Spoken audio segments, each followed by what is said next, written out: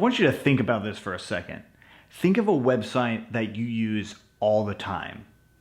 Now, it's likely a social media website, right? Especially one that all your friends use all the time too, and possibly even your family or your colleagues. Now, these social media sites have changed the way we communicate. And some of these sites you use more than others, but there's a really good chance that hundreds of millions of people around the world use all of these sites or many of them. Now, I know you can think of these off the top of your head. I don't even have to mention their names, and you can probably list 5 that are used a lot. At least you can mention 3. Now, one of these 3 focused on just delivering small bits of content. So that's actually what we're going to build in this one. We're going to build something like Twitter to allow us to see the driver of a lot of these social media sites, and that is understanding the underlying technology. Now, we're going to be doing this by showing you step by step how to build something that resembles Twitter using Django. Django is going to be our backend system that functions and handles all of the logic for your system. Now, on top of that, we're going to be using something called jQuery, which is JavaScript, that allows us to understand and interact with our users on another level. It gives us that front end kind of feeling that makes it feel a little bit more organic and fluid of a system and service. So these things working in conjunction with each other allow us to execute on a whole nother level, just like a lot of these popular social networks have. Tweetme is a system, a step-by-step system to show you generally how these things work, but also how they would work for a system that you might want to build that's something similar. So if you have any questions on what exactly we're going to be doing, hang on to them, because in the next one, we're actually going to go through a walkthrough of what it is that we're actually going to be building. Otherwise, if you have questions in general, please let us know. Thanks so much for watching. I hope that you get a lot from this series, because it's really the foundation of a lot of these social media sites. And if you want to build social media or social media functionality into your service, this would be a great way to do that. Now, I also want you to think about some other thing that is really kind of important when it comes to building your own web application. And that is, do aspects of social media exist in your application, but it's not called social media, right? So like on our website, codingforentrepreneurs.com, we have aspects of social media, but it's not really a social media site, right? We're not trying to get a bunch of friends there to talk about their day or share pictures or something like that. That's just not really our goal. But there are other things about it, such as messaging and notifications, that you might want in your site itself, right? And that's kind of the thought process that we have into building this, is the skills that you learn to build something like Twitter can carry over to any project that you end up building, because a lot of the features that Twitter has are really nice and they could work really well with your own projects. Other than that, just learning the technology itself, learning Django REST framework, learning a little bit more about Bootstrap, the front end framework, learning these things will be really useful for you to actually build better projects faster, and also to deepen your understanding of how Django works, but more importantly, how web applications work together. Thanks again for watching. We hope to see you in the series.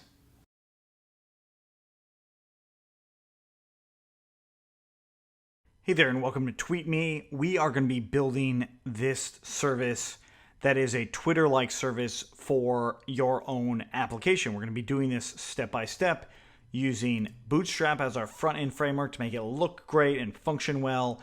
And then we're going to be using Django as our back-end framework, and also handling our front-end as well as Bootstrap, so they kind of work together. And we're also going to be using the Django REST framework.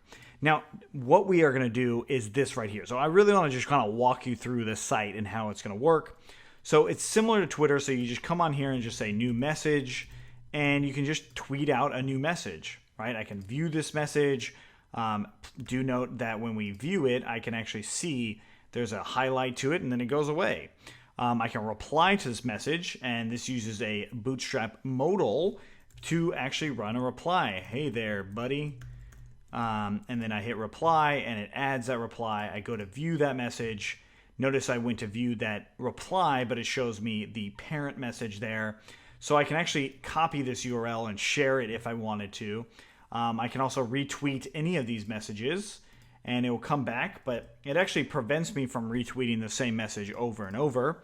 That is something that is built into this itself. But these are my own messages. I can like them, I can dislike them, whatever, doesn't really matter there. And then also the liking of a retweet message actually likes the original message, not the retweet itself, which is also kind of cool. So this is actually the original message that you are liking, not the retweet of it. So if you had a long list of tweets, so let's say for instance one of these other users, and you started following those other users, you'd go back to your homepage and then you would start to see all of their tweets. We will even be able to load these tweets dynamically. And of course, you're going to learn how to do all of this stuff. Please note that the characters, if I copied and paste a bunch of characters, it's not going to let me tweet anything if there's that many characters or if it's over. So you can go ahead and make it unover and then the tweets actually come through. And that is something that's really useful. Notice that the recommended users is changing based on just my refreshing of the page. So you refresh in here, it will change over and over. And then I can even do a simple search of various stuff. So if I search message, I see that my retweet as well as my original tweet is actually in there. If I had users come up, it would show users. So if I search the user CFE, I can see that user and I can see all their tweets, who they're following and who is following them. Which is, of course, me. I'm on there. If I hit unfollow, my followed by goes away. Follow, it comes back. Another thing that I do is I have a login function, really simple login. I can actually do a registration, also another simple registration with some basic validation built in. As we'll see in just a moment here, I hit register. Passwords must match. And there we go. So it actually does some validation for us and it creates new users and all that. Really cool, very easy to do. And another thing that's really important here too is if we log in as any of our users, we can see that I've got all this data here, but I can also come back into the admin and see all of this stuff too. So like hashtags are in here as well. So that's another thing that's actually really cool. So if I come back and do this is awesome, I hit tweet, it turns these hashtags into real values. I click on it and it'll do tweets related to that hashtag, much like Twitter does itself. We go into the admin, we see the hashtags, and we see anytime, another, and we'll be able to see all of the different hashtags that are actually used throughout our service in general. So that's just a basic overview. Granted, there's not a whole lot of features. It doesn't feel like there's a whole lot of features, but getting to this point takes a lot as far as developing the service for Django, the Django REST framework, and also using one that I did not mention, which was jQuery as well. So all of those things are working in conjunction with each other to make this thing roll and work the way that it should, in the sense that it's now closer to what a basic version of Twitter would be, which is that micro blogging service. So if you have any questions on this walkthrough, let us know. Otherwise, we hope to see you in the course and hope to hear your questions throughout that process. Thanks for watching, and we'll see you soon. Welcome to Tweetme. In this one, we are going to be creating a Django project that emulates a lot of the things that Twitter is all about. And that is, of course, twitter.com. A lot of things that you'll see in here can be reused in other social media type services, but we're going to be doing a lot of the core functionality of Twitter, at least what got Twitter to where it is today. It's not going to do everything, but we are going to be covering a lot of it. And in doing this, we're going to be using some of the things that were inspired by Twitter, and that is using Bootstrap. So Bootstrap is a front-end framework that actually used to be called Twitter Bootstrap. Some of the developers at Twitter made Bootstrap to make it easier for developers like us to have our front-end frameworks look better. So we're definitely going to be using this, and we're actually going to be using version 3. Version 4 is on its way. It's not quite here yet, so we're going to be sticking with version 3 because it's in production. And of course, we said we're going to be using Django. Django is going to be the backend framework that's going to be handling our web application in here. And we're going to be using version 1.10.3.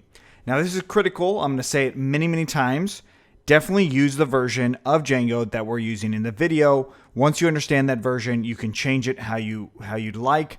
But we always recommend stick with the version of Django that's in the video series. Otherwise, you're going to see a lot of errors that are unnecessary because of small changes in the versions. Next thing, of course, we are Coding for Entrepreneurs. So this is the project or a new project in our series of projects that help you get better at building web applications. Tweetme is just one of those things that we're going to be doing. So of course, if you go to codingforentrepreneurs.com/projects, you'll see it, or simply join cfe.com/projects. This is all of our other projects that we're going to be building off of.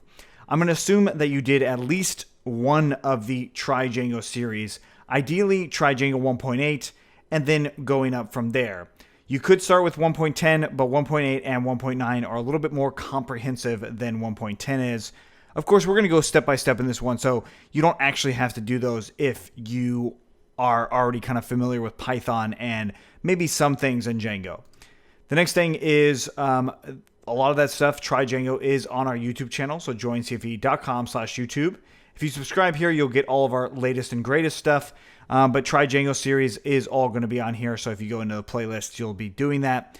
And then, of course, you're also, in those series, we talk about setting up your system. You're definitely going to want to have your system set up. Now, if you're not that familiar with Python itself, you're going to want to check out our 30 Days of Python series. This series goes step by steps in the basics of Python, and then it moves rather quickly into what you can do with Python, but again, in a step-by-step manner, so you can see everything that's done in there. That way you can actually build some applications in Python, which is, of course, what Django is written in. Finally, we're going to be using the text editor Sublime Text. This is just how we write our code. Much like when you write a Word document, you use Microsoft Word, or if you write a text document in Apple, it's Apple Pages. We're going to be using Sublime Text to write our Python code, or any of our code for that matter. This is not the only text editor that is out there. You can use all sorts of text editors. We're just going to be using Sublime Text. Is something we've been using for years. It's really good. We don't actually have an affiliate with them at all. We would like one, but we just don't. So you can definitely check this out. Download it for free. There is a free version that's completely free, but it just nags you all the time to upgrade your actual project, upgrade your Sublime Text. So that's it as far as the requirements and kind of generally where we're going for this one. If you have any questions on what you need to do here, please let us know. Otherwise, let's keep going. Now, when you build web applications, what you're doing is writing instructions for the computer to follow. That is, you're giving these actual text instructions that the computer reads and then does something with. Now, those text instructions are much like as if you wrote out a book and handed it to an employee or a friend or a family member and said, read this book, right?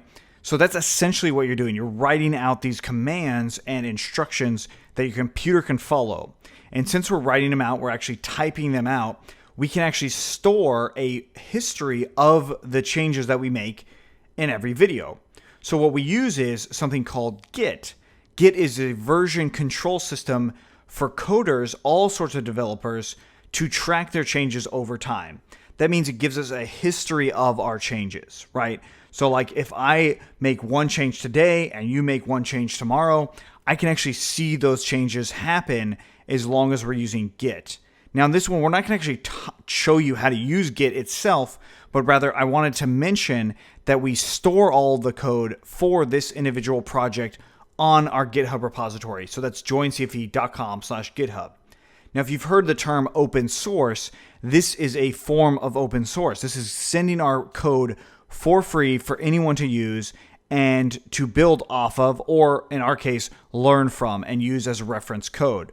So if you jump in the repositories here, you will definitely see our repository somewhere in here for Tweetme. It's not here yet because this is all happening in real time, but when you actually search Tweetme on the repositories, you'll definitely find the Tweetme repository. Now what I'm going to do is I'm going to show you Try Django 1.10's repository so you can kind of get an idea of what it's going to end up looking like. it's going to be something like this. And then at the bottom, you'll see this lecture code stuff. So if you actually click on this lecture code, it changes what's in the repository. As you see, that image actually went away. This is because this version of the code, as you see with this really long URL stuff, is different than this version of the code, as you see with the shortened URL. So in here, this is actually what this code looks like at this actual project or the title of this particular lecture, right? So if this lecture was called Saving in the Python Shell or Override the Save Method, at the end of that lecture, this is what this code looks like, which is important because then you can go into the source and you can click on anything in here like our settings, and you can compare your settings or your installed apps portion of code with what's on the actual GitHub repository. That's actually really, really useful as you're building this, because what we're going to do in the future as well is we will make updates. If there are major updates, we will make them and add them to the code right in the GitHub repository, so the video doesn't necessarily have to change, but the final code will absolutely 100% be the code that you can use as reference.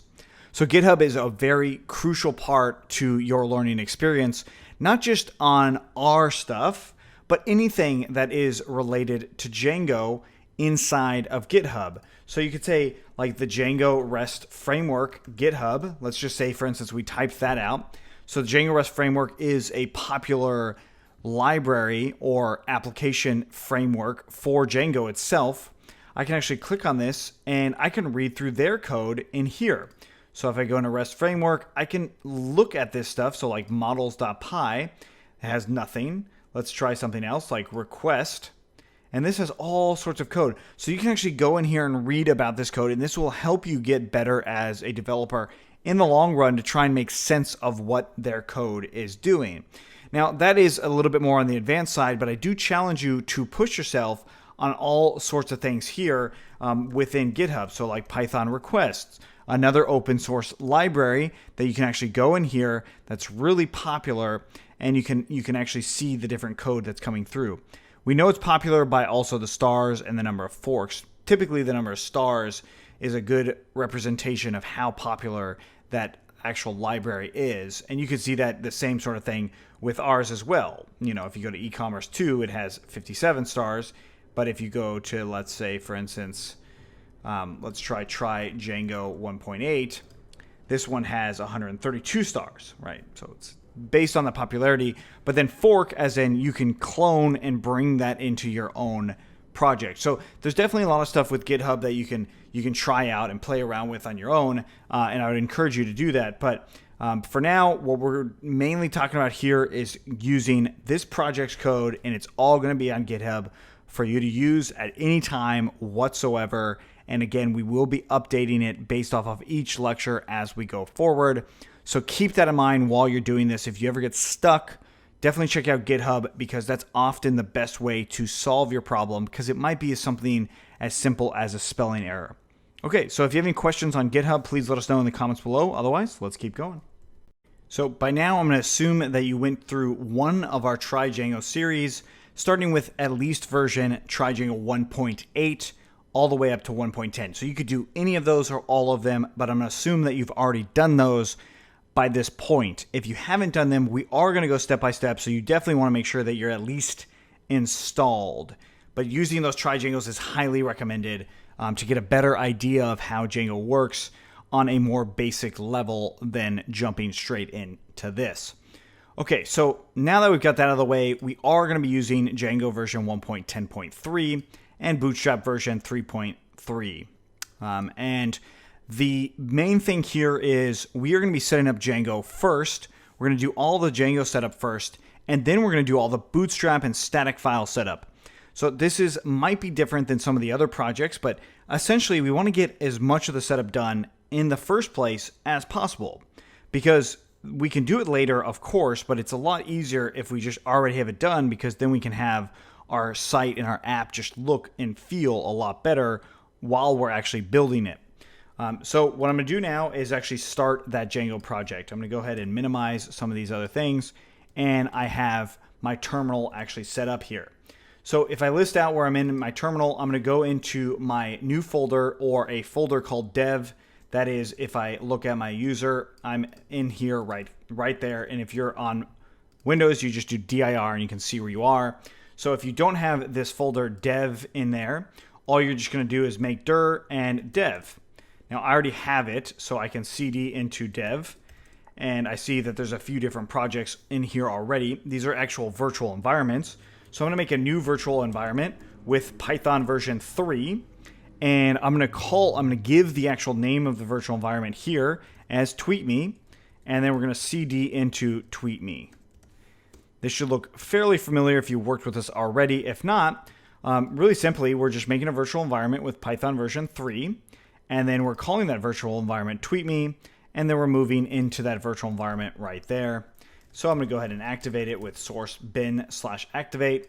That's, of course, Mac and Linux. If you're on Windows, it's something more like this, assuming you have everything all set up. Okay, so now that we've got that, I'm going to make another directory in here, and I'm going to call it src, and I'm going to change into src. Now, src is going to be where our Django source code is. src is just a standard way to call where you're going to put your source code. You don't have to do it that way. Like many things in programming, you don't have to do it that way, but you do it that way to make it easier on yourself later, but more importantly, easier on other developers if they ever end up using your code. So like you guys watching me do all this stuff, you'll know that all of my projects that have source code, that's where you're going to find it. That's the main reason for doing that. So if I actually do a pip freeze now, I'll see that there's probably nothing installed here. If you have something like Wheel installed, don't worry, that's fine. The main thing is Django is not installed. So let's go ahead and install Django with pip install Django, and we're doing 1.10.3 because that's the current version as the time of this recording.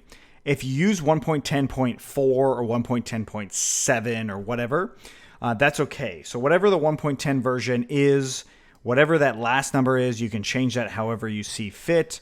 You don't have to use 1.10.3 itself, but if you look here, if you want to know what that latest version is by clicking here, it's either going to be on this line right here, but if 1.11 is out, then it's going to be on one of these previous release ones here. So like if you were using 1.9 right now, you would do 1.9.11. That's just what you would end up doing there. As far as the versions are concerned, this is why we recommend using or starting with 1.8. It goes into the first quarter of 2018, right? So we're recording this in 2016. That has a whole nother year of support where 1.9 and 1.10 end prior to that. That's really, really important when it comes to actually working with your development code and where you start and do things. So 1.8 is still a very valid version. I just want to make that clear again. It's still a very valid version. So if you were using 1.8 at the time of this recording, it would totally be valid until the first quarter of 2018. I like to tell you guys that a lot because we get a lot of questions that have to do with the different versions. So you always want to default to these LTS released versions. The reason I don't default to those is because we are working with the latest version of Django. So those of you who are more advanced users, you can actually see those latest changes as they happen when we record them. That's kind of the big theme of it here. But if you're watching this and 1.10 or 1.9 are no longer supported, you can still use that code. It's just that the main developers are not supporting it any longer. Okay, so that's enough of that. And going back in here, I go and I try install a version that doesn't exist. Notice it gives me all these errors. That's good. That's actually what we want to see happen.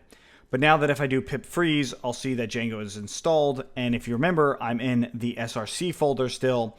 So we can just do django-admin.py, start project, and we're going to call our project Tweetme.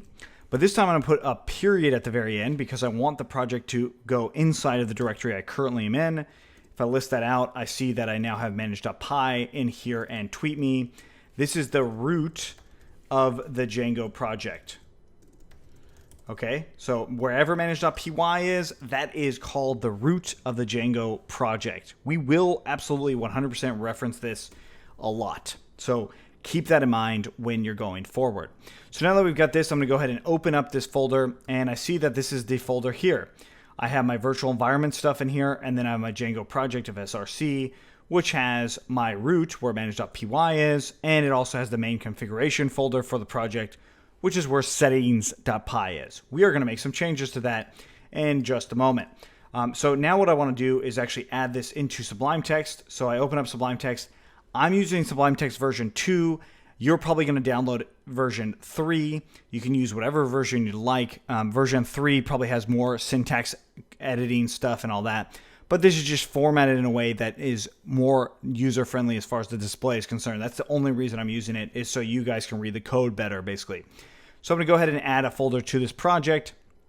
And that should be the exact same method. So you go to project, add folder to project, and then we're going to navigate to where our dev system is. So in users, CFE, dev, Tweetme. I'm going to go ahead and open that. This adds this folder to project, so that virtual environment is where we put it. And then we're going to save this project as right inside of that same folder of Tweetme. So dev, Tweetme, and here. And there we go. So now the next step that I want to do is I just want to run python manage.py, migrate, and python manage.py run server. Actually, we're going to close out the server with Control-C first. I'll do python manage.py create super user. Those 3 commands that I just ran are fairly common. So create super user is going to create a user for our backend. This is our admin user. This is something you'll see. I'm going to use CFE as the default username. I'm not going to put an email address in. You can if you want. And then I'm just going to use a kind of whatever password, because this is for local development. This is us testing it on our computer. This is not a real production thing. So you don't actually have to have that sophisticated of a username. So let's go ahead and do python manage.py run server. And then we're going to grab this URL here and we're going to open it up in our web browser. In our case, we're going to be using Chrome. You can use any web browser you'd like. It doesn't actually have to be Chrome. We just prefer to use Chrome because it's got a lot of the advantages of open source. So there are other browsers that are good, but this is the one we use. Anyway, so now we see that our Django powered page has worked. We have Django working. It's in here. It's good. If we go into the admin, we should see something like this. If you've got weird formatting issues, don't worry about that. We will fix that shortly. And then I can just type in my password here that I created in that last step. And there we go. So now I can go into the admin and I am able to add users and do some other stuff. So this should look fairly familiar to you if you've gone through our projects. If you haven't, we now have set up our Django project. This is the core baseline understanding of getting our Django project going. Next, what we have to do is set up our static files so we can make it look nice using Bootstrap. So if you have any questions on what we did here, let us know. Otherwise, let's keep going. So what we did in that last one was create a virtual environment and our Django project, right? So if you're using this and you want to see a guide that will actually walk through this to you step by step with the actual commands that you can copy and paste, just go into cur.co itzNM2, and that will redirect you to this GitHub guide that we have on our repository. So even if you went to Coding for Entrepreneurs GitHub and then /guides, you will see this actual create a local and blank Django project. That's essentially what we just did here. So now what we're going to do is actually update and change how our settings work and where they're located. The reason for this has to do with what we're developing for. So I'm going to close out this guide and I'm going to jump into Sublime Text and I'm going to open up source and we're going to talk about this. So we've got our settings.py file here, and this settings is our main project settings, right? So everything related to our project is inside of here. And when you go and bring this into a real server, so that is a real production server, you're not going to want to use the same settings that you use on your local testing server that is on your local computer. There's 2 different environments there, right? One is for your local testing. One is for real users to use your real web application. So those are 2 different places. Now, not every Django project requires this step in particular, but it's something that we like to get you in the habit of doing when you're building a real project like we are in this one. So what I want to do is now open up inside of Tweetme. I'm going to go into a new folder and I'm going to call it settings. So now we have a settings.py file as well as a settings folder inside of the same Tweetme configuration folder, right? So now when I refer to put it in your settings, it's going to be inside of this settings folder, which we're going to turn into a Python module real simply by doing init.py.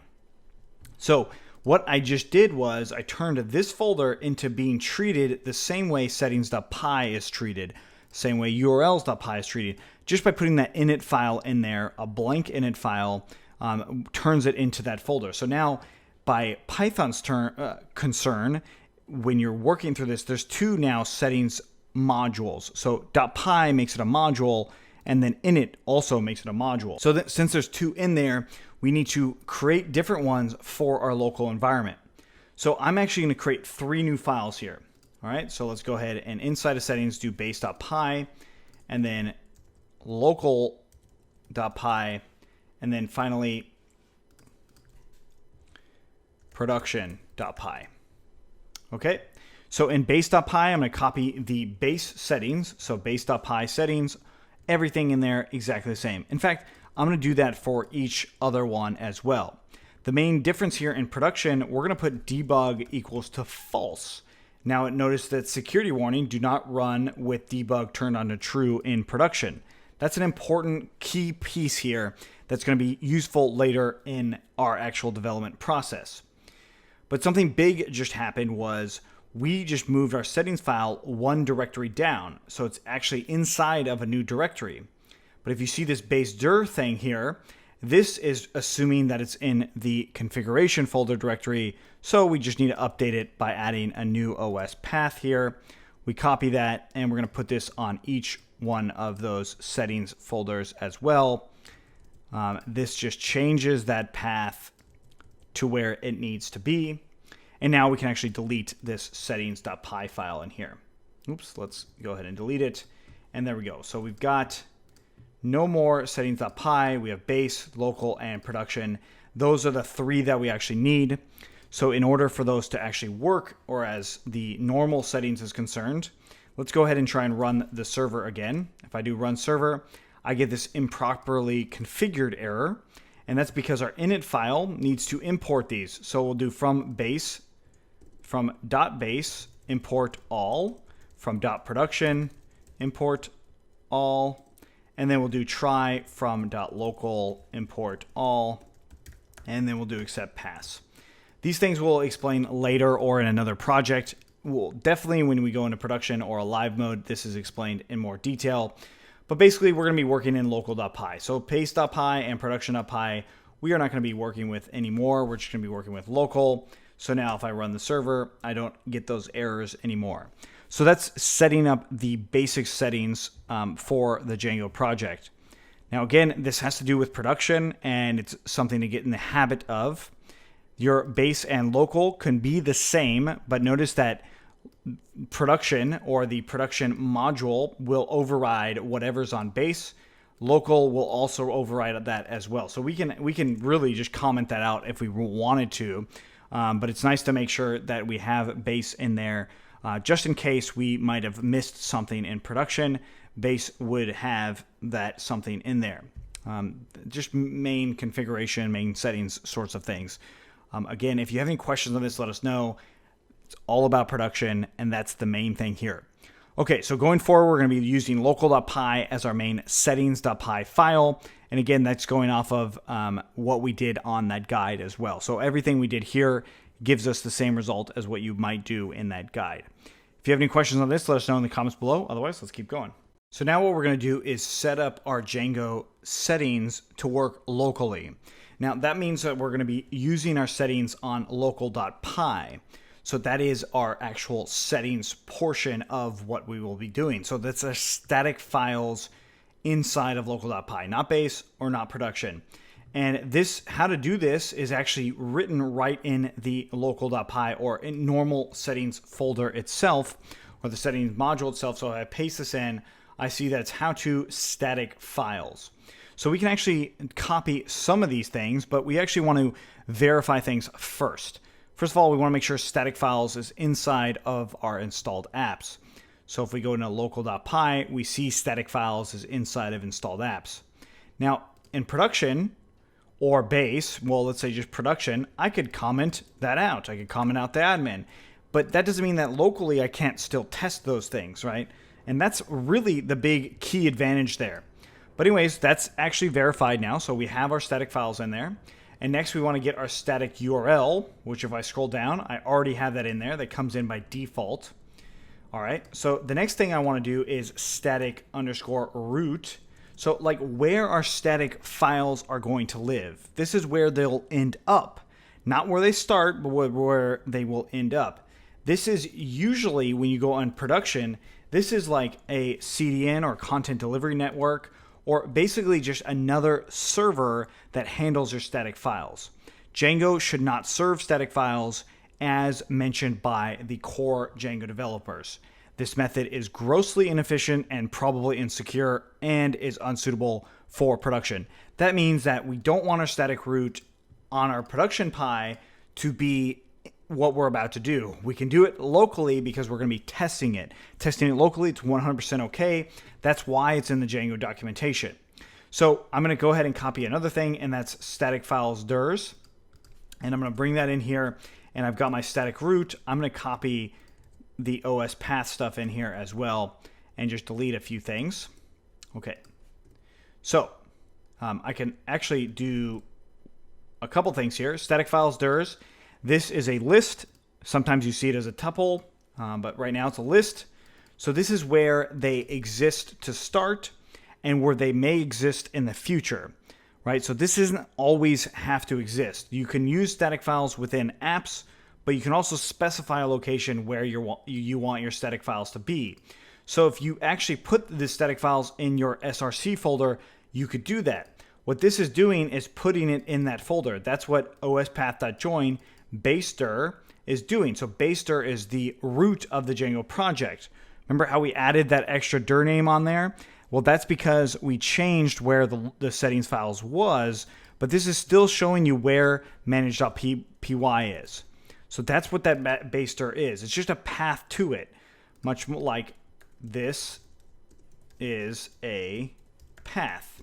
And also much like if I do pwd, that is also a path, right? So that's showing me the path to the virtual environment.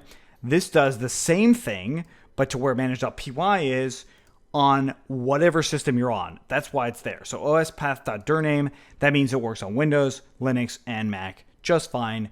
It's one of those properties that Python has built in. That's what the OS library does, and that's why it's important. So probably a little too much information there, but that's important to know because of how we're setting these paths. Now, when you go live, when you do this on some of the live servers, you might set your static root to actually where it is. Something like, well, let's say like that, right? So you might actually have something like that once you go onto a live production server, but we don't. Instead, we have static files where we want to store them long term and then where we want to serve them from. So I'm going to call this one instead, I'll call it static root. And this one right here, I'm going to let's call it static dirs. Okay. So one is where we're going to store them. Let's just call it static storage. And this is one is where we're going to serve them. So we'll call it static serve. One thing to note is if you change these and you're still in local and testing and stuff like that, you still might get it. Like if you don't set static root, this still might work. It's not like a foolproof thing. The main part here is that we want these two to be different. So initially when we're testing, we can test it however we'd like. But this one right here will not be served. Let's actually leave that as a comment. And it's more of like long-term storage. So this is never really used. This will be served. And that's that. Okay, so that's kind of the difference between those two things. So now what we want to do is actually bring in and create our static storage folder. So let's go ahead and do that. And I'm actually going to put it inside of the SRC folder like it does by default. So inside of SRC, I'm going to make a new folder here and call it static-storage. Okay, so I now have that static storage folder. And then static serve, I want it outside of the src folder. So I'll do ospath.dirname of the base directory. So this brings me up one more level, which is where the virtual environment is. And I can go ahead and make a new, oops, let's not delete that folder, but let's go ahead and make a new folder in here, call it static serve. And there's that new folder. So we see src and static serve are now there. So now that I've got these two things actually working, I can actually run a command in the root of the Django project where manage.py is. We can run command collect static and we press enter. And notice it's saying that it's going to go here. It's going to static serve. We say yes, we type out yes, and it brings a bunch of files there. It actually brings our admin files, admin.py files, or admin CSS, not py, but admin CSS, fonts, image, all that stuff in there, because that's now where it's going to be served. So if we actually run python manage.py run server, and we go into the admin, let's open up an incognito window with command shift end or control shift end, and let's go and look at the admin. You might not see this actually coming through. So if I inspect the element here and we go into the head, we see that it says static admin CSS base. If I open this up in a new tab, it actually is running just fine. So this is actually serving it right now, but it might not serve as far as the long term is concerned because I have cached version of those things. So you might not actually see that. Now the fact that I see it is not that big of a deal, but what we're seeing here is static serve is now working, or at least the folder is there. So we actually have to set up our URLs to actually serve that. So we need an endpoint to actually show it. So looking back at here, we see that this is a URL. So we need to create a URL for it. So going back in here, I'm just going to copy a few things from our static files in development. So going into our URLs here, I'm just going to paste this in here, and that is settings and static. And then I'm going to copy this static one right here. But what I'm going to do is I'll say if settings.debug, then we'll say URL patterns.append. That right there. We save that. Let's go back into the admin here and let's run the server again. And we get this pattern here. So let's see up. That's because we did append. We can just do plus equals to this list here, just like that. And that should solve the issue. Actually, let's turn this into a tuple. Put that in parentheses. There we go. And we refresh in here. It looks like it's looking fine. The errors go away. Okay, great. So if we go into our head in here, we see that it says static, all that stuff. Cool. So what if we changed that URL? So going back into local, I say some-static here. Save that. Now if I refresh, it now changes the URL in here, and it should be working just fine because our static serve is working. Okay, so that's it as far as static files are concerned. Now, why do we have this static storage in here? Well, the main thing here is because we can put another new folder in here saying static, and we'll say yet another folder in here and saying CSS, and then I'll make a new file in here and saying custom.css, and I'll just say body, and we'll just say color equals to, let's say 000. We save that, and now we run collect static again by pressing up a few times. We say yes.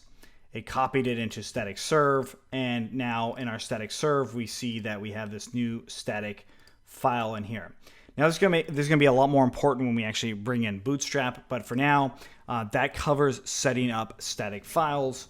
We will come back to adding to static files, but this is it for now. If you have any questions on what we did here, let us know. Otherwise, let's keep going. Now what we're going to do is render some HTML to just have a page actually work. So if you're familiar with how HTML works or web pages work, you'll know that basically whenever you go to a web page, you get HTML back. So if I look at like the Django how to manage static files thing, and I go to view developer and view source, or basically just view source on any sort of web browser, you'll see stuff like this. So this is all HTML content, right? This is HTML code itself. So you can actually grab this code and you can copy and paste it and then load it locally if you'd like. That's essentially what we're going to be doing, but instead we're going to be using Bootstrap to show a very basic HTML page that's rendered through Django. So to do this, we are going to open up Django, and inside of our Tweetme configuration folder, we're going to make a new file in here, and we're going to call it views.py. Now, the reason I'm putting this thing called views.py in here is it's convention for our view functions. We'll talk about that more later, but essentially in here, I'm going to make a function that returns a actual like HTML page rendered. So I'm going to go ahead and do from Django.shortcuts, and we're going to import render. And then I'll do define, and I'll just call it home, and it's going to take in an argument of request, and it's going to return render request some template name. So let's just call it home.html. And then some context, which we'll just leave as an empty Python dictionary for now. Okay, so we've got our now function that's going to render this HTML page. So since I have this function, I want to import this function into my URLs. URLs are kind of how the site is routed. We'll talk about this a lot more when we go forward, but let's go ahead and import it in by doing from.views import home. And then I'm just going to copy this URL pattern here and paste it below. I'm just going to get rid of this and just put a $sign instead, and then we'll just do home here, and then finally we'll just give it a name of home as well. Okay, so this is our now URL for our home page. If I save that and refresh in here, let's make sure our server is running by run server, python manage.py run server. I get this error, template does not exist. Well, that's because we haven't created that template, but this is what we actually wanted to see. If I comment out that URL pattern, save it again, refresh, I now get a page not found error, right? It's no longer giving me that success page from Django because, well, if I have more than one URL in there, Django automatically gives me that 404 error. So changing it back, it will give me this page not found, which is accurate. So once I bring in that page and save it, it will give me this template does not exist. If I go to a URL that also does not exist, it'll just give me this page not found error, which is a sort of standard error that most web applications have. So now what we need to do is actually create that template for some context there. Now we didn't actually set up our template folder like we had with our static storage folder. So I'm going to make another one for our template folder. I'm going to copy this static storage one, just copy that, and I'm going to go into my templates list here, so the template item list here, and inside of DIRs, I'm going to add a new directory in here, or at least something called templates. Okay, so I'm going to save that, and then inside of src, new folder called templates, and then inside of templates, I'm going to make a new file here called home.html, and if I save that or create it and I refresh on that home page, now it's just blank. That's a really, really good start, but it's not quite there. We actually want to bring in Bootstrap, so that's actually something we'll do in the next one. But for now, we've actually created our first view, we've set up some templates, and we're really ready to actually render that HTML file with Bootstrap stuff. So in this home.html, I could say home and just put an h1 tag in here and just basic HTML stuff and refresh, and it actually renders that. And since Chrome and a lot of the modern web browsers are advanced, if I actually go to view page source, it still will render this stuff out even though it doesn't have all of the necessary syntax for an HTML page such as this, right? So like, notice how much different this has an actual declaration, it has some HTML tag, where other ones just has the H1 tag. But again, Chrome itself as a web browser is advanced, so it's still going to render this even though it's not properly formatted HTML. And that's something we'll do very, very soon. So if you have any questions on what we did here on our first view and template setup, let us know. Please note that this DIRs here is an optional feature. You don't actually have to do that. It's something we will discuss when we go a little bit further, but I just wanted to note that I didn't set this up until now because I needed to actually show a template. If I didn't need to show templates, I wouldn't have had to set that up. It's something else to think about. Okay, so again, if you have any questions, let us know. Otherwise, let's keep going. So now what we're going to do is integrate Bootstrap. So we're going to do it the short way and the long way. The short way uses Bootstrap's CDN. So if we actually go to getbootstrap.com, click on Getting Started, and we see something like this. We see this Bootstrap CDN stuff. That's what we'll end up using. But before we do that, we're going to go to the basic template first, and this is that starter template that we can actually use. You can click copy, or you can just go ahead and select all of it and copy it. And let's bring that back into our home.html page. We're going to save this. And then now what we'll do is we'll jump back into our project here, and we see that it says hello world, and some things have changed, as well as our source has changed to that actual code.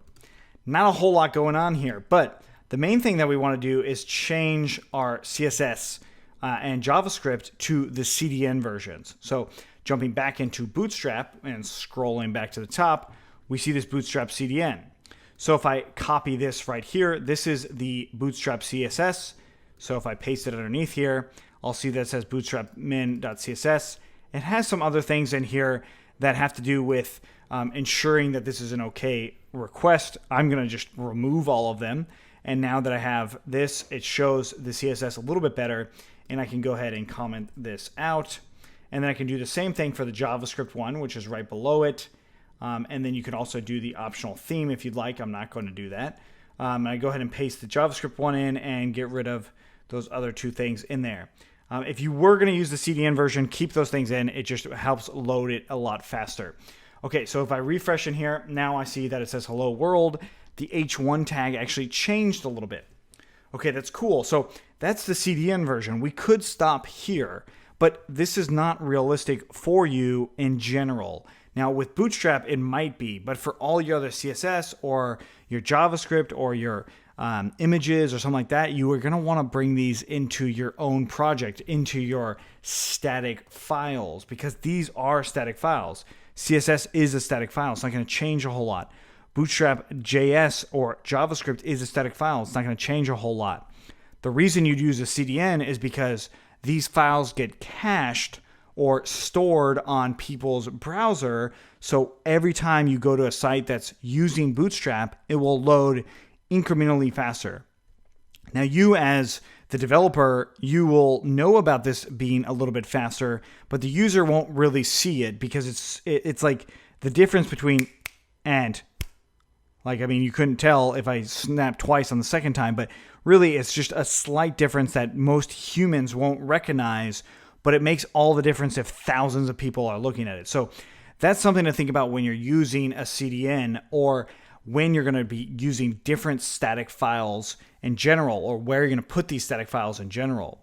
Now, there are other sorts of services out there that allow you to put your own stuff in a CDN so it actually loads faster all around the world, just and not necessarily just from where you're located or where your server is located.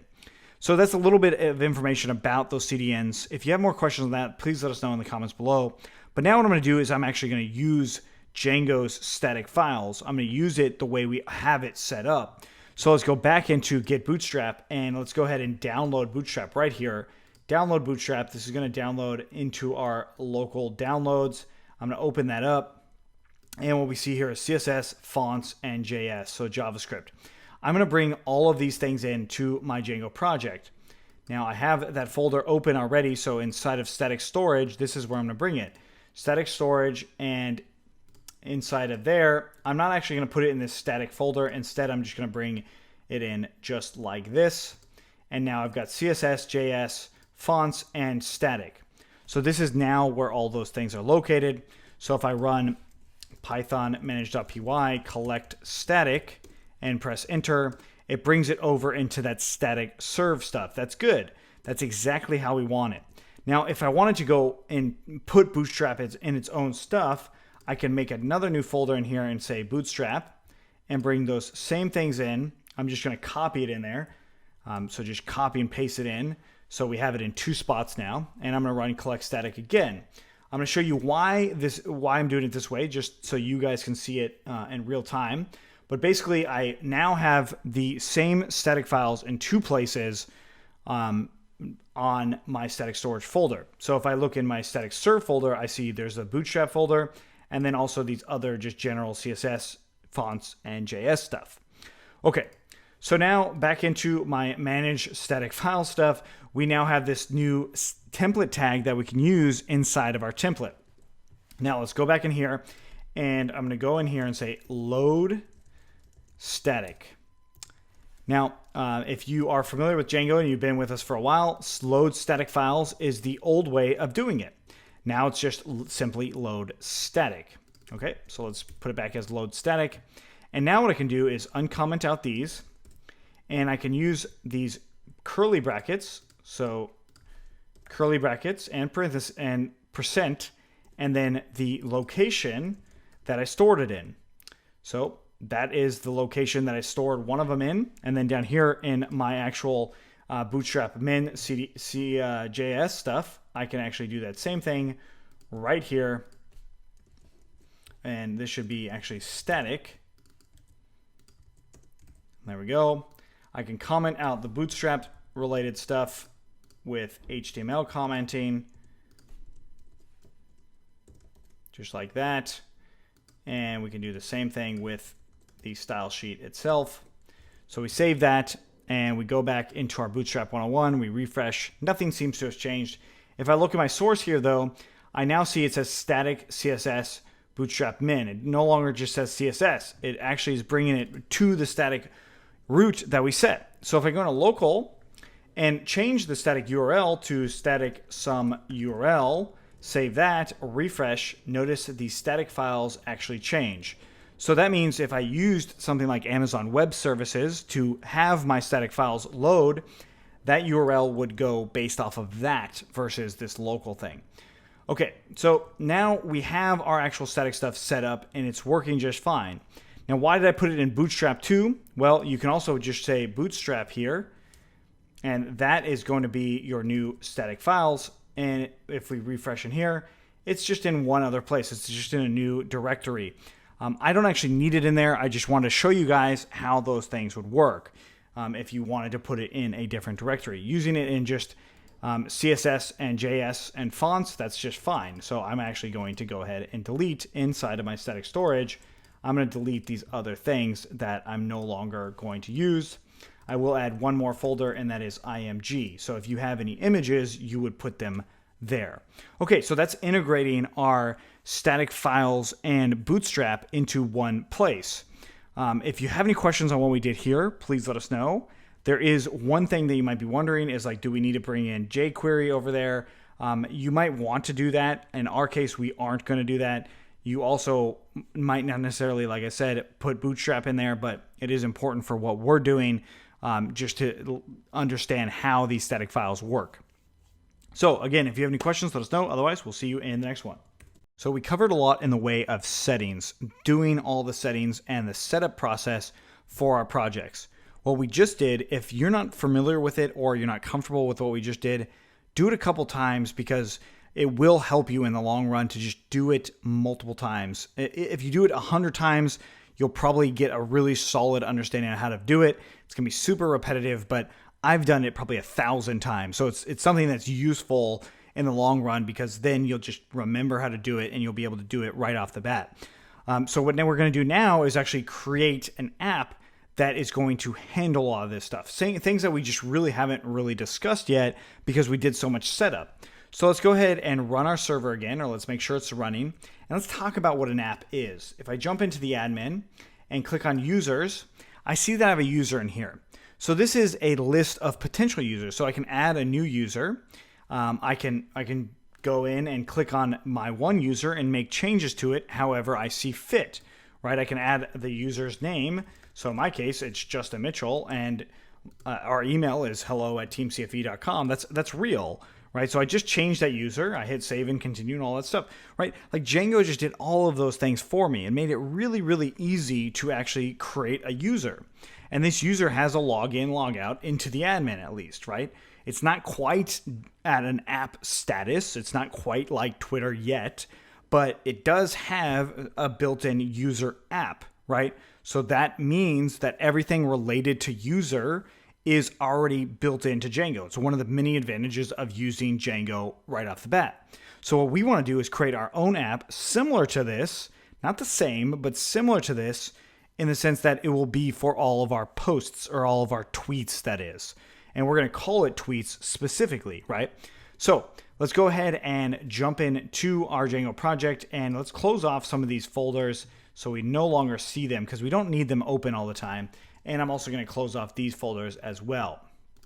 Okay, so now I've got a kind of a clean workspace and I'm going to go back into my terminal, close out the server, and I'll do python manage.py start app, and we're going to call this tweets. So tweets, again, being the actual tweets that we're going to be doing. So each app itself is going to be good at one thing. Like we showed you before, we saw the built-in Django user app. This is our custom app called Tweets, and all it's going to do is handle our tweets. It's not going to do anything else, right? It's not going to handle like our registration process. It's not going to handle emailing. It's not going to do any of those things. It's going to just handle tweets.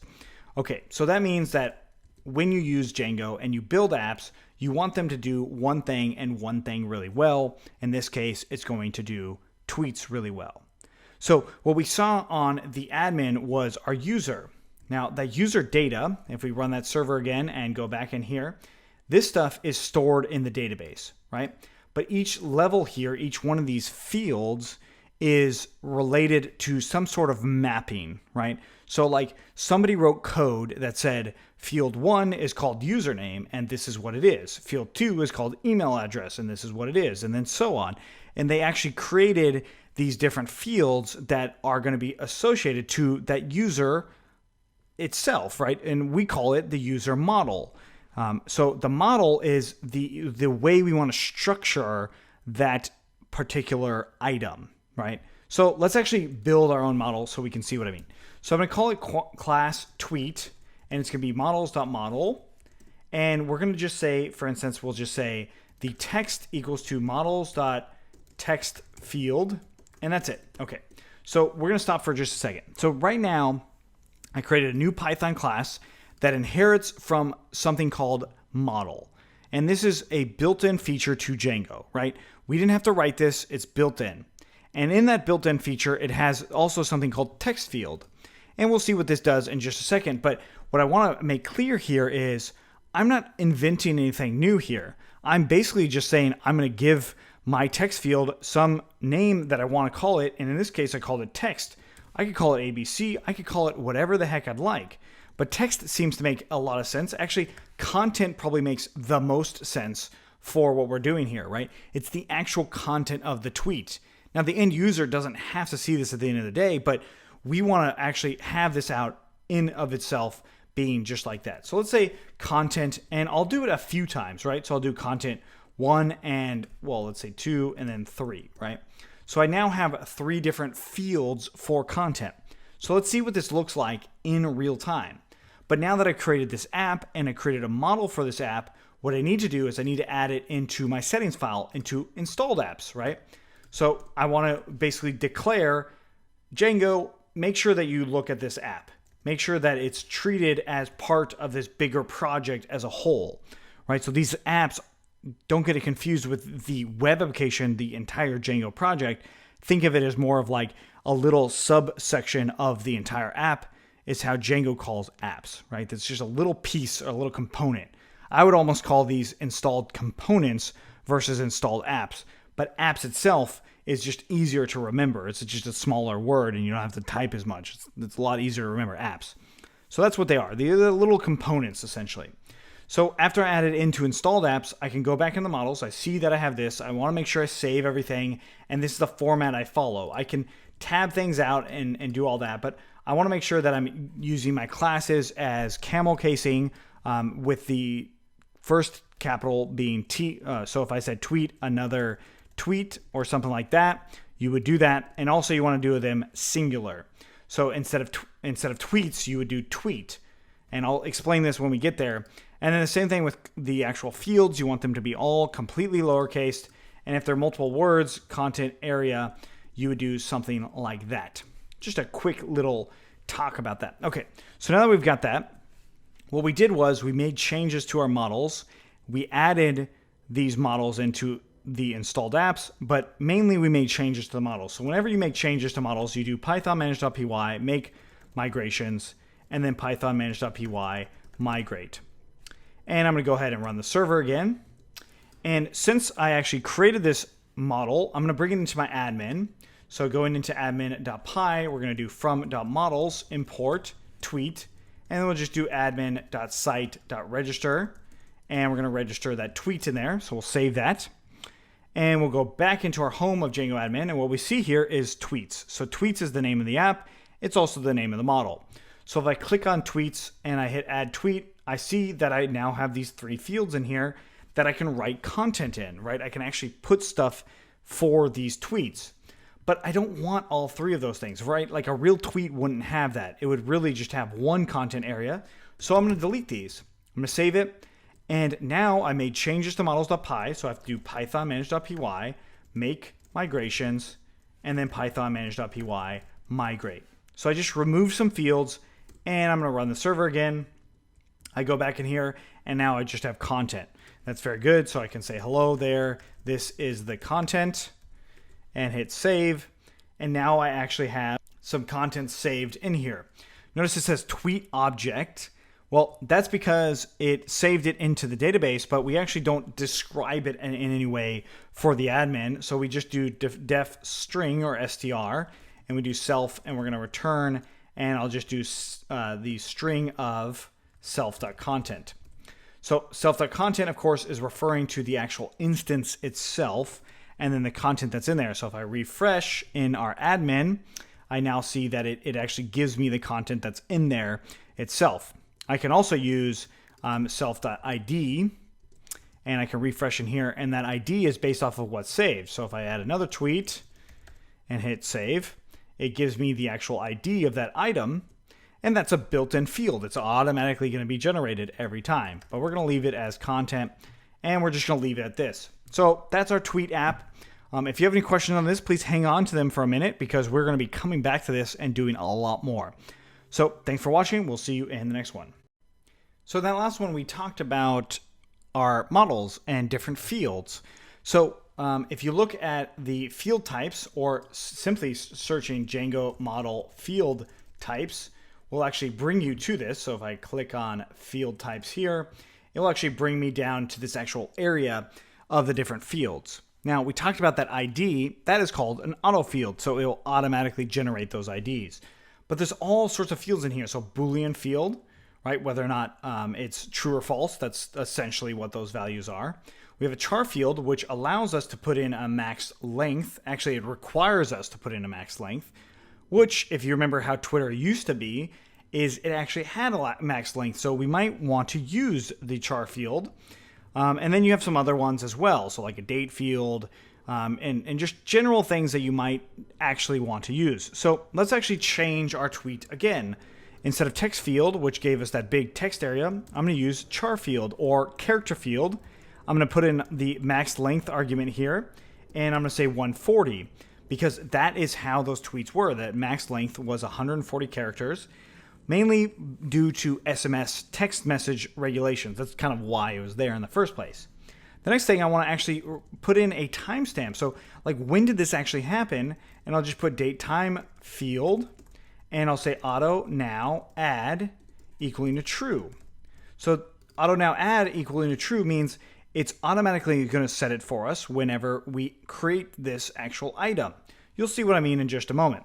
There's another one that we can do, and that's called updated. So we can have another sort of timestamp, and we'll just call it updated.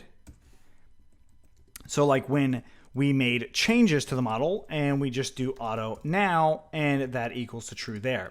So those two just are slightly different. I do encourage you to play around with them a little bit, but that's essentially what we're doing here. So we changed a few fields, added some new ones in, and I'm going to go ahead and do python manage.py, make migrations. Why am I doing python manage.py make migrations? Well, because I made changes to models.py in one of my apps.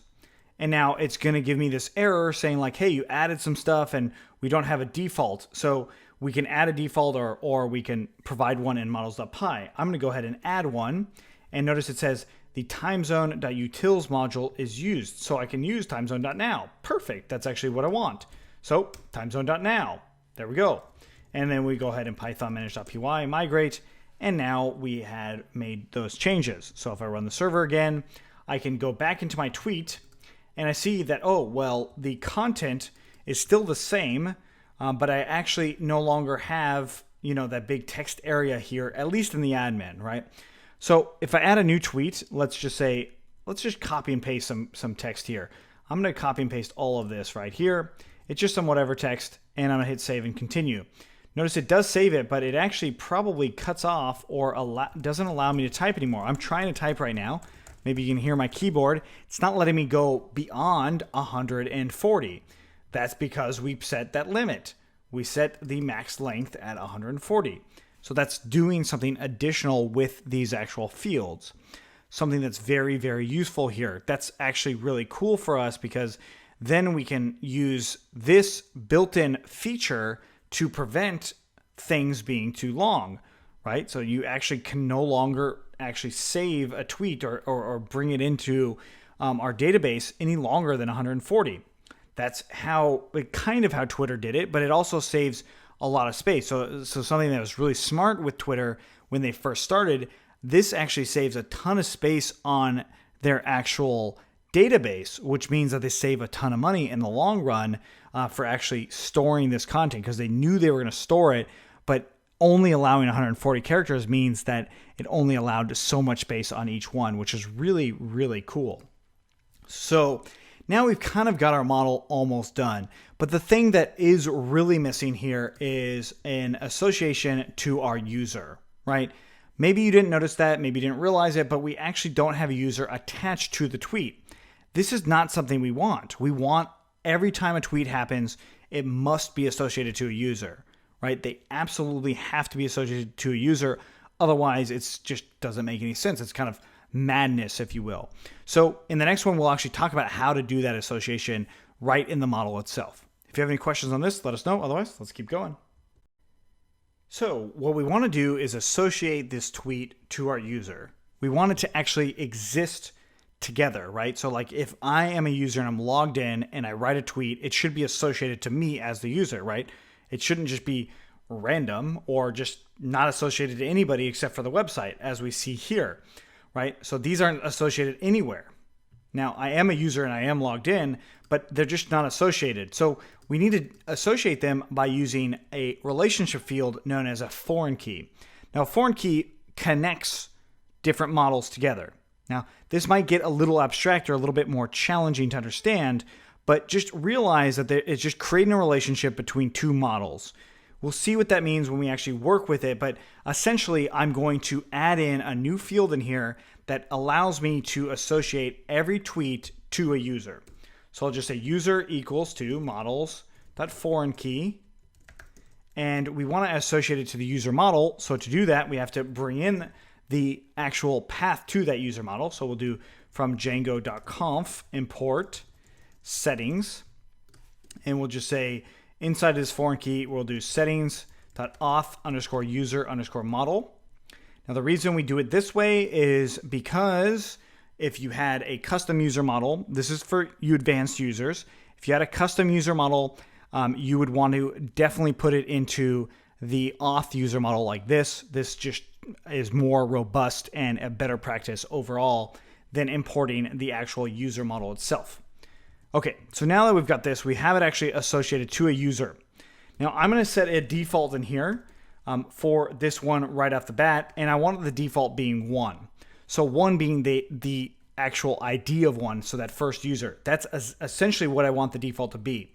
So we'll save this, and we're going to, since we made changes to models, we run python manage.py, make migrations, and then it says provide a one-off default now. I'm going to provide a one-off default, and I'm going to use 1. So this is the ID of 1, so it's getting that first user. And now I do python manage.py migrate. So now what's going to happen is all of those tweets that existed in the database are now going to be associated to that first user, which of course is me. That first user is that CFE user. I click in here and it shows me that exactly, right? Because I don't actually have any other users. But now if I go to add a new tweet, it doesn't actually have a default in here, right? So if I specified that default on the actual field itself, it would actually already pre-select that user. So I now have an ability to tweet as a user. Pretty cool. Okay, so I've now created this relationship, so we need to explore it a little bit more. Now, there's a lot of stuff that we can talk about for foreign keys, and we're not going to go into too much depth here right now. Eventually, we're going to talk about more things in relation to foreign keys because it is a pretty useful topic, but without getting into too much detail now, it's going to be a challenge to get into too much detail now because we want to understand more of the context of how these things work prior to really digging in deep on these foreign keys. So hopefully by now you understand generally that these things are now related somehow. Even if that doesn't fully make sense, it should in the near future. So if you have any questions on what we did here, let us know. Otherwise, let's keep going. So let's talk about the concept of CRUD. If we open up views.py, CRUD stands for create, update, retrieve, and delete. Well, let's put it in the CRUD order. So these are different sorts of methods that are associated to the actions you do inside of a web application, right? So when you write a tweet and you hit tweet on it, or you create a post or something like that, that is a create. Retrieve is when you actually go and grab it from the database. Update is when you update it, and delete, of course, is delete. Some other ones that you might see is list and search. So those are often associated to CRUD as well. But generally, if you think about it, everything that you do in a web application is usually related to CRUD. So right here, I'm on a list of items inside of the Django admin, right? So this is actually listing out all of these CRUD items. If I click on one of them, I can actually edit it. So in here, I'm getting two things. I'm getting the ability to see the detail or retrieving it, but I can also save, that is, make edits to it or update it. And then I can also actually delete it, right? So there's the option to even delete it. If I hit delete, there's like this confirmation view that you can delete it. So going back into that list view, we could do some filters in here to allow us to search inside of the admin itself too, but this is generally CRUD. Now we want to create our web applications to do these same things outside of the admin, right? The Django admin by default is pretty cool for all sorts of things, but it's really not made for end users. Your end users are going to want to use something that you've developed and that looks better and works more specifically to what you want it to be, right? So the first thing that I'm going to want to do is I'm actually going to create a list and retrieve view for the actual tweets. That is displaying these things to us so we can see them. And I'm going to do this using views, right? So inside of views, this is actually where we create these functions to handle the different sort of methods that we want to happen. So if we actually look at our original view, this home view, this is really kind of like a retrieve view, but it's not retrieving anything from the database. It's actually just getting the template of home.html, right? That's really all it's doing, is getting that template. That's it. It's not doing anything beyond that. So that's actually essentially what we did in the first place. But if we were really doing a retrieve view, we would actually get some data from the database and then mix that with some sort of template so we can actually display that information. Now, that's what we're going to be doing here. So I'm going to do it in two ways, and then we're going to stick with it in one of the two ways. So the two ways, what I'm referring to, are class-based views and function-based views. I'm going to be doing most everything here in function-based views, with the understanding that we can convert them into class-based views later if we need. But initially, I'm going to be definitely doing them in function-based views. So function-based views is just simply in Python writing out a function like we've already seen. So this other view is a view function. It's just a function. A class-based view is very similar, but it's not just a function. It's a whole class. So just Python functions versus classes. And here I'm going to do, like I said, the list view and the retrieve view. So we want to have a way to actually list out the items and also a way to retrieve the items. So I'm going to comment a lot of these things out. And the first one I'm going to do is retrieve. Okay, so we're going to define, and I'll say tweet detail view. And make sure you're using underscores there, and it takes in request by default as argument. And we're going to return that same render function, and then it's going to take in request. And the templates here, I'll say tweets/detail view.html.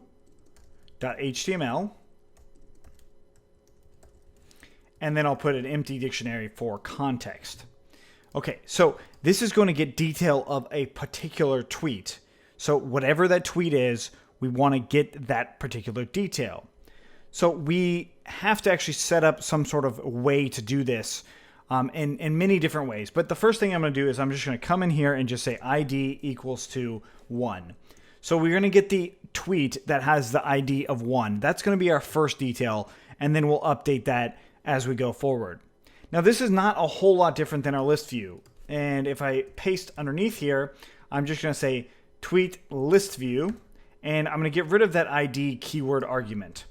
We're going to explain this stuff later, but let's just look at it now. So now I have two different views. One is a list view, one is a detail view. So I can actually import these into my URLs and wrap to them. So let's go ahead and do that. I'm going to create a new URL file inside of Tweets, the app itself, so urls.py. And I'm going to copy our main configuration URLs by copying that entire thing, going in here and deleting, well, basically deleting everything, with the exception of the patterns. So I'll come in here and do from views, we'll do tweet.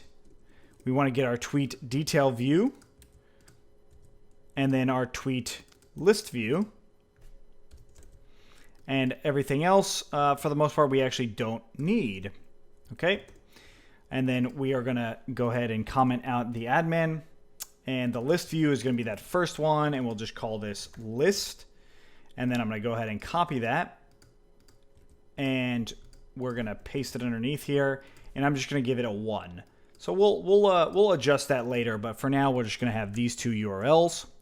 Okay, so these URLs are not a whole lot different than the URLs we've already done. That is wrapping these URLs. So what I want to do is actually wrap that whole list of URLs into our main one, right? And to do that, you'll see what I mean here in just a second. We just do R and then caret, and I'll say tweet, and we are going to include those URLs. So let's import include here. And we'll just say include tweets.urls.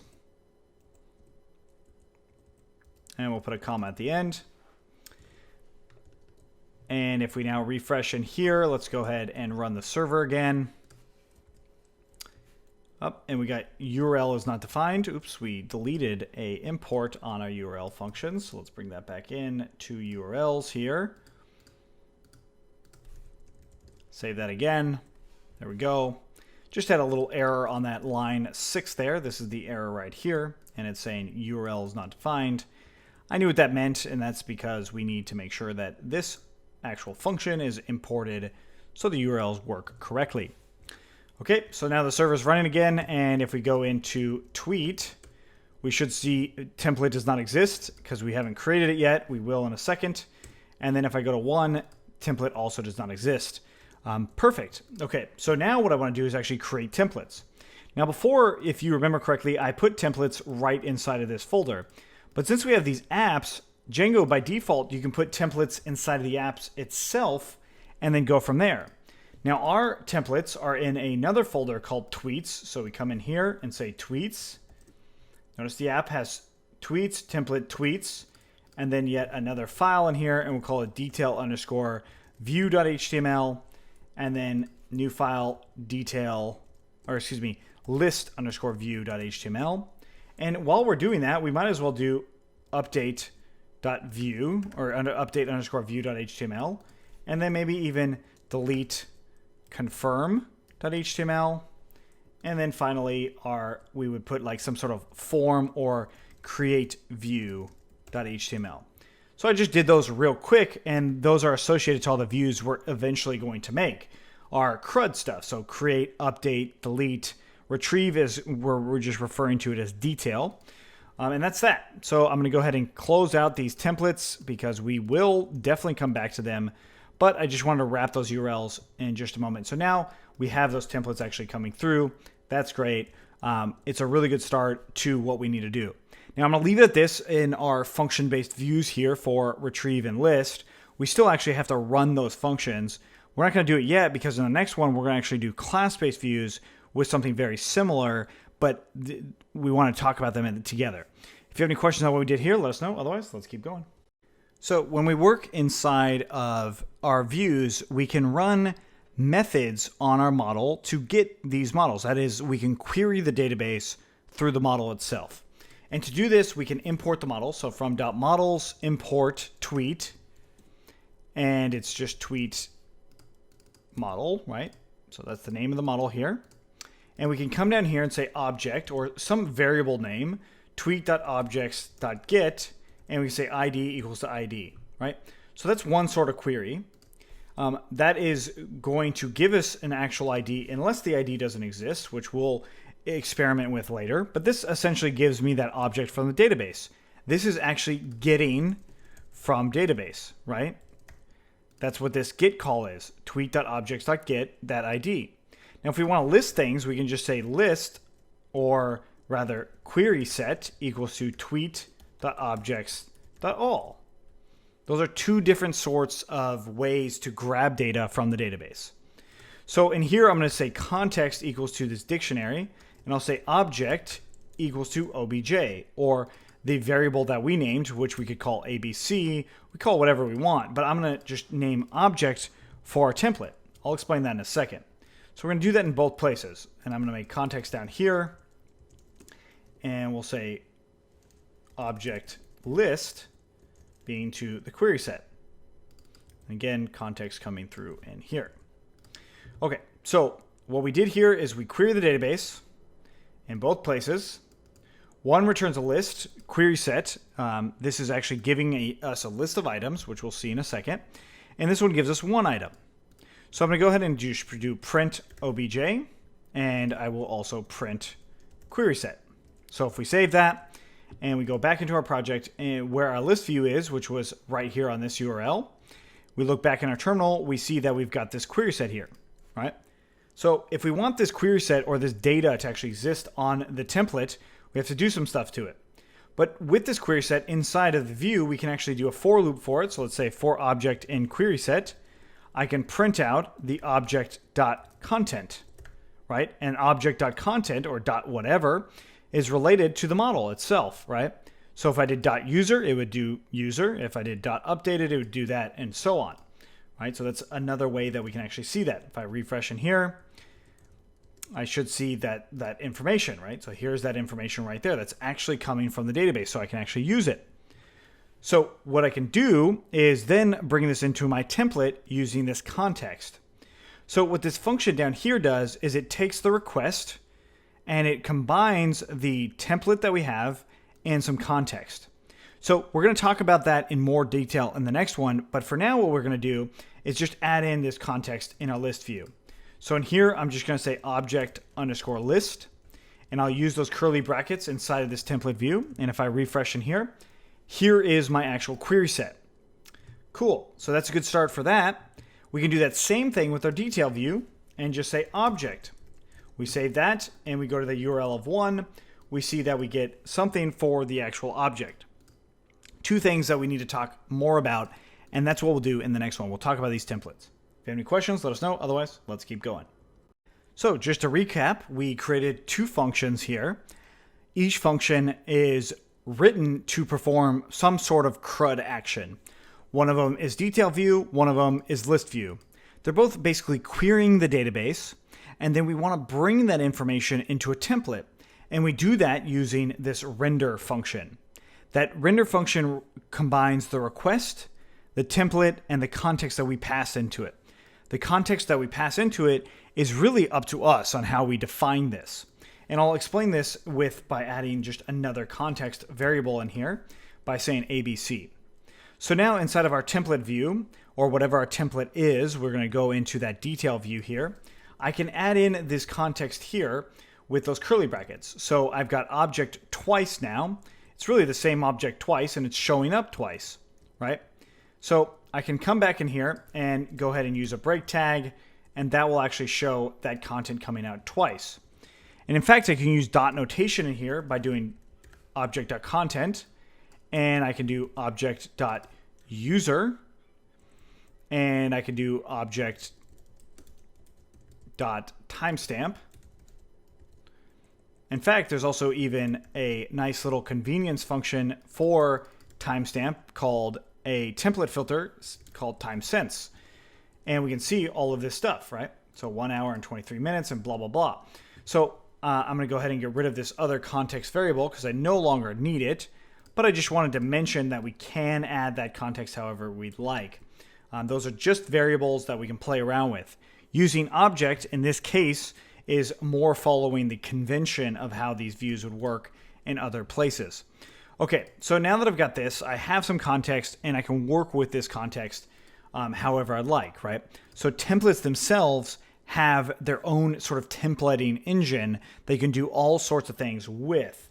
Now, if you want to learn more detail about the Django templates themselves, if you go to joincfe.com/projects, we actually have a full series detailing how these Django templates work, as well as how our models and views. So you can actually go into a lot more detail inside of here to understand a little bit more about these templates. But we're going to try and explain as much that are related to this context itself. So we can actually use this object in here as we've seen, right? And I can also use HTML tags however I want to see fit as well, right? So I can do whatever I need to inside of these templates. The next thing is I can actually iterate through objects inside of templates as well. So if I go back in here, I see this query set here. This is just a list of objects. This is a list of stored data that's already in our database. So I can use these curly brackets for object or just obj in object list. And notice how I'm writing this. So I open the for loop and I close the for loop. And now I can do obj.content and obj.user. Just like we did in this detail view, I can do actually the exact same thing. Let me get rid of that extra timestamp here. I can copy this and paste this exact same thing in here. Save that and refresh. Oops, this should be obj instead of, or let's just call it object. This variable right here is all arbitrary. But there we go. So now I see all of my actual tweets that are related to any given user, right? And if I add a few break lines there, I can see them kind of separated out pretty nicely for us. And of course, I could add some p tags in here as well, just to make sure that it is just that much cleaner as far as the tweets are concerned, right? And then that last one on timesense, I could just say a go. So those are sort of how templates work. I mean, this is only part of it, but it is starting to show us that we can do a lot with the combination of the view and the template, right? Now, this is how you use function-based views. There are convenience methods because what I showed you here is used all the time, right? So a detail view and a list view is a very common thing. In fact, all things throughout CRUD are very, very common. So what Django developers decided to do was make something called class-based views to, kind of curb the redundancy of writing function-based views for everything. So class-based views take out a lot of that work that we need to do. And as we see here, we have generic display views of detail view and list view, much like we just wrote. So in the next one, we're actually going to talk about how to do these same things in class-based views. If you have any questions on what we did here, let us know. Otherwise, let's keep going. Now it's time to use the generic display views or class-based views to do the exact same thing that we just did. Because what we did here is used all the time, getting a specific item from the database, querying a specific item from the database. So let's go ahead and do that really simply from django.views, import detail view and list view. List view. And now we're going to create the same thing, but in this time, I'm going to say class, and we'll say tweet detail view, and that takes in an argument of detail view. And all I'm going to do here is query set equaling to tweet tweet.objects.all, and we will do define get object, and it's going to take in self, and we're going to just return an object with an ID of 1. I will explain how to update this later, but for now we're just going to go off of that. And then we will also do a tweet list view, and again it takes in the list view as the argument, and then we just do query set equals to tweet.objects.all. Okay, so now we have two class-based views that basically do the same thing as these two. I'm going to go ahead and bring these into my URLs, and I'm going to replace them, or replace the other views with these new ones. All right, so the first one is the detail view, and then we do .as view. This turns it into a view function, essentially. And then we do list view, and then as view as well. We save that, and let's go into our tweets here.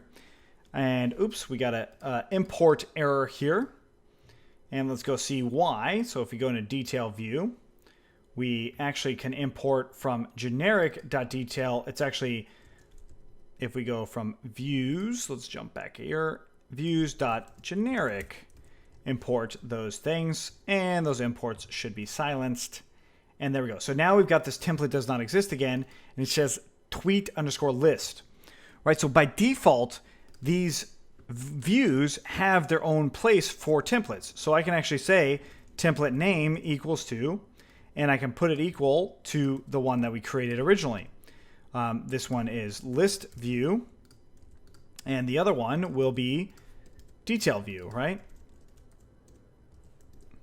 So if we go back in here, we refresh, boom, it's still the exact same thing, right? And you could obviously double check that by commenting this out, and we save it, refresh in here. Oh, we can't import that because of our URLs. Let's get rid of those URLs here. I'm just going to have our class-based views imported. So let's comment out the function-based views so we know that it is function-based or class-based views, and there we go. So it's actually coming in and it's doing the same sort of thing. So these are convenience ways of actually writing out these function-based views. They accomplish the same thing, but they do it a lot faster and a lot easier. So if you don't fully understand how we went about doing this, definitely rewatch what we've done. We also have the class-based views stuff that goes into a lot more detail for that. We will actually cover more of these class-based views as we go forward, so it should start to make a lot more sense once you use it more. But again, just like templates, we also have a full section on class-based views, albeit it's using a little older version of Django, but the concept will still be very, very similar, if not the exact same as to what we see here.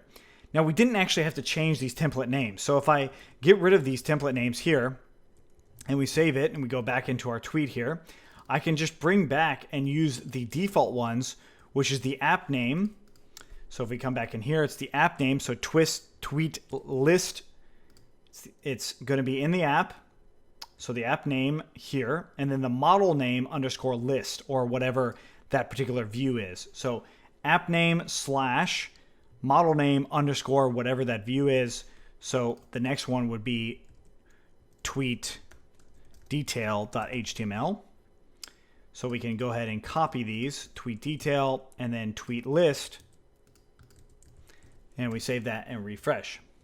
Now, one of the big things you might wonder is, how did I know object list and object?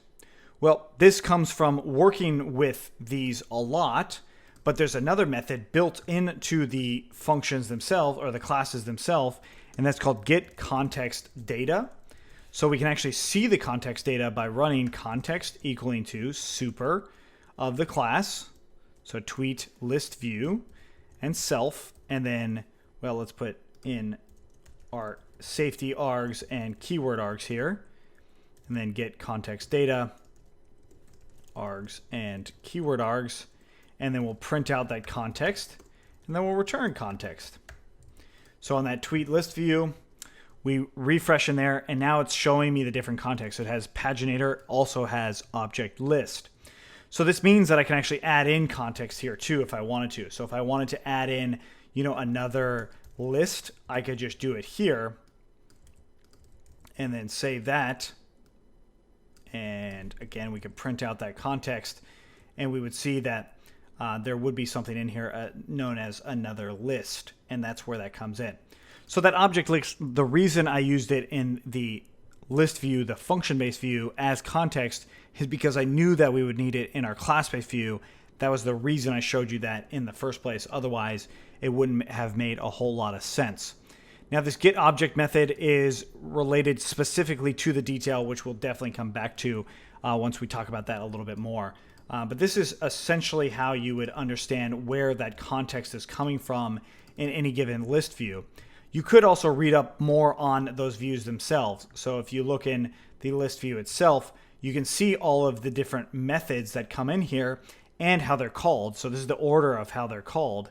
And you can see that it even talks about the context data right there inside of the Django documentation on how that actually works. And then it shows you the URL patterns and also how you can iterate through things here. Something we left out was this empty call in our for loop. So if we didn't actually have any tweets, we might want to put empty in here and say no tweets yet.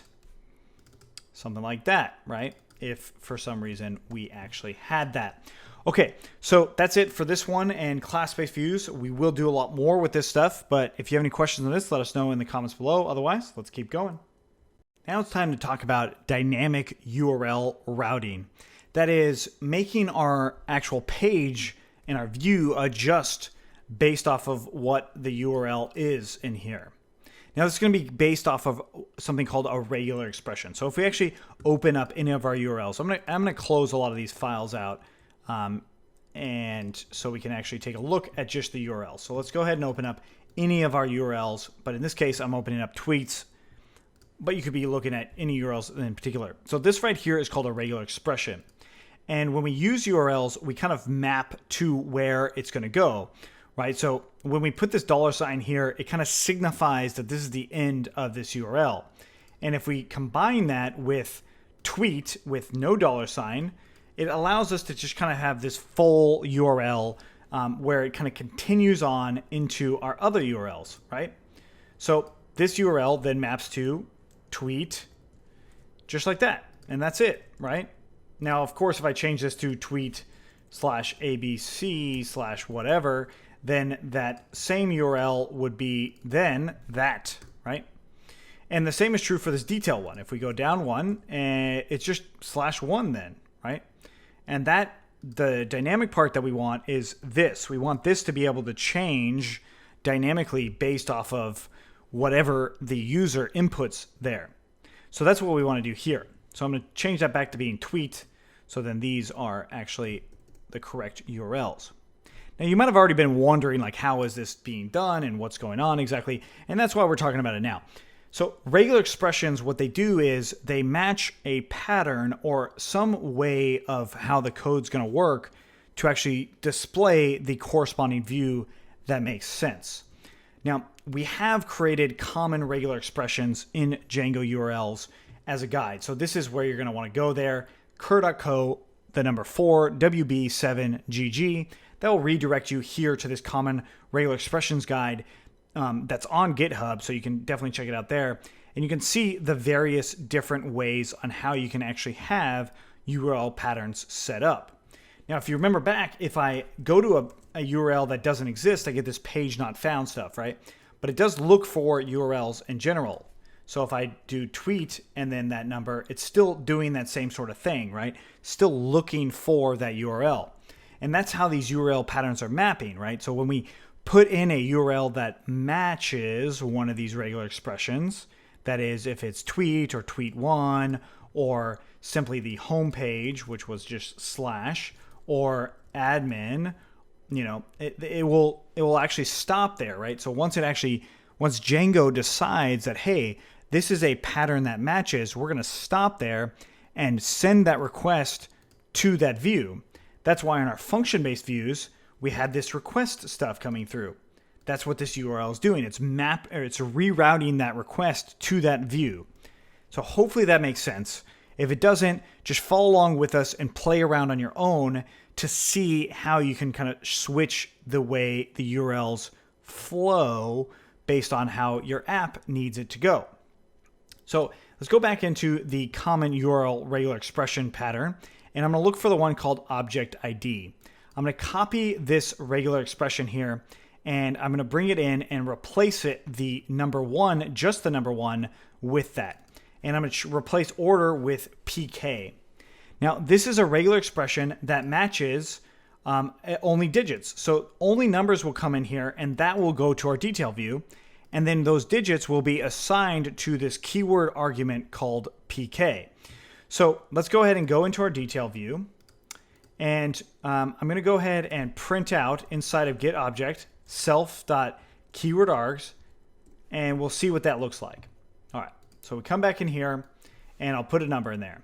So I did number 12, and some content came back. But if we look in our terminal, we see that in our keyword arguments, we have a PK of 12. Now let's change our URL PK to, let's say, ABC. And I refresh in here, and now it says ABC is 12, right? So I can actually use whatever's in that value to change my lookup, to change what object I'm going to get. So I can actually say PK equals to self.keywordArgs.get and PK. And I can use .get because it's a actual dictionary here. So you can use .get, or you can use the actual index of PK, or the call just like that. But .get is nice because then we can, it won't run an error on the actual index itself. So that's just or a key error, excuse me, not an index error, but a key error on the fact that it's missing. So let's actually do that. But notice it's still at ABC. So let's go ahead and print out PK, and you'll see what I mean by that. So if I refresh in here, it'll say none. But if I change this to the actual key value pair, I get a key error, right?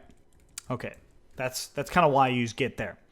So I can actually use this tweet object, and I can put PK in here, this ID equaling to PK. PK standing for primary key. I get this error does not exist, right? Because I don't actually have a tweet, or I don't have 12 tweets in here, let alone the one with the ID of number 12, right? So that's exactly what happened here, is it's actually getting the ID based off of whatever that number is. So that's kind of cool. So I can actually change my URLs accordingly. Now, what if I don't put a number in here? What if I put something else like DD?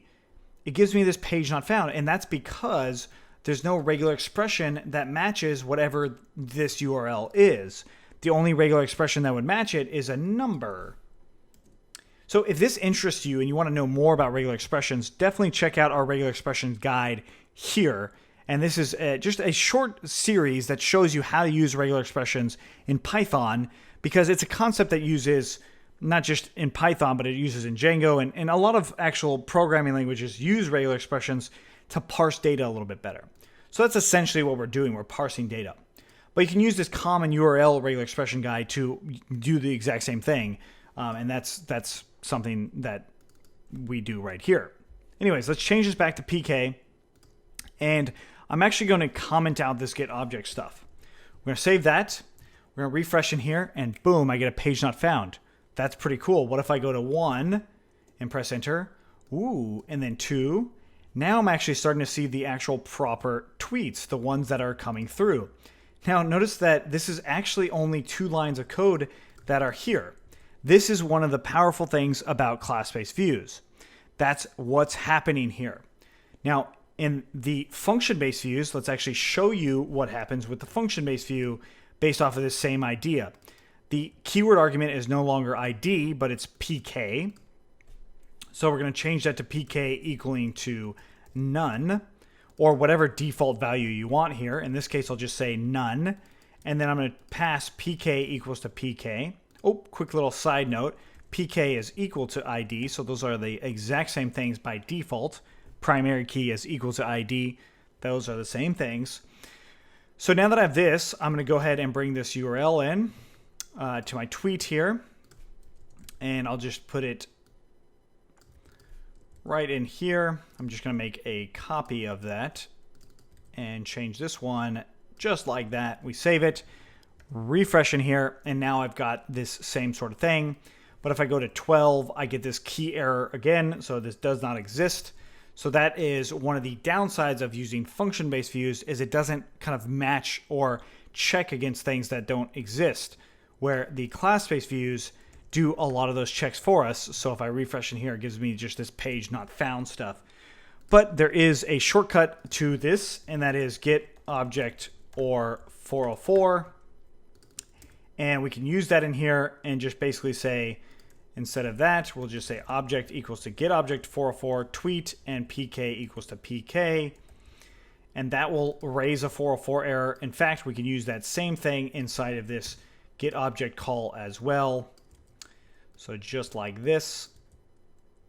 And you can use that pretty much anywhere you'd like, so that it will raise that same sort of idea that it had before, right? Whether it's on the class-based view or the function-based view, depending on how you actually go about doing it.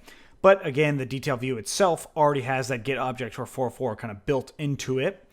And it already has the PK built into it as well. So if I change this to being ABC, it's going to say cannot find it. It must be called with either an object PK or slug.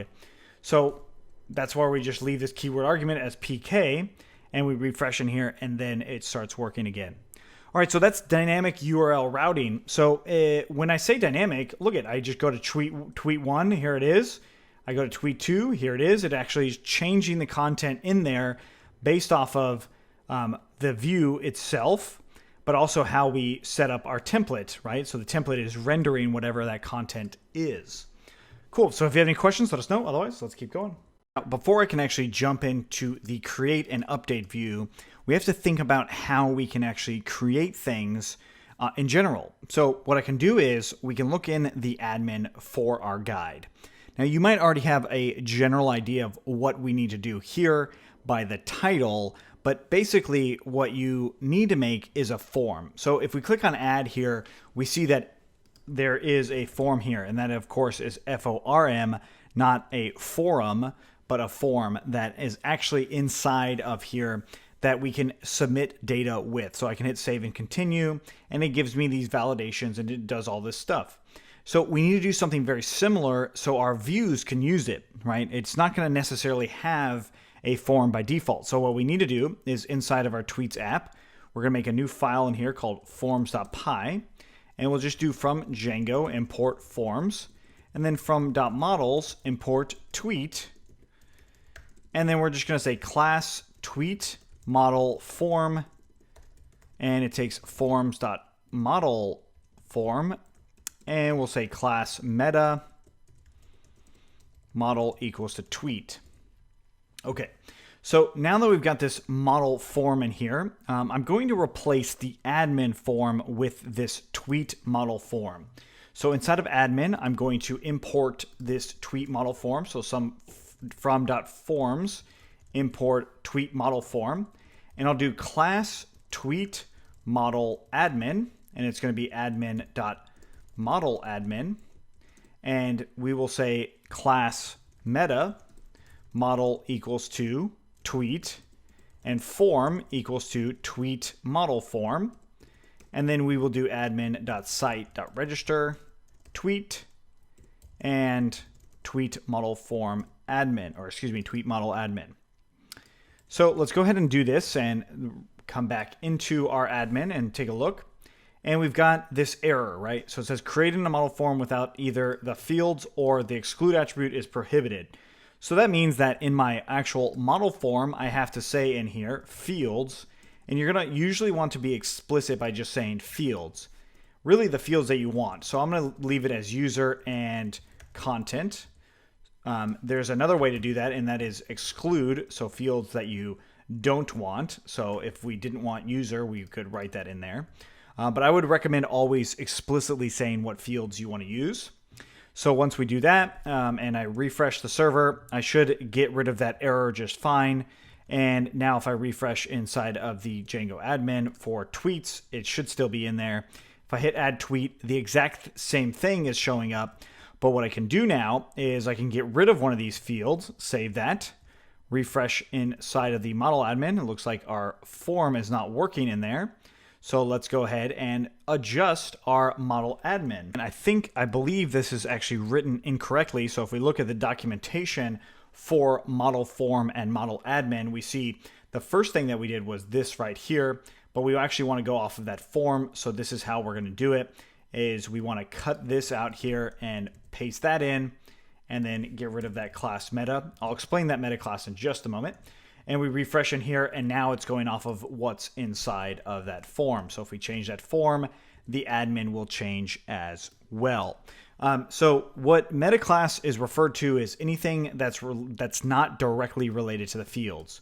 So if I have that model in here and just use that model, it will by default show all of those actual fields in there.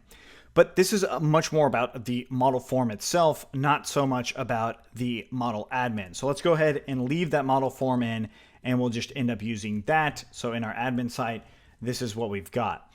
So we can actually come in here and do our own sort of validation now as well. So the content, let's just do some really simple validation. And we do this by saying clean and then whatever the field that we're validating. So if the field name was content, we would use content. In our case, we could use user. If the field name was text, we would say text. So we just put the field name here, and we're going to take in just some general things, so args and keyword args, and then we're going to want to return something in here. So this is just really basic validation. So we could come in here and say content equals to self.cleaned data.get content, and then we'll say if content equals to ABC, just lowercase, we'll say we'll raise forms.validation error cannot be ABC, and then we'll just return the content. So we save that, and let's go ahead and test this out. Oh, one other thing I did want to mention is this is all in the documentation, right? We're not doing anything different than what's in the documentation on cleaning fields. And of course, if you wanted to learn more about this in particular, you could go into joincfe.com/projects, and then we would jump into the forms and form sets actual project itself, which is right here. So that's where you would learn more about all this stuff. But what I do want to do is at least show you some of this basic validation. So we save this and we refresh in here, and we just use content as ABC. I hit save and continue, and I get this validation error. So this is one of those things that's built into Django. It allows us to do some validation right on the field. Now, there is built-in validation as we've seen. So if I don't actually put anything in there, like this one, it says this field is required. So that's built-in validation based off of what's in the model. Now, you can definitely add a validation right in the model field itself. You can also add it in the form, as we did here. So something like this, we would probably want this validation in the actual model itself, which is something we'll talk about in the next one, just so you have better understanding of how this validation works. So if you have any questions, let us know. Otherwise, let's keep going. I wanted to talk about two additional types of validation that you can do within Django, and we're going to do it specifically to the model itself. So the fields have built-in validation to them, right? We've already seen that using model form. All sorts of fields have this built-in validation to it. So what I want to do is bring in another sort of validation by creating my own inline validation for any given field. But then first I want to do it within the actual model itself. So if I did define clean here, and it's going to take self args and keyword args, this is the first sort of validation that would be called on anytime you actually go through to save a model itself, right? So what I'm going to do here is I can actually grab the attributes from the instance itself by saying like content equals to self.content, right? So that is actual content, and that is coming. It's very similar to this self.getCleanedData. It's very similar to that, but not quite the same. So self.content, and all we'll do here is if content equals to ABC, I'm going to raise a validation error, and we'll say cannot be ABC. Otherwise, I'm just going to return the super or the default for this tweet model class for clean. So args and keyword args. So basically, whatever would happen normally, this is kind of what's going to stop it. So we actually have to import this validation error here really simply by doing from django.core.exceptions import validation error. So now it's imported. We save that. In our form itself, we're going to go ahead and get rid of this other validation, and we'll come back into the admin, do that same thing, and we'll do ABC again. Now we see that it says cannot be ABC. So that is not directly on the field, but rather inside of the model itself. So we would say content cannot be ABC. So it's just slightly different. It's generally for the model. It's not specifically for that field. So that's another way to do some validation. I'm going to comment that out because we really don't need that. It's more about learning about this. The next thing, I can actually write some validation above this and just write my own validation function directly for the field itself. So I'll just say define validate content, and it's going to take in some value, and then basically it's going to return that value. And just like we did down here, I'm going to paste this in here, whoops, and the content will be the value. So really it's just if it's virtually the exact same thing. And now that I've got this, I can actually go in this content and say validators equals to a list of different validation. So you can actually have a group or a long list of validation right in this field itself. So now that I've got this and I've made changes to the models, I actually have to adjust those changes by doing make migrations. So Python manage.py, make migrations, and Python manage.py, migrate. So this is directly on the field itself. You could have done it with this clean. You could run it on that clean, but it doesn't actually run anything on the migrations where the validator actually does. So I save this, and now back in here, let's go ahead and run the server again. And make one more note here is we only have one validator showing up. It's not on the model, and it's also not on the form. So if I come back in and we do our user, and then I do content of ABC, hit save and continue, it's now directly on that field again. So two different ways on how you can do validators. Typically, you wouldn't actually have the validator written right inside of the model itself. Like this, we would put it into its own module, so validators.py, and let's actually name that correctly, and it's validators. There we go, validators.py. We bring in the validate content as well as the validation error. We bring in the validate content as well as the validation error into, we should bring it into validators. There we go. We don't need the models import there. And then inside of models now, we're just going to do from.validators import validate content. All right, so we save that and we can run it one more time and it's still working. Of course, I don't actually want that. So I'm just going to go ahead and say, I'll leave it to an empty string and I'll say content cannot be blank. Now, it won't be blank regardless, so that allows me to actually edit it in because ABC, anyone should be able to tweet ABC. This is also where if you wanted to prevent profanity or cussing or cuss words from happening or any sorts of words from happening, you can actually run it in some validator just like this. So that's something else that's kind of cool if you wanted that extra safeguard. Now, again, you could do it directly on the form itself, but what we're going to see is the form only does it for where that form comes up. It doesn't do it everywhere the model is used, right?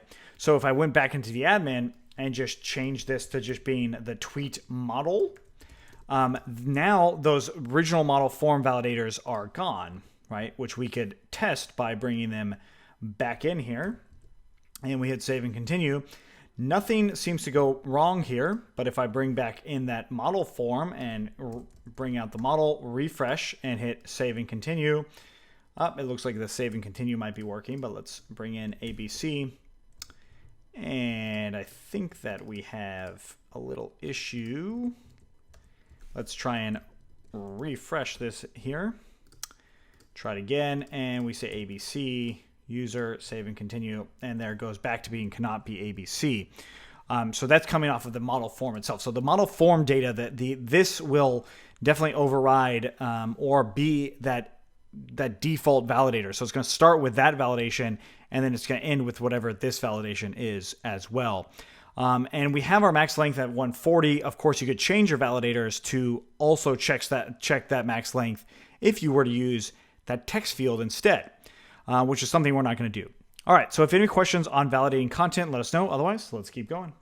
So now that we've done all that validation stuff and our forms, it's time to make our view, our actual create view, based off of all this. Now, our create view is not going to be a whole lot different than our model admin. In fact, it's going to be roughly the same.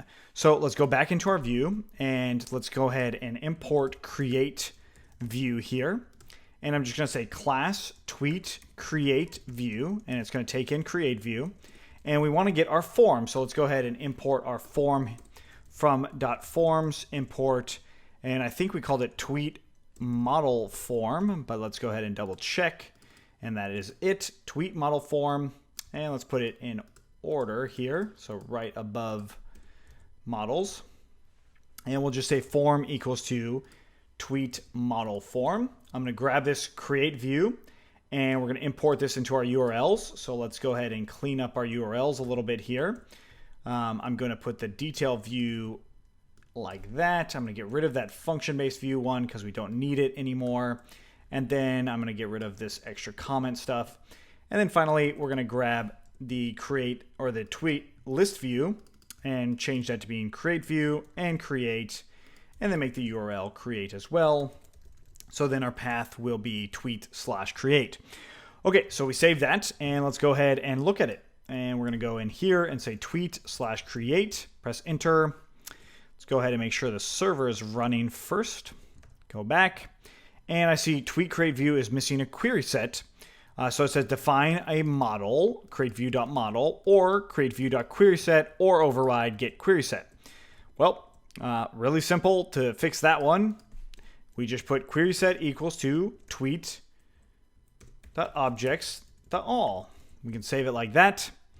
And we come back in here and refresh, and we get using model form mixin without the fields attribute is provided. So the actual model form is using it without fields, right? So we want to actually update our form. So let's just try this. We'll say fields equals to, and we'll put the fields in here. So user and content. We save that and refresh. And now it's getting some other stuff, right? It's not actually giving us a template or anything like that. So what I want to do here is maybe change the form to something different. Well, I could try and remember all this stuff, or I can just copy create view and just go to Django create view. Just do a Google search for that, click on the create view itself, and now what we can see is our actual create view in here for the various things that we can actually do. Right off the bat, it gives us the model and our fields. In our case, we put our actual query set instead of the fields, right? We didn't actually do anything different. So I don't actually change the form at all here. So I don't have the form listed on here. So I'm not actually seeing anything. So let's scroll down to the update view, and I don't have that there either, right? So it's not actually showing me how to use the model form on here. But if I scroll up a little bit to the form view, I'll see that there's something called form class, right? So form class, that might be what it is instead of form. So let's change this to form class. I'm going to comment out the query set. I'm going to get rid of the fields, and we'll go back in here, and we still don't have our template actually, but I do have now no errors related to the model. So let's go ahead and do template name equals to, and we're going to say this is tweets/form.html. We save that, we refresh. Now we don't have that actually coming through. So inside of our tweets templates here, we're going to use our form, which we don't have anything in here for that. So let's actually change it to create view because we already have created that. So we'll save that and refresh. There's nothing in there. So let's go ahead and open it up. And I'll just say form class equals to form. And that's from Bootstrap. So method equals to post, action equals to an empty string here. and then we'll close off this form, and then we can use the variable by default form as P. And we could see this in the actual default form view itself, right? So the create view is actually just like the form view, or at least it's very similar to the form view in the sense that it renders the things very similarly. So you can actually see the form in here that you would want to do. So we can actually copy some of these other things to render those out. And I'll explain that CRF token in just a second. And then we'll just say the value for it is tweet. Now we refresh in here. Now I actually get that form showing up, right? But if I'm the end user, that is, if I am you or me logged in, I shouldn't be able to select a user here, right? It shouldn't actually even show up. It should just show the content. So that's where our form, we want to change it to be just content. I refresh and there it is. Our admin, we don't want that anymore. We actually just want to have the model itself and leave that form out. Because our admin, we want to be able to change things as seen as we need to. But now I'm going to go ahead and say new data and just hit tweet. And I get this not null constraint found, right? Or failed. This happened because we actually didn't set that user, but it tried to save it, right? And that is a validation error in here itself, right? So we have to actually update how this is actually being saved. And we're going to go ahead and look at our generic views here. And we see that there's this form valid method. So let's go ahead and try this one out. And I'll come in here, paste this in, and we'll just say form.user equals to self.request.user. And then the form itself is going to be the contact view, or excuse me, the tweet create view instead of that contact view that was in the example. And then we come back in this create view. Let's go ahead and run the server here. Oh, we get an unexpected indent. Make sure that the indentation stuff is equal. And there we go. That fixes that error. And we'll say new content. I hit tweet, and I'm still getting this error with this user, right? So it's not allowing me to actually set this form data itself. So we're going to have to make some changes. So this is an example of where the actual documentation kind of fails us a little bit. The actual instance from the form is form.instance. So that's how you actually get the instance of the object, or whatever the object is in that form. This is how you would actually go about doing it instead of form.user. Now, the reason I'm showing you that is because very shortly, we're going to show you how to do this same thing in a function-based view. I'm going to get rid of this extra comments and save this, and then we'll come back, go back into this create, and I'll say new item, hit tweet, and we've got no URL to redirect to, or we don't have a get absolute URL. We'll come back to that in particular, so let's leave that for a second. But for now, I'll just say success URL equals to tweet create. So that's where we'll just have them go. So creating a new tweet, so new item, and we hit tweet, it'll just bring us back. If we actually look at all the tweets, we see that here they are, right? They're actually coming through, albeit in the reverse direction. Okay, so that's pretty cool. But now if I wanted to do the same sort of thing with a function-based view, what does it look like? I'm not going to actually test it. I'll just show you guys. And that's going to be the tweet create view. And it takes in the request. And it's going to return render. And again, the request, the template name, which in this case is this.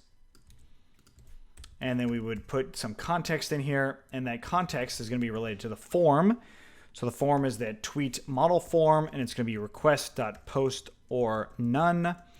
And then we will just say context equals to form and form. And then in here, we'll say if form.is valid.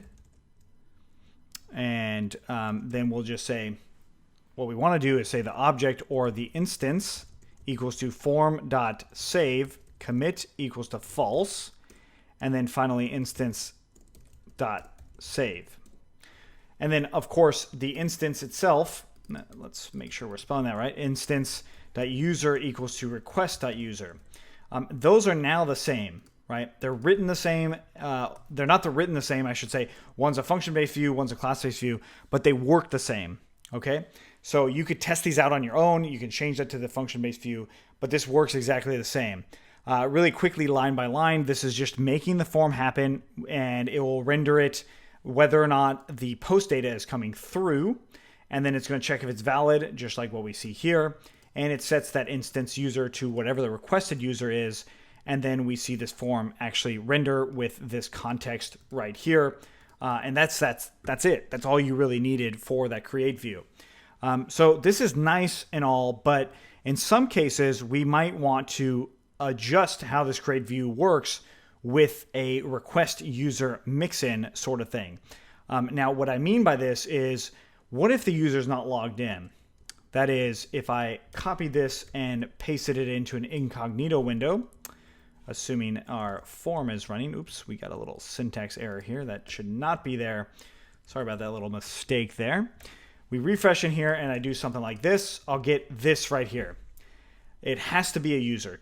Twitter.user or tweet.user must be a user instance. So this is an example of when you need to make sure your users are authenticated. That is, that they're logged in. Because right now they're not logged in. It says anonymous user, right? It's trying to assign an anonymous user to a user instance, which it cannot do. So our form, we want to run one more thing on our view to ensure that this doesn't happen. There's actually a couple things that we could do to make sure this doesn't happen. We're going to show you the safeguard, and then we're going to show you the way you should do it in the next one. If you have any questions on what we did here, let us know. Otherwise, let's keep going. So we left it off with this error, right? It must be a user. This means that the user has to be logged in to actually make this happen.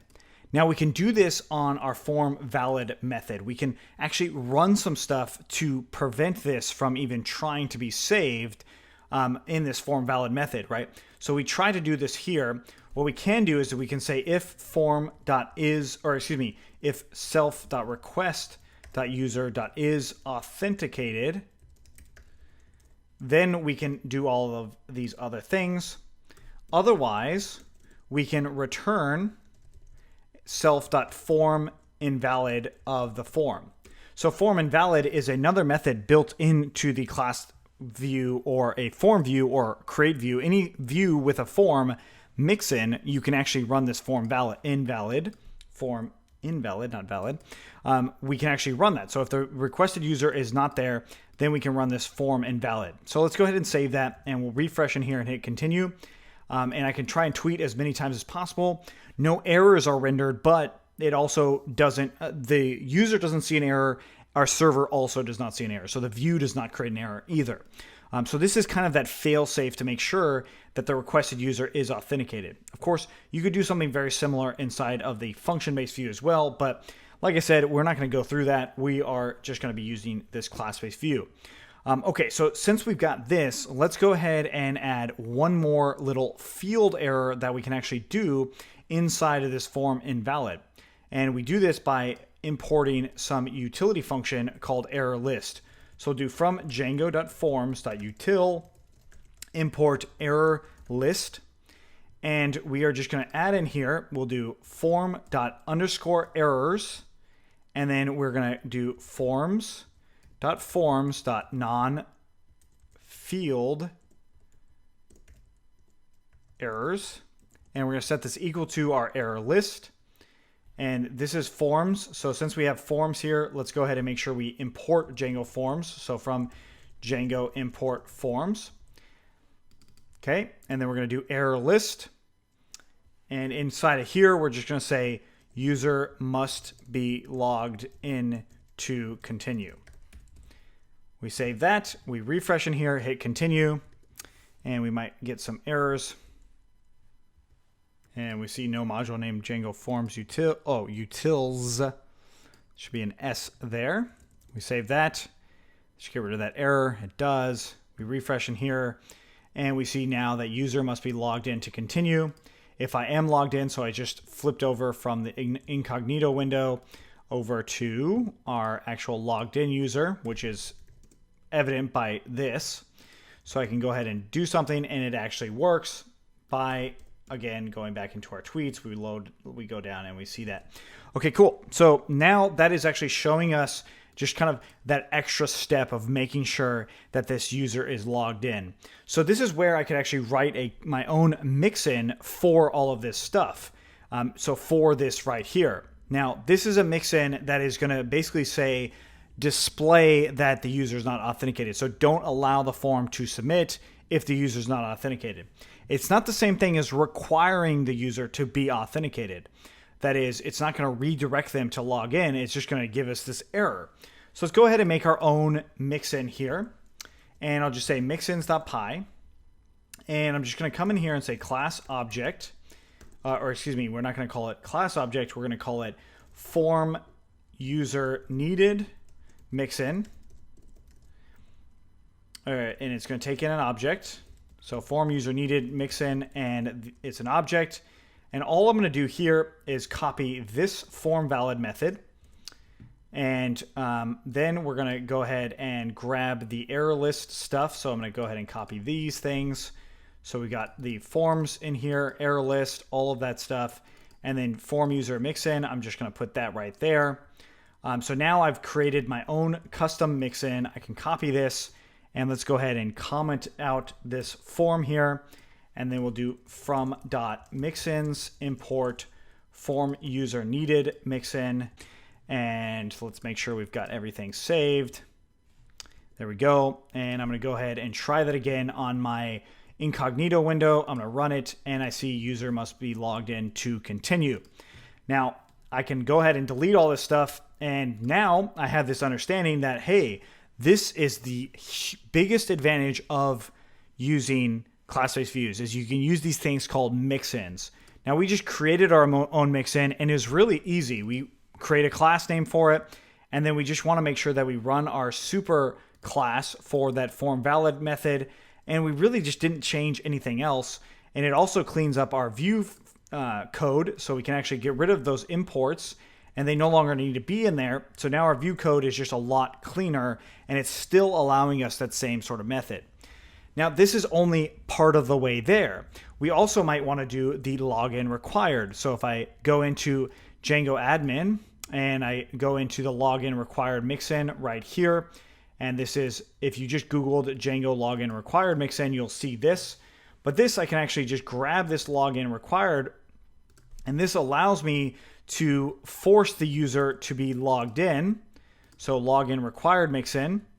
And then I can just write these two fields. Let's just do the login URL. And this time I'm just going to do admin.login, or let's just say /admin for now. So I come in here and I refresh. Oops, let's refresh on the incognito window. I refresh in here on the view itself. I hit enter.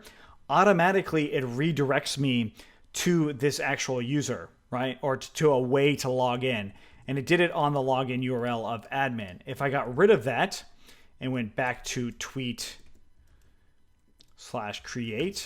it's going to go to the default, which is an accounts/login, which we can definitely change later.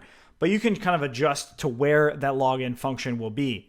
We will absolutely 100% come back to that. But what that does is it requires them to even log in to see the page even, or the form user needed. If we just use that custom mixin that we used, we can just show, we can still see this view. It's just I can't actually submit anything inside of this view because of that mixin that we created. So those two things in combination, you can use one way or the other, or you can just use login required with this as a backup. So this is a nice little backup to the form, at least on this create view, to make sure that, you know, if we do want to at least display the error or the form and not make them log in, this is a way to ensure that there's no errors that happen. And if we don't want them to see the form, and in fact, if we want to have the page password protected, we would have that login required mixin. That's something that we'll actually use for sure on the update field. If you have any questions on this, let us know. Otherwise, let's keep going. Cool. So we now can actually do our update view. Now, if you think about our update view, it's going to take a mixture of two things. That is our detail view and our create view. So the tweet in particular in the mixture of using a form. This is how our actual Django admin works. It's actually a update and retrieve view at the same time. So what we need to do is just that specifically, let's go ahead and do this create update view by importing update view itself, and we'll do class tweet update view, and this is going to be an update view.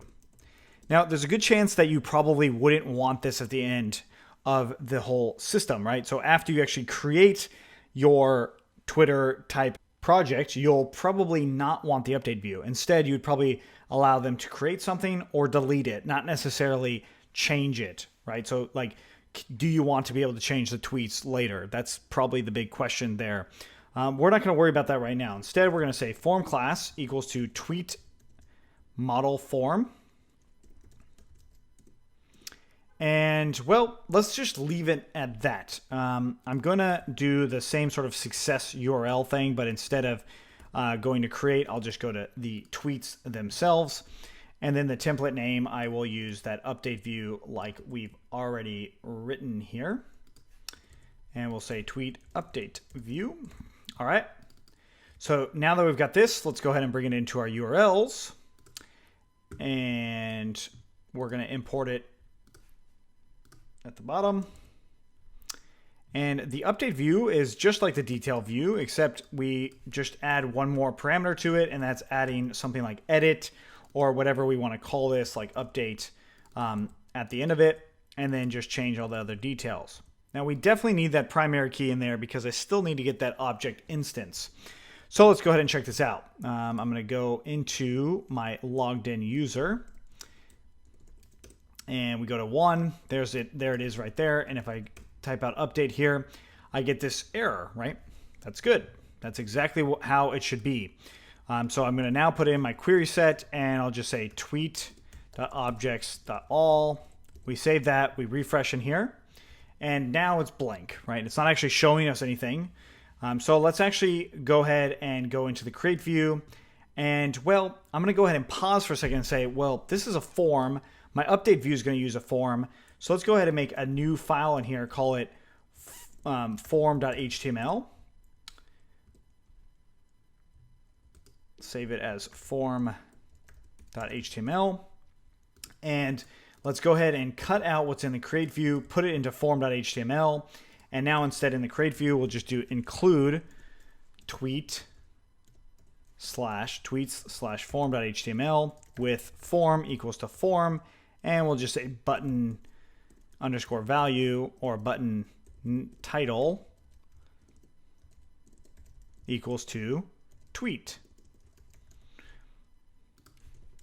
Okay, so since we've got that, I can actually come in here and change this to being btn underscore value or btn underscore title, whatever we wanted to call it.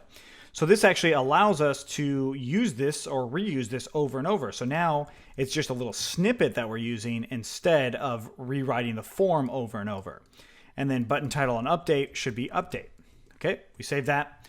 We refresh in here, and now that I see, hey, I've got some content in here, so I can actually change this content, and I'll say, hi there, content, and hit update, and there we go. So I can change that first one to being hi there, content. If I go back there again, this is the first tweet ever. Hit update. I now see that it actually updates that content accordingly. So that is the update view. Now, there's a couple things that we don't want to happen in here. One of them, we want to make sure that it's the login required. So we definitely want to make sure that the user is logged in. Of course, you can do the form user needed, same sort of thing as before, but I'm going to do it with the login required mixin this time. And I'll just leave the login URL being the default login because we will update that later.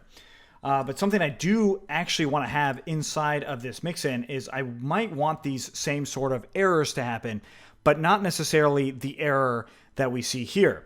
So I'm going to say class user owner mixin, and I'm just going to give it the object, and we'll do the form valid still, and it's going to be self form. And we want to make sure that the user is authenticated, of course, so I can still do the authentication stuff.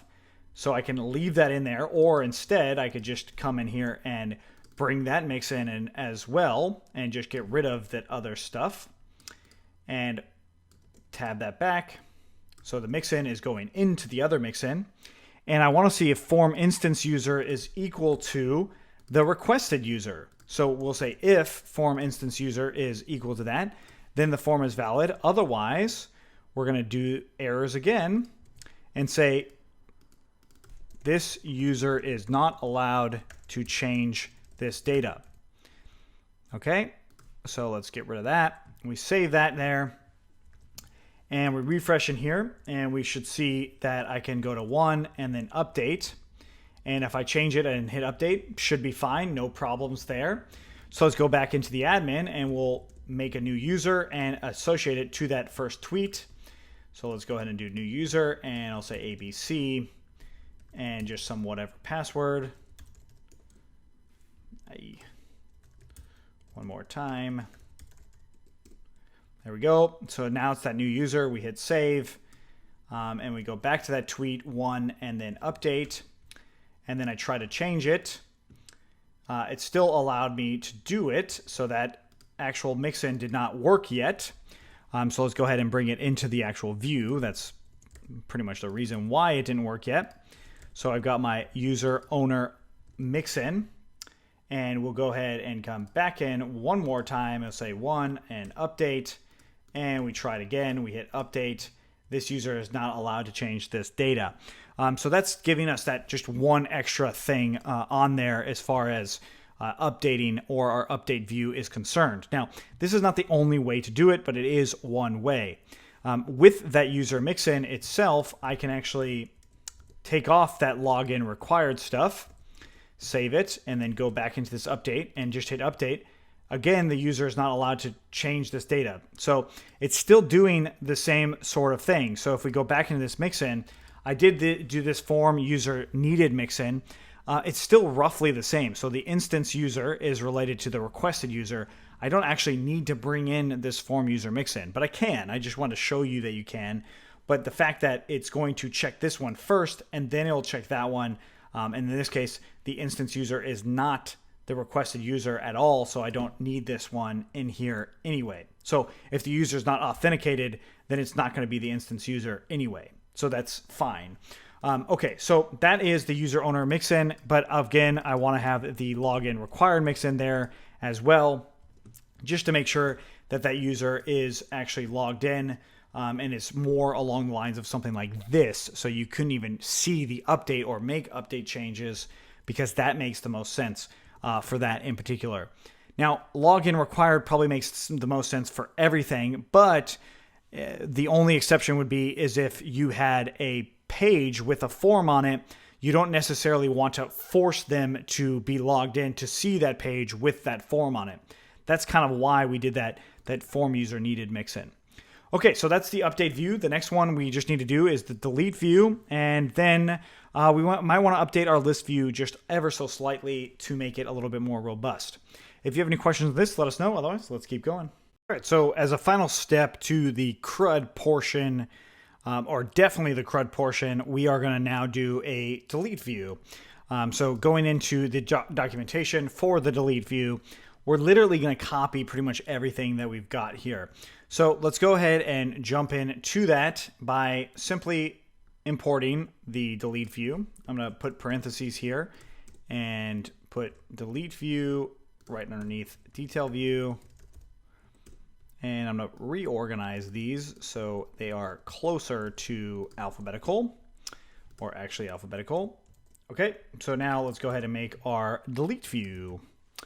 Really simply, I'm going to go ahead and get rid of those notes, and we'll just say class tweet delete view, and login required mixin. We definitely want that. And then the delete view.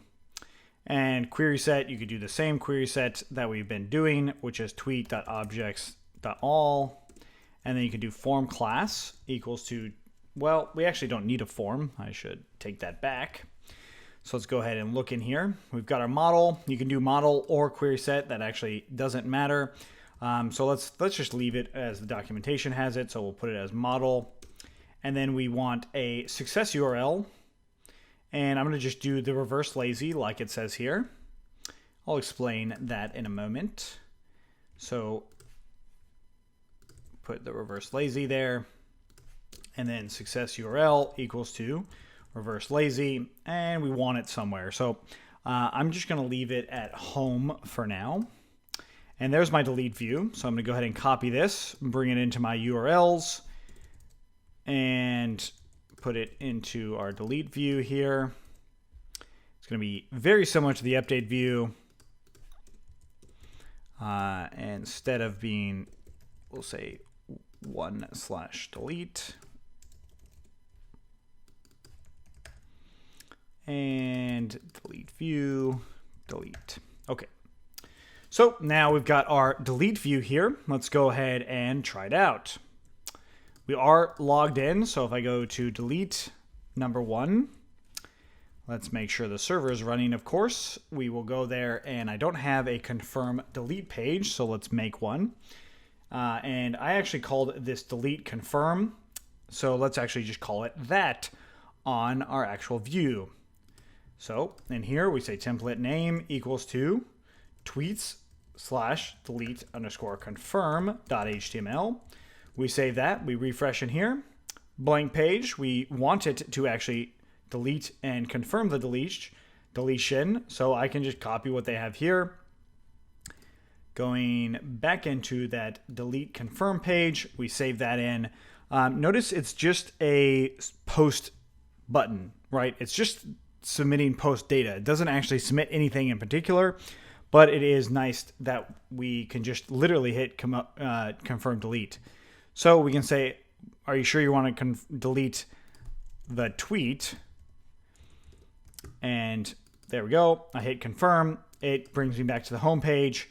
And then if I go to tweets or all of the tweets, I see that there it is. It's no longer there. And if I try to go to 1, I'll get page not found. If I go to 2, it's actually showing up. So really simple, pretty straightforward as to how it works. One of the things that I did say we'll talk about is this reverse call. That's something we'll do in the next one to understand a little bit more about how reverse works itself. If you have any questions on what we did in this delete view, please let us know. I do want to actually get rid of all of these additional comments that I just simply don't need any longer. If you want to see those comments in other places, just check the code in previous commits or previous lectures that might make sense for all of that. Okay, so again, if you have any questions, let us know. Otherwise, let's keep going. Now what we're going to do is talk about reversing URLs. Now, reversing URLs, we saw briefly this reverse lazy, and that allows us to have a more dynamic call for any given URL. So if you look at the main configurations for the URLs themselves, we see this one says name home. That's why that actual reverse was actually able to work. So we go based off of the name. Now we have this other URL pattern set here that has names in here, but if you have multiple apps, you might have this same sort of CRUD stuff in here. So we actually want to update this to have a namespace as well. So you just come in here and say namespace equals to, in this case, I'm just gonna say tweet. So this namespace is just one extra thing that you add inside of the reverse. So you can say, you can use reverse lazy, or if you see other ones, so there's another one called reverse. You can now use the namespace in here for this actual verse. So we say tweet, and instead of home, we'll just say tweet list. So now when we actually delete it, come in here and I'll say 1 or let's go to 2 and delete. We hit enter, I hit confirm. It brings me back to the list of those tweets. Now how this works is it actually just generates the URL based off of what we've got here. So I've got the names, right, as the second part of it, and then the namespace as the first part. So we go back in here, we use namespace, colon, and then the URL name. That allows you to reverse it in particular. But how about the success URL for the create view? So if I do this same sort of idea, but I want it on the detail view, so I want it to actually see the detail. So let's go ahead and do that. I'll say detail. So reverse lazy tweet detail. I'll go ahead and go to create, and I'll say new item here, hit tweet. I get no reverse match being equal to this. So that might mean that I can actually pass in some parameters to this success URL. But the best thing here would not be to actually write this URL on the create view, but rather on the model itself.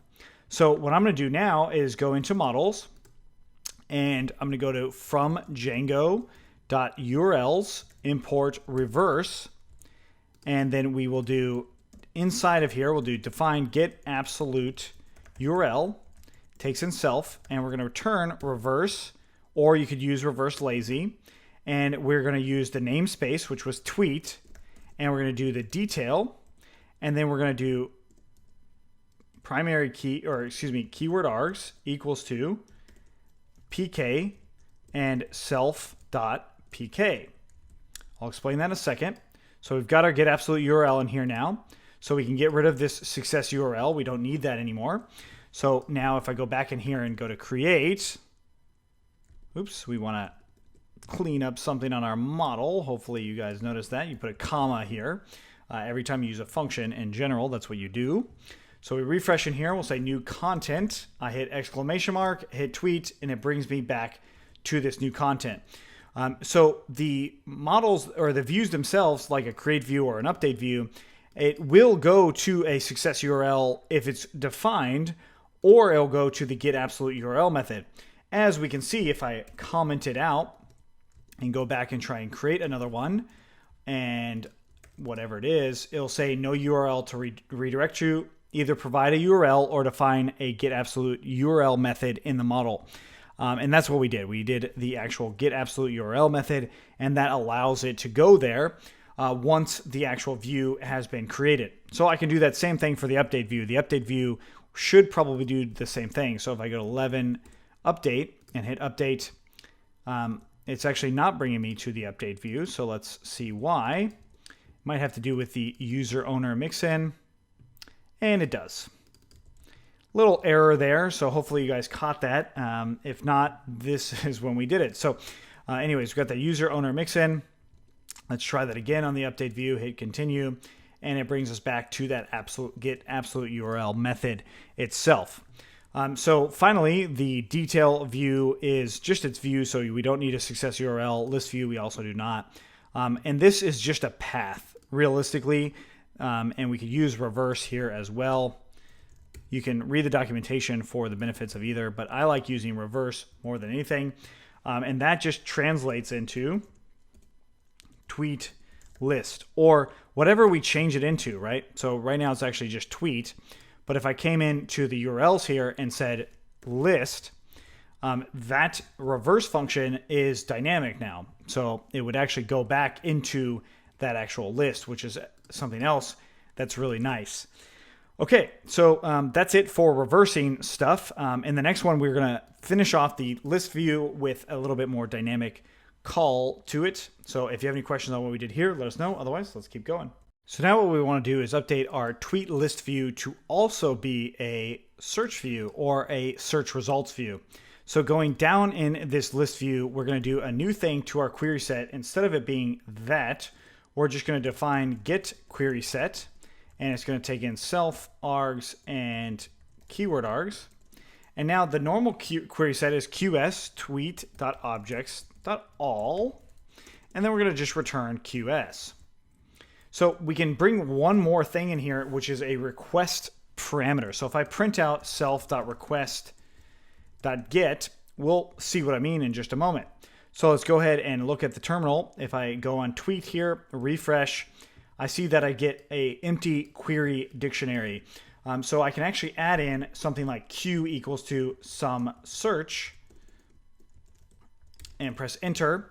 And we see the query dictionary now has a q in it, and we can actually use that. So I can actually set a query equaling to self.request.get q. Otherwise, we'll say none. So we'll say if query is not none, then I can actually filter down the query set by query set.filter, and let's just say content I contains equals to q, or excuse me, equals to query.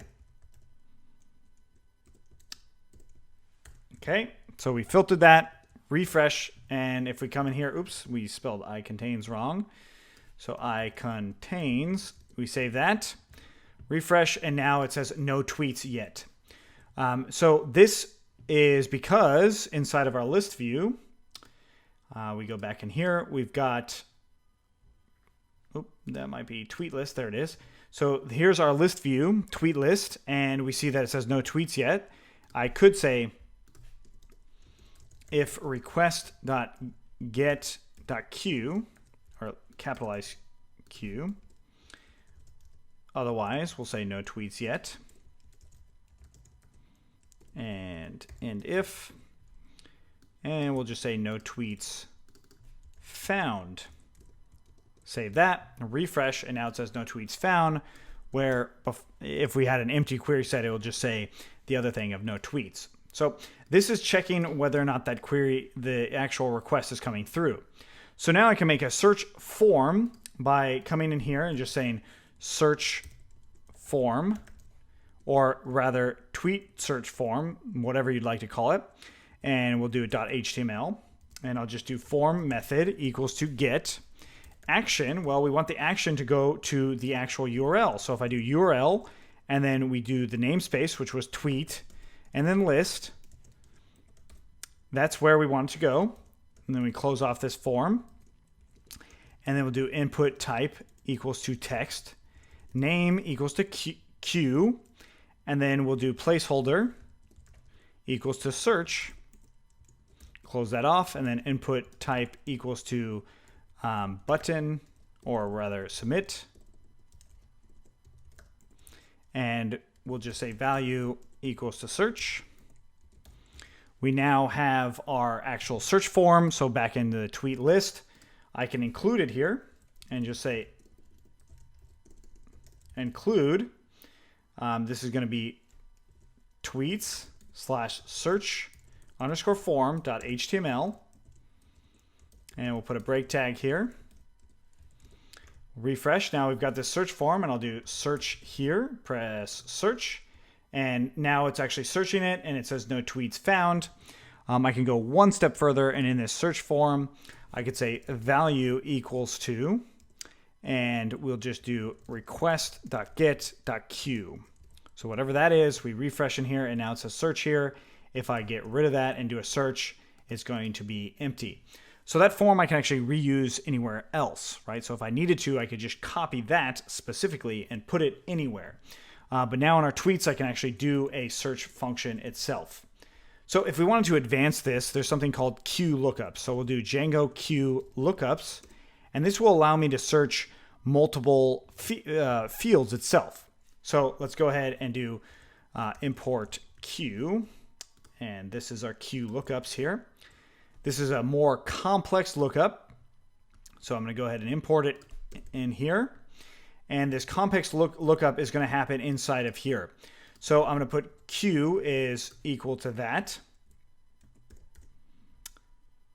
So that's the first query, and then we can do another query called let's say user underscore username underscore I contains query.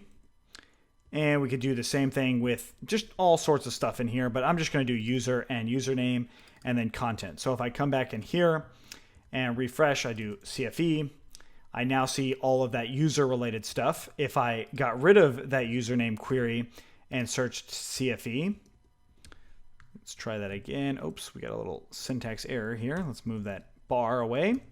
Refresh, I get no tweets found. So this actual query does work for us, and it shows us things related based off of that Q lookups stuff that we just did. There's definitely a lot more to it than that you can do, which I recommend that you check out the complex lookups for Django itself. But it's essentially allowing us to do ORs, like, look whether or not the content has that or something else.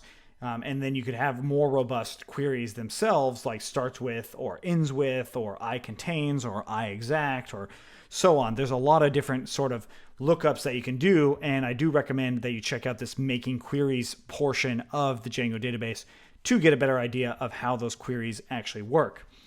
But that kind of completes CRUD for the standard Django project. So what we're going to do now is just kind of clean it up, make it look a little bit better, and then what we'll do is improve the user interface So those are things that are still to come. If you have any questions on what we did here, let us know. Otherwise, let's keep going. All right, so in this one, we're going to talk about getting our base.html set up.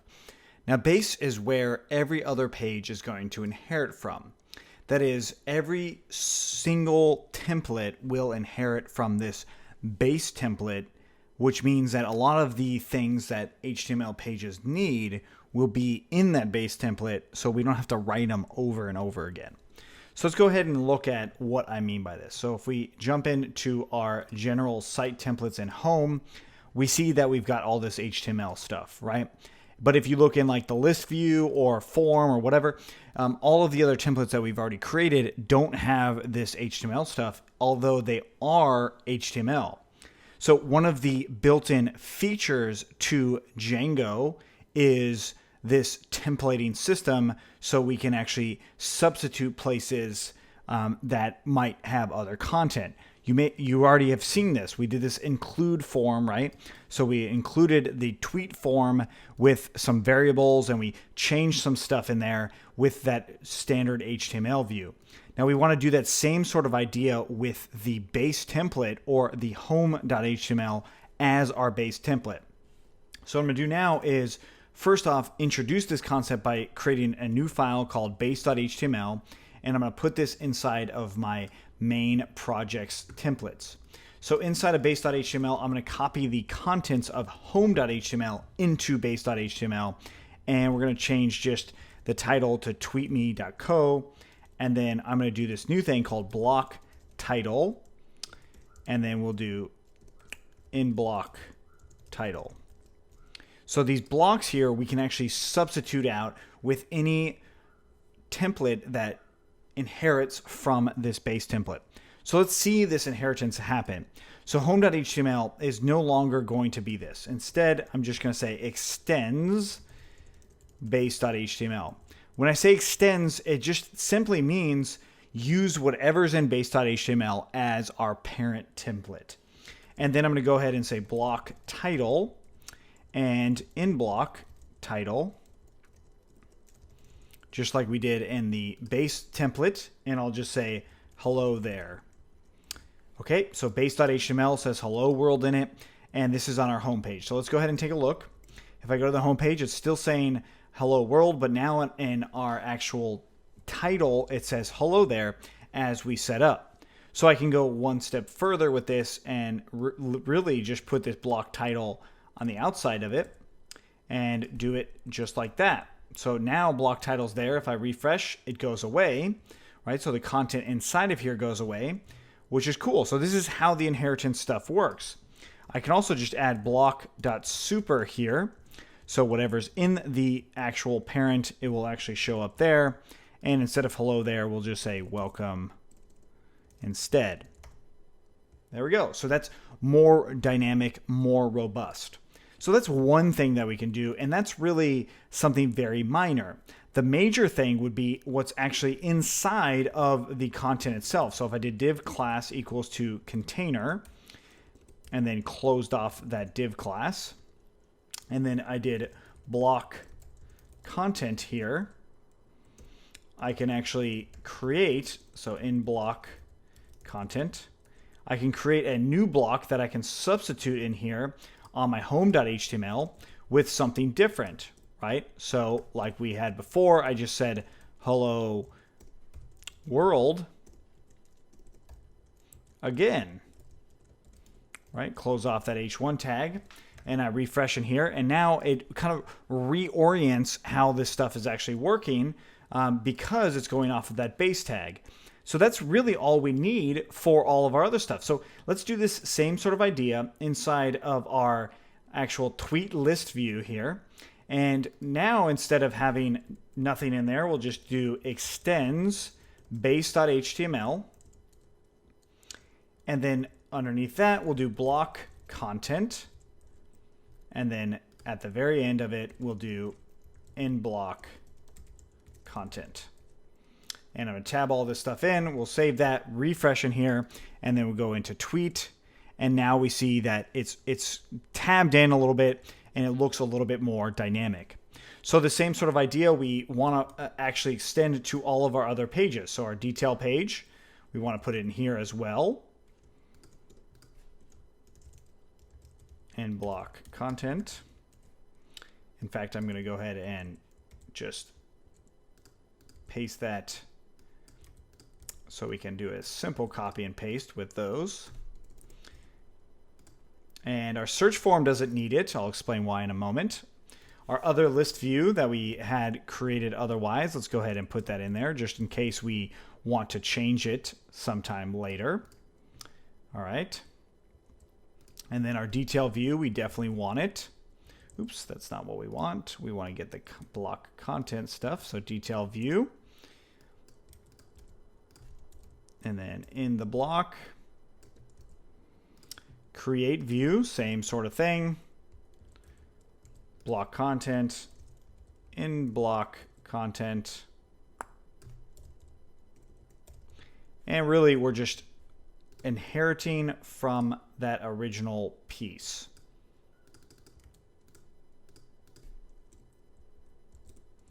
All right, so I'm going to go ahead and copy this exact same thing and put it into the update view and just replace that form. So we've got our list, our detail, our search form doesn't need it, our list view, our other form also does not need it. Detail view already did it. Confirm view we do want, so let's go ahead and bring that in there.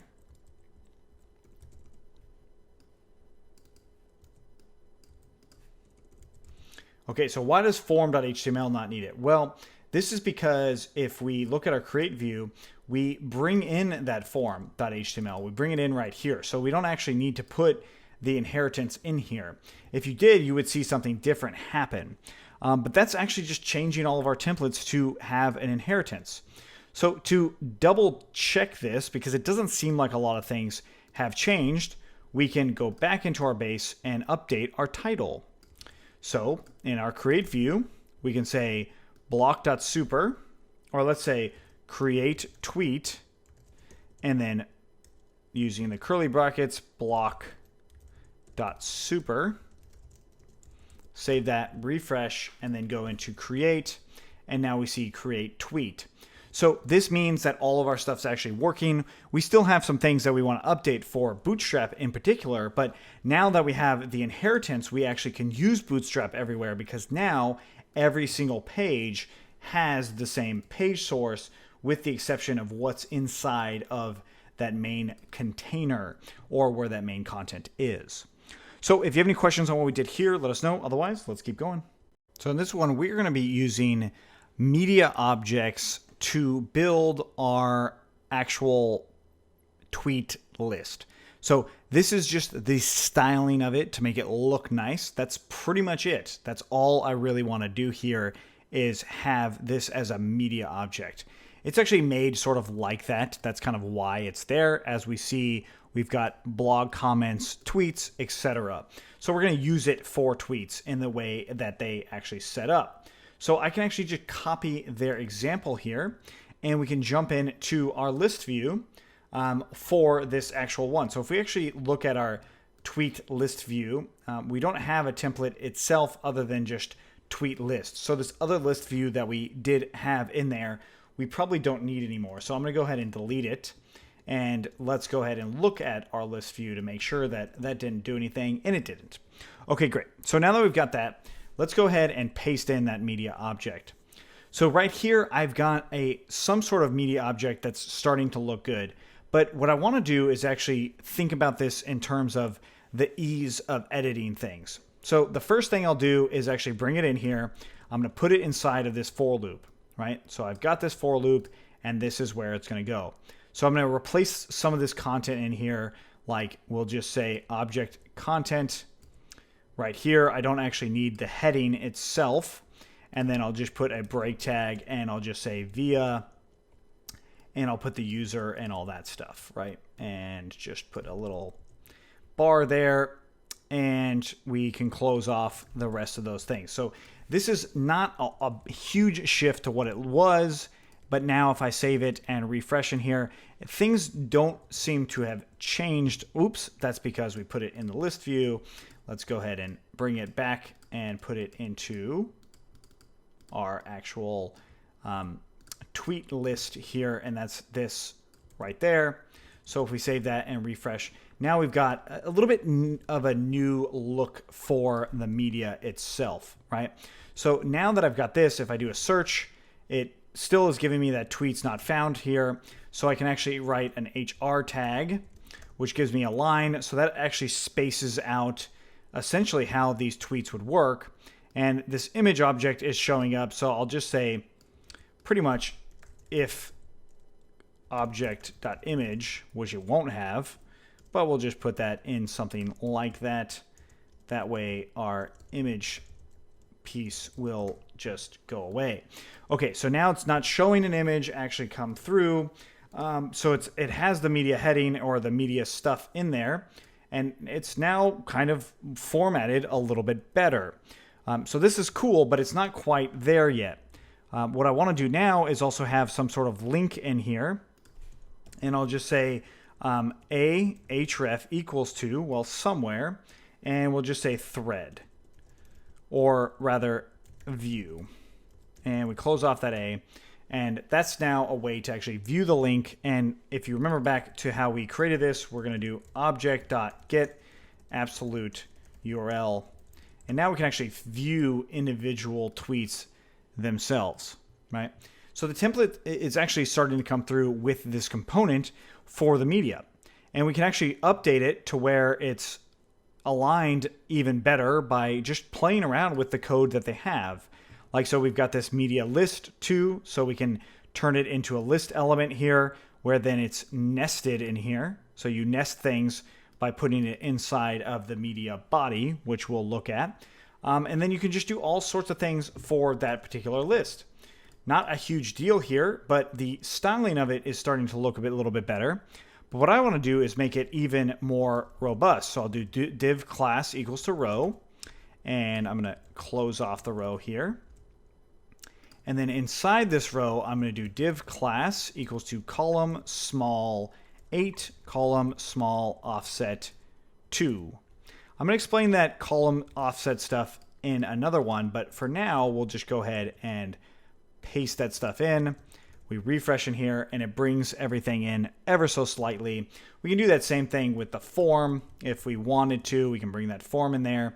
In fact, we can update how this form looks. Let's go back into the components itself, and let's go back to the top. And we see that we've got CSS here. And if I click on forms, I have a lot of different form examples. I want to use an inline form. So I'm going to go ahead and copy the example here. And I'm going to go into our actual search form, and I'm going to paste this example. Okay, so the things to note is the class is, so class for the actual input is form control, and then for the button, it's just default, button and default. That's really all I need to change. The next thing all I would have to do is add all of the other class related stuff. So div class of form group will go in around these form group elements, right? Or sorry, not around the button, but just the input. And you can actually put the label in there. So let's put a label in, and we'll put label for Q as in the query, and we'll say search. Okay, so we're almost there. And then the class itself is form inline. So we add that form class of form inline. I get rid of the example, and now I go back, refresh, and now I've got my search there. Notice the label's showing up, and it says search like just way too many times. So I'll just say your search. There we go. That looks a little bit better. And now it's actually styled better too. So if I hit search and I do new search and hit enter, it's definitely styled a lot better than the way it was. Okay, so another thing that I could do in here is I can actually add this to being its own row. So I'll do div class equals to row, and we'll close that off. And then I'll do that same offset that we had. But, or actually, we'll, instead of doing column small 12, we'll just do 12. So it's a row with 12 columns across. and then I'll just do text center, and we'll see what that does. We save it, and it brings it right into the center for our search. So new search, or our search is now working. It's actually showing up. But of course, it's like right on top. We will update that later. But now our actual list here is starting to look a little bit better as far as the list view is concerned. So the next one we're going to do is just continue to update the styles to make it just look overall a little bit better for how these things work. If you have any questions, let us know. Otherwise, let's keep going. So what I actually want to do is change this top part to have a navigation. So on every single page, I want to be able to navigate. That is actually crucial to building a site, and we want to use it using Bootstrap. So let's go into Bootstrap and go into Components, and we'll go into Navbar. And there's all these things that we can do with Navbar, but I can just grab the default example that's right there. So I'm going to go ahead and copy this entire thing. And I'm going to go back into our site, into the main templates, and I'm going to make a new file in here. And I'm going to call it navbar.html. And I'm going to paste that navbar in. And then on my base.html, I'm just going to put this navbar in here for us. So I'll just say include navbar.html and save it. Go back into my site, refresh, and now on every page, that navbar shows up. Cool, so that's actually what we want, right? So let's go back into that navbar and make some changes. First of all, the brand, we called it Tweetme. And the href, I just wanted to go to URL, and I wanted to go home. So whatever my home page is, that's going to be that URL. So I refresh in here, I click on Tweetme, it takes me home. We can do that same process for everything else. So I'm actually going to delete some things here. I'm going to delete these, keep that search button, and then I'll also just put tweets over here. We'll worry about that stuff later. So I'm going to leave that there. But what I want to do is delete these first list items. Those first list items are based off of this stuff right here. As we see it says link, link, drop down, and then we see that search form, and then we see link, drop down. So I want to delete list item, list item, list item. So those three list items go away, save it, and I refresh in here. Now I've got that search form actually showing up. So the search bar should be the same as what's in that list view. It should be that search bar. So it should be the search form here. Now remember what we did. We did some changes to it. So I'm going to get rid of those changes by just keeping it in as a form. And if you look at the nav bar, the form that's in there says div class form, but it gives a class of navbar form. It's no longer that search form. So we're going to change that search form from form inline to navbar form. Okay. So again, I'm not really inventing anything new here. I'm just literally just going off of their examples and just changing it with the things that I want. So I'm going to go ahead and do include, and this is going to be tweets/search_form.html. We save that and we refresh in here, and now I've got that search bar up here, so I can actually run a search and it goes into two places. So my actual list view now, the tweet list view, I no longer need that form in there, so I can go ahead and delete that and refresh. And now I can search anywhere, right? So regardless of where I am, I can do a new search, hit enter, and it will do it for me, and it will give me results if there are some, and I can view it and all that. So it's actually allowing me to do all sorts of things, which is really, really cool. And then the nav bar itself, we can update as much or as little as we want.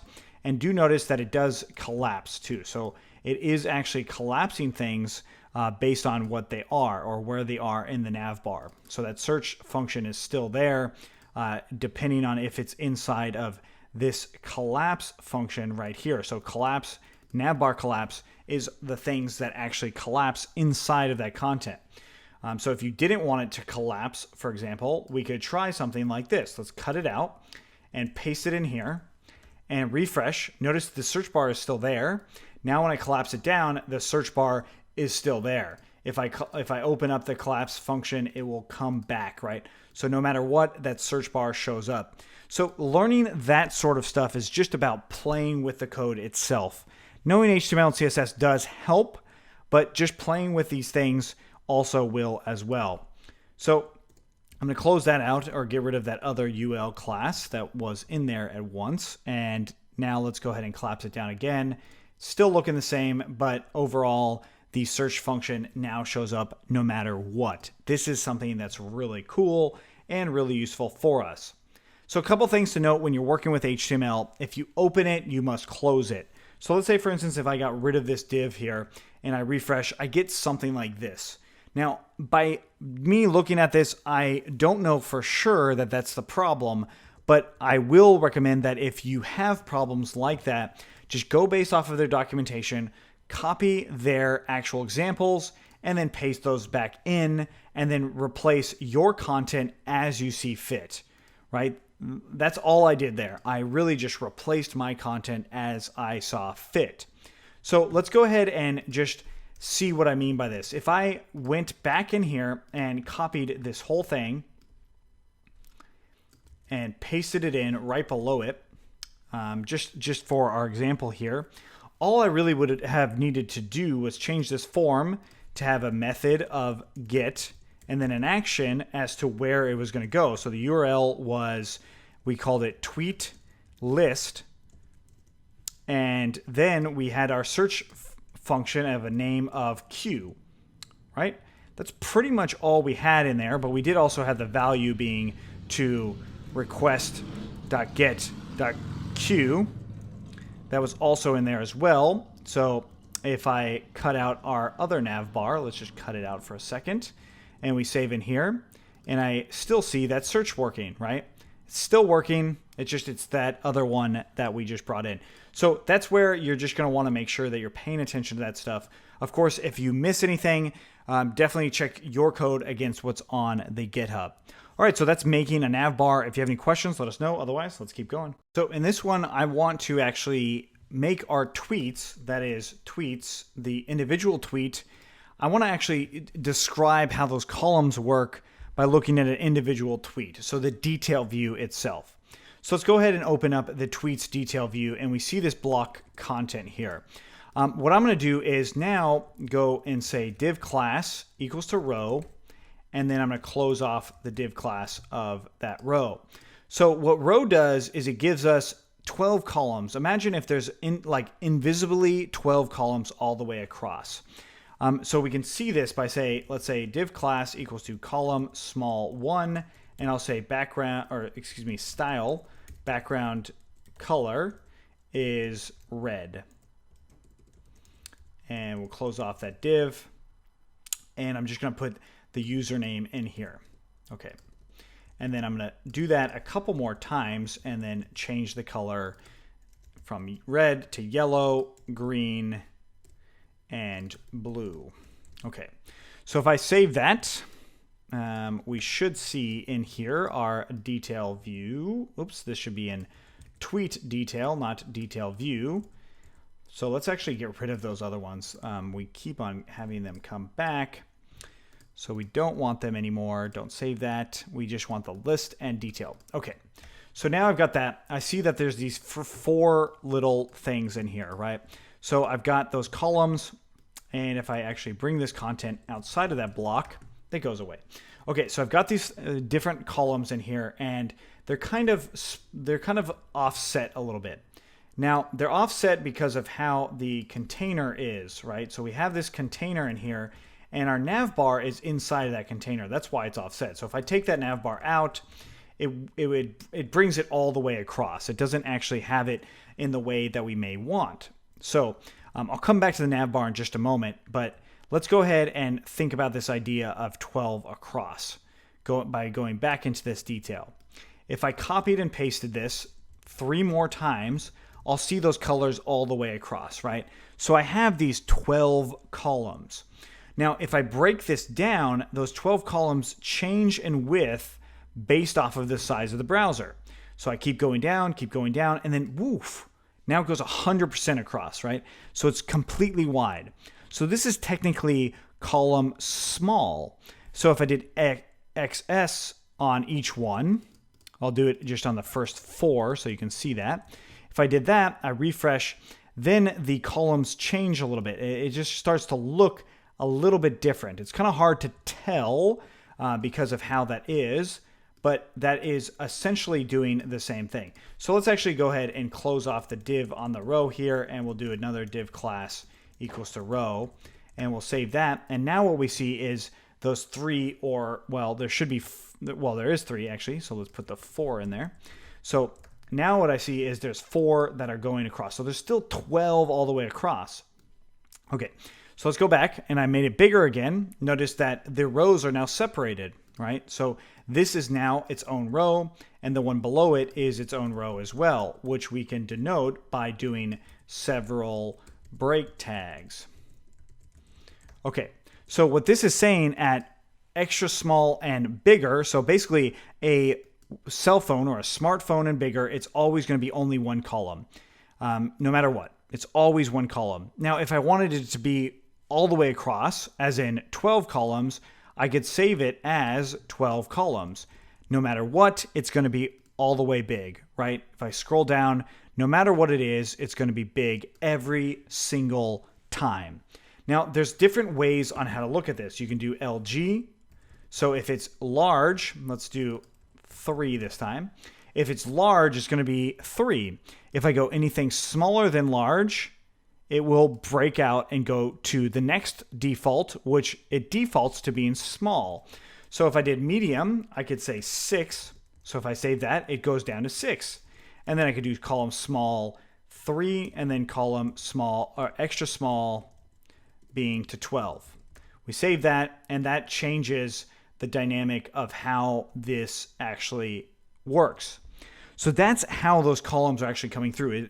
They adjust and expand based off of whatever we say in here. So whatever these defaults are, that's what's going to happen. Now, by default, if you do column of anything, once it goes to extra small, it will always be 12. So like I say, okay, column, let's do column medium being 6. Once it goes below 6, it's going to be 12. Or once it goes below medium, it's going to go back to being 12. So there's medium, and there's not medium. So it's actually at 12. And it's actually kind of collapsing in on the other one a little bit. So that's where you add this row, and you want to make sure that these things are working in conjunction with each other. So this is going to be a lot of playing around with. You really need to play around with this to make sense of all this. But what I want to do is actually take what we just learned and put it where on one side of the page, I have my user information. On the other, I have the tweet information. That's probably not what it's going to look like at the end of the day, but the main part here was to understand how those columns work. So let's go ahead and delete everything except for object.user. I'm going to bring that down at the bottom, and I'm going to delete all of this, or actually not delete it, but just take it out of block content, which is in effect deleting it, because if we save it and refresh, we've got nothing in here. So the first thing I'll do is define a row, because I want these things on the same row. So I'm going to define the left side first by doing div class equals to column small, and I'll just say 3. So it's going to be 3 columns across. And this is going to be denoted by using a color. We'll just show a color in there just so we can have it. And I'll just put an h1 tag in here with that user. And then we'll do div class equals to column small 9. And we'll close that off. And then we'll put that content stuff in there as well. Okay. So now that we've got this, let's go ahead and look at it. And there we go. So we now have our user on one side and then our content on the other. If I collapse it down, the user comes above and the content's below. So if I want to change the order of those things, I could do pull right and pull left. I save that. I can refresh in here. And now when I expand it, it does that. Okay. So the pull right and pull left does not change, or it does change how, when we break it down, what happens, at least with the top one, right? So if I did column small or extra small 12, and then column extra small 12, and refresh there. Now it's definitely showing me what that is. Okay. So that is essentially how this stuff works. I'm going to bring this back to being the order it came in, which is by default like this. So it changes it back to that order. And that is how you can actually use different columns to your advantage. Now, this same sort of idea has to happen inside of the nav bar. So we have this container fluid. If I get rid of container fluid to just being container, it brings it right in for us. Container fluid just is allowing the rows to go all the way to the end. So if we go back into our base from this being container, we can call this container fluid as well and refresh. And now everything goes completely wide no matter where you are. So that's just kind of how you change those two different containers and how those blocks work. But I'm going to use just regular container on both things, navbar and the base.html. So now this is how it looks. We've got hello again, and we can see our tweets here. And now these tweets are all in, right? So this is maybe something that you might end up using or seeing in other places. So this tweet list, I've got this offset here that brings them all in. Let's actually change that offset to an offset of 3. And now it's going to go it's going to look a little bit closer to that actual other view, right? It's not completely the same, but it is a lot closer. It's not the same because of how we have it formatted with this media stuff, but it's very, very close to it. If we had it the same, we would get rid of this media class. That would make it even closer to being the same. So I can do the exact same thing that I did in the detail view with this object stuff. So I'm going to go ahead and grab this. And in here, I'm going to paste this in and get rid of this offset. And we're going to use that same user. But now what we want to do is use this contact object list here. Instead of being media, I'm going to come in here and put the for loop on the outside of the actual row, the class row. And I'm going to go ahead and put the empty also outside there. I'm going to get rid of this HR tag. And I'm also going to get rid of the media stuff. I'm just going to remove this right here, put it here, and then delete the rest of it, save it, refresh. Now it's starting to look a little bit more like the detail view. So this is where you can play around with this stuff. And then let's say, for instance, I wanted to have an HR tag in here. If I put it there, it doesn't show up. So I just need to do div class, column, small 12, and we close off that div. And we refresh it, and now it's showing it a little bit closer to how we may want it, right? So this is the user, of course, and this is all this other stuff. Now, I might not want it this way. I might want it to where I really just have my own personal user information here and then a list of tweets. That might be something else that I want. So let's go ahead and undo all of the things that I just did because that is how we learn. Okay, so now I've got the user on that side, right? So this is going to be my requested user. So I'll just do request.user, and that's me, CFE. So that's my actual user right there. So I'm going to go ahead and get rid of this background of yellow, and I'll just give it a red just to show us that it's different. And this is now showing us a little bit of a new kind of look here for our actual site, right? So we have that column small 9 actually showing up. If I do a new search, no tweets found, all of those things are actually starting to make a lot more sense, hopefully, and at least on how it's formatted and how it looks. If you have any questions on what we did here, let us know. Otherwise, let's keep going. So now what we want to do is update our home page to being this page. So right now it's on tweets. This is actually what our homepage should be, not what it is currently. So the homepage will now be tweet list view. And all we're going to do here is import it into our URLs. And that is from tweets.views, import tweet list view. And this is now home, or tweet list view is now the home view. So we list this out, and I'm going to call this, I'll leave it as home actually, and then we'll refresh in here. Let's make sure our server's running. And now if I go home, I see the same list. I do want to have my search function change. So the original home or tweet list view, which we'll still call it the tweet list view, but that other one we're going to actually now call it search. So this should be search instead. So now if I refresh in here and do a new search, it comes in here and says tweet search. If I get rid of this, it will give me that list view. But if I get rid of search, it gives me a page not found. So that will then have to go to something different, probably just a URL redirect to our homepage. So let's go ahead and do Django redirect view, and we click on redirect view. This is essentially what we're going to be using. So in our actual Django URLs, we can just import this redirect view by doing from Django.views import redirect view, and our original main URL where it said tweet, we are going to add in this redirect, and we're going to want to redirect it to, let's say for instance, our URL being just the home page. All right, so let's get rid of this URL name here. We'll save it, and we refresh in here.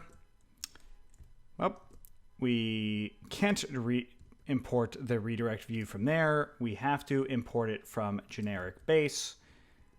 Let's try that again with the correct import, as you would have seen right there. And I refresh in here. Now if I go to tweet, it will redirect me to that homepage. Just a nice little subtle thing there. Every single time it'll just bring me right back into my homepage, so I see all of the tweets. Now, something we need to do here is create our form that will actually handle the creation of our tweets. So we want our form in there, and that is our create tweet form. So going into our tweet list here, I want to actually have the create method in here. So what I'm going to do now is I'm going to create a new row, and I'll say div class equals to row, and I'll close off this div row. And all I want to do is, if it says if not request.get, so if there's not a search going on, then we will definitely show the form here. So I'll do form method equals to post, and we'll do the action equals to something, and then we'll close off this form. Now, there's a couple ways on how we could go about doing this in particular. The action, we want it to go to our create view, right? So wherever our create view is, that's where we want that action to actually go.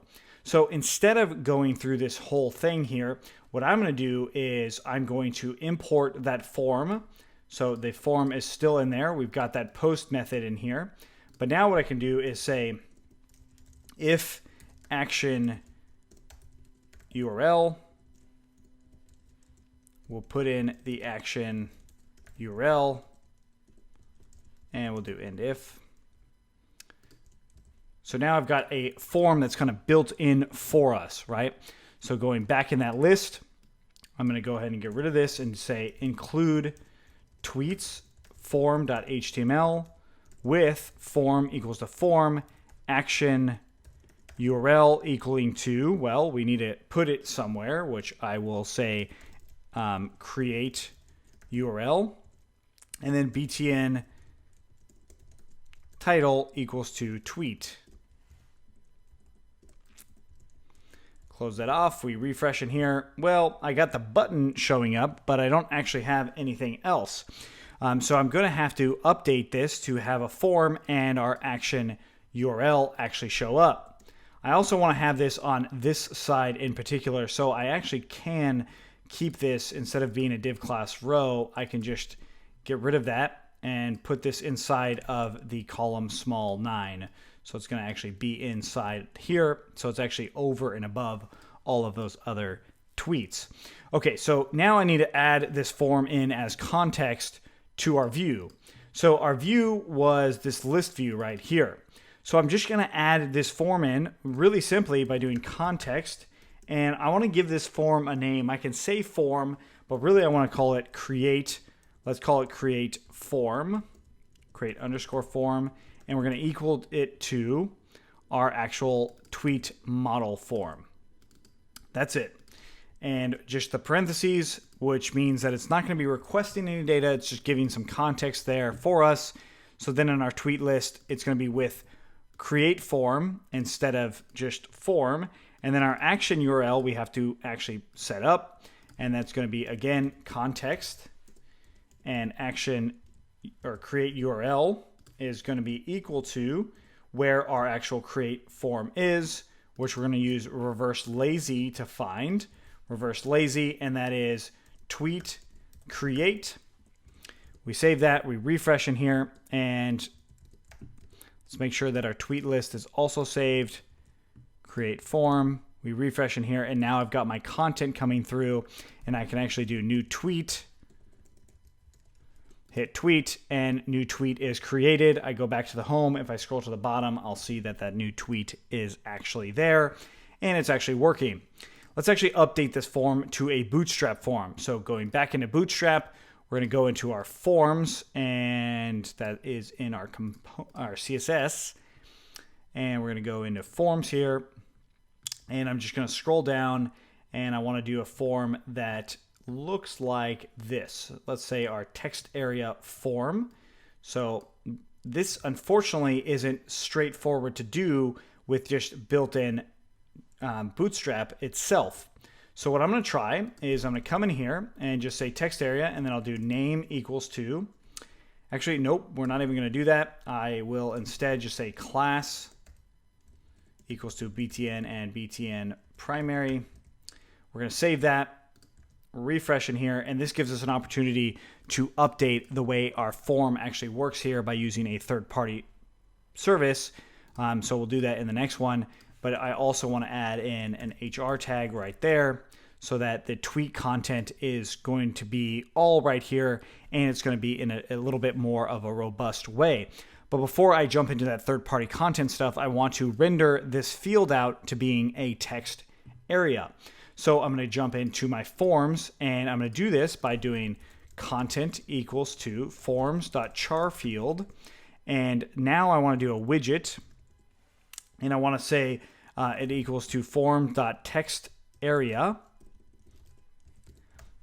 And I refresh in here, and now it's actually a text area here. I want to get rid of that content, and I'll just the name itself by just saying label equals to an empty string there. That gets rid of that. And then I want to put in a placeholder by doing attributes equals to a dictionary value, and we'll do placeholder, and that's going to be equal to your message. And we had a little mistake there. That should be inside of this text area here, like that. Save that. And that should be attributes, or ATTRS. I refresh in here, and there it's coming through. And then I can add a class. Oops, not in placeholder, but here, class and form-control. Save that, refresh in here, and now we've got our message coming through just a little bit better. So let's go ahead and place these out a little bit more. Okay, we saved that, and there we go. So now we've got our message in there, so I can do a new tweet, hit tweet, and it comes down and it does all the things that I need. And then also if I go to, let's say, for instance, I try to tweet it, and well, it said message is required, so it by default has some of those things in here, but let's go ahead and look at the tweet create page, and here it is again. So it's still kind of looking like the same. So I do want to make sure that my create view in here has a div class of row, and we're just going to put it right in the middle of the page, and I'll do div class equals to column small 6, column small offset 3. So that 3 is, of course, or the offset in general is that offset of that size. I'm going back to the column, so the offset being that it offsets on the left side there. And then if I do 3, that means it's 3 on both sides because the middle one is 6. If I wanted it to be a little bit bigger, it'd be 8 and 2. And that's probably what we'll end up leaving it as. And then I'll just say create tweet, close off the H1 tag here, save it. And now I can do new tweet, hit tweet, and I got my new tweet there. And down here, it's still coming through as we needed it. Cool. So it's definitely starting to move in the right direction. But what we want to do is actually update this to being a actual third-party rendering of it versus what we did, which was just having our actual form change with all of this stuff. Now, the reason this worked itself is because content is a char field, and we can change the widget, the default widget for that form, by just rewriting the form here. So whatever you put here is going to override the field that's down here. You can also add additional fields in here as well. So if I said new title equals to forms.char field, let's just try that one. And if I refresh in here, now I've got my new title in here. And if I tweet this, that new title doesn't do anything, right? It's not saved. Nothing actually happens. But if I try to tweet it without that field required, all those things kind of come through. And if I do required equals to false on here, it will change how it's rendered. If I hit tweet, it's still trying to do that, right? It's still actually coming through as that being a requirement.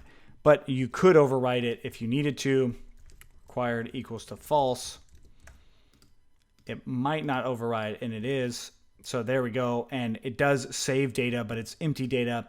And that's definitely not what we want to see. So that is something that you should know, that you can write other fields in here for forms. And that is essentially how you would write a normal form anyway.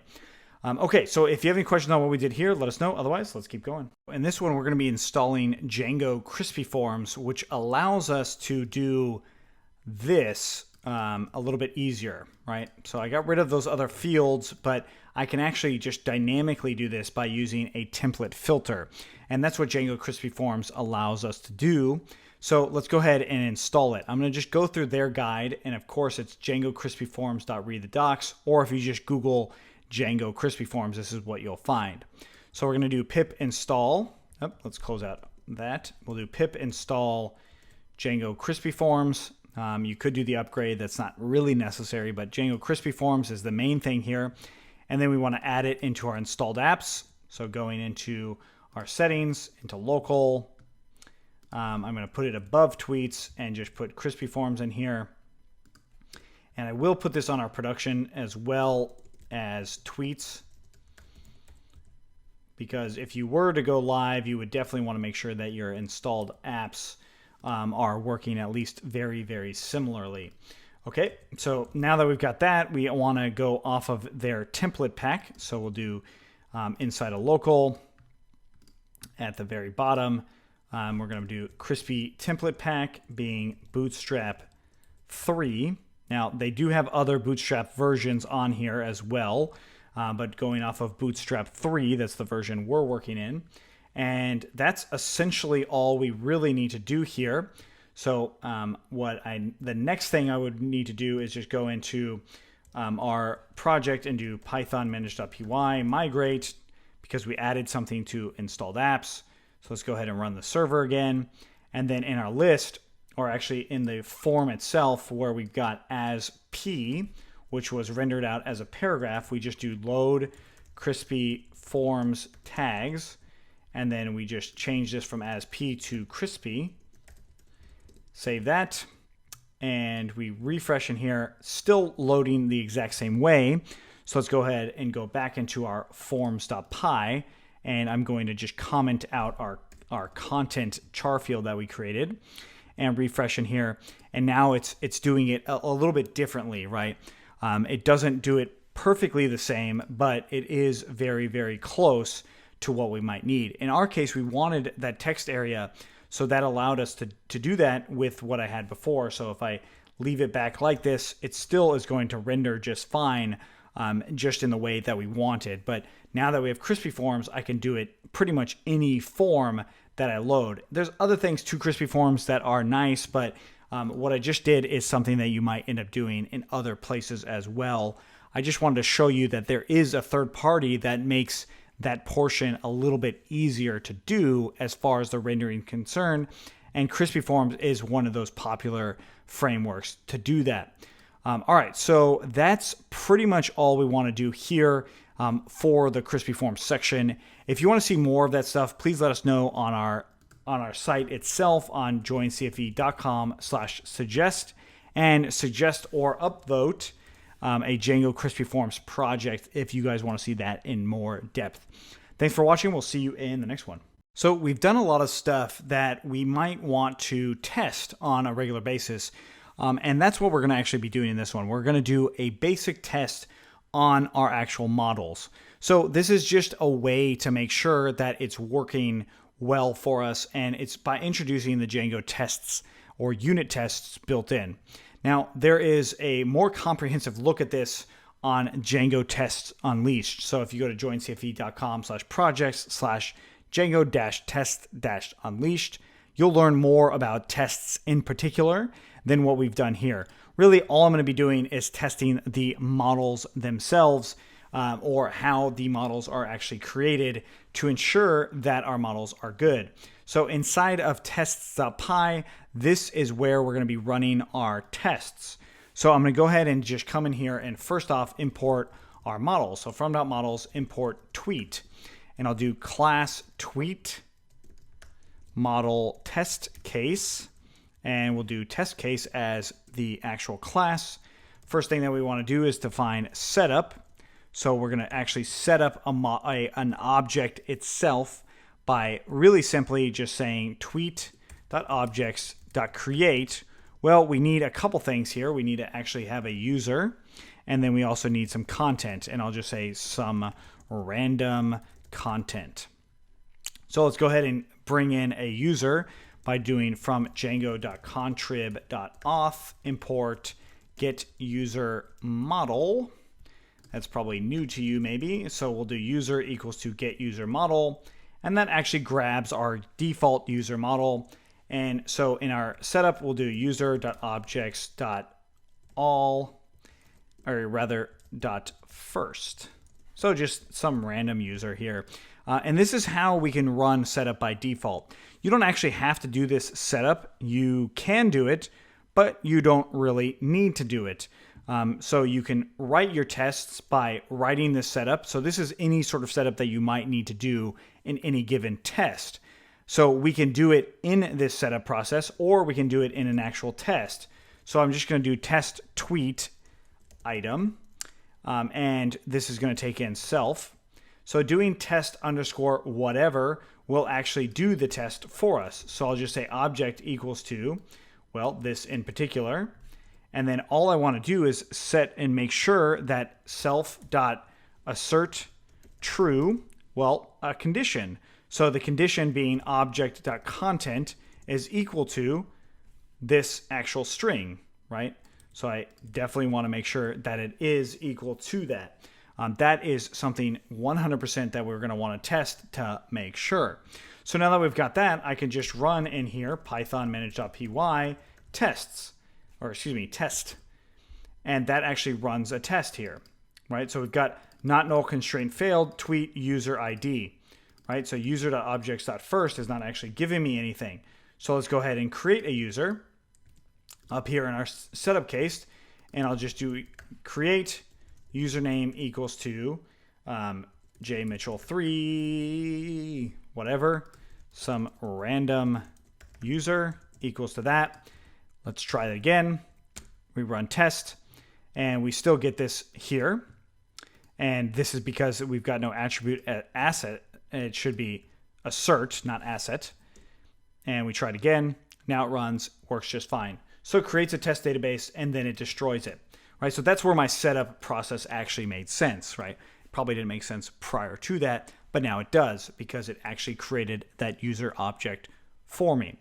Another thing that we would want to check is we'll do self.assert true object.id equals to 1.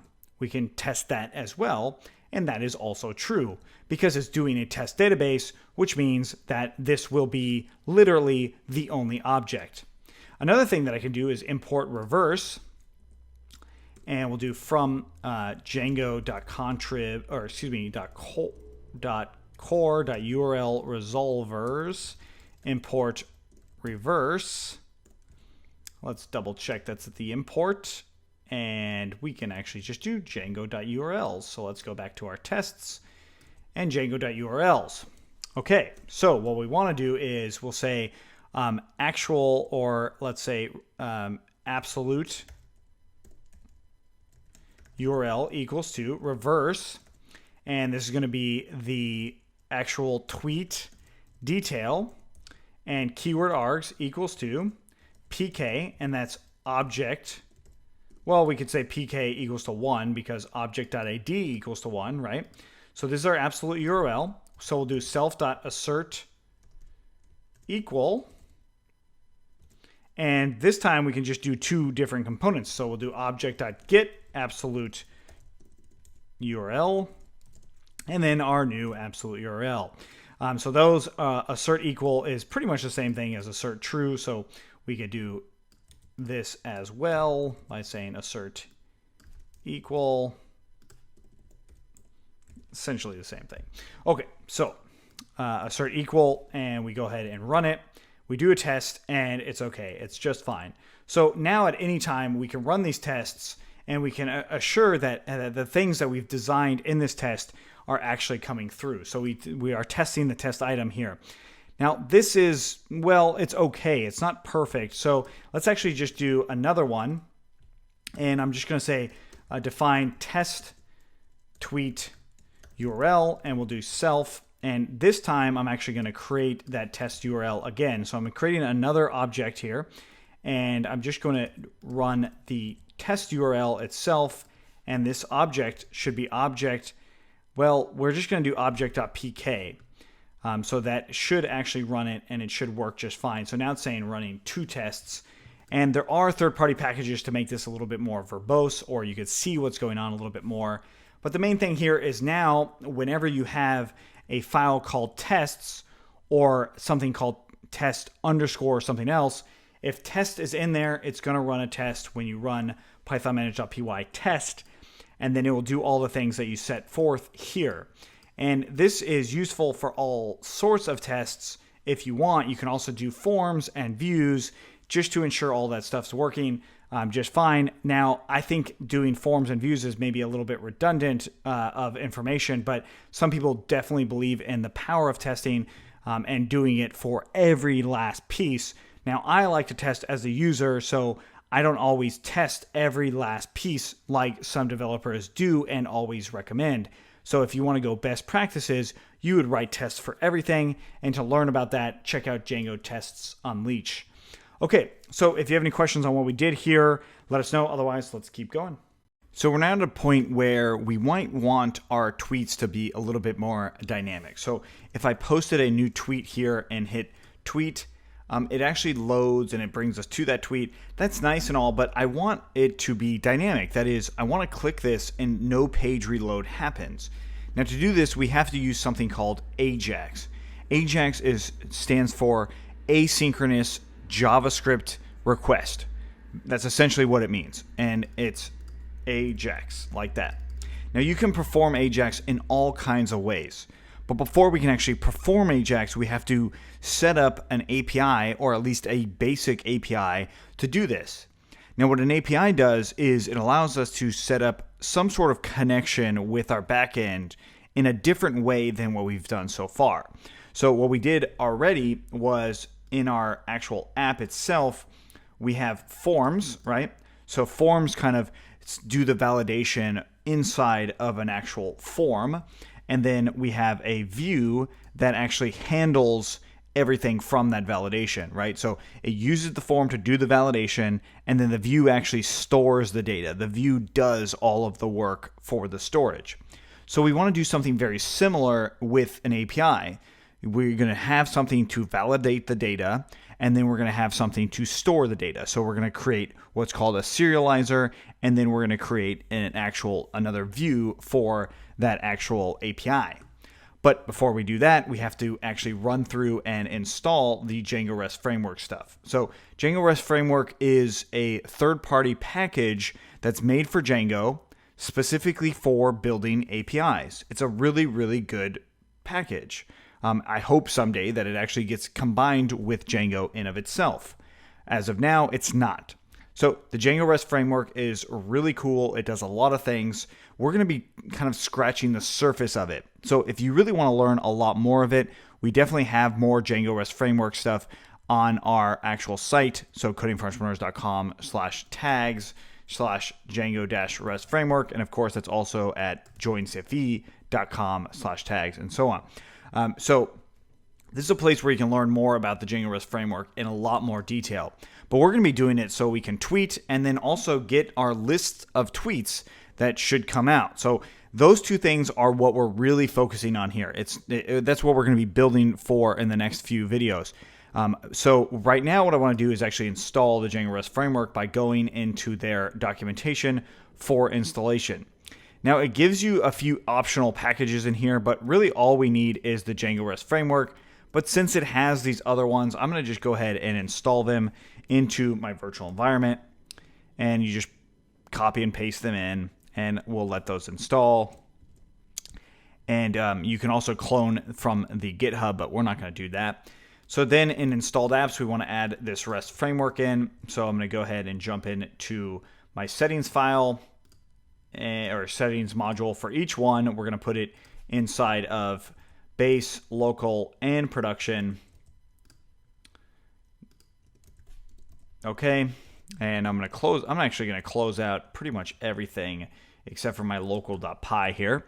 And then I'm going to go ahead and run python manage.py, migrate, because I added stuff to installed apps.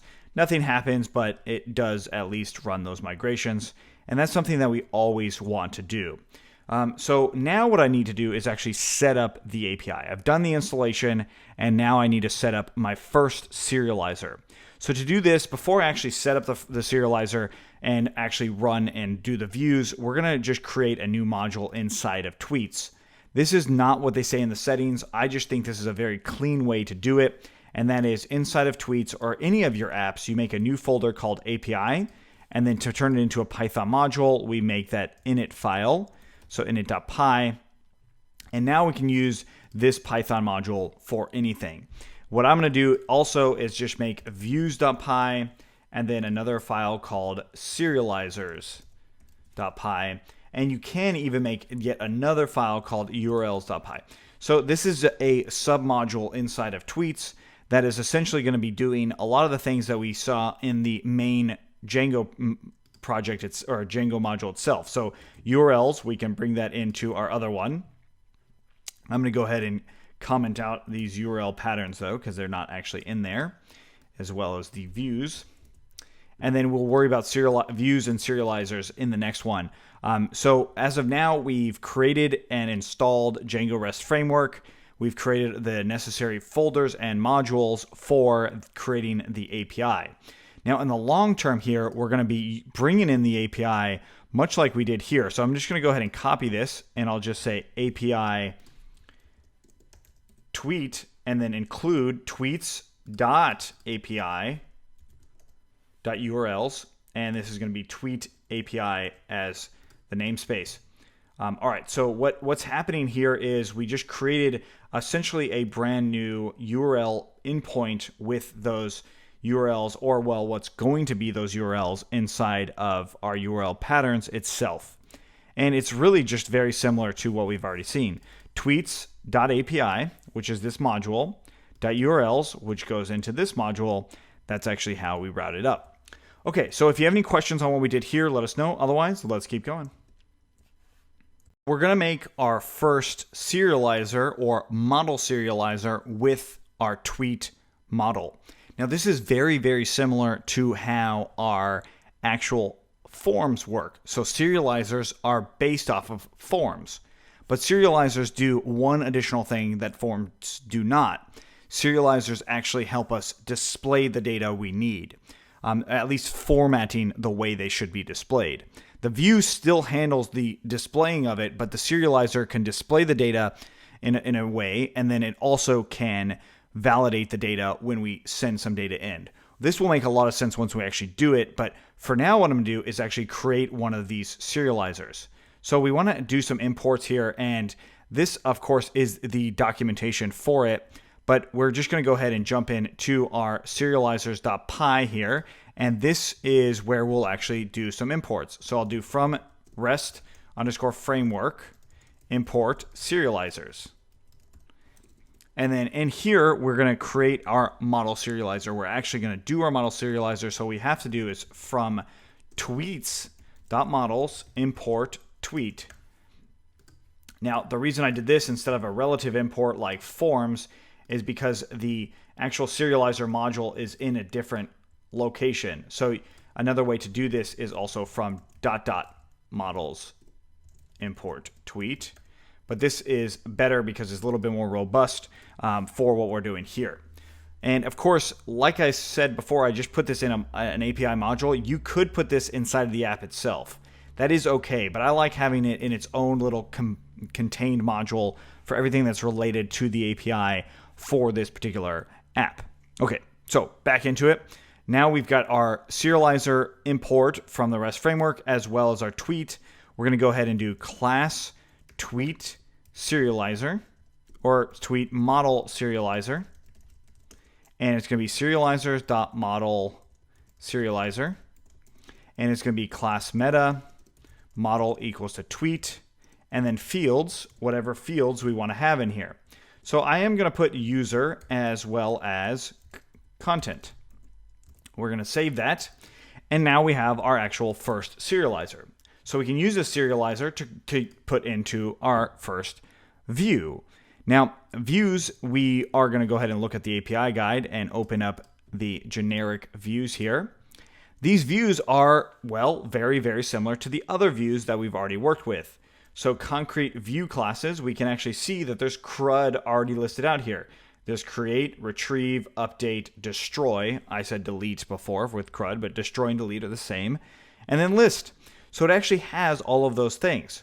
So what do we want to do here? I'm actually going to want a list view. I'm going to have an actual list of these items that we want. So used for read-only endpoints to represent a collection of model instances. That is very technical. Basically what it's going to do is it's going to list out these things in a format that can be used for JavaScript object notation or used in Ajax, basically. So let's go ahead and do this with our list API view. Let's actually create that first. And I am going to go back to the very top to see the imports that I need to do. So I see that I have from REST framework import generics. That's what I'm going to actually copy here. And then I want to import my serializer. So from .serializers import. This was our tweet model serializer. So we'll do class tweet list API view. And I'm just going off of the actual name of the class here. So list API view, tweet list API view. So I just named the model first and then the actual class that it's inheriting from, which is generics.list API view. Notice that API is capitalized. So that is actually important. So now that we've got that, we can go back to the examples and we can see the various things that are coming in here. We have query set, serializer class, permission class, and so on. So what I want to do is I have to actually import the tweet model itself because we had that query set stuff. So we'll do from tweets.models import, and this is going to import our actual tweet model. So again, our query set equals to tweet.objects.all, and we can actually define get query set, which is what I'm going to do, and I'm going to return that same thing. The reason I'm going to do this will come clear later, but it's very similar to what we did before with our other list API view, but it's going to go one step further. And then we're going to do our serializer class, and that's going to be the tweet model serializer, right? This should look very familiar to our other list API view. So if we look at our other list view, we've got our get query set here, right? We have that get context data, but if we had a form or if we used a form mixin, we could actually use that. But if we look at our actual ones that had form, we've got form class, that gives us that model. So it's very similar to what we've kind of seen before. It's following that same sort of like usage. Okay, so now that I've got this, I've got that view, I'm going to go ahead and bring it into my URLs inside of the API, of course. And in here, I'm going to make that same list view change it to the list API view, and I'm going to leave this in as what we had before, which was just that first endpoint, which is just the $, and then mix that with API tweet, right? So if we go back here, this is now going to be API tweet. That's going to be the actual URL. Okay, great. So now that we've got that, let's go ahead and test it out by running the server. You might have seen this syntax error. That's because of how we had the imports going before. No worries now. It should work. So we've got API and tweets, or API tweet. And here's our actual list. This is actual API content. This is what it's doing. So it's in a format that is what's called consumable for JSON, or our JavaScript object notation. Really, really nice. So I can actually change this and update it to work on this page. Well, we'll actually see that in the next one when we run through and grab that data to replace what's here with using this API view. There is still something else that I want to do on that API. Oops, let's go back. It says user is 1. We want to change that to being something a little bit more robust as well. So both of those things we'll do in the coming videos. If you have any questions, let us know. Otherwise, let's keep going. So as we see here, we have the ability to display our data in a different format. That format is called JSON data. So using this endpoint, that is showing us generally where this data will always be, right? So this URL right here is where it's always going to be. And that way we can actually grab it using all sorts of methods. But for us, it's going to be jQuery, and put that on our front end or back onto our actual site where the user would actually see, right? Our end user wouldn't really see this API. It wouldn't look at this because this does nothing for them. But what we want to do is make it a little bit easier on ourselves. So when we're displaying a user, such as when you actually go to the home page, you see that you can actually see the username here instead of just the ID number for it. So what I want to do is actually create a brand new app specifically for this reason. Now, long term, this app is going to be for all other things, but I want to keep everything in of itself, right? So let's go ahead and do it, and I'll explain it as we go forward. So I'm going to go ahead and do Python manage.py start app, and I'm going to call it accounts. And inside of accounts, I'm going to make a new module in here with the new folder first, API, and then new file, and we're going to call this init.py, and then a new module in here called serializers.py. This is all I really need right now. So to create this serializer, of course, I'm going to be doing it for the user. So it's very similar to this tweet model serializer. So we're going to go ahead and import serializers, and then we're going to import above it from django.contrib.auth import get user model, and then we'll say the user model is equal to the get user model there, and then we'll just do class user default serializer or user display serializer, and this is going to be serializers.model serializer, and then we'll do class meta model equals to user fields equals to, and all I'm going to do here is username, first name, last name, and I'll also say the email. Okay, so email is kind of optional. Actually, I'll leave that out because realistically, you're not going to have your email publicly displayed. So this is kind of a public display user serializer. Since I created this app, I'm going to go ahead and put it into my settings, even though I haven't done anything with models, and I won't, at least at this point. I'm going to put accounts in each one of my settings files here.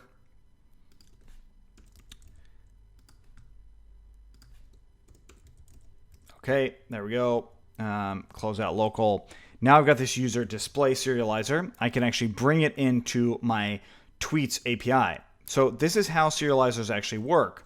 So if I do from accounts.api.serializers import user display serializer, I can say user equals to that user display serializer. So this actually serializes that user based off of whatever's in that other serializer.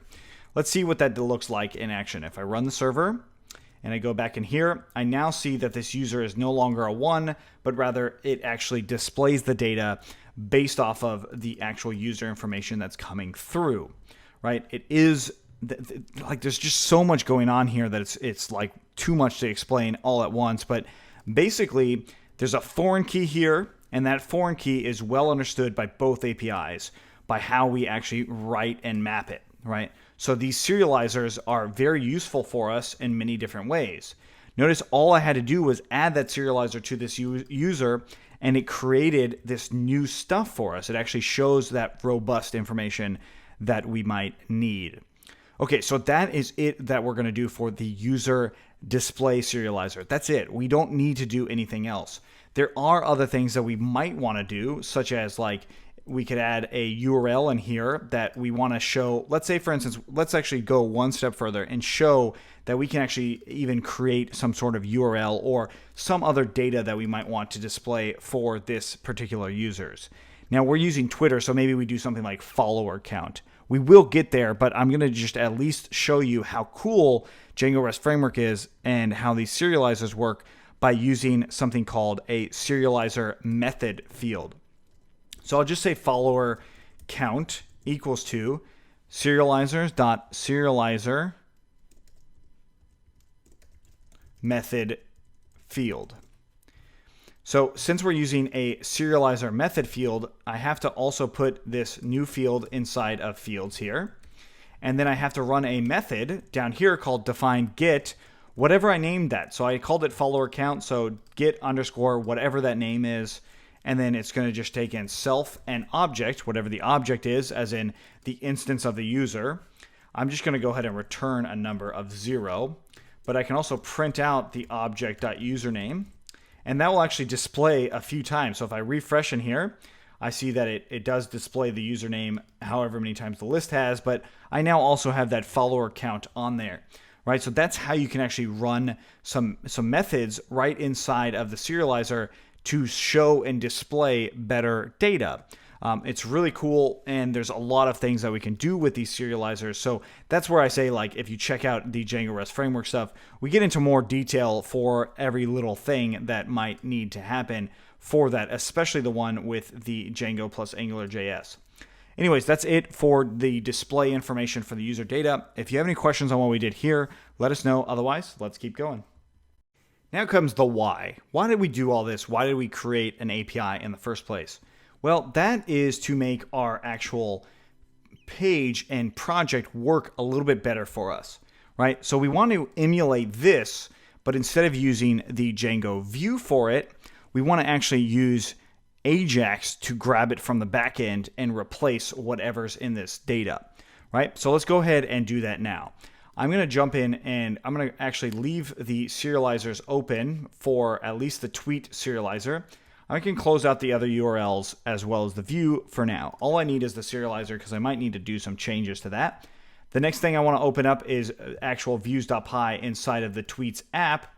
But more importantly, I want to see the tweet list view template, right? So let's go ahead and open up that tweet list. Here it is in here. This is actually all of the list related stuff. And then I also want to open up base.html. And this is going to be where we actually write some Ajax. Now, Ajax, or the call that we're doing with Ajax, is going to be done through jQuery. This can be done with other sorts of JavaScript. It doesn't have to be jQuery. jQuery is a library of JavaScript, and then there's many other libraries that can accomplish this same sort of thing. There's even a front-end framework called AngularJS that would allow us to do this in here. So what I'm going to do is add a new block, and I'll say block jQuery, or actually let's call it block script, and we'll do in block script in here. So as usual, I have this block here, so I can actually use this block and put it inside of any HTML template. Now, at the end of the day, you're probably not going to want to have your scripts inline like this. You'd probably want to make an external script, much like this Bootstrap stuff, and then save it elsewhere and then do all that. But for testing purposes, we're going to put it in here. So I'll go ahead and put script here and script here. And then I'll just do $document, parentheses document, ready. and we're going to write a function. And all I'm going to do here is just console log something. So I'll just come in here and do console log working. Okay, so we just wrote some JavaScript. This is actually jQuery formatted JavaScript, but it is JavaScript nonetheless. So since I've done that, I'm going to go ahead and go back into my page, and I'll just go to inspect the element here. And I want to go into the console, and now I see that it says working. So that means my jQuery is actually working, so I can actually run a request to somewhere. So this means I can actually do some AJAX. So let's look at jQuery AJAX and see what I mean by that. So if I click on this, I see that I have this documentation for jQuery AJAX. So this is kind of how we actually run some AJAX stuff. Now, you can read more about the documentation and see how these things work, but what we're going to do is actually create this AJAX call for you. Simply by doing $.AJAX and then curly brackets. So notice how we're doing this. I'm gonna add some spaces here. JavaScript doesn't matter about spaces. It matters about all these other things. So $.AJAX, this is doing an AJAX call. We want to set our URL first. And I'm going to hard code it right now, but we'll change that later. And then we do API tweet. And then we're going to put a method here, which is get. And I'll explain why get in a second. And then success. So if it works, we'll do function data. And then we'll just go ahead and console log that data. If it doesn't work, if there's an error, we're going to write function data again and console log data. I'll also console log one more thing above that, which is just error, just so we know which one is which. Okay, so now that we've got this, let's go ahead and save it, and we'll come back and run it inside of here. And what we should see is object, object, object, whatever. If I click down on that, I will see an array, and then all of this stuff, all of the data that's actually in there, right? So it's showing us the objects as we needed. We also see the user and all this stuff. So what happened is the API, let's go ahead and open up a new tab, and we'll say tweet. The API creates this into a content type of JavaScript object notation. So JSON or JSON is JavaScript object notation, which is how JavaScript can use data. So you can read more about it here, but basically it's a way or a format that JavaScript can read and understand it. If we didn't have it in JavaScript object notation, we might have some other issues, right? So like right now, this URL, I pass it in here as a string. This is a string inside of JavaScript. What if I add in URL and then I did the actual URL path to this, which I'll have to double check, but I think it's tweet-API and then list. That I believe is the URL for it. So let's go ahead and double check. If we go into our actual Tweetme URLs, we got tweet API there. That's right. And then the actual API one, which was list. Okay, good. So that's now the correct URL according to Django. But if I refresh in here, I'll get an invalid regular expression flag. So like it doesn't understand this, whatever is going on here. So if I put parentheses here, or excuse me, quotes in here, it will actually make that formatted for us and it will work again. So this is okay for working on inside of the template, right? Because this will render inside of a template. But if we turn this JavaScript into its own .js file, this isn't going to work anymore. So I'm going to bring it back to api./tweet. That is a hard-coded thing that hopefully you're not going to ever have to change, right? Your other URLs, you might not have to change either, but if you do change it, remember your API calls might have to change as well. Okay, so now we've got this request here. I can actually do some stuff inside of the data. I can actually see this data and then eventually put it in stuff down here. So let's go ahead and iterate through the data that's actually coming through, which is literally just an array of objects. So that means it's a list of objects. Array and list are interchangeable, but array is what it's called inside of JavaScript. So let's iterate through it with $.each. This is how you can iterate in jQuery. And it's going to take in the data as an argument, and then it's going to return a function, with a key value pair. So we can actually do console log key and then console log value. We're going to see what that does in just a second. I'm going to get rid of this other console log there, and we'll refresh in here. And now what I see is it gives me a 0.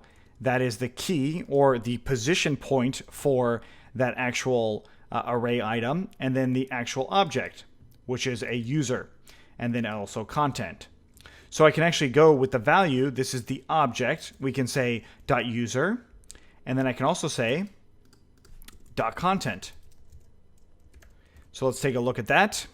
Refresh in here, and now we see that the object, the user object, is in there, and then we have some data for the actual text that's coming through. Cool. So I've actually iterated through all this stuff. So now I can bring it in here.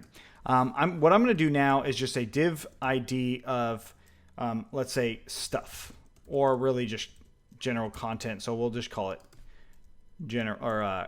tweet container. Okay. So now we've got this container in here. I'm going to come in and just say get the $, and use hashtag tweet container. So this is called a selector. This is selecting an ID in here, and the ID is being tweet container. So just putting that hash in front of it is how you actually select it. It's very similar to if you used style tags inside of your CSS. That's essentially the same sort of idea there. So that's grabbing that tweet container, and then we're just going to go to append. Well, we're going to append some data in here. So the data I'm going to append is first off, we'll say var tweet content equals to value.content, and then var user equals to value.user. Okay, or let's call it tweet user instead. So I can go ahead and get rid of this stuff, and I can use that key, and I'll say var tweet key equals to key. Okay, so now I have some variables in here, and of course in jQuery or JavaScript you have to use var before you declare a variable or use that variable, and you can use semicolons at the end to denote that it's done. jQuery is pretty smart, and you don't have to use those, but that's kind of best practice in general. Okay, so now I can actually create some new HTML. So I'm going to append, first I'm just going to append what's called a list item. So I'll just do li inside of strings plus, and then I'll just do tweet content plus the closing tag of li. We save that, and we refresh in here, and whoa, look at all that stuff. So I now actually have it coming in twice, right? And if you look down here, it's still emulating all of that stuff. So I can come through and make another one. So I just do plus br, so break tag, and then plus.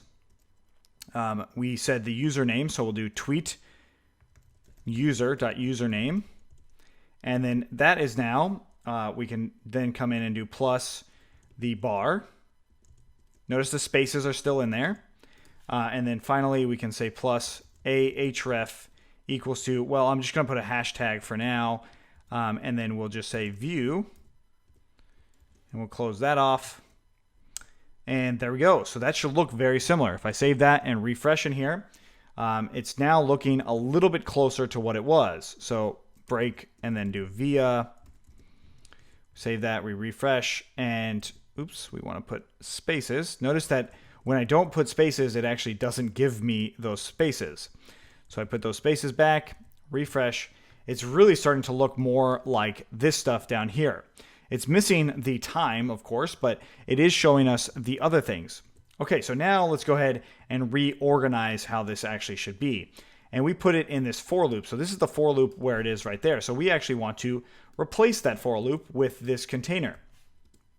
So I'm going to come in here, and now what I'm going to do is roughly design it essentially the same way as this. I'm going to go ahead and copy this, and we're going to come in and just paste it above here. And I want to update this actual append to this div content here. So this can start to get a little bit complicated or a little cumbersome. what I'm going to do is get rid of this media left stuff because we actually don't need that right now. And instead, I'm going to just focus on the media itself. So let's go ahead and start replacing things. I'm going to cut this out, replace the list element here, and then the closing off list element. And then to get rid of the double quotes there, we just have to use that slash there. That will actually allow us to have these strings coming together. So now we've got our media, and then we want to put the media body. That's the next thing that's in here. Again, using those slashes.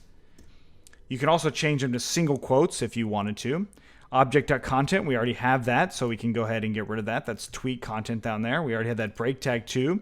We already have via, and we already have pretty much all this other stuff. So I can really just kind of get rid of that with the exception of this last div tag I want to put here. So let's go ahead and get rid of these. Okay, so we save that and we refresh in here, and look at that. We have it twice now. Our break tag at the very end, we're going to do a break or an HR tag at the very end of it, so it at least has those same sort of lines that it did before. Very, very similar. Well, actually, it's the exact same with the exception of having the data come through. Okay, or I mean, sorry, the date time data come through. So this part is possibly the most complicated thing about it.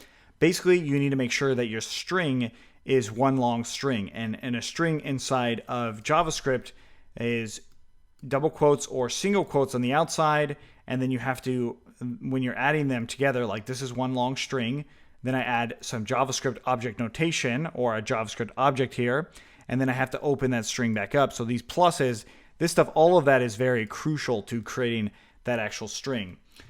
So now the one thing about this though is our search function, new search, is not working, right? So it says no tweets found down here, but all the other tweets are still coming through. That's not something we actually want to have happen. We would actually want to run the search function on here as well. So if there is data, then we'll actually want to run that. So, and down here, I'll just say if data, well, we'll come back to that actually. So when we do the search function, but that is doing some Ajax inside of getting our tweets. Now you might be wondering, well, how is this better? Well, right now it's not better really. It's actually worse right now. So we will make it better, but we want to just go ahead and first off, finish off the search function so it works on here as well. And then we will update it to where our actual tweet method works. And that's when you'll really see why this is better. If you have any questions on what we did here, let us know. Otherwise, let's keep going. So now what we want to do is update our JavaScript or jQuery to actually run a search. So if I type out search, new search, something like that, our actual JavaScript will do it. Right now it doesn't, right? So it's actually just showing everything. So there's a couple things that we need to do to make this happen. First of all, of course, we need to update our actual JavaScript code itself, but we also need to update our API view, the get query set method, and I'm going to do it the same as what we did before for our list view prior to that. So I'm just going to go ahead and paste this in here. And remember, we used that Q lookup, so I'm going to go ahead and copy that as well. Bring that in, and I'm going to go ahead and get rid of this request get on the other view, so the other normal list view. I'm going to go ahead and get rid of that. Save that in there, and now we've got our list API view with that request get there. So what we need to do is update our URL to handle that request, right? So it's still doing the same sort of thing with that endpoint. So if we add a Q equals to some query, that will actually work. So if I save that and refresh, notice it all goes away, right? And then the printed out data should actually print out that query as it did. So we need to make this work pretty much how the location is working. So to do this, we can actually go to a response that this is actually a fairly common thing. So we need to actually get that URL or this Q parameter using JavaScript. So GitHub, or excuse me, Stack Overflow has all sorts of answers like this. So if you actually go to this URL right here, itd0rd, that will actually redirect you to this answer, which will do this function here that you can copy, and we can paste it in right above our document ready function, because this is a JavaScript function. We can just use it anywhere. So I can actually now grab this get parameter by name, and we'll just say var q or var query equals to get parameter by name q. That makes it so easy for us to just grab that parameter by doing console log query. We see that in here. If I come in, we refresh, the query is in there now, new search, perfect. That's what we actually want to use. And now let's actually try and do something like this. We'll say data, this is the first thing that we'll do, and we'll do q equals to query, okay? So we pass in data as an argument inside of that Ajax. So now when I refresh in here, it says no tweets found. We've got this new search here, and then it also still runs that query of new search, right? So that is how you can use it with Git. You can actually pass data, and it will combine it with that URL, something just like doing that actually like this. You can also do that itself, so you can update the URL, but just passing the data is how we're going to want to do it. Another nice thing about this is if we don't pass any data, that is, if we get rid of that search, it will actually respond with some stuff for us. Now, if we were on the search URL, you might want to change some things about it. But for us, I'm going to leave it just like this.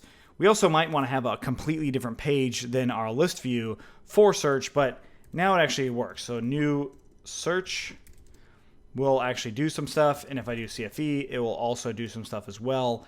That's really cool. So that's actually very useful for us as far as the search function is concerned. But we're not done. The list view itself is decent, right? But the things that we are seeing it have to do with Django. So that no search found, that is all Django related. So let's get rid of this Django stuff out of here.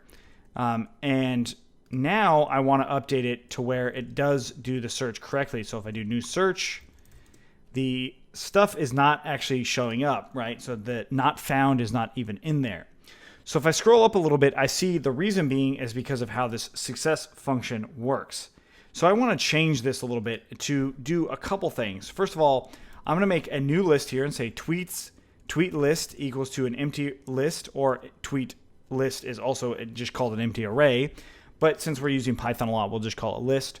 And in here, I'll just say tweet list equals to data. Now I have to declare this, otherwise I'll have some errors here. So now this each function, or this call, I want to go somewhere different. I want to actually make its own function, and I'll say parse tweets as its own function in here. And oops, we want to parse tweets, and we'll say function. So function parse tweets, and then in here, this is actually going to do the parsing for us. We paste this in here, parse tweets. Now the data is now inside of tweet list, and then we will just call it down here as well. Okay, so we actually set the data, and then we parse those tweets in there. But this actual iteration should happen only if tweet list is of a certain length, or it is more than 0. So we'll just say if tweet list equals to 0, let's put that into the actual proper if clause. If it's equal to 0, then we'll do some stuff. Otherwise, we will run through that iteration. So if it's not equal to 0, we'll run through this iteration. So, and here we'll just put a little note saying tweets exist, parse them. Okay, parse and display them. Okay, so down here, what I want to do is actually change the container to say something. So we'll say text, no tweets currently found. Okay, so if I refresh in here, my new search responds with no tweets currently found. If I say ABC, it will give me those tweets, right? So the actual tweets themselves don't actually have great data, but what we see here now is where we've got our Ajax call set up for our actual parse tweets. And then we also have this tweet list in here, which allows us to do some stuff with this tweet list, right? So if we had a new tweet come in, so we get rid of that search and I say new item. Well, this is a new tweet, right? I just created a new tweet, but it actually brings me to a new page. So instead of having to go to a new page, I wanted to just refresh on this page. And that's something that we'll actually do in the next one. So if you have any questions on what we did here, let us know. Otherwise, let's keep going. Okay, so in this one, we are going to be doing the initial portion of the actual form, or doing something with the form so we can actually make a new tweet. And I'm going to do this by not manipulating the Django code too much. So what I want to do is actually inside of this form here, I'm just going to add an ID in here of, let's say for instance, we'll just call this tweet form. So this ID is what we'll actually call the form itself. So I'm going to go ahead and copy this, and we're going to go into tweets/form.html, and I'll just put inside of the parameters, we'll say if ID, and then we'll just say ID equals to a string, put end if ID, we'll just put the ID in there. So rather than calling it ID, we'll just say if form_ID, we'll do that. It probably makes it just a little bit better or more readable. So we'll call it form ID. So now what I want to do is in here, right in JavaScript, I'm going to go below this Ajax stuff, and I'll just put a $, and then we're going to be calling that tweet form by using this $, here, or excuse me, the hashtag tweet form, and then we'll just say submit, and it's going to take in a function which passes in a parameter called event, or you could call it E. You might see it as E in other places, but we're going to call it event. And then we'll just go ahead and do event.prevent default, and then console log event. Okay, so what happened here, and I'll also actually do console log this. So there's a built-in method called submit. So submit is based off of a form, right? So the ID we set on was on this actual form. So the form ID, forms are submitted. You know, when we do this input type submit, it actually submits that form. There's other ways to submit the form as well. So all we're doing here is preventing that form from being submitted, and that's what this does. And then we can console log those two things. This right here, so var this underscore equals to that. This actual call is getting whatever the object is, what's in here. We'll see what that means after we log it. So let's go ahead and just do it just like this. And I'm going to put that prevent default to the very top. Okay, so we save that, refresh on our page, and I'm going to go ahead and try and do something, hit tweet. Notice it doesn't do anything. It doesn't send anywhere, but we get some console data. We've got the event here, and then we have the form itself. So this form is the actual this part of things, right? So we've got context and the actual form. Okay, so this is preventing the default action. If I get rid of that and hit submit, it still is giving me the browser required stuff, right? And then if I do this, it now allows me to prevent that action from happening. So this means that I can actually use this data to then pass it using another Ajax call. So this Ajax call is probably going to have to be our initial fetch. So I'm going to make a new function here, and I'll just call this fetch tweets. And that is really all we're going to be doing here. I'm going to put this Ajax inside of this function called fetch tweets, and then I'm going to call it right there, right underneath it. So right initially, I want to be able to call fetch tweets. The reason I put it in a function is now I can call it anywhere else. So if I wanted to, I could call fetch tweets here as well. So when I when I actually run this, it will fetch those tweets again. So we can just console log and say fetching. Let's get rid of that working call at the top.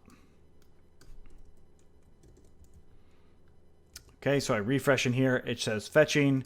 If I do it again, it will say fetching again. So that's kind of cool. That means that it's going to reload the actual tweets every single time. And that's why that function is really nice versus just having it as Ajax. Once it's just Ajax, it just runs right away. Now what we need to do is called serializing this form. That is getting the form data and turning it into JSON data, essentially. So it's really simple. We just do console log this.serialize. So serialize will make that data for us. I'm going to get rid of the other console log so we can see that. And we'll refresh in here, and I'll just go tweet, click on it. I get a CSRF middleware token. That's a good sign, possibly. And then content. So that's the serialized data. So I can now say var this data, and this is how you want to actually do the casing with jQuery, not this underscore data. JavaScript is just slightly different as best practice, so that's how you're going to want to do it. Lowercase the first capitalized letter, and then do camel casing thereafter. So I'm going to go ahead and cut that out and say this data, or rather, instead of this data, we'll say form data is equal to that. And that form data we can then send somewhere. Okay, so this data we would be able to actually do AJAX with, just like we've done before. So I can copy this AJAX here and paste this down. And I'm going to tab some stuff in a little bit. The data now is form data. So we just put form data here. The API is going to have to go to create. So we have to still make that. The method is going to be post, just like the form is itself. And then our success and error stuff is going to be slightly different. We'll do console log, and then we'll just say data. And here I'm just going to go ahead and just refetch the tweets. That's all I'm going to do. So I still need to create this API stuff, and that's something we'll do in the next one. If you have any questions on what's going on here, let us know. But something that you should know is you can actually test this now, hit tweet, and I'll get this page not found, and it's showing me an error. So I can use this error data by doing console log, and then instead of data, we'll do data.status code, and we'll refresh in here, hit tweet, and we got undefined, sorry, not status code, but just status. Refresh in here, hit tweet, and we get that status of 404. And then of course we can also use the status text. So dot status text. And this we can use to render some errors, right? So that would actually be able to use that content much like we did with the fetching or tweet container stuff, just in general. So if you have any questions on this, let us know. Otherwise, let's keep going. So now what we need to do is create that endpoint or the API view that will actually handle that create of the tweet. So if we look back into the Django REST framework here, we're going to go into the API guide, generic views, and we're going to be doing the create API view. Now this is actually very simple or very similar to what we've already done. So if I go ahead and copy the twist, I don't need to copy it actually. I can just do class tweet create API view, and it's going to be generics.create API view. And the serializer class equals to tweet model serializer. So let's go ahead and copy that view now, bring it into our URLs, and we're going to put it in create just like we did before with our other ones. And now let's go ahead and look at that by going into API create, API tweet create. And there we go. So we've got this get method not allowed, which should make sense. We've got our username and our first name, last name, all this stuff. So we actually don't want the user data in here. So what that means is in our serializers, we can just say read only equals to true, which means that we will only read it. It will only be a get parameter. So if we go back into there, let's make sure we save it, refresh, then we only have the content, right? That's all we really want. There's another one that you can do, and that is write only. Okay, so now that we've got that, let's go ahead and try and just make one. So I'll say new content, exclamation mark, hit post, and I get not null constraint failed, tweets user ID. We've seen this before. Hopefully you remember seeing this inside of our forms, right? So we had that same sort of problem happen with our forms. So what we need to do is update our view to handle that specifically. And it's really simple. We just come in this create view and do define perform create self and serializer. And then we do serializer.save user equals to self.request.user. So we save that and we refresh in here. And there we go. We got that new content. Hit post, new content still coming through. If we try to do the same thing on this create view, notice that I can actually post something in here, and then I get that same anonymous user stuff that we've seen before. So there are a lot of different ways on how I could go about doing this, but what I'm going to do is I'm just going to add a permission class to this right here. So I want to make sure that my user is authenticated inside of this actual view right? I don't want to have just standard, oh yeah, whatever, you can just allow it. So what I'm going to do now is do from REST framework, import permissions, and then I'll just do permission class, or I think it might be permissions classes. There it is. And that's permissions.is authenticated. That's it. So that adds that permission. I go ahead and copy this, open a new one, and we'll say detail authentication credentials were not provided. That's good. Okay, great. So now we have a way to actually create this content. So now we should also be able to check our message. So I'll say yet another awesome new message. I hit tweet. I get object yet another awesome new message. And if I scroll to the bottom, I should see that again because it ran that refresh. It actually fetched that data for me. If you remember back to what we did is we created this fetch tweets as a success for this form. Cool. Very, very awesome. Now, some things that I want to address. The ordering of this and the time of these things, right? So the time's not showing up and the ordering isn't either. So those are two things I will actually address in the next one. So you can see why it's doing these things and also you can see how to change it. If you have any questions on what we did here, let us know. Otherwise, let's keep going. All right, so one of those common things that we need to update is the time and the order of these things. So first of all, we want to change the ordering of them. And to get a better idea of the ordering, we can actually look at the tweet list API and then just throw in our model serializer, just throw in that timestamp that we've had before. So if I save that and refresh, I can now see that they are in reverse order. Basically, the oldest one is at the bottom and the newest one is up top. Now, how it'd work on Twitter is the newest one would be at top and the oldest one would be on the bottom. So the API is the reverse of that. The oldest one is on top and the newest one's on the bottom. So to change this, there's a few different ways on how we can go about doing it. One of those ways is to change it directly in the API view itself with this query set here. And we just do order underscore by and negative timestamp. And that would reverse the order. And it reverses it everywhere, wherever that query set would be.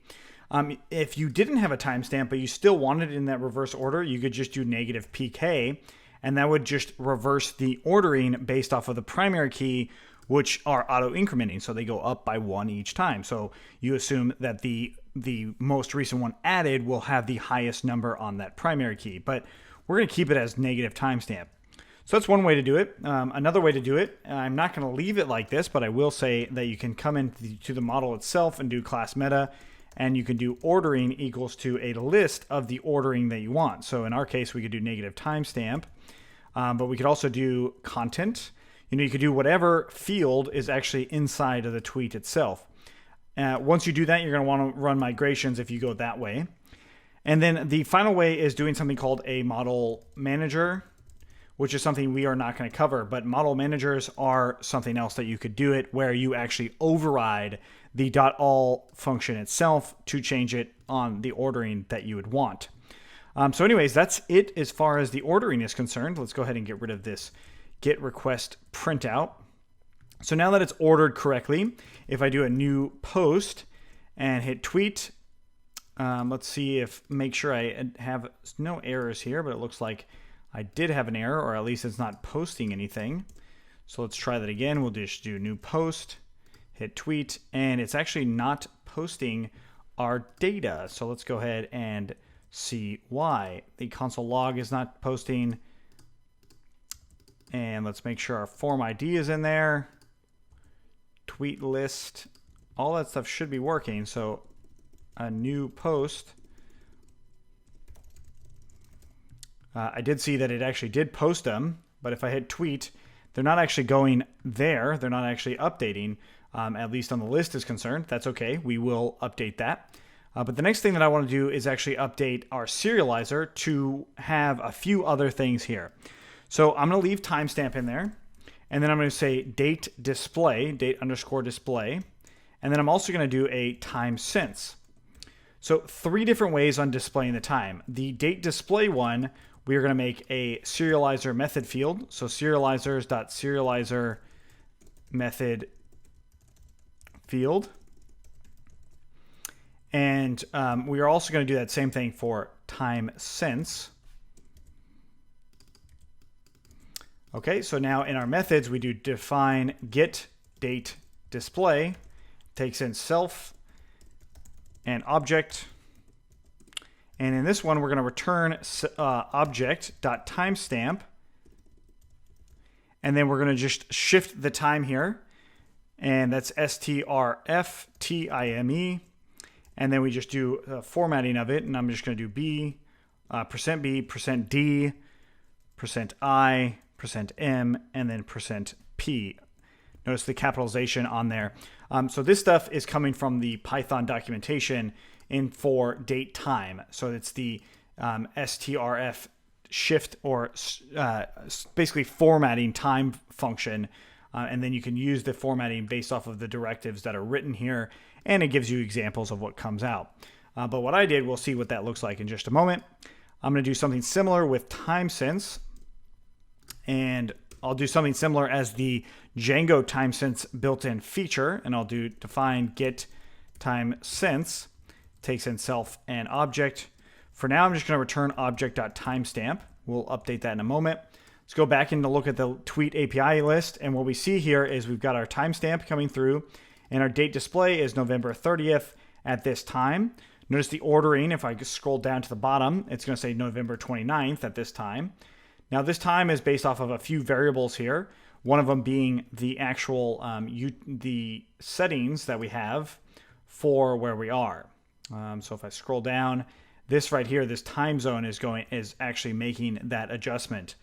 The next thing that I want to show is the time since and how we can actually go about making our own time since method in the serializer or using the built-in one from Django. So I'm going to just scroll to the top and do from django.utils.timeSense import timeSense. And in here, I can just bring in timeSense around the timestamp, and then I can just add a space and then space ago. If I refresh in here, I see that it says 2 minutes ago, 3 minutes ago, and so on. So you can kind of use these however you'd like.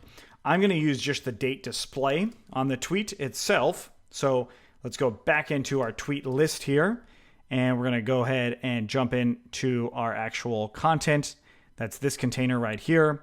So we're going to go ahead and do plus, and this should be, well, it's going to be value.something. So I'll just say var time or date display equals to value.date_display.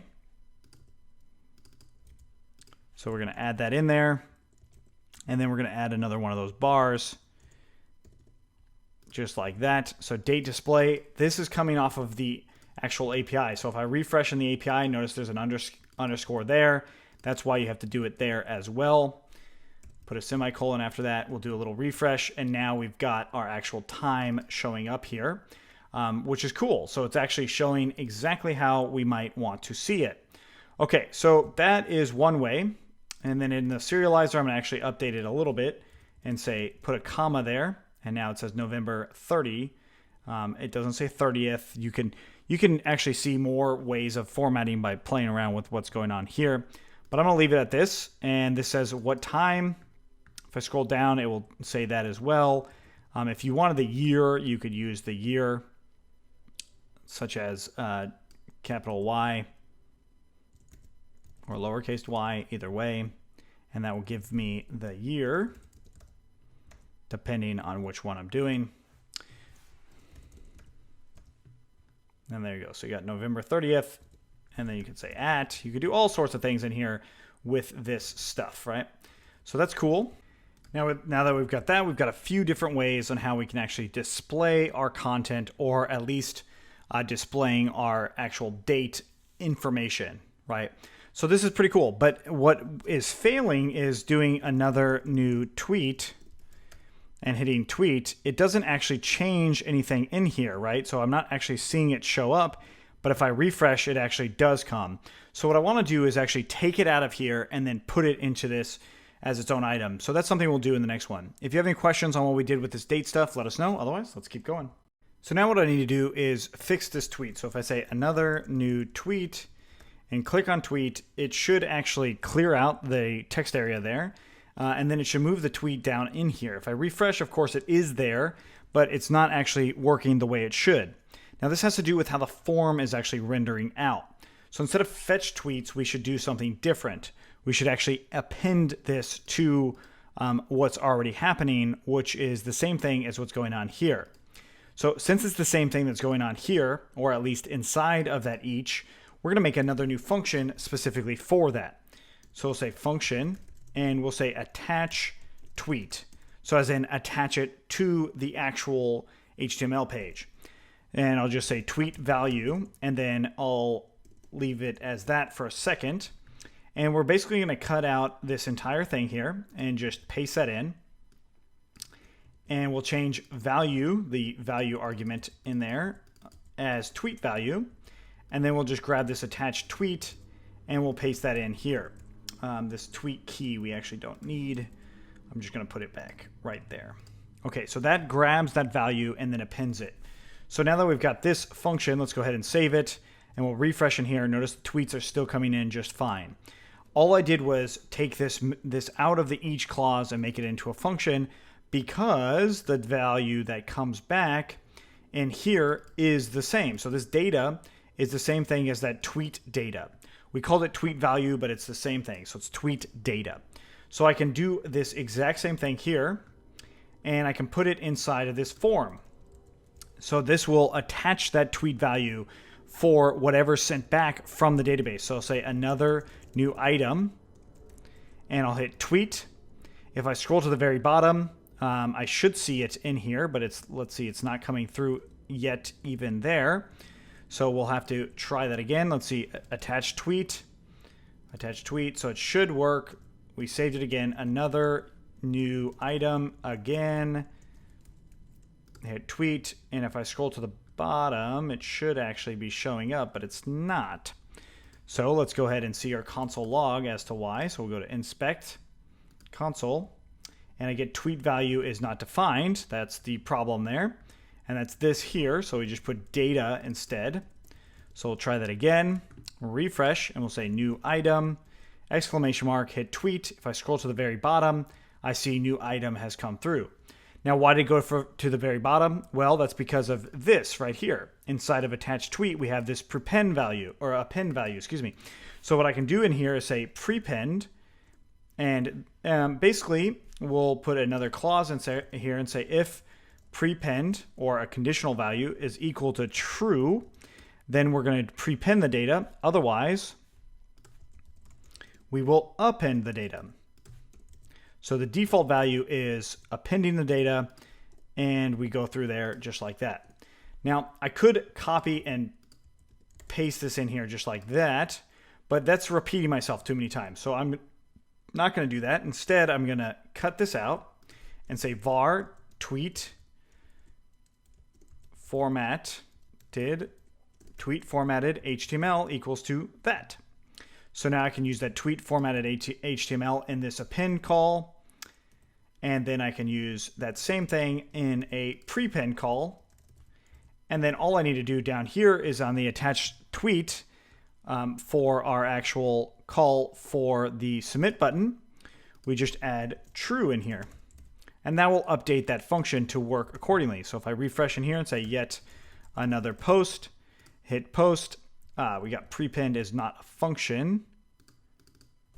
Prepend, not prepend.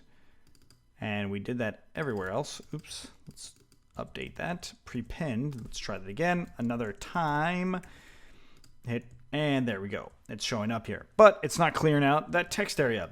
So we just need to do that. That's actually pretty straightforward as far as cleaning out the text area is concerned. We will say this. Well, let's actually understand what's going on here. The form data is coming in here, and I have it serialized. So what I need to do is actually clear out the inputs that are in here. So I'm going to grab that form data by going this and then .find, and then we'll do input type equals to text. close that off, and then I'll do comma text area, and I'll just say value is empty, so an empty string. So this right here is a selector for the things that are inside of this form. This isn't the only way you have to do it. Like, you could do it on all of these input types, but I wouldn't recommend it. I would just do this. This is, of course, another way you could call this was just simply that, but I'm going to leave it on as this. And then that way you can actually replace everything that's in there, and then you can attach this tweet on there. Now, of course, this relies on it going into the database, right? This assumes that the AJAX is working. So you could do more things in here saying that the success is not there. So there is other ways that you might want to consider attaching the tweet data, but I'm going to leave it in here, assuming that it goes to the database and does all that. So we save it, refresh, and say another new post here, hit tweet, it goes away, and now it's back, right? It's actually posted on there. Everything is working as we wanted it to work.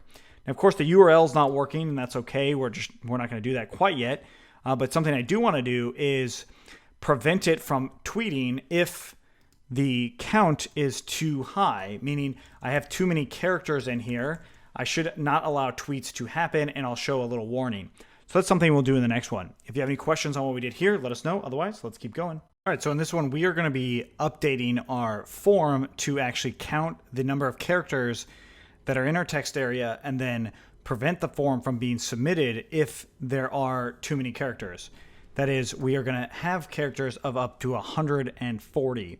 This is kind of one of the things that Twitter did for a very long time to make each post micro. So that's the point of micro blogging in the first place, is to have just little thoughts. So that's what we're going to do here.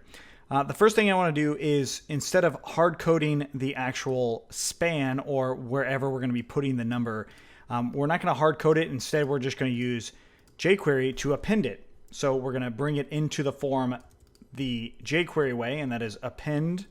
And then we're just going to add in span ID here.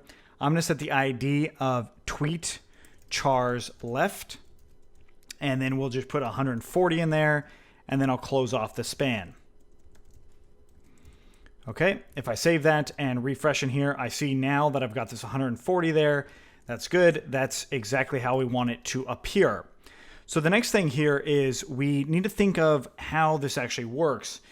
So basically, when we're typing in here, we want to update this number, but we want to monitor what's going on with this typing. You can do that with a function inside of jQuery called keyup. So we do the $, and we're going to do that tweet form again. And I'm going to be grabbing the text area here. Now, the reason I'm grabbing text area is because if we look at this actual element, it is a text area. If the element was a text, input text, then I would be using that. Okay, so for example, if we were using that search function for something like this, you would use that selector, you would use this selector itself. Okay, so now that we've got that, we're going to go ahead and do key up here. And this is going to be taking a function with an event in it. And let's go ahead and see what this does. I'll just do console log event, and we'll save that, refresh in here, and I'll start typing, go into the console. I see that I've got this event. I've got a timestamp, I've got a key code, I've got a few things. So I can actually do event.key, and let's go ahead and do event.timestamp as well. I believe that's how it's written. Yep, timestamp right there. You can see you can use dot notation on any of these things in here by just doing dot, whatever that is. So let's go ahead and refresh. And if I do in here, I can actually see the time that is coming through for the actual item that I'm typing. So this means that it's able to monitor the typing happening. So really simply, we can just grab the value of this text area by saying var, and then we'll say tweet value equals to this dot val, and we can do console log tweet value, and we'll go ahead and get rid of that console log of the event, and I'll just come in here and notice that I have the value actually showing up. So since I have that value, I can actually get the length of that value. So if I did console log value dot length, I can actually see how long that is, right, as it's showing up right there, which which also means that I can get the value or the number that's in this tweet characters left and then start counting the difference. But I'm not going to do that. Instead, what I'm going to do is say var chars start equaling to 140. And that is character start. And I'm going to put this in here as well. So then it's just coming off of the same exact variable, whatever is being displayed. And then I'll say var chars current, and that's going to be 0. Okay, so basically I'm going to be checking the current characters, whatever that is, against the start characters. So the current characters are this tweet value in here. So I just put current characters equal to tweet value.length, and then I'll just say that I want to update this current value. This current value is going to be based off of the start and that other one. So the current value is whatever that is, the difference between those two. And if the current value is negative, which could be negative because if this length gets over high, then we would want to prevent something. But right now, what I want to do is actually go into the ID of tweet cars left and just put the text in here of cars current, or characters current.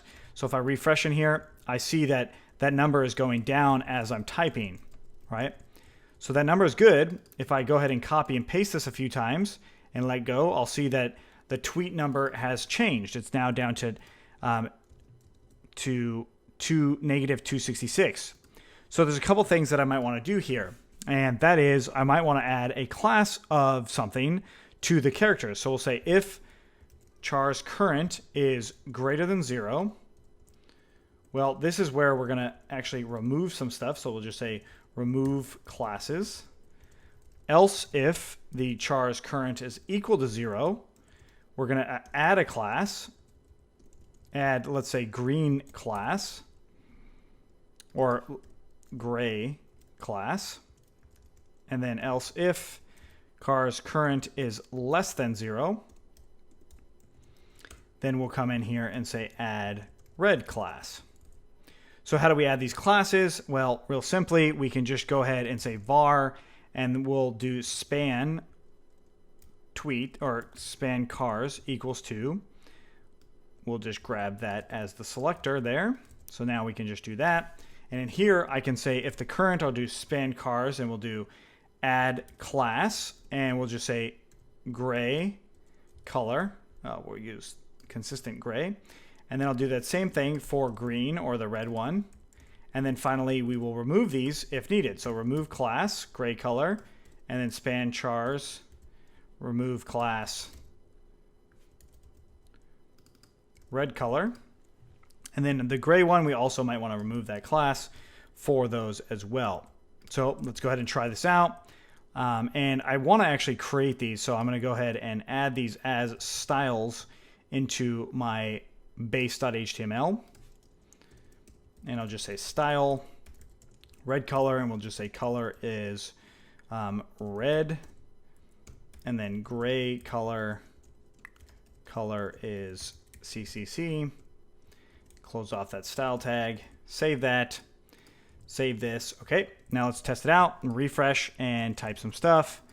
I go ahead and type a bunch, copy and paste. Now I show that it's red. That's good. And then if I bring it back to 0, it goes to being gray. And then if I move it beyond that, there we go. That's exactly how we want it to be. Just number of characters left. And since we've got that, we can actually prevent, and the fact that I put the variables above here outside of that key up function, I can actually use these variables inside of the submit form. So we'll say if current characters is greater than or equal to 0, then we will go ahead and run that AJAX call. Otherwise, we will have to just basically say, we'll just console log cannot send tweet too long. Save that. Refresh in here. Oh, we got an unexpected identifier. Let's see why. We need to put parentheses around this. Save that again, and now we do it. I'm going to go ahead and copy and paste again. several times. I see this, I hit tweet, cannot send, tweet too long. I bring it back to what it needs to be. I hit tweet, and it brings it in, and it actually tweets. Okay, cool. So I'm going to get rid of some of these comments. Eventually, we will actually update our console logs to being real errors, but for now, they are just console logging those errors. Hopefully all this stuff made sense to you. Basically, what we did is we monitored, or we added this method to monitor this typing happening in a text area. And depending on some conditions, which these are the conditions, we changed the classes. We also updated the variables, so then the actual submit button wouldn't allow a submit if the characters are too big. Now, this is just one sort of validation. We could also do that validation on the server side, on the create side for the serializers, right? So this actual content, we could have a max length in there as well. So let's actually test that out with the API itself. So if we go to create, and I'm just going to make some randomly large content here. And it shouldn't actually let me post too much data. I just posted a bunch of stuff, and it'll say ensure this field has no more than 140 characters. So even on the database side, I have that call being in there. I want to make sure that that length is the same on both places, because if for some reason my JavaScript's not working correctly, I want to make sure that I have it on the database as well. Okay, so if you have any questions on this, let us know. Otherwise, let's keep going.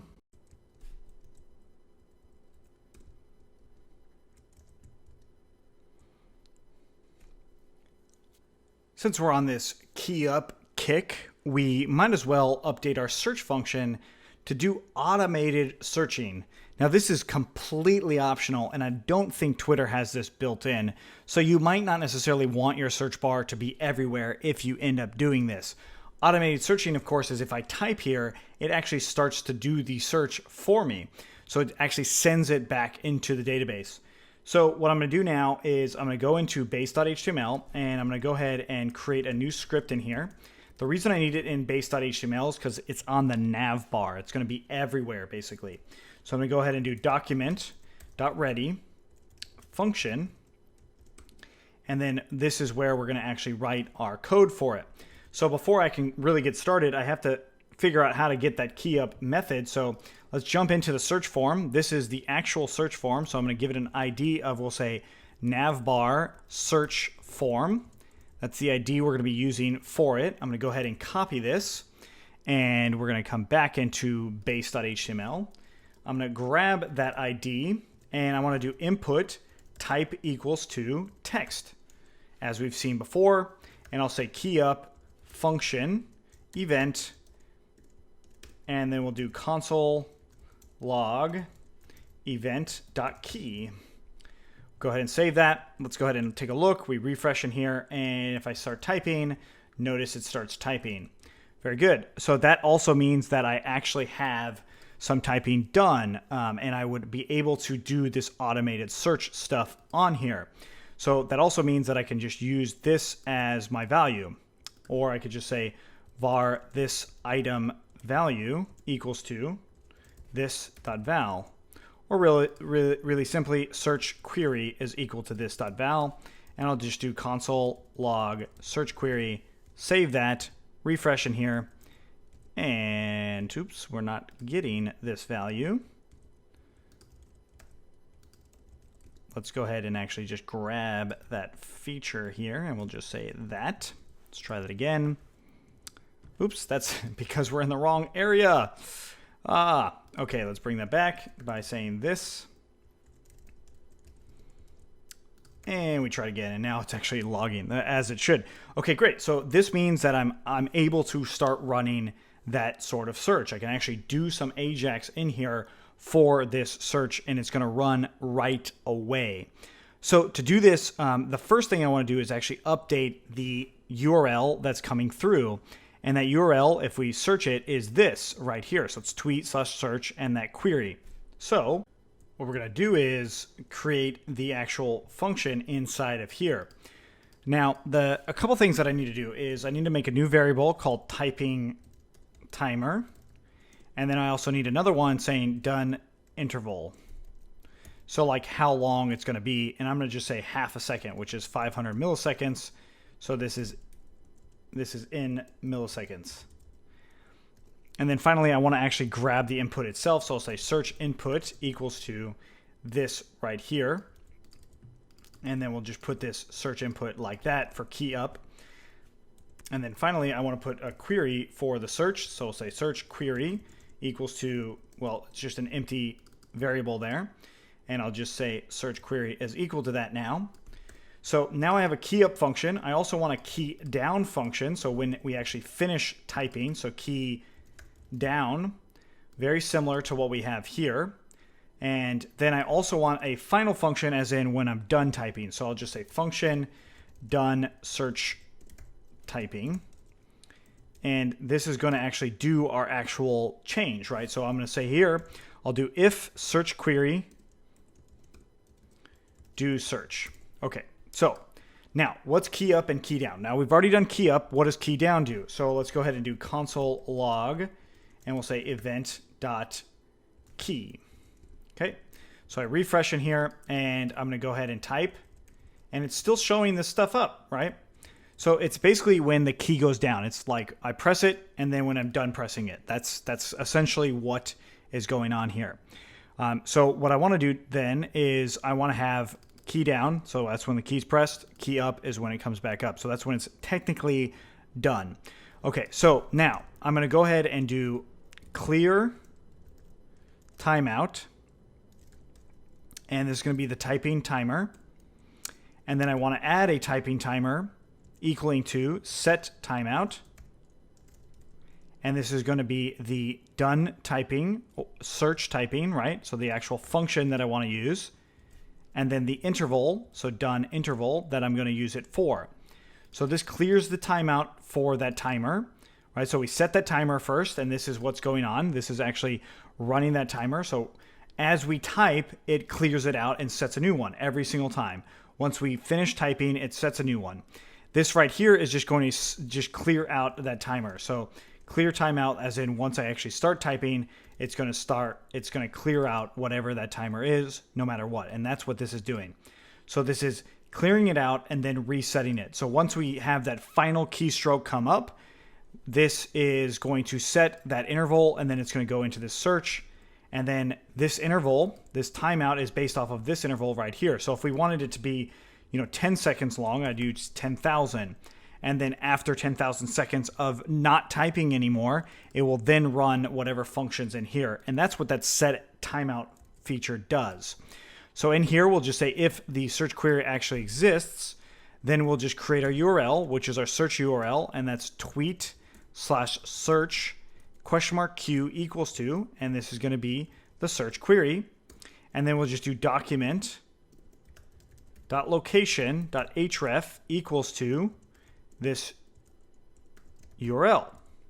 We save that, and then we come back in, refresh in here, and I'll type some stuff, and then I give it a second, and it does it for me. So new search, and it is actually changing for me. And if I do new search here, tweet it out, and then I search new search, it'll give a second, and then it goes to it, right? It's just half a second. It doesn't go immediately. You can make it go faster if you'd like, so like 300 milliseconds, where it almost feels instantaneous. So I'll say new search, but the problem is I barely started typing S and it already searched it for me. So that's where this interval is going to be something that you might want to play around with. I think half a second is pretty good, but if I type a full second, then that's probably even a little bit better.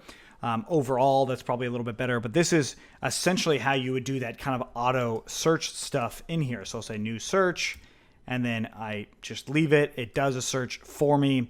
It's pretty cool. It's not really that complicated as to what's going on. I'll explain it one more time just to make sure it is clear. Now this key up function is like, remember when you press a key down? That's what key down is. When you let go of it, it goes up, so the key up. That's what's happening there. And then that's why we actually set this last timeout on the key up, because you assume that the last thing that you type, you're going to release that key. So if you hold that key down, it's never going to do it. But if I hold a key down on anything, it's just going to hold it. Notice how it's typing this, right? So look, oops, we don't want that. Just look over here as I'm typing. If I hold down a key, it starts to actually keep counting up. It'll just keep going. So it actually shows how long that I've been holding that key down. Once I let go of it, it does that function. The rest of it actually works through. So I'm going to get rid of this console log stuff because we no longer need it. But that key down was because I was holding it down. The reason that you could see that is because I was logging it and I was holding it down. That's why. So that also means that you could do other things with the hold down method as well by using this key up function. Okay, so if you have any questions on what we did here, let us know. Otherwise, let's keep going. One of the biggest disadvantages to what we have it currently set up with is this list, right? So I have a lot of tweets that are already on here. Now, if you're working in this project in general, you're not going to necessarily want to have all of the tweets come up all of the time. Instead, what you're going to want to do is have maybe a small set of those tweets come up and then a way to load additional ones as we see fit. So that's what we're going to actually do in this one. We're going to be loading these additional ones based off of our own sort of preferences.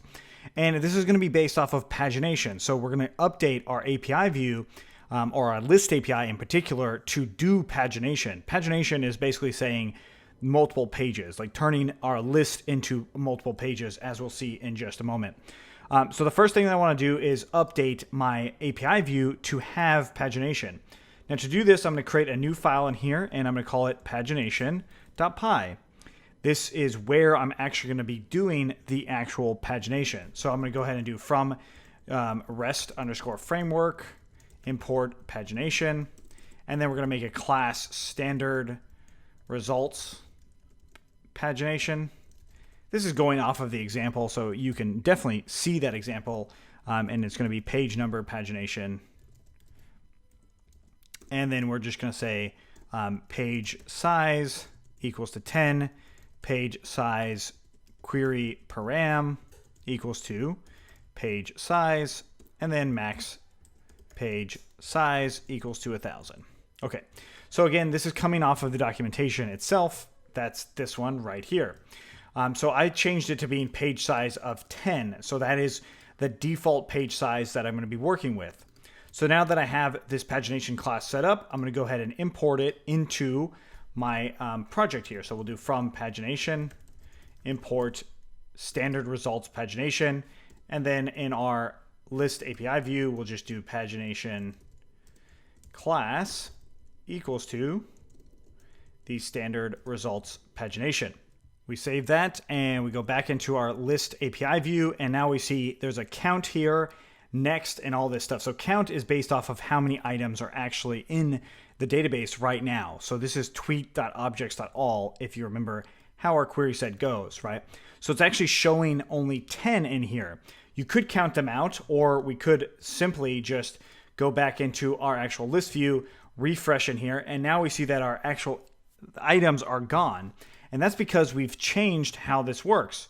So now the items are not just sending back a list of items, it now has pagination stuff. So there is something called results. So let's go back into tweet list, and we're going to go into fetch tweets function. Now the tweet list is no longer data, but it is data.results. We save that and we refresh on the home page, and now we only have 10 here. So we can count out 10, and that's going to be 10 actual tweets as a recent item. Cool, so that's a good start. But now what we need to do is actually make a button underneath this that is going to fetch more tweets for us. So I'll just say ahref equals to a hashtag, and we'll give it an ID of load more. And we will say load more tweets here. And I'll just close off that a tag. And when this is clicked, I want to actually run load more. So going back underneath fetch tweets, I'm going to just say $hashtag, and this is load more. So that's the ID we're working with. And we're going to bind a click function here. And it's going to take in a event into the function. And then we'll just do event.prevent default. Now, something you might notice here is this click function. This is the same thing as saying that. They are interchangeable, so you might see those happen outside of what you're doing. So we're going to leave it as click, and we're going to do event prevent default. So in here, I want to load more items. Well, how do I do that? If I look back at the data, if I console log the data that comes back from fetch tweets, let's go ahead and look at that console logged data in the console. I see that I've got an object here. I've got count, next, previous, and so on. So that means that this data is what's coming back, right?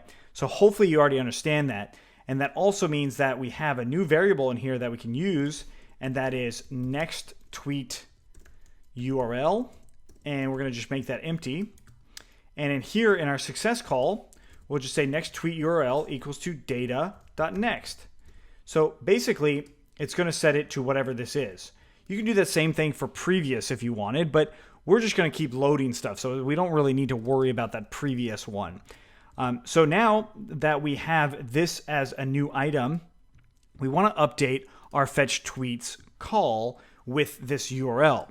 So I'm going to pass in a parameter called URL by default.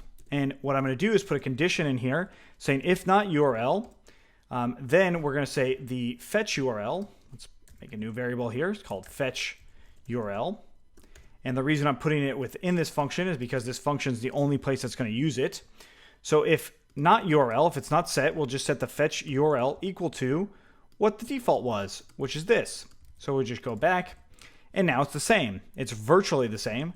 But now what I want to do is just add in this else call and say fetch URL is equal to URL. So now I can actually call fetch tweets to a specific URL, which is important because we have that next tweet URL.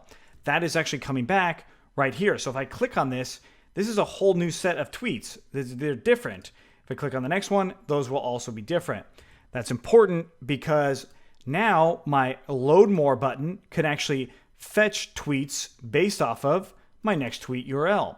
So what I'm going to do here in this load more is say if next tweet URL, then we're going to do fetch tweets on the next tweet URL.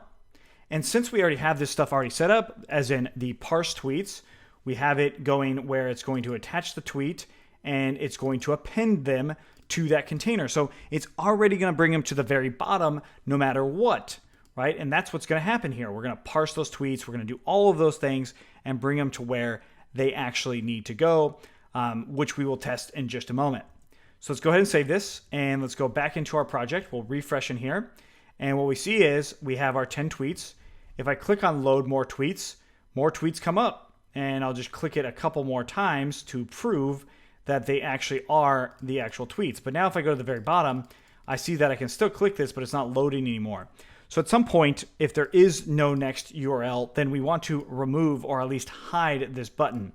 So that's all I'm going to do now is we'll say if data.next, then we will actually set that next URL. Otherwise, we're just going to hide that button, which is by grabbing load more and then doing CSS, and we'll say display and none. All right, so let's try it again. We'll refresh in here.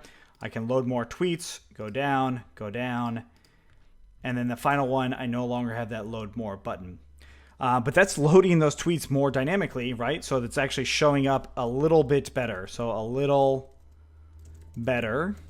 I hit tweet, I can actually tweet there. I can load more, and this is actually coming through and it's being correct, right? So all of this stuff is now working on a more dynamic level for these tweets. So this is now where we're at a point where, well, these tweets in particular are every tweet on this site. That is not what we want. We want the tweets that we have. Now for our search function, we might want them everywhere on the site, but for our own actual login page, our dashboard page, if you will, it should only show us the tweets for users that we follow. So that's the big thing that we need to work on next. If you have any questions on what we did here, let us know. Hopefully it's fairly straightforward. We basically updated our tweet or our fetch tweets function to go based off of a URL. And then we grabbed whatever that URL, which was in the results from the database. Go ahead and get rid of that console log. And then once we grab that URL, we do it by using this actual button that we added in as a default that will come in here. Now, yes, of course, you could eventually change that from being a button and to being a scroll place. So like if we look here, we can actually have it where the page, once it's loaded to a certain page, like if load more tweets was at the bottom, it would actually load more there. That gets to be a little bit more challenging, only in the sense that if you want to have a footer, having a dynamic auto load scroll is just a little bit something that might be a design flaw in how we would go about doing it, because you could just scroll forever. We will show you how to do that infinite scroll in the future, but right now we're just going to be focusing on this right here. If you have any questions on what we did here, let us know. Otherwise, let's keep going. Now we're going to take a moment away from the tweet version or the tweet portion of things to actually build our user profiles as well as the following of any given user. So the user profiles can consist of two things. One, the user name themselves, a follow button or an unfollow button, and then all of their tweets. So it's going to be very similar to this homepage, except it's not going to be for this user, it's going to be for all users. So we'll actually be able to search out any individual user. That also means, or it comes to this assumption, that our search feature will have to change or at least be updated in some form. So that will be something we'll do in the future. Right now, we're not going to focus on that. We're just going to be focusing on the user profile. So jumping into accounts, we're going to make a new views here. And I want to make a detail view for the particular user. So I'm just going to say user detail view. And we have to actually import the detail view itself. So if we go ahead and go from Django.views, we're going to import the detail view. So the generic detail view here. I also have to import the Django user. Oops, let's reorganize that. And we'll do from Django.contrib.auth import get user model. And we'll say user equals to get user model. And then user detail view is going to be, well, we're basically going to say that the query set equals to user.objects.all. And we also want to make a URLs for accounts themselves. So we're going to come in here and just say urls.py. I always like having URLs specifically for the app itself. It's not necessary, but I like having it in the app. So then all of our URLs are just more dynamic. So I'm going to go ahead and copy the tweets URLs file. I could copy any of the URLs files, but I'm going to copy the tweets one and bring it into our new accounts URLs. I'm going to import the user detail view in here. And we're going to save that one. And then the detail view, we're going to keep it as is others. So I'm going to go ahead and comment out all those other ones. I might have those, or some of those things I might have, others I might not. But for now, I'm just going to have that user detail view. And we're not really going to have primary key at the end of the day, but we'll do that first so we can see it in action. So now what I want to do is in my Tweetme, I'll just come in here and I'm going to go ahead and copy the tweet URLs, and I'll just say profiles include accounts.urls. And this, of course, is going to be profiles as the namespace. Now, if I refresh, or let's make sure our server is running, cannot import detail view. So let's go ahead and see another way to import it. So it's .generic. We did that last time, I think. So now it should work, and it does. So we go into profiles, and then CFE, press enter. And of course, it's going off of the primary key, so let's just do 1. And it says template does not exist, auth at user detail. So I'm going to change the template name to something different and say template name equals to accounts/user detail.html. So you might be wondering, why does it say auth? Well, auth is the actual app that the user is associated to. And then the model is user. So it goes off of the app name and user. Accounts, we don't actually have a user model in here, right? So we don't have model in here. The user model itself is built into Django, and that's where that's coming from. That's why that template is named as such. So since we're doing this, we're going to go ahead and make a new folder here, and we'll say accounts, or excuse me, we want to rename this folder to being templates. And then inside of templates, we want another new folder, and we'll call it accounts. And then finally, we're going to make a new file in here called userdetail.html. And this is going to be very similar to the tweet detail view. So I'm going to go ahead and go in there and just grab tweet, or excuse me, it's going to be very similar to the tweet list view. So we could come off of this itself, but I'm going to keep it simple for a second and just use the tweet detail view inside of our user detail. I'm going to get rid of this extra block content stuff, and we'll just say object.username, and that's pretty much all we'll have here. On the other side, we'll just say tweets. We save that and we refresh in here, and now we've got our user detail, right? Background color, let's make that red. Okay, cool. So now that we've got that, we have some stuff that's actually working. If I remember back to my base.html, so let's look at base. I actually have this red color in here, so I'm just going to use that as my class for this. Or, well, we have a background. Well, that's not going to work. Okay. So anyways, we've got our red color. This is our user, and this is their tweets, or would be their tweets. Now, this is what's cool about foreign keys and how they work. So if I came in here and did object dot, this is going to be tweet underscore set dot all, and hit enter, I would see all of the tweets that are associated to this user. Really cool. So I can actually go for tweet in objects.tweets.all. And then I could just say in for, and I can see every sort of tweet item in here. We can save that. And if we break it out and do all the sort of things that we've done before, we will see every single tweet item from this particular user. Notice the ordering of it. The ordering is the ordering we don't want it to be. The reason I never changed it on the model is so you guys would see the effect of that would have on it. So I'm going to change it back on the model, or actually change it on the model and just have it as a timestamp and run python manage.py, make migrations, and migrate, and python manage.py migrate, because I made changes to the models, so I have to run those things. Okay, so I run the server now and I refresh. Now it goes in the order that it should. Now these are all the tweets for this particular user. Now since we're doing this, and this looks, well, it should look a lot similar to our actual tweet list view. That means that eventually we're going to have to update our tweets to be just like our actual homepage, where it runs like this. So it's going to actually run and work this same sort of way. So long term, that's what we'll have to start thinking about. Short term, what we see here is an ability to actually access any given user's tweets based off of, well, their profile. So if I go to ABC, ABC doesn't have any tweets. So let's go ahead and add some for ABC.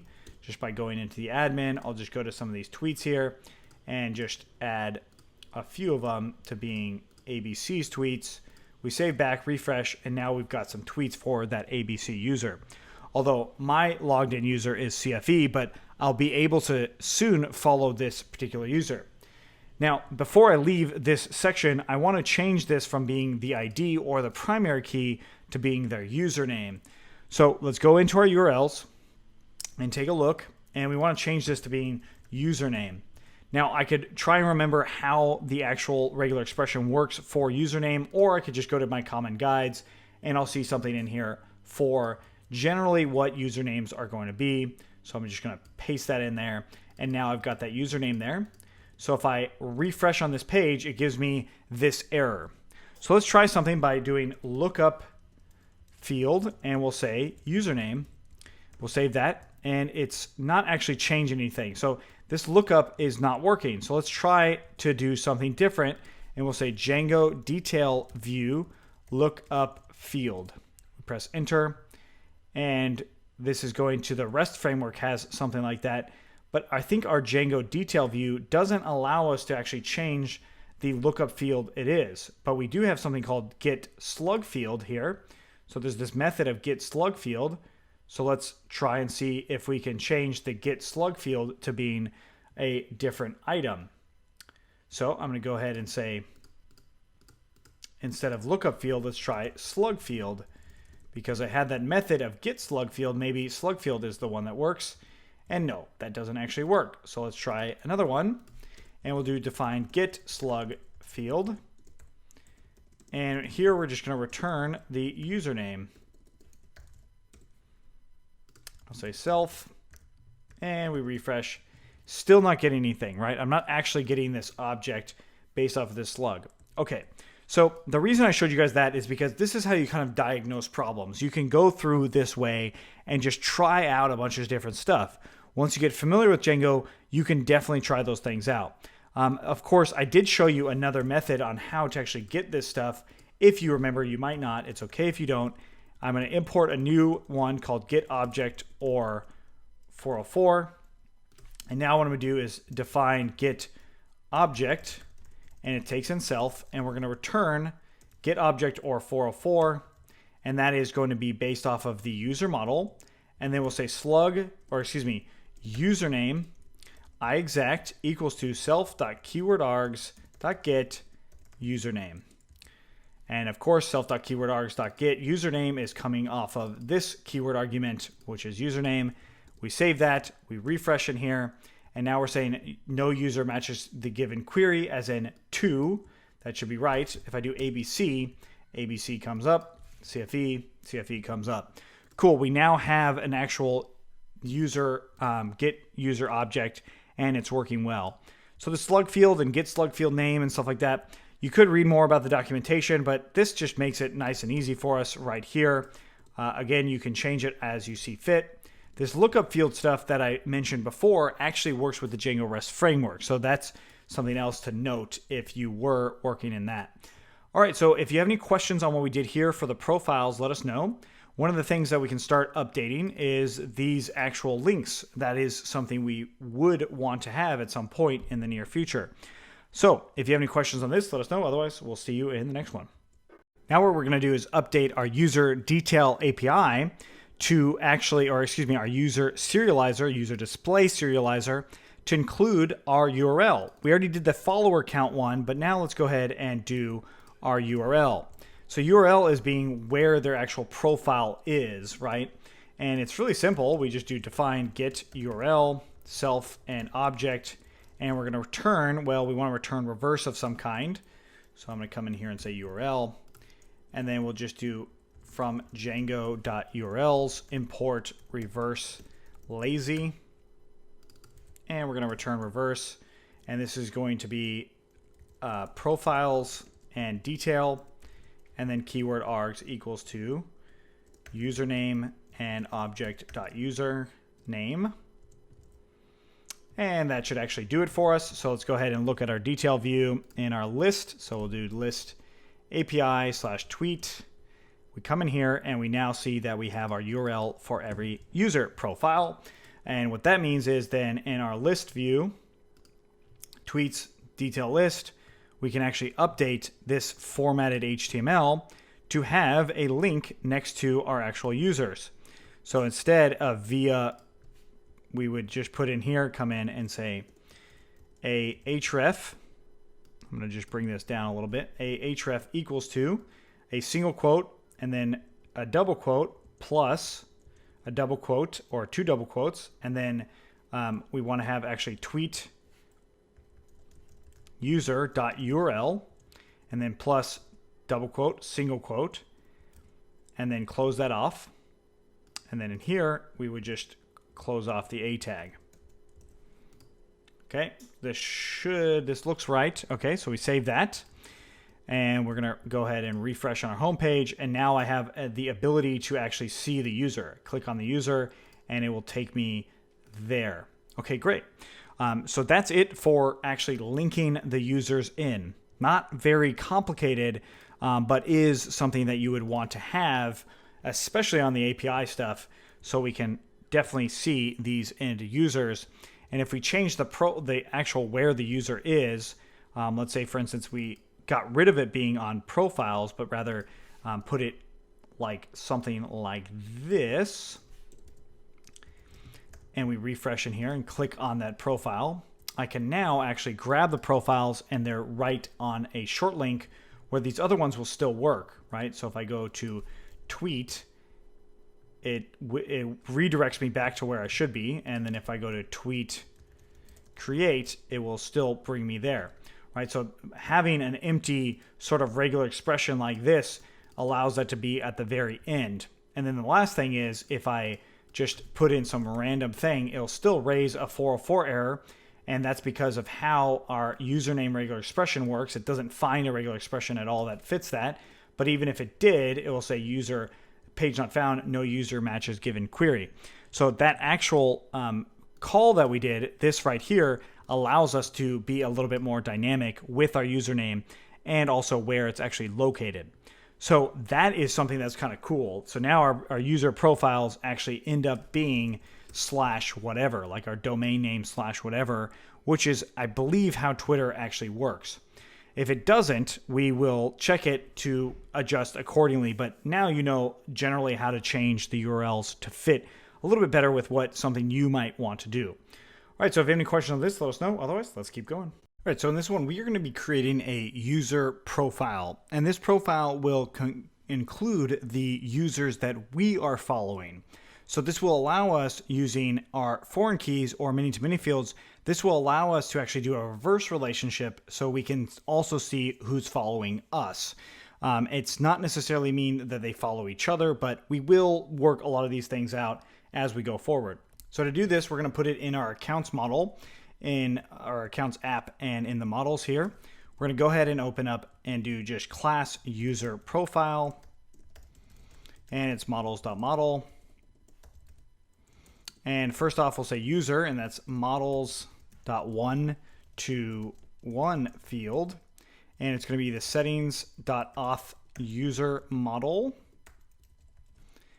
And we're going to have to bring in the auth or the settings module itself. So Django.conf import settings.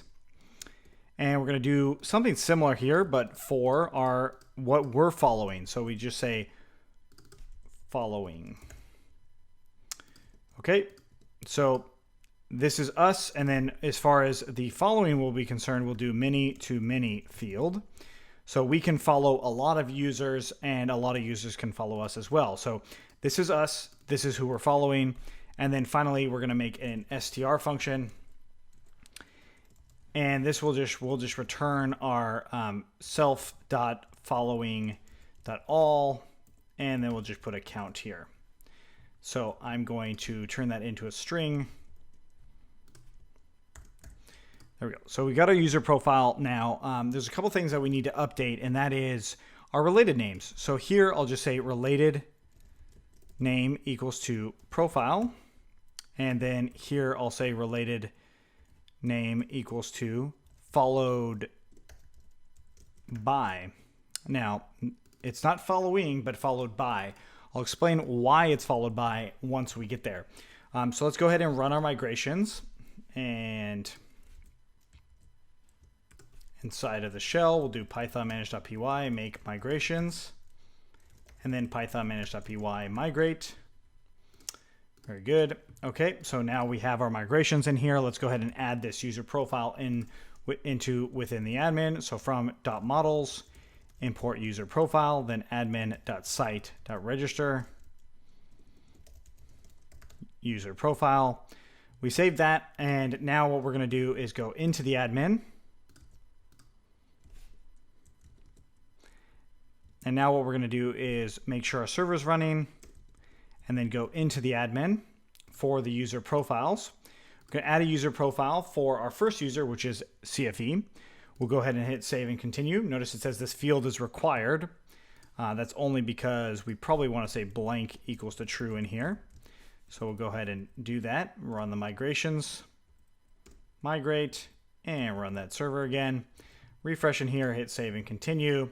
This time we'll have, we'll just leave it as no users. So I'm not following any users. So let's go ahead and take a look at our actual user profile, which we already have set up based off of that view, right? So we had our view here, and that's our user detail view. So inside of user detail, we can actually bring another line underneath this by saying following. So who are we following? So for user in object of course is the user object, and then profile dot followers or following, dot all. And we can just say user user.username. We save that, we refresh in here, and we are actually not getting any in here. So let's see why. First of all, I'm going to just say user profile. Let's see if we have our user profile showing up. So object.profile should give us our user. So we refresh in here and it says 0. And then if I say following,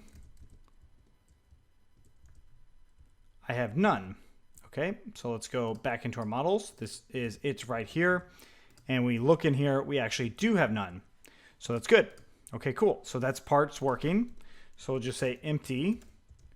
And we'll say not following any users. Or well, maybe not H1, but like H4. So now we go back on that profile, not following any users currently. Okay, so let's go ahead and follow a user by simply just clicking this user and hit save and continue. We save it and we refresh and we see following. Okay, cool. So that's how we actually follow those users. Now, what about getting the users that follow us? I'm going to go ahead and copy this same thing.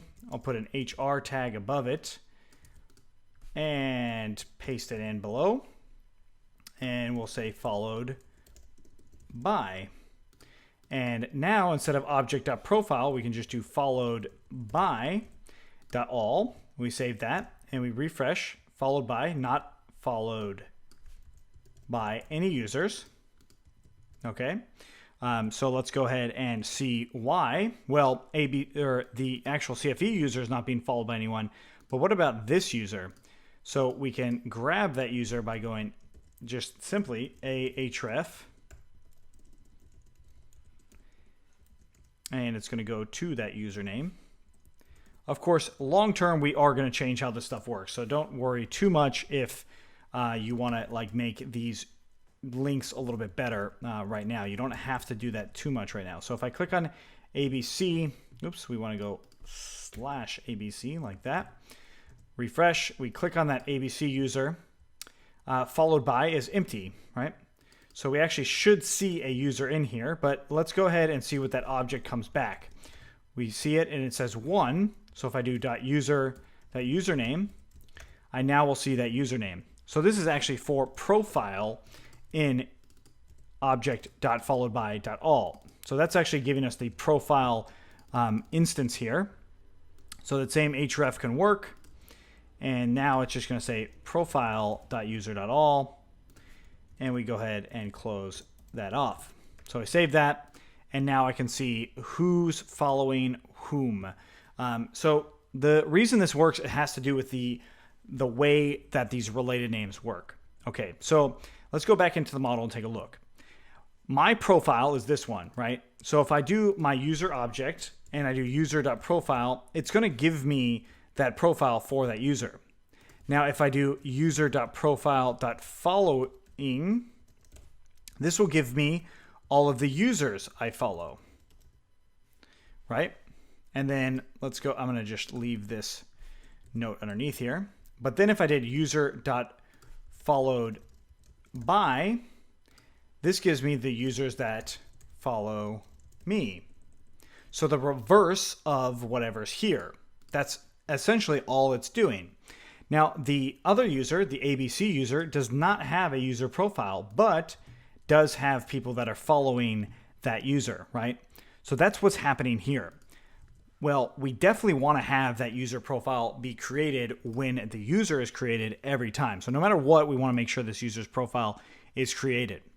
Now, this is how many-to-many work, right?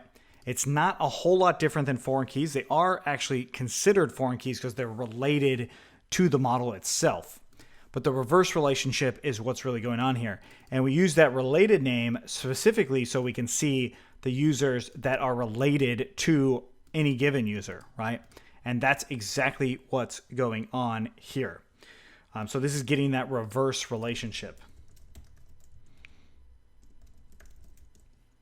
Cool. So that also means that I can get my following count somewhere in here as well, just on my user detail. So if I wanted my following count, really I just need to go object.followedby.count. And that's it. that's the variable on how we do it, object.followedby.count. And that gives me how many followers I have. So I say followers, we save that, and that's how many followers are going to be in there. So we can test this out by creating, let's say, create another user, and I'll call them John Doe, and I'll just give a whatever password. Let's try that again. ABCD1234, ABCD1234. Too common. Okay, so learn code 1, learn code 1. Okay, there we go. And now following, I'll say ABC. We save that. We refresh an ABC. Now it shows that I have 2 followers.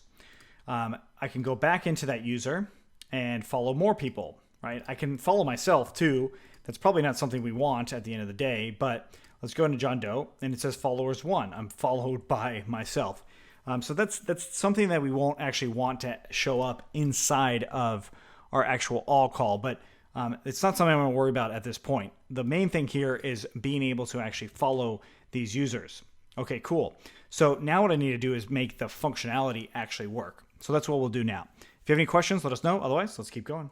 Okay, so we left it off where our own user or any user can be followed by themselves. So we have this John Doe followed by John Doe, which also means that they're following John Doe. We actually don't want to display that in whether it's the follower count or the people that are following or what they're following. So we have to actually update our calls to do this, right? So like right here, we've got object.followedby.all and then object.profile following.all. So object.followedby.all is the related relationship, right? So it's a reverse relationship, and it uses all. So this reverse relationship has to do with basically the object.followedby is getting us the actual instances of the user model, right? As we can tell by, or excuse me, not the user model, but the user profile model. As we can tell by just typing out profile here, we see that it gives us a profile ID, not necessarily the user ID, because we can also check that by just saying profile.user.id, save that, and in this case they are associated, they are the same, but they're really just not, because we can say profile user, that's still that, but we can also say profile followers, and refresh, and now it would have all of our followers in there. Excuse me, it would be following, not followers. And now it shows us that we don't actually have any in there, right? So that's clarifying that that's actually the profile that's coming through. So that means that this is a query set of the profile. Okay, so I'm going to go ahead and delete this stuff. And since this is a query set of that profile, we can actually update our user profile query set to handle things just a little bit better. So basically, it's taking the user object, which is what this is, and then it's getting all of the followed by instances, like wherever it exists or what profiles exist with that user in there, and then it's getting all of them. So what we want to do is override that all call. And we're going to do this by creating a new user profile manager. So it's going models.manager, and we're going to redefine all for self, and then we're going to return something in there. Well, all itself is a query set, which is basically just self.get query set.all, and then that returns a query set. So this is the default method of what happens. So we can just do objects equals to user profile manager with the parentheses there. This is the same thing as saying user profile.objects.all. So this part of it is the model manager. So that's how that actually works. Of course, you can assign the model manager or your own custom model manager to another thing, and that would work like this. Okay, so hopefully that concept makes sense to you. If it doesn't, definitely check out Django Models Unleashed on joincv.com/projects. So what we need to do now is update this user profile. But what I want to do is print out the self of it. So we're actually going to see what happens with this user profile on this particular user. So I refreshed in here, and that should mean that I loaded my instance or loaded something. So I just refresh, and it's saying self is the actual user profile, right? So if I do the directory of what's in there, this will show me, so dir of self will show me all of the available methods inside of there. And something that I'll note is instance. So instance is related to that reverse relationship. So if I did print self.instance and saved it, I can refresh. I'll see that the instance is John Doe. And that's because of that reverse relationship again. So this is the instance right here, and this is getting that reverse relationship stuff. So since I have that instance, this is the user. In this case, we want to actually say if self.instance, then we want to do qs equals to qs.exclude user equals to self.instance. That's basically saying, hey, we're going to remove this user from this instance. So if I save that and refresh in here, now it removes that user from there. Now, this is good if the instance actually exists. If the instance doesn't exist, that gives us a little exception. So we're just going to put this into a try block, and we'll just do try except pass, and that will handle getting rid of these followed by users. That's it.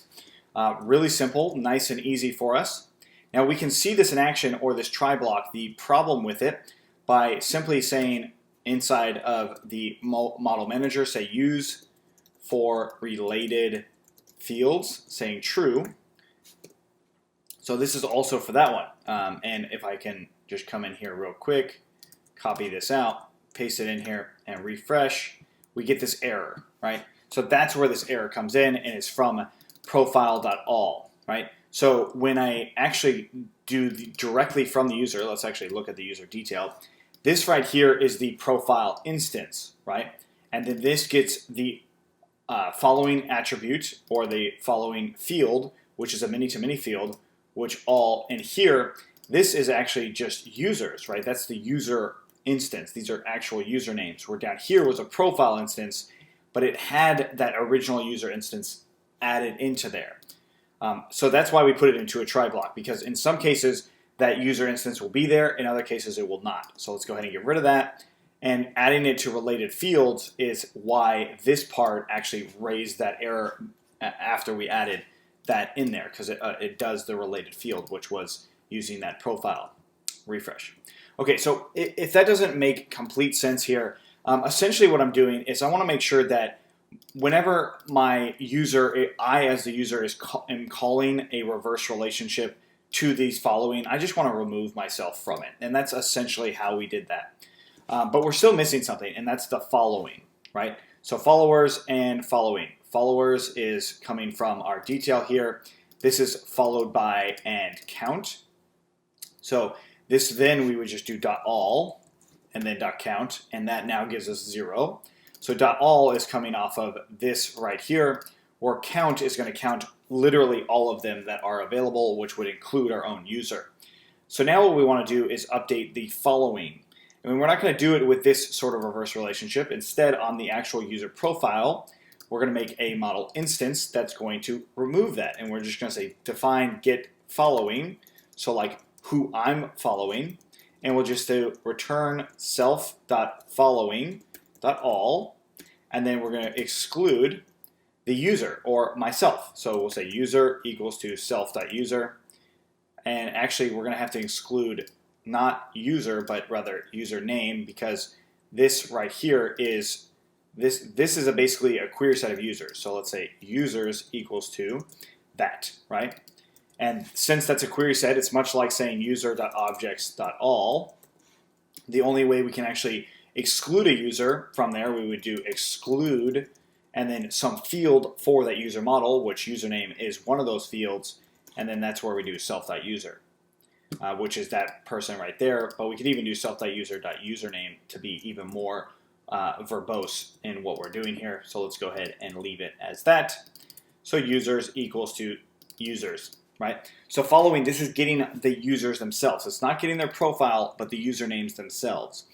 So now if we refresh in here, we actually have to update one thing and say, instead of profile following.all, we'll say get following, save that, refresh, and now I see how many are actually following me.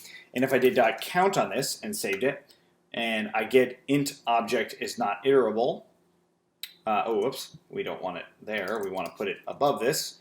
And we say get following.count, following, and then just put the count inside of there, refresh, and now we see that right there. I'm actually put this into a small block instead of parentheses.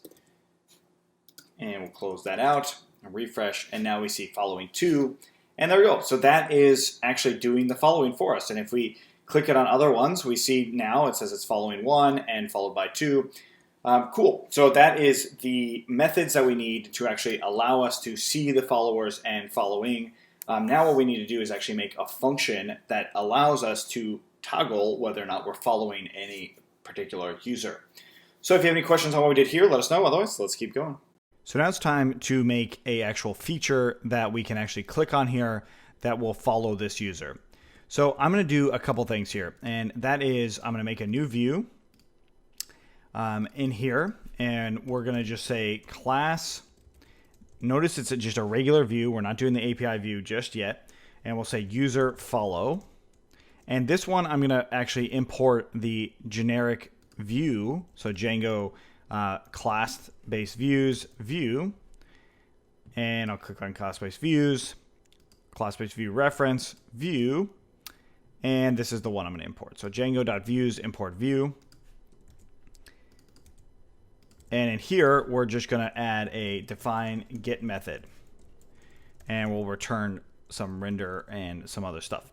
Well, we'll figure out how we actually are going to want to go about doing this in just a moment. But anyway, so since I'm going to have this view, I want to have a model method or model manager that allows me to actually follow any given user, right? So I am going to be the user that's actually doing this. So basically, I can really simply just add a user to my following, and that's pretty much it. So let's actually do it the hard way first. And in here, I'm going to take get is going to take in self and username, and then we actually want to return a redirect, and this is going to be HTTP. We want to import from Django.http import HTTP response redirect. And actually we can just do import the redirect here. I'll explain why we're doing redirect instead of HTTP response redirect in just a moment. But anyways, let's go back to our actual URL patterns, and this is going to return us to this user detail. So going back into our tweet, let's go ahead and see what it is, and it's profiles. So inside of views, we're going to redirect to profiles detail, and keyword args are going to be equal to username and username. So the actual past username here.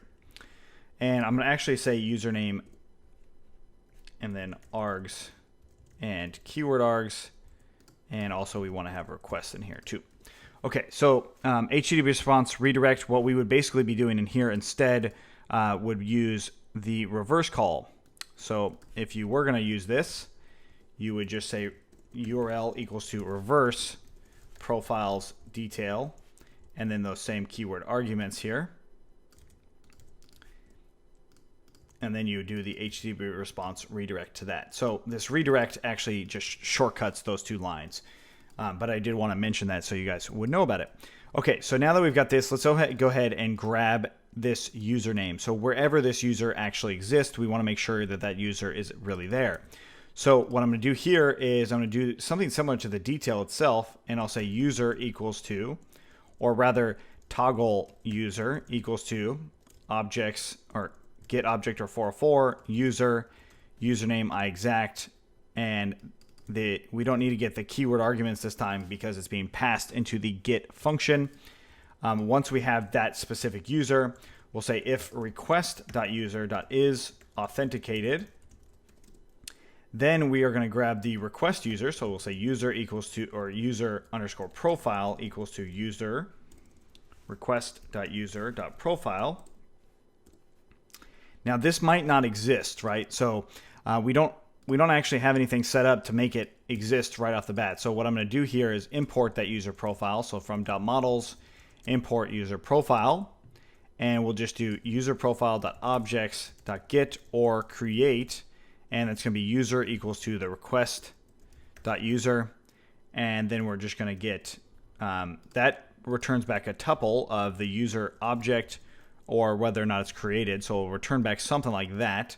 So in here, I'm just going to say created. And now what I'll say, user profile.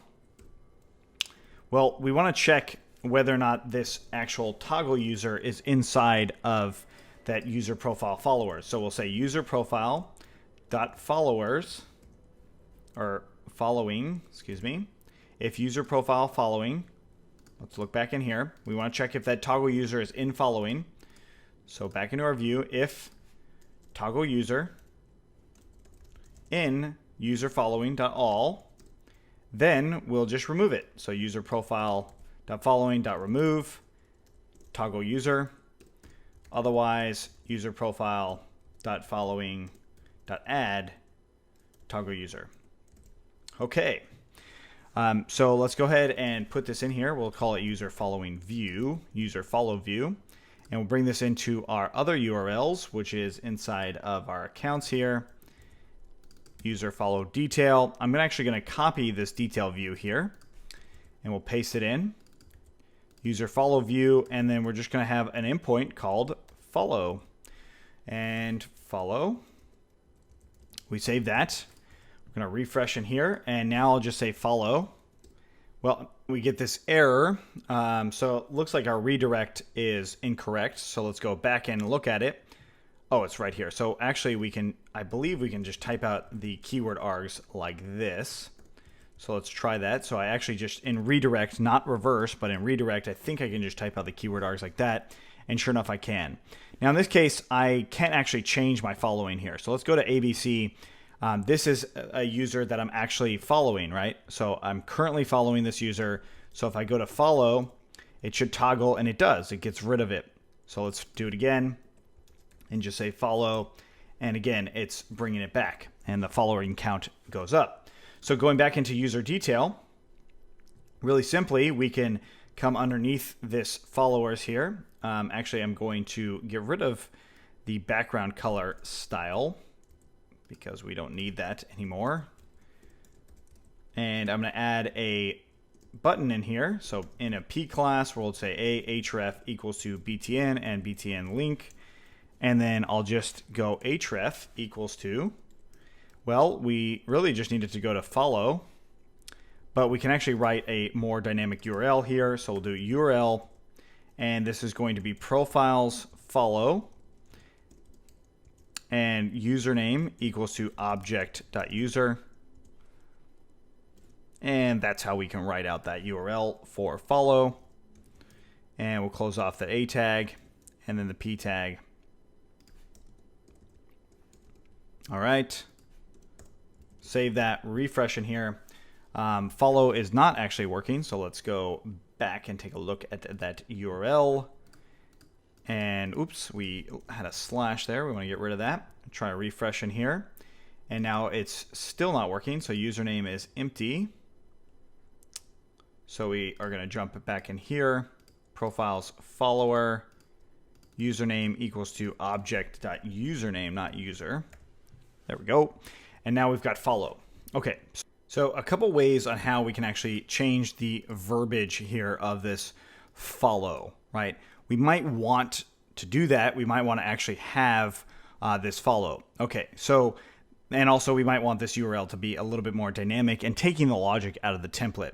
So those are a couple things that we still need to do. And that's actually something I'll clean up in the next one, is changing how this link works and the verbalizing of that link so we can update it just a little bit more in a much better way. But then also what we want to do is take this stuff out of the view and turn it into more of a user profile manager stuff so we can use it in other places a lot easier than just copying and pasting. So if you have any questions on what we did here, let us know. Otherwise, let's keep going. Okay, so now what we want to do is update our model manager to have a few new methods. One of them being checking whether or not a user is following the other user, and then checking whether or not, or doing a toggle for the actual following process. So the first thing we'll do is toggle follow, and this is going to take in self, and then we'll say user, and then to toggle user. So one is the main user, as in the user profile user. So we'll just say user profile and created. And we're basically going to be doing the same thing that we did in here. So I'm going to go ahead and just cut this out, paste it in, and user profile. And now the user is going to be this particular user. And then the toToggle user will be if toToggle user in that, then we'll just do that. And then after that, we'll return, well, we can return a few things. We can return whether or not that it was done or if they were added. So we'll just say added equals to false, and then added equals to true, or is now following, essentially is what that means. And we'll just return added. So that's all that's just going to do is that's now toggle follow. So back into our view, we'll just say user profile.objects.toggle follow, and we get the request user as the first one. So request.user, and then toggle user is the next one. And that's it. So is following would be that one of those answers, right? Okay, cool. So that is actually getting that one. And now what we want to do is inside of our model manager, we also want to check is following. And we're going to say self and user and is following user, or followed by user. And this is going to give us a Boolean value, and that's it. So there's a couple ways on how we can do this. We can keep it as a model manager, or we can put it in as an instance method. So what I'm going to do is first off do it this way, and we want to get the user profile of this user. So it's the same sort of call as up here. And now what we'll do is we'll say if created, we'll just return false. And then otherwise, we're going to check this same sort of thing. So if the followed by user is in that, we'll return true. And then otherwise, we'll just return false. So really, I don't need this if created in here because that followed by user will not be in there. But since I have this created, meaning the user profile was created, I can just go ahead and just kind of like ignore these two things, or at least have them on here only to make it go faster, which ignores this last call, meaning it's not going to actually query the database if we don't have it. Okay, so there we go. Now we've got is following. Since I have this, I can actually bring in this user detail view. And what we're going to do is here is say def get context data. And we're going to take in self. And then first off, we'll do context equals to super and user detail view. And then context or self. And then dot get context data. And this actually should take args and keyword args if there are any. So we'll put that in here. And then we'll just say context following equals to, well, we want to do that user profile dot objects dot get and is following, I think it's called, is following. And this is going to be our requested user, which is self.request.user. And then it's going to be our other user, which we actually can make it just our keyword arg user, or we can just do self.get object. That's going to be that same user. And then we're going to just return the context here. And then this following, we can come in here and into our detail now. This follow URL, we can just simply say if following, then we'll just say unfollow. Otherwise, we'll say follow. Save that. Let's try this out. Refresh in here. And what I see is ABC is following. I hit follow up. I don't have an href working correctly. So it looks like our link is incorrect on here for some reason. Let's try that again. And if I click on that, it's trying to go to button link. Why is that? Oh, right here should be class. Little mistake that we made in the last one. Hopefully you guys caught that. Anyway, so now we've got this button. I click on it, and it says, oh, you set. Well, we've got a view error somewhere, and that's right here. So that should be request user. Let's try that again, refresh, and now it goes to followers. I click on it and everything's now loading. It seems like it's loading asynchronously, but it's really not. And that's because of how we just haven't added the jQuery stuff yet. But we now have a way to actually follow particular users, which is really, really nice. Okay, guys, so if you have any questions on what we did here, please let us know. Obviously, the big reason that we did it this way is so then later we can use these same sort of methods inside of any view, let alone the views that we did here. So yeah, that's pretty much it.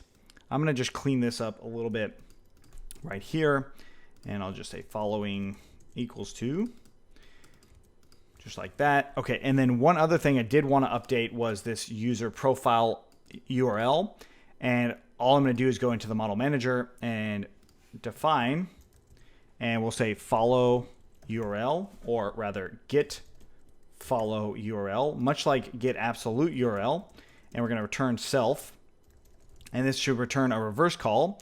So let's bring in reverse lazy. So Django.urls import reverse lazy, and we're just going to reverse that URL. So it's profiles and follow, and then the username equals to self.user.username. Get follow URL, that's for that particular user, right?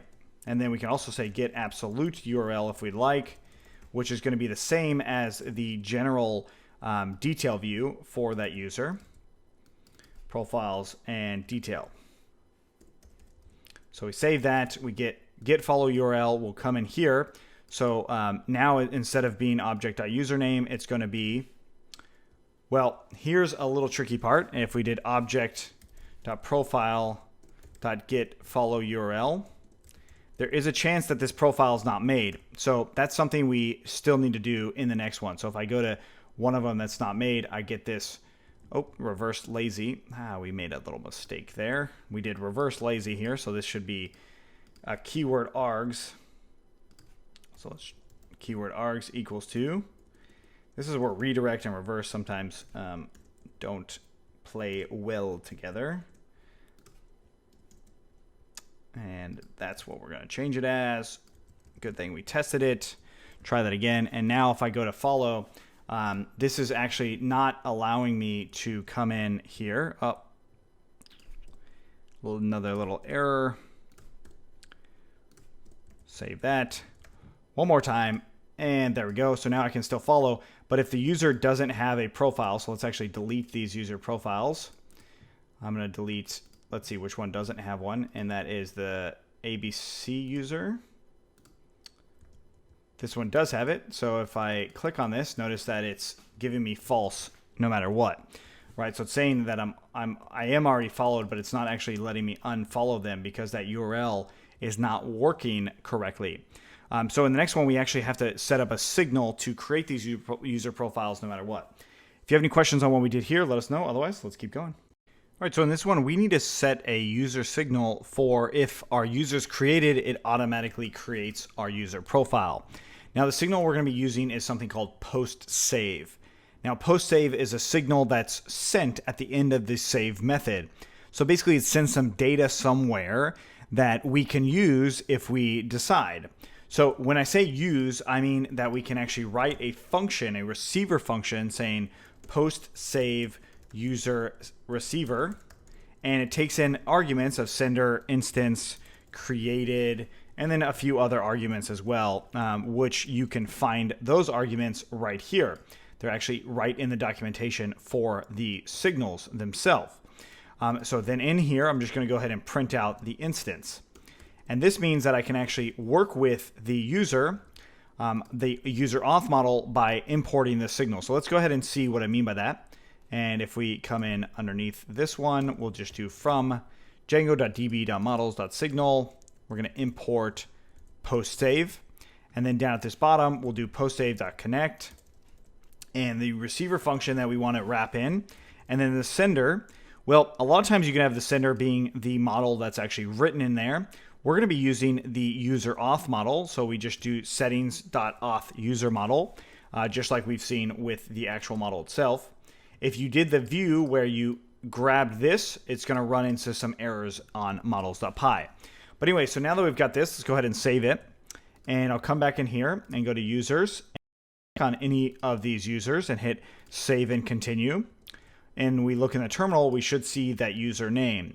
So that means that that is actually working. We actually have done this. So this is post save. Every time the save method is called, that is like user.objects.get, and then let's say user or CFE equals to user.objects.first, and then CFE.save. That is the method that I'm referring to. So that's actually saving the instance, and it runs these signals every time that happens. It runs all sorts of signals. So it's not just pre-save. If you go to the signals documentation, you can see pre-initialize, pre-save, and pre-delete, post-delete, and so on. You can also see if the many-to-many has changed. If you want some other effects of that, you can monitor that. And then the arguments that are sent to the signal or with this signal, the receiver function can actually use all of these things in here, which is really cool. So that's something that's really nice about these signals. But what we're using it for is whether or not the user's created, which is one of the signals that is sent, or one of the arguments that's sent with the signal. So it's a Boolean field, much like user.objects.get or create sends the user object as well as a Boolean, so true or false.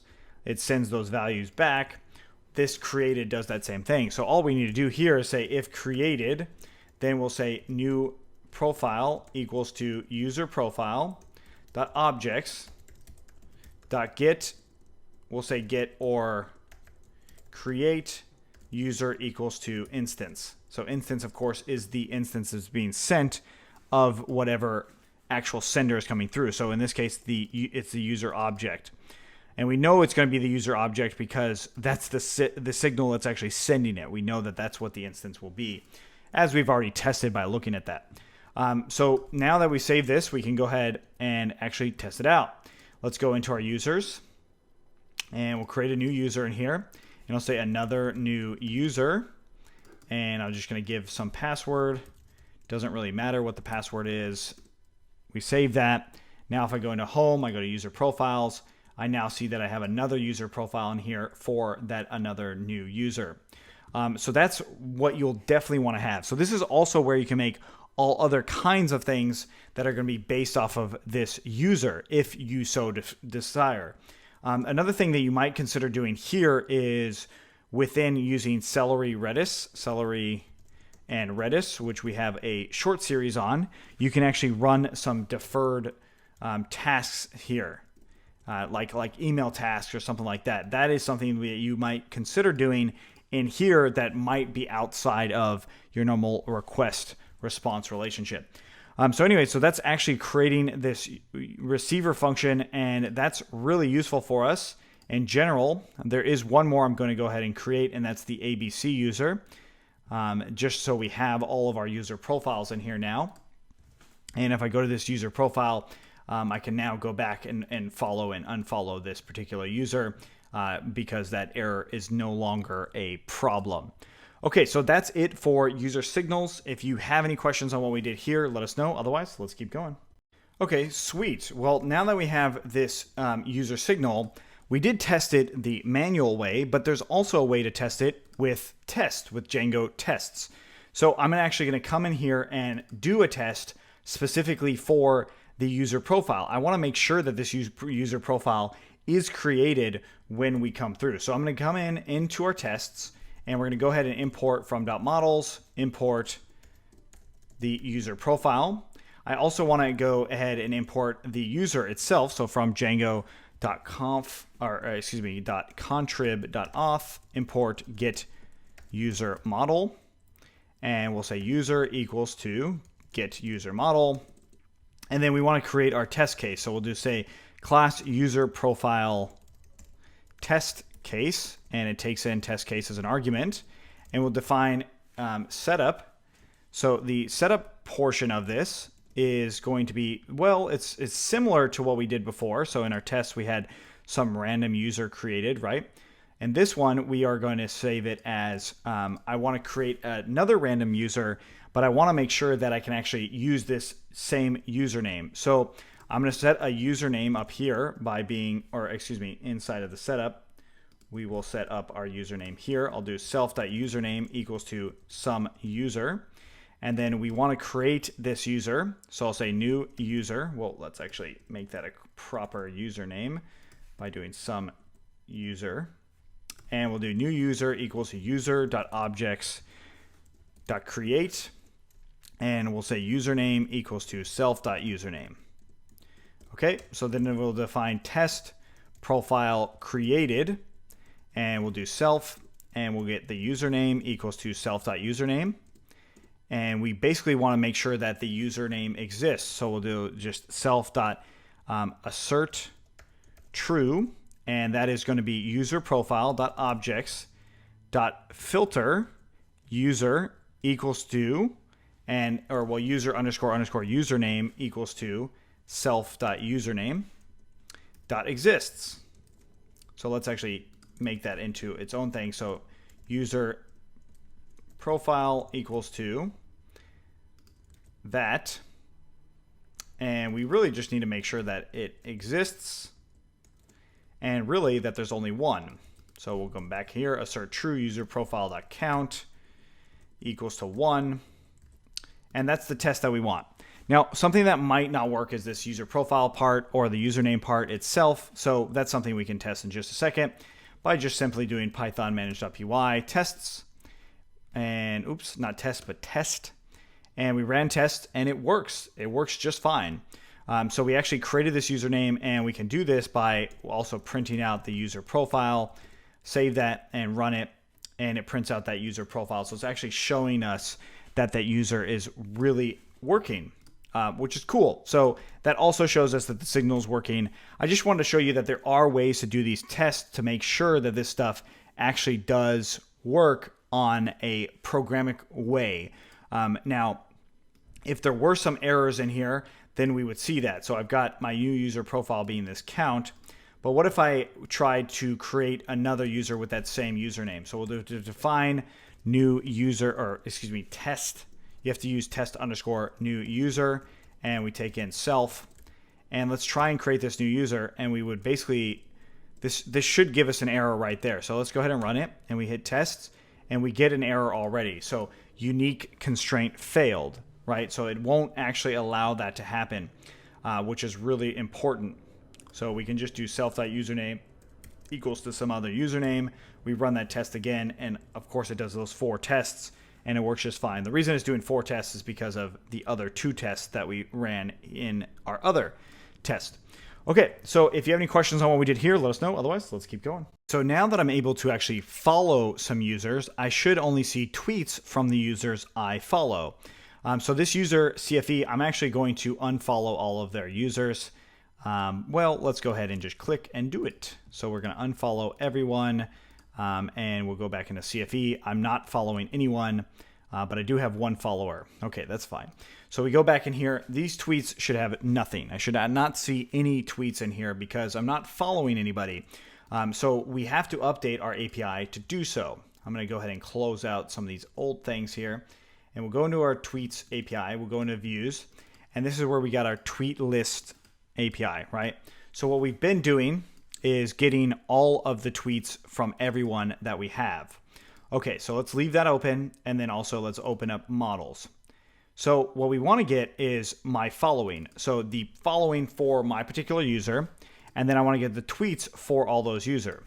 So my follow equals to, well, we're going to use the user profile, which we can just say self.request.user.profile, and then the instance method of get following. So that gives me my users, my users I'm following. Let's just say I'm following. So those are all the users that I'm following, or the requested user is following. So these tweet objects, we really just want to say filter user in I'm following. That's it.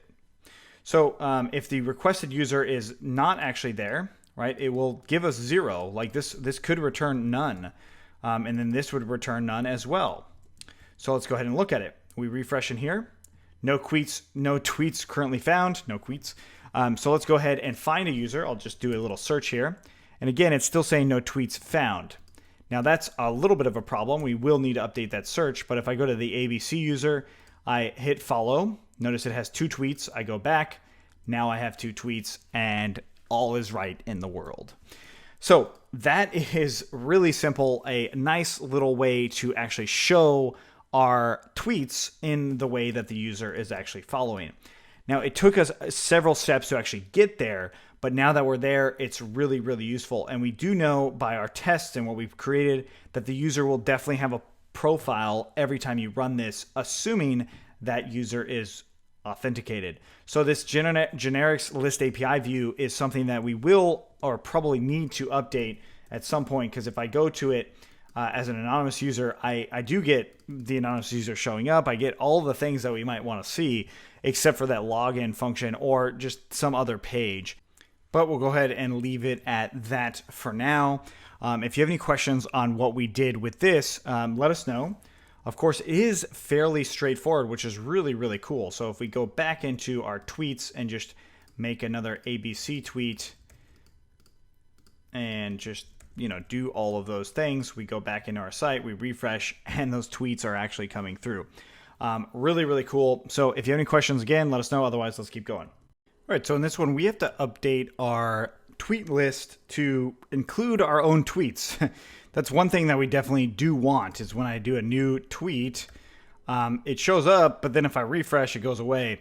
So that's one thing that I will actually add to that view, and that's, of course, in this tweet list API view. It's pretty simple on how we can do it. There's a couple ways on how we can do it. We can remove ourselves from this get following, or simply add our own user in this get following query set. Or we can introduce a new concept, which is combining query sets. So that's what I'm going to do, is combine the query sets in this list API view. Query set 1 is going to be this one. And then query set 2 is going to be tweet tweet.objects.filter. And this is going to be user. And the user is, of course, the self.request.user. And then the final query set is going to be equal to query set 1 with the bar and query set 2. That combines query sets right here. And if we do .distinct, it makes sure that we don't have duplicates of any of these objects in here. And then, of course, this final one is actually a query set, so we can do the order by on that. So we refresh this, and now I get all of my both kinds of tweets, whether it's from my user or the other user.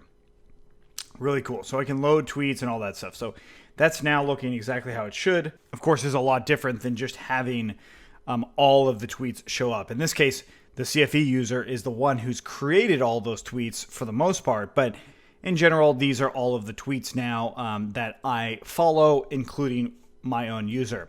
Okay, so now the next part here is we want to actually have a way to make hashtags.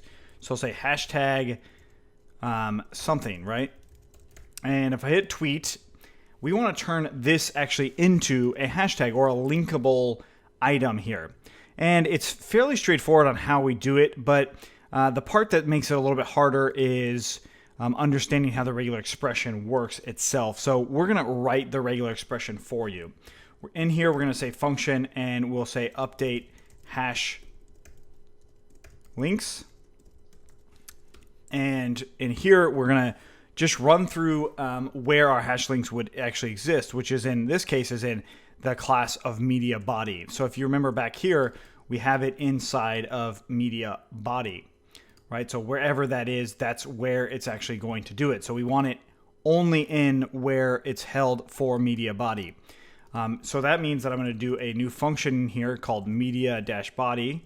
So, or excuse me, a selector for media body, and then we do each, and then a function, data, and inside of here, this is where we're actually going to be doing our regular expression. So the regular expression itself is, we'll call it hashtag regex, and this is what it equals to. I'm just going to copy and paste it in here. And that is the regular expression for finding the hashtag and then getting the actual. So the hashtag is this part, and then whatever comes after that. That is essentially what that hashtag is going to be. So I'm going to make new text here with this hashtag. So I'll say this.html, and this.html is related to what's going on in here. And then that HTML, I'll just go ahead and do replace, and this hashtag regex. And then we want to replace it with a new string, which again, I'm going to go ahead and copy and paste. I will explain this here in just a moment. And then once we have that new text, we need to replace it. So HTML, and this is new text.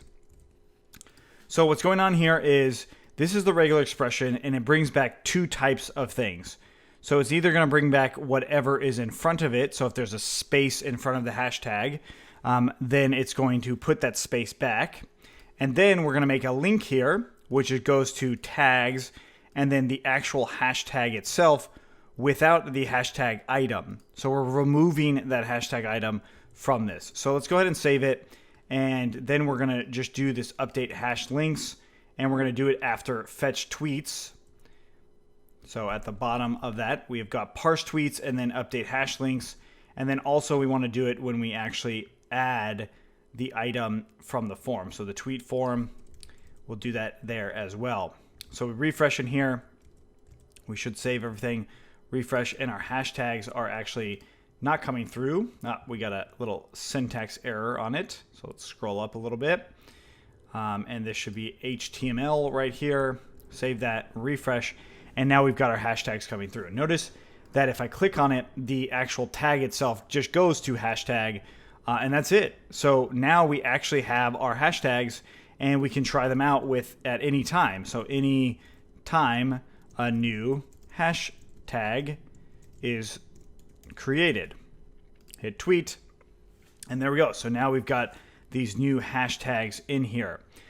So something I'm not going to do is actually generate the hashtag in the database. So that is something you could do in here, which is getting every single hashtag and then generating some sort of, or making sure that this hashtag is created.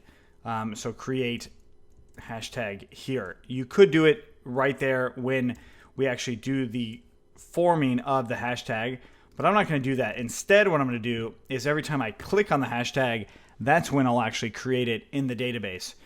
So it doesn't really matter when the user actually does it. This is where we're going to do it. Another place that you could do it is in the model itself for the actual templates. Because if you know the content, you can actually use a post save and then use that create function, much like we did in the user profile. Then you can parse that content and look for the various hashtags as well using a similar regular expression, but again, this is starting to get a lot more complicated, and one of the reasons why something like Twitter has more developers than what we're going to be going through. But what I'm doing here is a really good substitute for doing all of those things. We now have this way to hash it, and then if I click on it, that's when it's actually going to create that tag, and then it's going to parse all of the content for that tag in particular. So if you have any questions on what we've done here, let us know. Otherwise, let's keep going. So now that we've been able to parse the hashtags in any given content, we're going to go ahead and make a new app specifically for hashtags. So that app will contain all the things related to the hashtag, including the model and all that stuff. So let's go ahead and close out our server, and we'll do python manage.py, our start app, and we're going to call it hashtags. And then let's go ahead and come into our actual project here, and we'll do models, and I'll do class hashtag, and it's going to be models.model. And then we'll just say tag equals to models.char field, max length equals to 120, or well, let's say 120 is probably plenty. And that's, let's see, I think I can also put a timestamp as in like when it was created, just for our own database if we want to keep something like that. Date time field, and we'll do auto now add equals to true. And while we're at it, let's go ahead and make our Unicode data, or excuse me, our str data. And this is going to return self.tag. And of course, if you're on Python 3, or excuse me, Python 2, you would use Unicode. Okay, so we've got our hashtag here now. I'm going to go ahead and add it into the admin too. So from .models, import hashtag admin.site.register hashtag, and we are going to create a view for this in particular, but now we've got our hashtag, the tag itself, timestamp. We also might want to do a query set for grabbing the related content or the related tweets. So from tweets.models, import tweet. That is our tweet model, of course. So we want to double check that it's tweet, and it is. And coming back into our hashtags, this will say define get tweets, and it's going to take in self. So it's going to be related directly to the instance itself. And I'm just going to return tweet.objects.filter. And this is going to be content I contains and, well, self.tag. More specifically, hashtag plus self.tag. So the hashtag or the tag itself will not actually have that hashtag in it. So this is one way on how we might want to do this. We also might want to import Q to make it a stronger query set get tweets, but I'm not going to go ahead and do that yet. So let's go ahead and add this app into our project. And that's, of course, inside of our settings. We're going to put it into base. And I'll just put hashtags in here. And we're going to put that on each one, local, base, and production.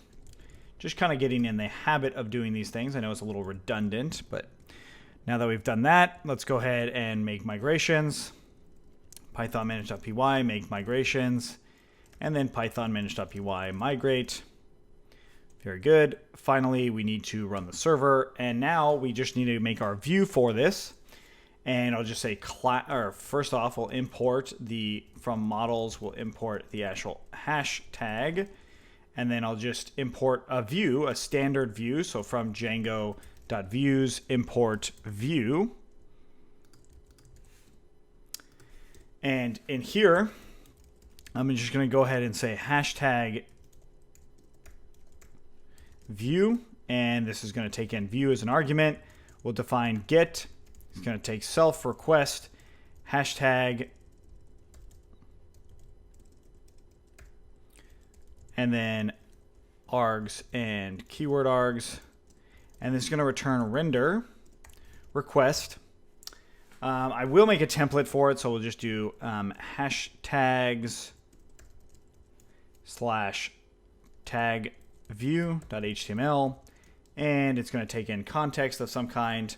So now that we've got this, let's do a get object, get or create for this hashtag. So no matter what it is, we're going to do a get or create. So we'll do object and then created equals to hashtag.objects.get or create. And this is going to be our tag being the hashtag that comes in as the argument. So again, going into the model, we've got our tag here. And that's what we're doing here. We're just creating that. And then in our context, we'll put that tag in object. There we go. Now we need to make this template. So let's go and create it. Hashtags. We want to put that actually in a folder. So let's go ahead and delete that one. Make another new folder called templates. And then new folder hashtags.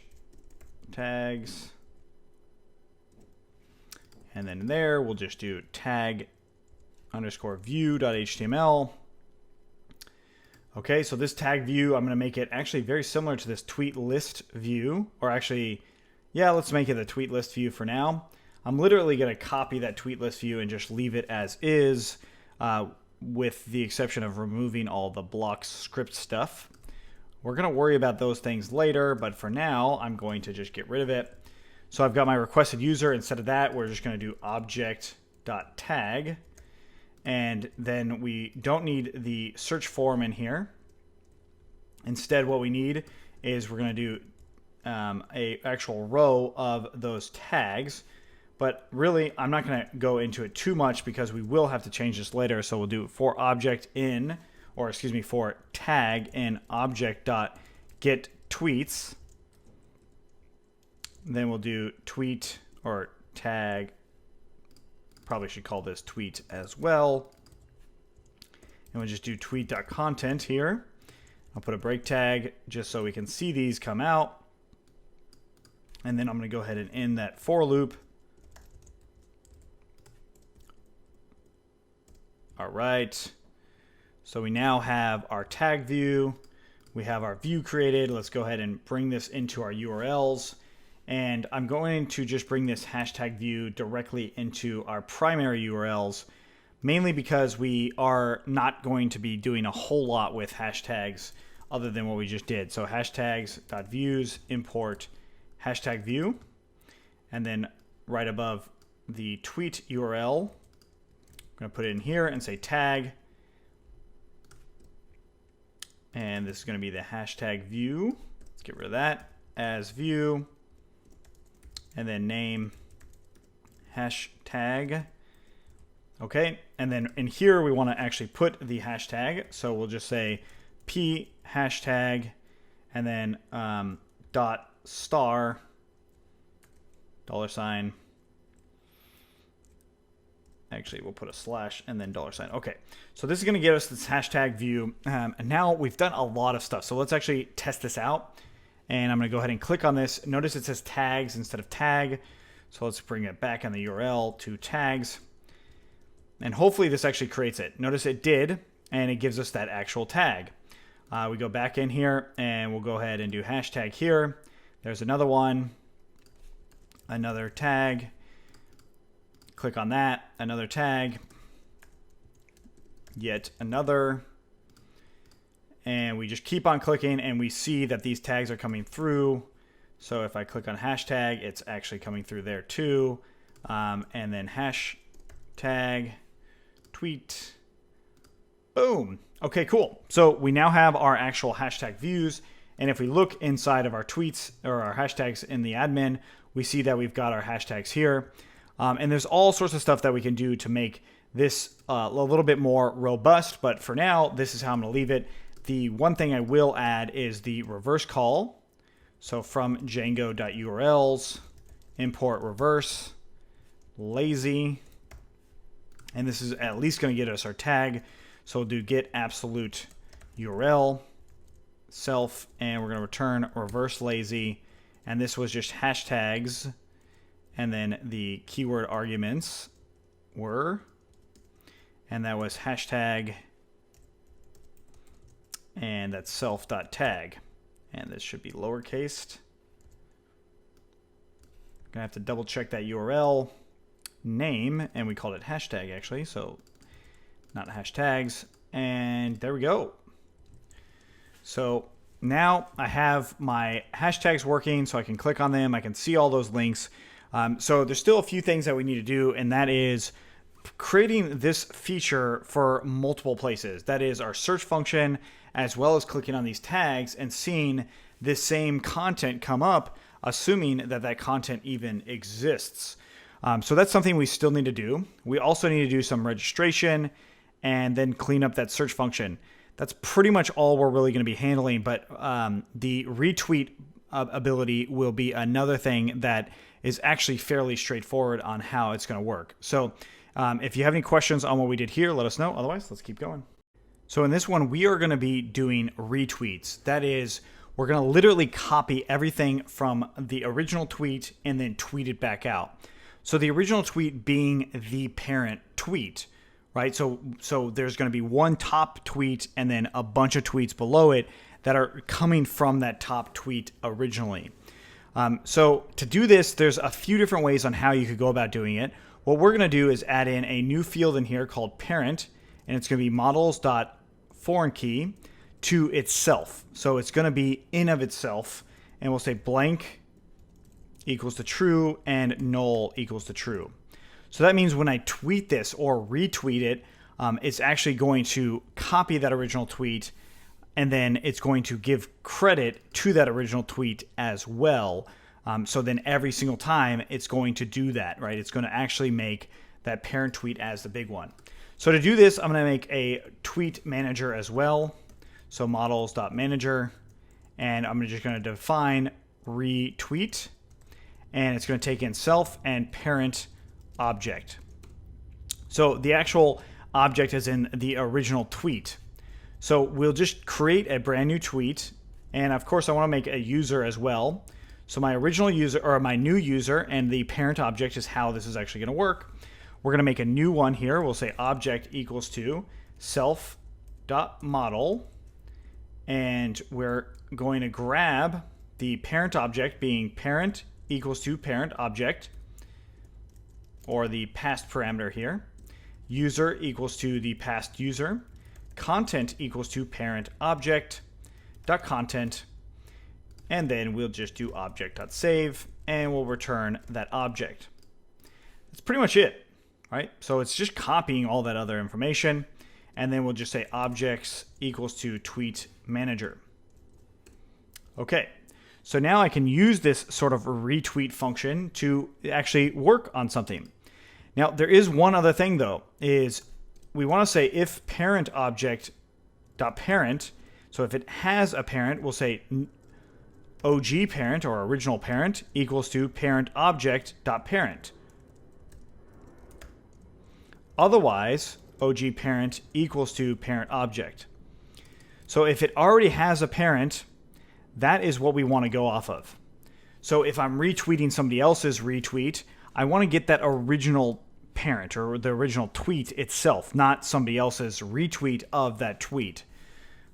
Hopefully that makes sense. Basically, if you create a tweet and somebody retweets it, and then somebody from their followers retweet that one, they should be retweeting the original, which is yours. You are the original one.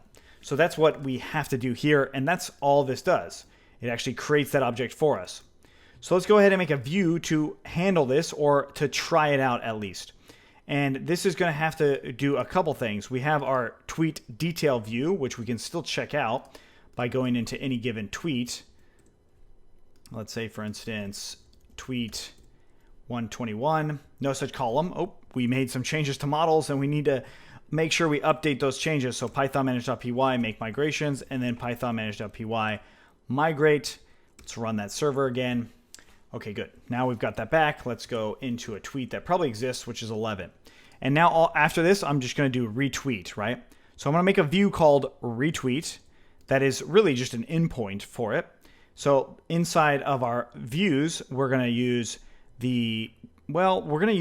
just a standard view, just a generic view. So from Django.views, import view. And this is going to be pretty much like a redirect. It's not actually going to do anything. It's a lot like follow, like we've done before. And then I'll just do redirect. I'll import that as well. And I'll just put it at the very top. I'll say class retweet. Takes in a view, or retweet view. And it's going to define get. It's going to take in self, request, args, and keyword args.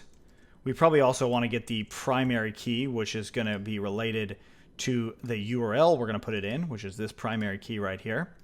And we've got this get object or 404 already, so we'll say tweet equals to get object or 404 of the tweet.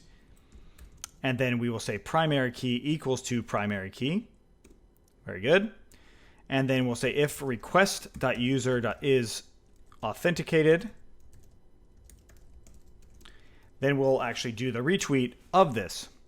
So another thing that I want to actually have in here is inside of this manager, I also want to make sure if object.parent, if it's actually in there, right? So if I already have this user, meaning if I'm the parent user, I shouldn't necessarily be able to retweet my own tweets.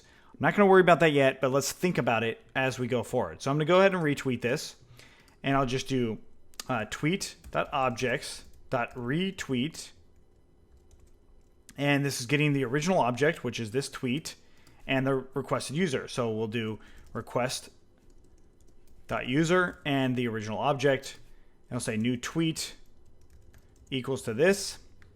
And if that works, we'll do return new tweet dot get absolute URL. Let's make sure we still have that actually set up, and we do. And then we're just going to do an HTTP response redirect. So from Django.http import HTTP response redirect. Remember how I talked about this before? Here's where it actually will make sense or come into play. HTTP response redirect to that new tweet. Otherwise, we're going to just return HTTP response redirect to the original tweet. Okay, so we save that. This should work just fine. Let's go ahead and grab it, and we'll bring it into our views here. So retweet view. I'm going to copy the detail view here, paste it underneath, retweet view, and we'll do retweet. Save that, and we will go back into here. Retweet will be the name. We hit retweet. Tweet manager has no object retweet. That, of course, is retweet. Tweets. Okay, so now it's got a little bit of a redirect loop going on here. So we want to have the URL redirect.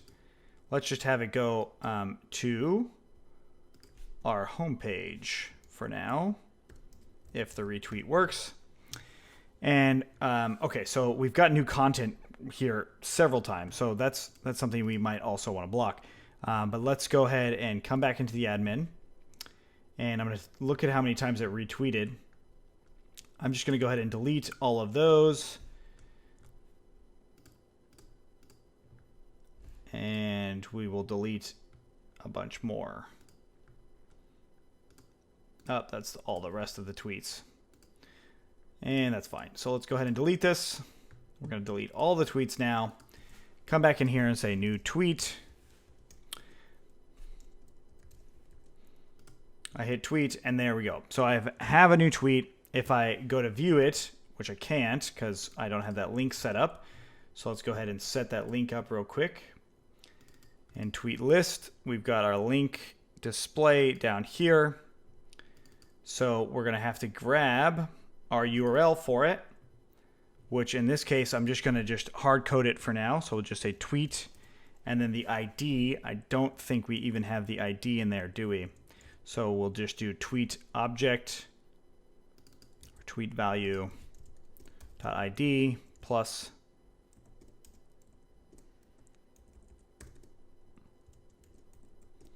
like that. We'll go to inspect the element here, console, syntax error, expression flags, tweet value.id. So let's go ahead and add in that tweet value into our API, serializers, model ID, save that. And we're still getting the invalid regular expression. So some error here. It's probably the plus part of things that we did. So going back into the tweet list, and we've got our tweet here. Plus value. Oh, that's the problem right there. There we go. Save that. Refresh in here, and now we've got our new tweet. I click on it. It actually brings me over to that tweet. If I do a retweet, it brings me home, and notice it says new tweet, although that is not actually the new tweet. It's a retweet version, and I could continue to do that, but let's go ahead and change it. Go back into our tweets, and I'll say ABC, another, and we'll get rid of the parent, another tweet, hit save, and we'll refresh in here. There's the another tweet. So let's go ahead and update our attach tweet function. We want to go ahead and say is retweet. So we'll just say is retweet. And the retweet value would be tweet value.is underscore retweet. So that means in our API, we need to update that. And the how we're going to do that is just the serializer method field. And we'll say is retweet. Bring this in. and then define the object, define get is retweet self object if if object dot parent return true, else return, well, we don't need the else clause, we can just say return false. Save that, come back in here, and now we've got that going, and what we want to do is actually display the parent user on that tweet list instead of it being something different. But for now, I'm just going to go ahead and say, put this in here of plus is retweet, close that off, and we refresh, and it's saying false and false. So let's go ahead and go to view and then retweet. Click on it, and now it's saying true. So that's actually a retweeted item. So we probably want to display that a parent tweet. That's a lot of stuff that we will actually get into, but for now, we've actually created that retweet view and had the ability to have retweets. So the next one, we'll clean this up a little bit more. If you have any questions, let us know. Otherwise, let's keep going. So here's the current data we have for our tweets, our individual tweets coming through. Now we have this thing of is retweet. Now that's nice, but it's not actually what we want. We want it to show the parent or the actual tweet that is showing up. The retweet, we don't really need to worry about too much. Maybe the only thing we would really want to see there is the time since method or something like that. So what I'm going to do here is I'm going to jump into my serializers, and I'm going to go ahead and copy this entire tweet model serializer and instead call it the parent tweet model serializer. And I'm going to get rid of is retweet, and instead I will go on both of them. I'll get rid of is retweet. There we go. And now what I'll do is also get rid of it on the main tweet model serializer. And instead of using is retweet, we'll just say parent equals to that method. So if it's empty, it's not actually going to show up. So we'll just use parent on the field as well. And that's pretty much it. So we save this, we refresh in here, and now we get this parent object. So this actually allows us to then display that as the final tweet. So let's go ahead and look back at how we display it, which we've got this attach value, so tweet value and all that. Let's get rid of the retweet stuff that we added in the last one. And we will think about how we're actually going to run this in general. So I'll just basically say, add one more thing in here, which is prepend, and I'll say retweet. So we'll just say if retweet,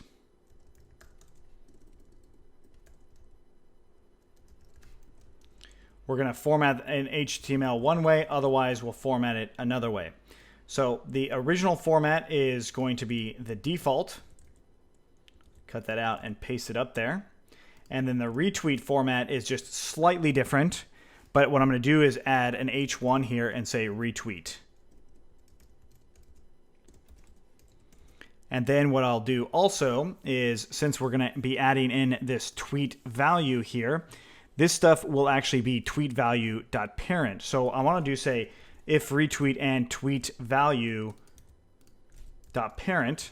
So basically I'm checking to make sure that it has both of those things.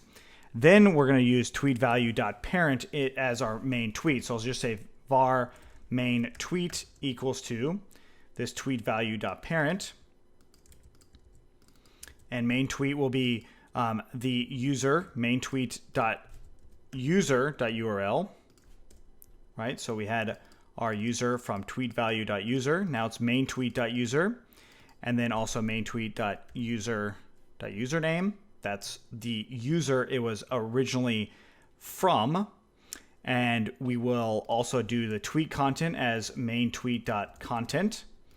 And then we will do the tweet value, so main tweet.id. And then the date display, this is going to be coming from that main tweet.date display. We could put it as the original item or the actual new tweet item as this display. We absolutely could do that, but I want to leave it as the parent, meaning I can show that when this was actually retweeted. But I'll actually do that. So I still have all this main tweet stuff. So this is all the parent data on here. But before that, I'll have this H1 here. but I'm also going to add another, let's say, a break tag. So we'll show that this is not just a main tweet or a new tweet. So I'll say retweet. I'll get it out of the H1 and just put it in here like this. And I'll say retweet via. And then now we put in the tweet value. Or actually, we can put in the tweet value user.username. And then we'll put place a plus, and then we'll say on. And then another plus, and that is going to be date display. And then we'll just put a plus. Okay. So I really just reformatted it if there's a parent in there, and then it's a retweet. So this attach value down here, basically what I want to do is we'll just say if value.parent, then we will attach the tweet, and we'll say value, the original value, and then the retweet being true.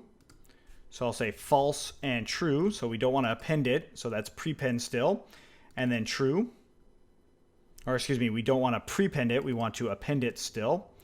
And there we go. So that's the attached value. Otherwise, we're just going to go with that default there.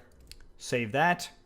And this formatted HTML stuff, I'm going to make that a variable that's up here that we will just reset based off of that conditional function. Okay, so there we go. Now it has two different formats. So a parent format and then just a standard format. So let's save it. And let's actually take a look on our homepage. We should have some retweets. And now we see retweet via. Let's actually update our via with a space. And now it says retweet via CFE on this date. Notice the time is a little different. So I can actually put this into a span of itself. And I'll just say class equals to gray color. I believe we have that as CSS somewhere. And then we close off this span. Save that, refresh, and now it's showing that, hey, it was retweeted via so on. And there it is. So it's the original tweet and then our retweet user. I can go through and retweet my other one. Oops, not tweet, but retweet. And there it actually is showing us those retweet values. Okay, cool. So that's showing that. We still have another piece that we want to do, and that is updating this. So if we go to retweet too many times, it's not going to actually allow us to do that. It's just going to, it's still going to show it. It's not going to show it, but it's going to not bring any errors. It just won't do it. So if you have any questions, let us know. Otherwise, let's keep going. All right, so now what I want to do is prevent this retweet from happening if the user has already done it, meaning that they already have this created. Now, it's actually fairly straightforward on how to do this, and what we will do is let's first off get the query set to see if it even exists. So we'll just say if tweet.objects.filter, and we're going to say user equals to user and parent equals to parent object. So that's checking all of that stuff. That's really it. If qs.exists, then we'll just return none. Otherwise, we'll just return everything else. That's it. And you can actually do self.objects to do that itself because that's running off of the retweet also. So let's go ahead and try it out. Let's run the server and grab a tweet. And just do a retweet. Oops, sorry, it doesn't have objects, but we have get query set. That's what I meant to put. Okay, refresh, and it doesn't do it. So we go to retweet. It's not actually creating new ones. Now, it's not going to ruin the old ones, but it's just going to prevent us from creating a bunch of retweets of the same thing with the same user.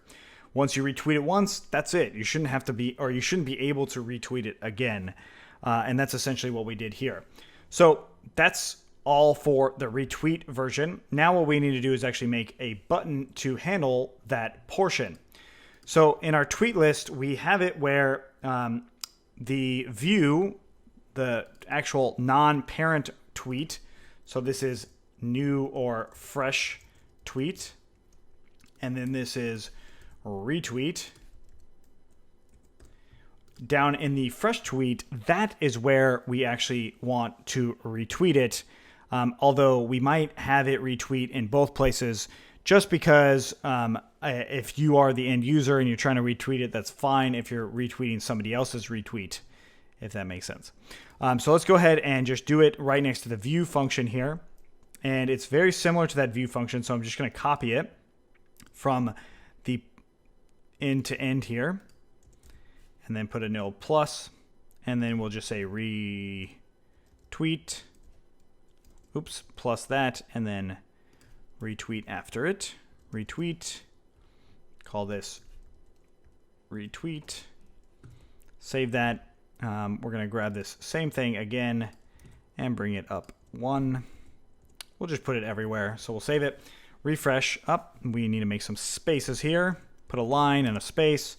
There we go. I click retweet. It looks like it actually did it this time. So let's that time it's actually going through and doing all of them. So we're gonna have to go back and check that. But at the very least, I'm able to come through and do the retweets elsewhere.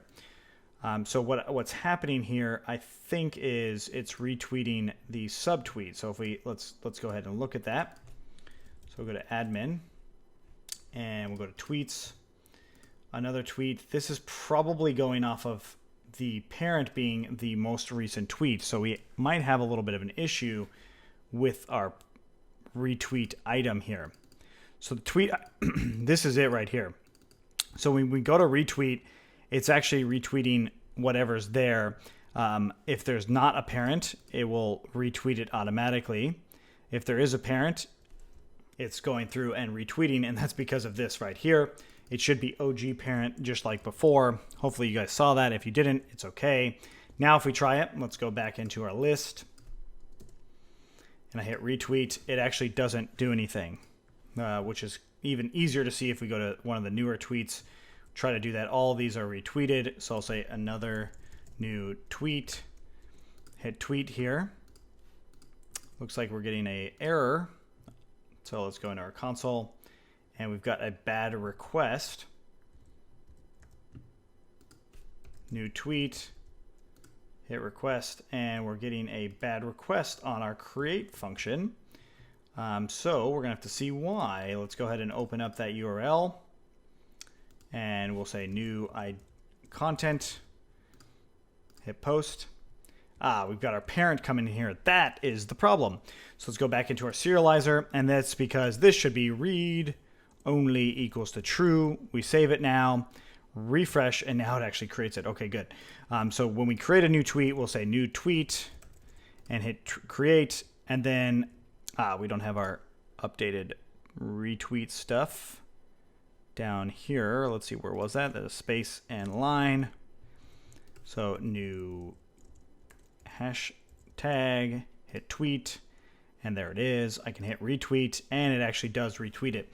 So I retweeted myself. That is something that you can do. Another thing that you might consider doing is just not allowing it to be retweeted today. You know, you can retweet it every day if you like.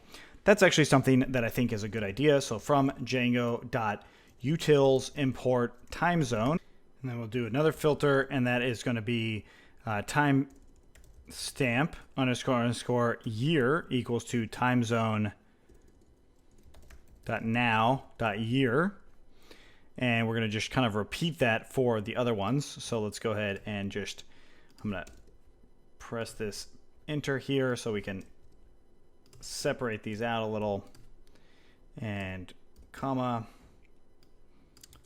month, and then day.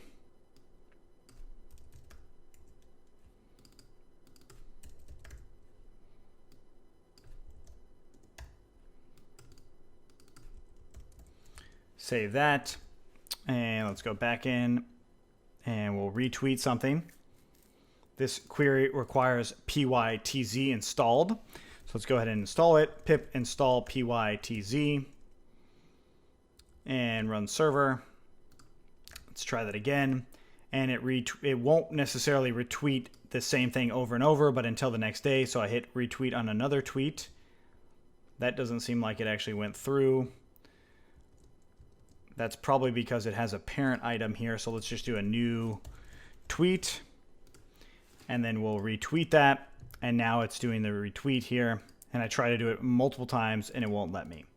But I can still do a new tweet and retweet that one. New hash and retweet that one. Cool. So there's that, but of course we don't actually want to necessarily always allow users to retweet themselves, so that's kind of going to be up to you.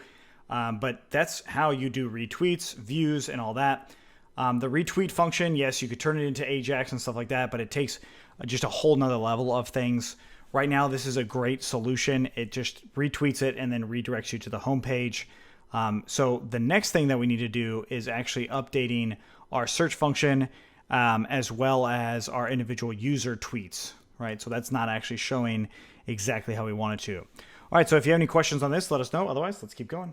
Okay, so since we are doing a lot of stuff with Ajax, let's go ahead and do it for the retweet function as well, just because it makes the most sense in general to have the retweet function work as Ajax too. So if I do a new object or a new tweet or whatever, I can actually just click on that retweet button and it will retweet. If it doesn't retweet, we should have some sort of error, at least render in the console for now. So that's what we're going to be working on here. And we're going to do this by using the Django REST framework, and more specifically an API view, just like what we have on this example for class-based views inside of views. We're going to be working on that example in particular. So of course, it's going off of this general redirect view or retweet view that we've already created. So let's go ahead and open up our API view here. And I'm going to import the API view as well as the response. And we're going to do the same sort of permission class as the isAuthenticated view. So I'll just say class, and I'll say retweet API view. And this is generics dot, or excuse me, not generics, but rather just API view. And we're going to define a get method, self. It's going to take in self request, and then we'll just do format equaling to none. And then we're going to return a response. So in this case, I'll just return true for now. All right, so let's put this in parentheses, not a bracket.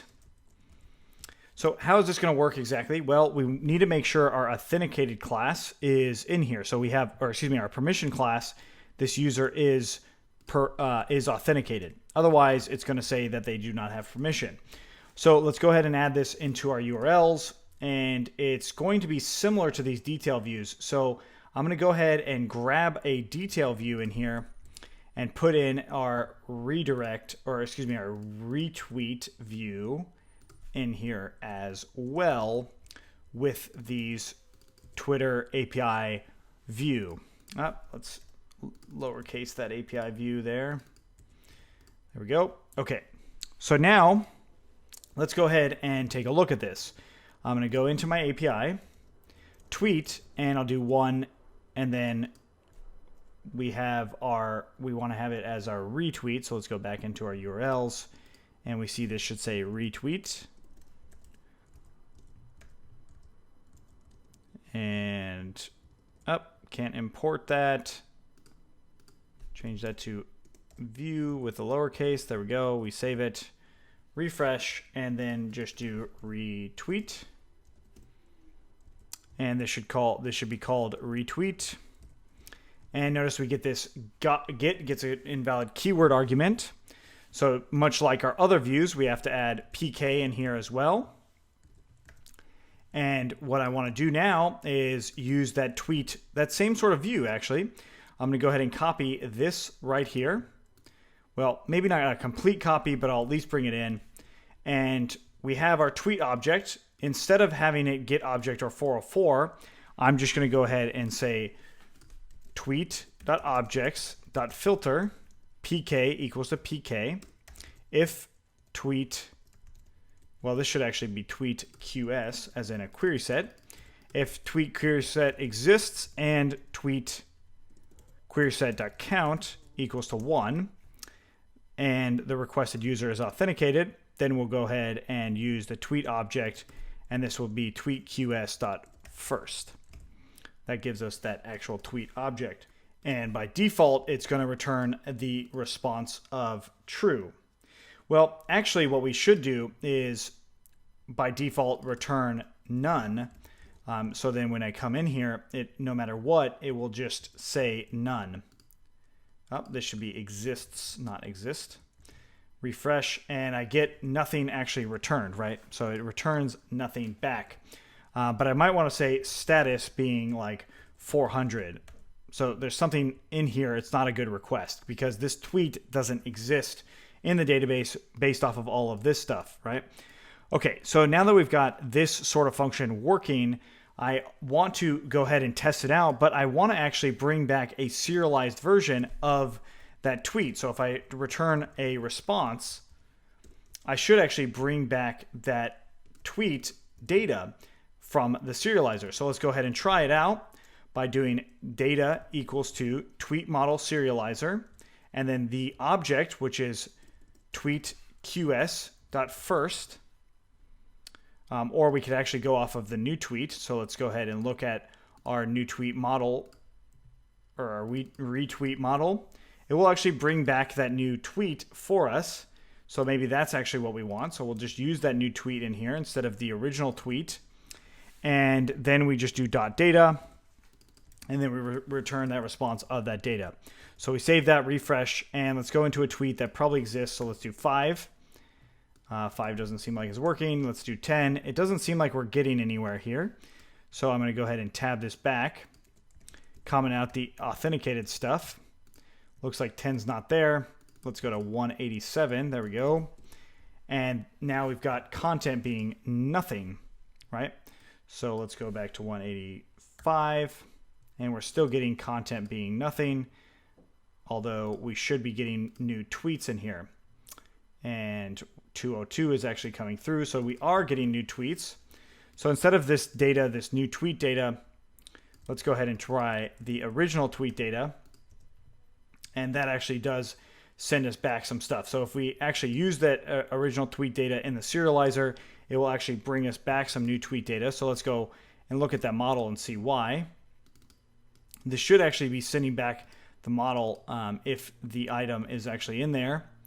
But instead, it's creating this new object. So let's go ahead and just create a brand new tweet on the home page. And I'll say new tweet here. Hit tweet. Okay, this is it. I'm going to click on that. I got a 203 here. So we'll go ahead and go to 203 and hit retweet. But before I actually send that, I'm going to go back into my API view and use that new tweet object. And save that, hit enter on this, and now it actually sends me back some data. If I refresh it, it won't send me back data because I can't retweet it again. That's kind of the general idea here. So this 200 OK should be if new tweet is not none, basically. Then we're going to return this data. Otherwise, we'll return that same 400 response. I run in there and say bad request. I could also put it, say, like, not allowed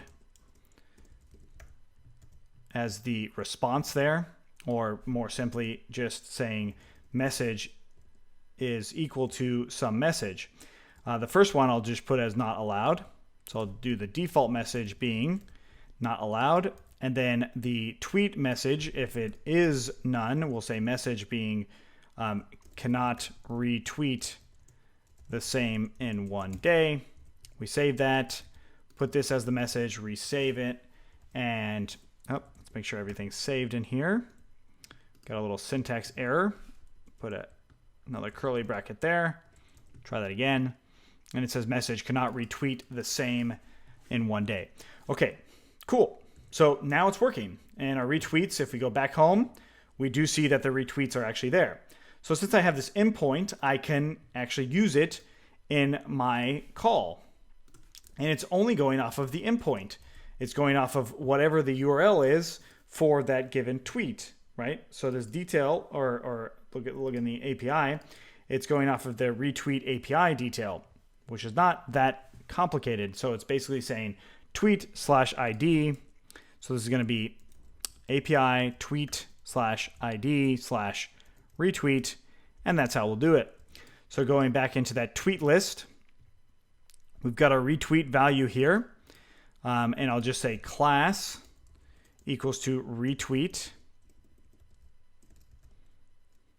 I'm going to leave that href exactly how it is, or the href in general, and I'll put the same class on the other one. And then right above it, up here, I'll just do document.retweet. So this is the class, so .click. I'm going to take in a function here, and that function is going to do an event, and we'll do event.prevent default, and this is where we'll do our AJAX call. So we'll just do $.ajax, and the method equals to get. The URL is going to have to be var URL equals to this.attribute href, and that's going to be the first part of the URL. So we'll have to do /API plus this href, because remember how we had our URLs actually set up. We could also just get the ID of the data, so we could use it for something different, but right now I'm just going to go off of what the original href is and then go off of that, and then we'll say URL equals to URL, and then we'll do success equals to a function, and I'm not going to give it a name. I'll just put data, and we'll go ahead and console log the data. And then error, function data, and console log error, and then console log data. So we save that, and when we run that retweet, so let's try it again. I'll do a new item here, hit tweet. I'm going to go ahead and go into the console so we can see it, and I'm going to click on retweet. It actually brought me to that other link, so it's actually refreshing. If I click it fast enough, you'll notice that it is actually refreshing there. So let's make sure our retweet class, and I'm going to call this retweet button instead of just retweet itself. So retweet button, and then we'll go retweet button, and then I want to go ahead and just console log clicked, save that again, refresh, I hit it, and it's still just reloading. So if I keep clicking it, it just keeps reloading. So I'm going to change this click button to be just slightly different by doing document body, and then do on click, and then the selector, which is retweet button, and then comma, and use this function here. So we'll try that again. We'll save it and refresh in here and hit retweet. Now that button is actually working. Very good. Okay, cool. So let's go ahead and try it out. I'll say new item. I'll explain why that button's working now in just a second. And I hit tweet. I hit retweet here. It was clicked. I refresh, and I actually did retweet it. Okay, so why is it that that button didn't work? Well, it didn't work because it's being dynamically loaded. So when you dynamically load things in jQuery, the changes don't necessarily hold true. So what this does is just make sure that no matter what's on this document, if it's clicked and that's the class, this function is ran through. So you could do this pretty much on any sort of function like this one right here too, if you were going to be loading in load more or that button in dynamically. So hopefully that makes sense, but it's just essentially making it a little bit more of a robust function call for that retweet. Now, something that you should note is we didn't actually update our lists, right? So we don't attach the tweet because we retweeted it, but we didn't actually attach anything to it. So we can still attach the things on this form in particular. So what I'm going to do is I'm going to scroll down to where we actually did it before, which was submit. So this is it right here, right? I can go ahead and copy this, and we're going to bring it into our success, or I mean our retweet button here inside of the success call. And this is attach tweet of this data. Hopefully this will all work just fine, but let's go ahead and see. I'll refresh in here and I'll do a new tweet, hit tweet. That works fine. I hit retweet. It actually does bring back that retweet for me, but it's not bringing back, it doesn't look like it's doing the right content for me because of probably the attached tweet, which was, we have to say retweet being true. So in here, I'll just say true, true, and then we'll refresh again and say another test and hit retweet. And this time it actually works. Cool. So that is how we want to do it. And then if I hit the other retweet, notice this is an error that's rendering. So I would basically just say, have some sort of alert coming up saying that there's an error there. Okay, so this covered a lot of things for us. But now, of course, we want to update it where our homepage, our users page that has very similar features and functionality inside of their tweets, like we can retweet the things by looking at any particular user. But then we also want to be able to view things and do all this sorts of stuff. All right, so if you have any questions on these retweet functions, let us know. Otherwise, let's keep going.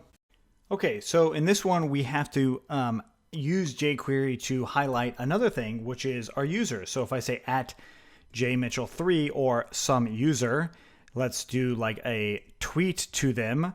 How do we do that? And in fact, we can also say, let's bring in this hashtag.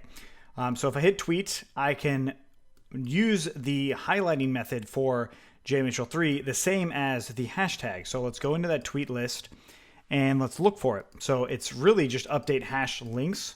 And this is the hashtag regular expression. We can use basically the same thing for username regex. So username regular expression, and then use that same sort of text in here. But instead of using the hashtag here, we'll just use at username regular expression. This will be new text again. And we'll say username regex. And then we will use the same sort of stuff. And instead of this, we will use the at. Really simple. And then, of course, the HTML, let's just say var current HTML equals to this HTML. New text equals to replacing that. Actually, let's do var new text equals to nothing first. And then we'll say new text equals to that replacement.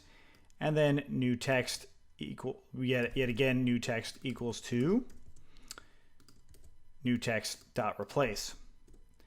And there we go. So now we should have our usernames. And this right here is not going to be tag anymore. It's just going to be directly to that username. So we save that.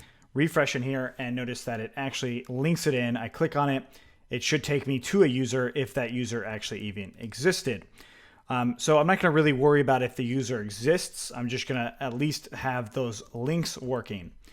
So that's a cool part of this. And we might want to actually put the @ sign on the outside of this little link.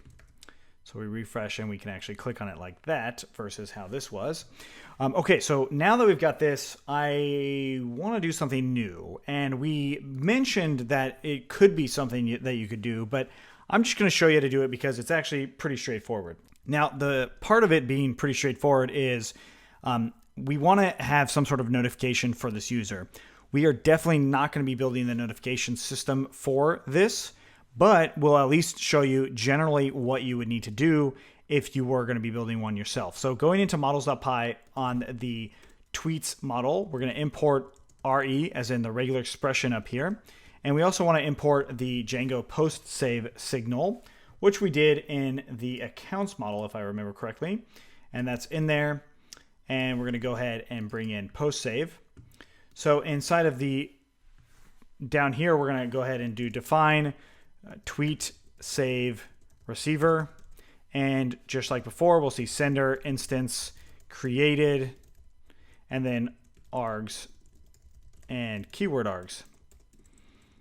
And I'm going to give us some space down here, and then we'll do post save.connect, this tweet save receiver, and the sender is tweet. Okay, so in here, we're just going to say if created. So if this tweet was created, then we are going to do some stuff. So I'm also going to say if created and not instance.parent.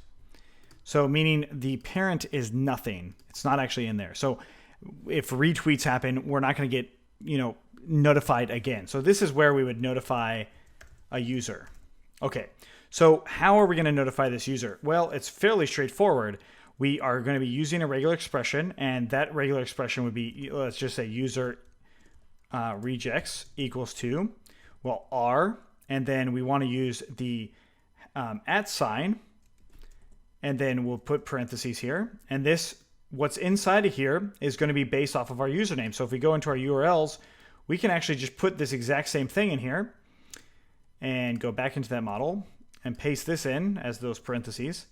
That is our regular expression. This is our same username, but this is allowing us to do a regular expression on something.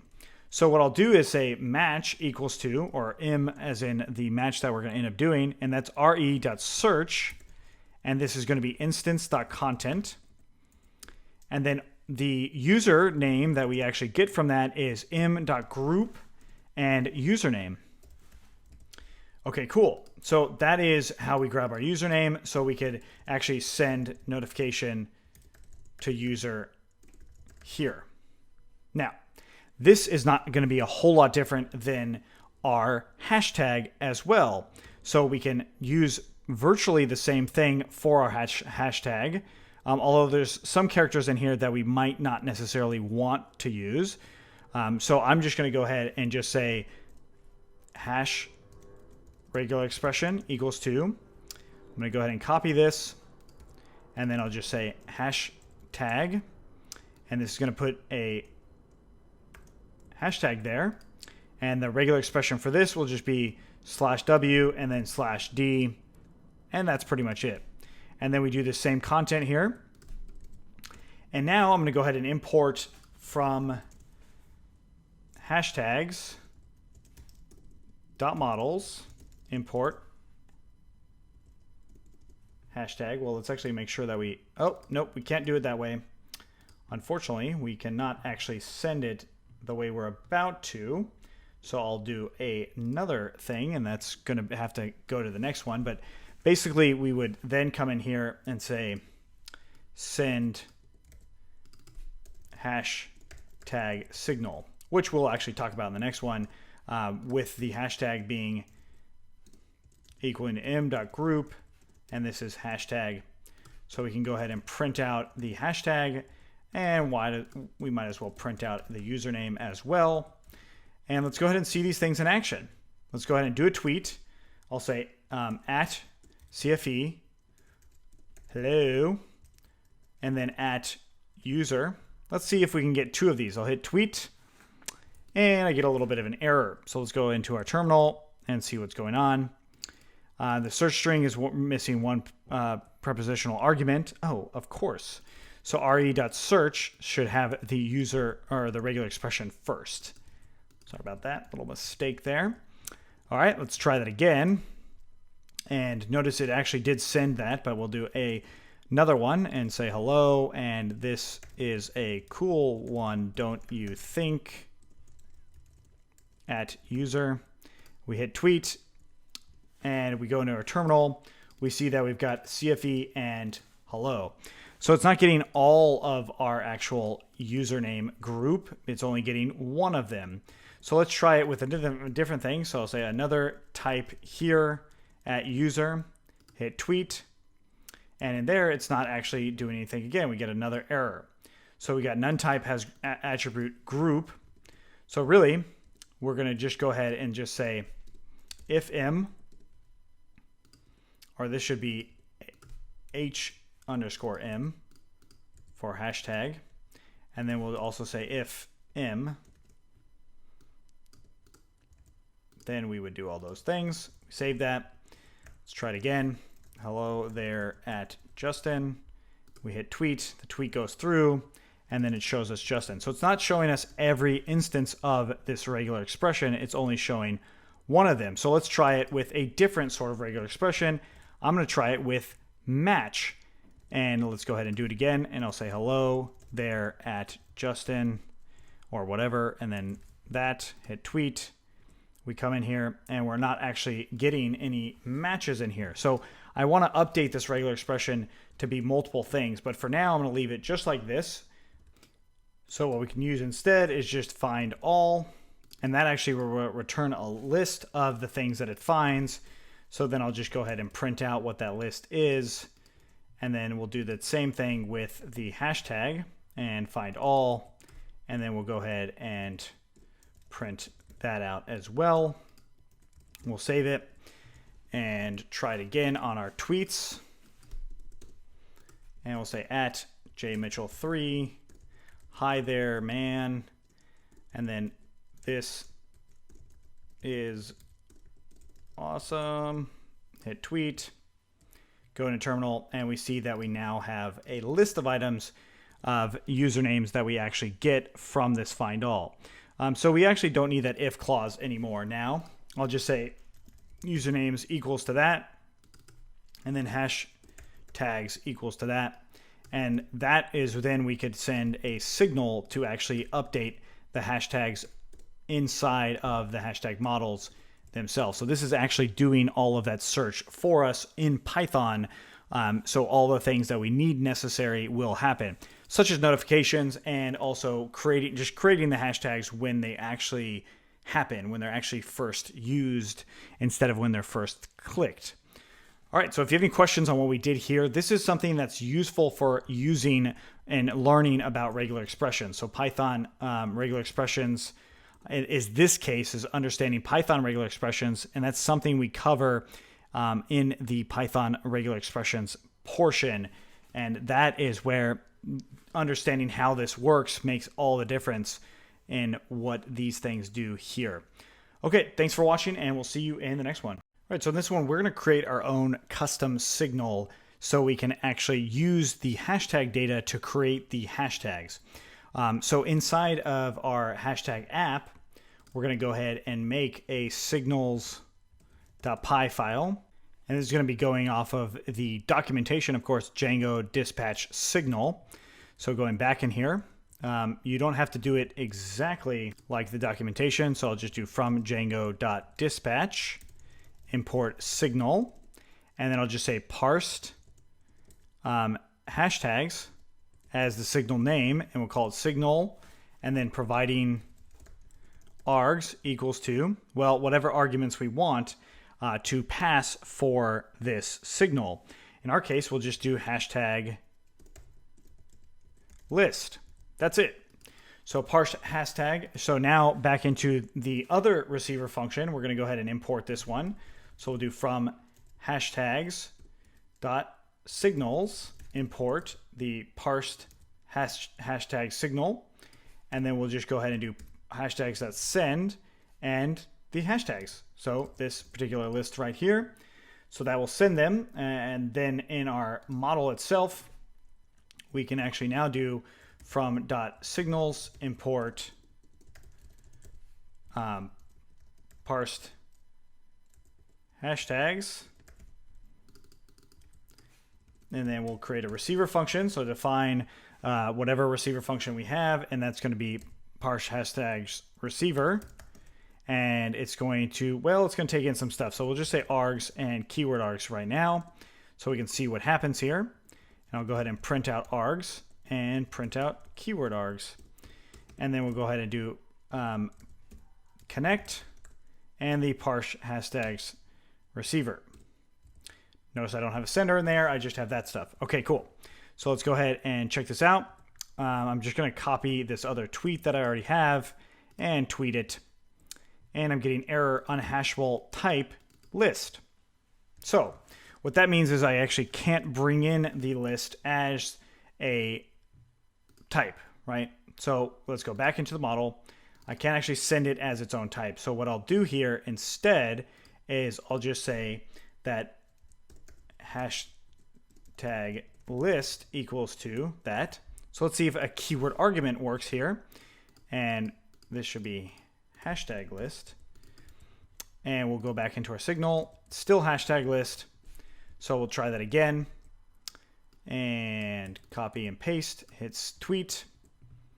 And we're still missing this one, but it's saying requiring argument of sender.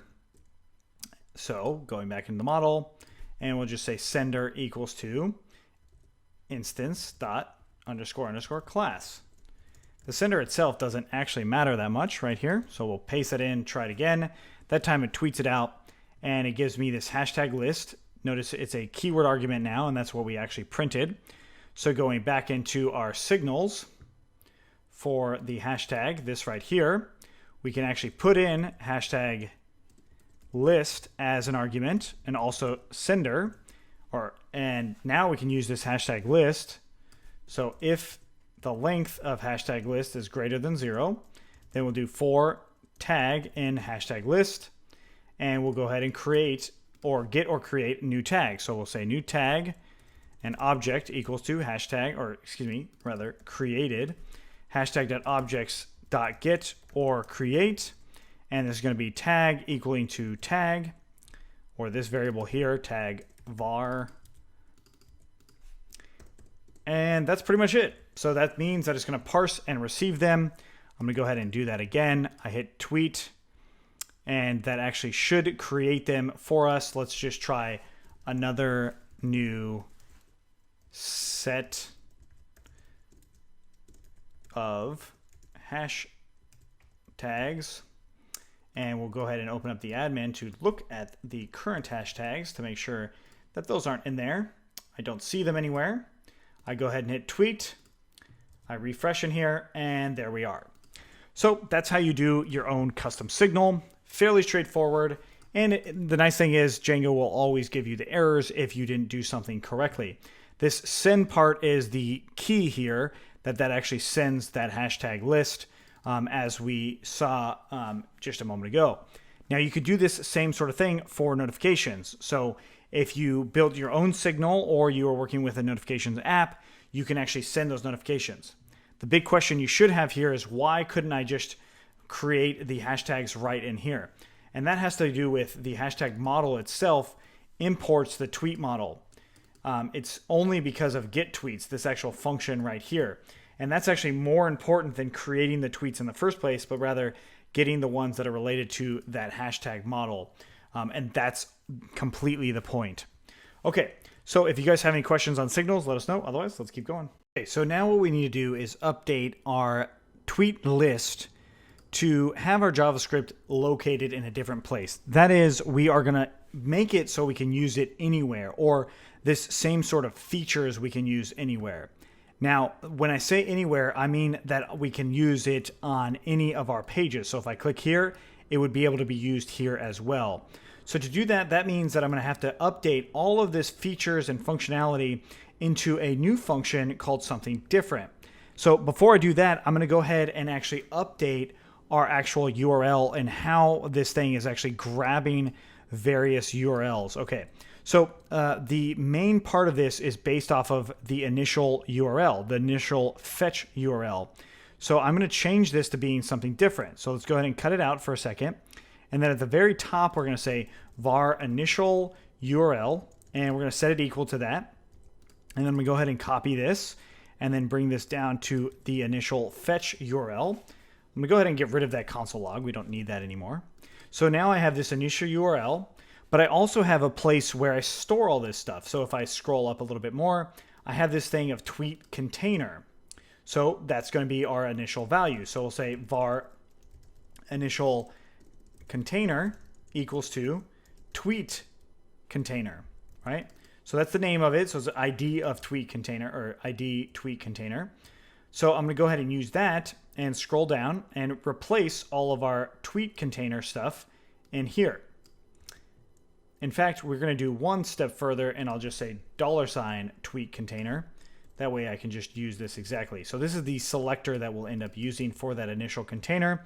And everywhere we use that, otherwise, we are going to just go ahead and replace it with initial container. It's really not even the initial container, it is the container. So we actually probably don't even call it initial container. Instead, we'll call it tweet container. That probably makes a little bit more sense. So changing all of the places where the tweet container was initially. And we save that. And looking for any other ones, that's it. Okay, now if I refresh in here, it's still working just fine. Okay, so what I'm going to do now is I'm going to go ahead and cut out all of this. and put it into a new function. Everything inside of the document ready function, I'm going to go ahead and cut that out and say function, and we'll say load tweet data. That's pretty much, or load tweet container. Let's call it that. And we paste it in here, save it, and bring that idea of load tweet container down into our document ready call. Bring that up, save it, and refresh, and it loads it in just fine. Okay, great. So now the next step of this, let's go ahead and cut this out completely, including the function above it. And we're going to make a new script on our base.html where this is coming from, right? So it's replacing the stuff in there. So let's go ahead and open up our templates, and we'll go into base.html. And above that block, so this block right here, we're going to make a new script here, and we'll just say script. Close off the script. And we're going to paste that in here. We save that. Refresh. Things are still loading, right? Because I actually have the data coming through because I've designed the function to actually be in there. So this load tweet container is still doing it. It's going to do it on every page, though. So if I go to another page, it's still there, and it's still essentially loading stuff, which we can check. I got rid of that fetching, but let's actually keep it in there. We'll say console log, and we'll say fetching. I'll save that, refresh. It's not loading. Well, that's good. That's actually how it should be, but we have the potential to load it anywhere. So going back in here, this is where we're actually loading it. It's calling it right there. But since we have this, we can actually update this to being one step further. And that is, we can go off of the actual tweet container, and we'll say data URL equals to, well, we'll just say API/tweet. So that's our default URL, and that's our default ID. But I want to pass these things in here. In fact, I'm just going to go ahead and pass the data container in here, and I'll call it tweet container. So I'm passing an argument now into this load tweet data. Let's go back into that base. We'll scroll back up to the load tweet container, and now I have container ID being passed in here, right? So we passed in the actual ID of that container. So it's going to replace what's going on here. So all I'm going to do now is say if container ID, or rather if tweet container ID, then we'll set our tweet container to that.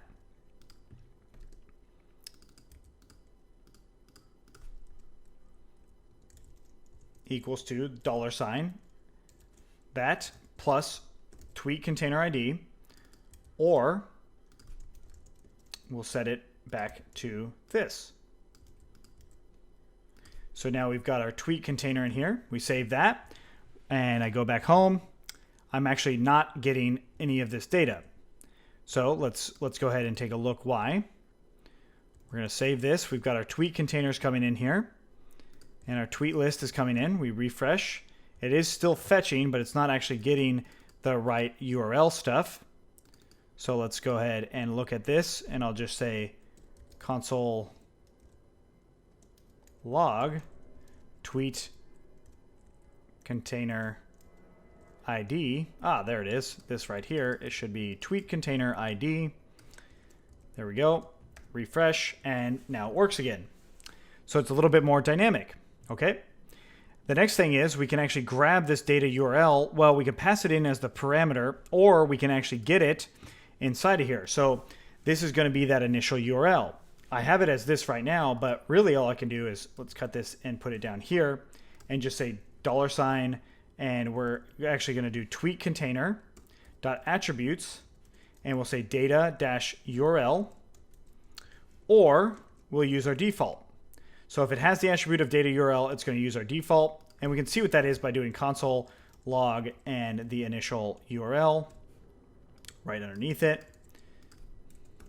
Save that, refresh in here. We've got our initial URL coming through. If we change it to being tweet work, save that, refresh, and now it goes to tweet work, and it's no longer loading. We save it again, it comes back, and it loads through. Cool. So that is now having our container actually load in for us. It does some other stuff, but really what we're focusing on here is that load container. So I'm going to go ahead and copy some of this stuff here. I'll just go ahead and copy this, and we're going to bring this into our tweets detail. So the actual detail for any given profile. So accounts, user detail. And I'm going to put in my tweets. So this right here, I'm going to put right below it. I'll just say tweet container, or let's put it right above it so we can see it right away. So we've got that tweet container now.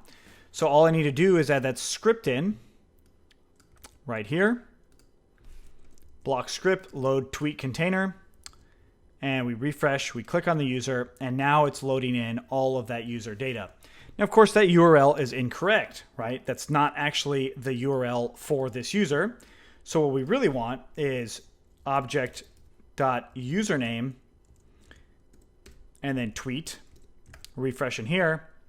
Now it doesn't load any, but that's the endpoint we still need to make. I'm going to go ahead and delete these other ones. Go ahead and refresh here. And now we've got that page not found, but we definitely will add it here in just a moment when we update this page. Now there's a few things that we're going to need to think of here, and that is the retweet function. So let's find that. Where do we put it? It is click retweet button. Now, if the username is in the API path, let's ignore this. Or rather, let's ignore this part of it. Actually adding it into that list, the list itself. So that's essentially what we'll end up doing. Let's leave that out for a second, but we will come back in the next one and finish off this loading portion by creating that API. If you have any questions on what we did here, let us know. Otherwise, let's keep going. Okay, so in this one, we have to update our views, our URLs, and our template to handle this new tweet data URL. Now, if you notice here, we've got API and then the actual username and then tweet. So that means that we might want to update our API and here, or at least create URLs specifically for that tweet list, right? So this is a different API URL. So let's go ahead and jump into the general URLs, and we'll see in here that we've got a general API one, but now we want a user one. And that user one is going to be similar to the account profiles one.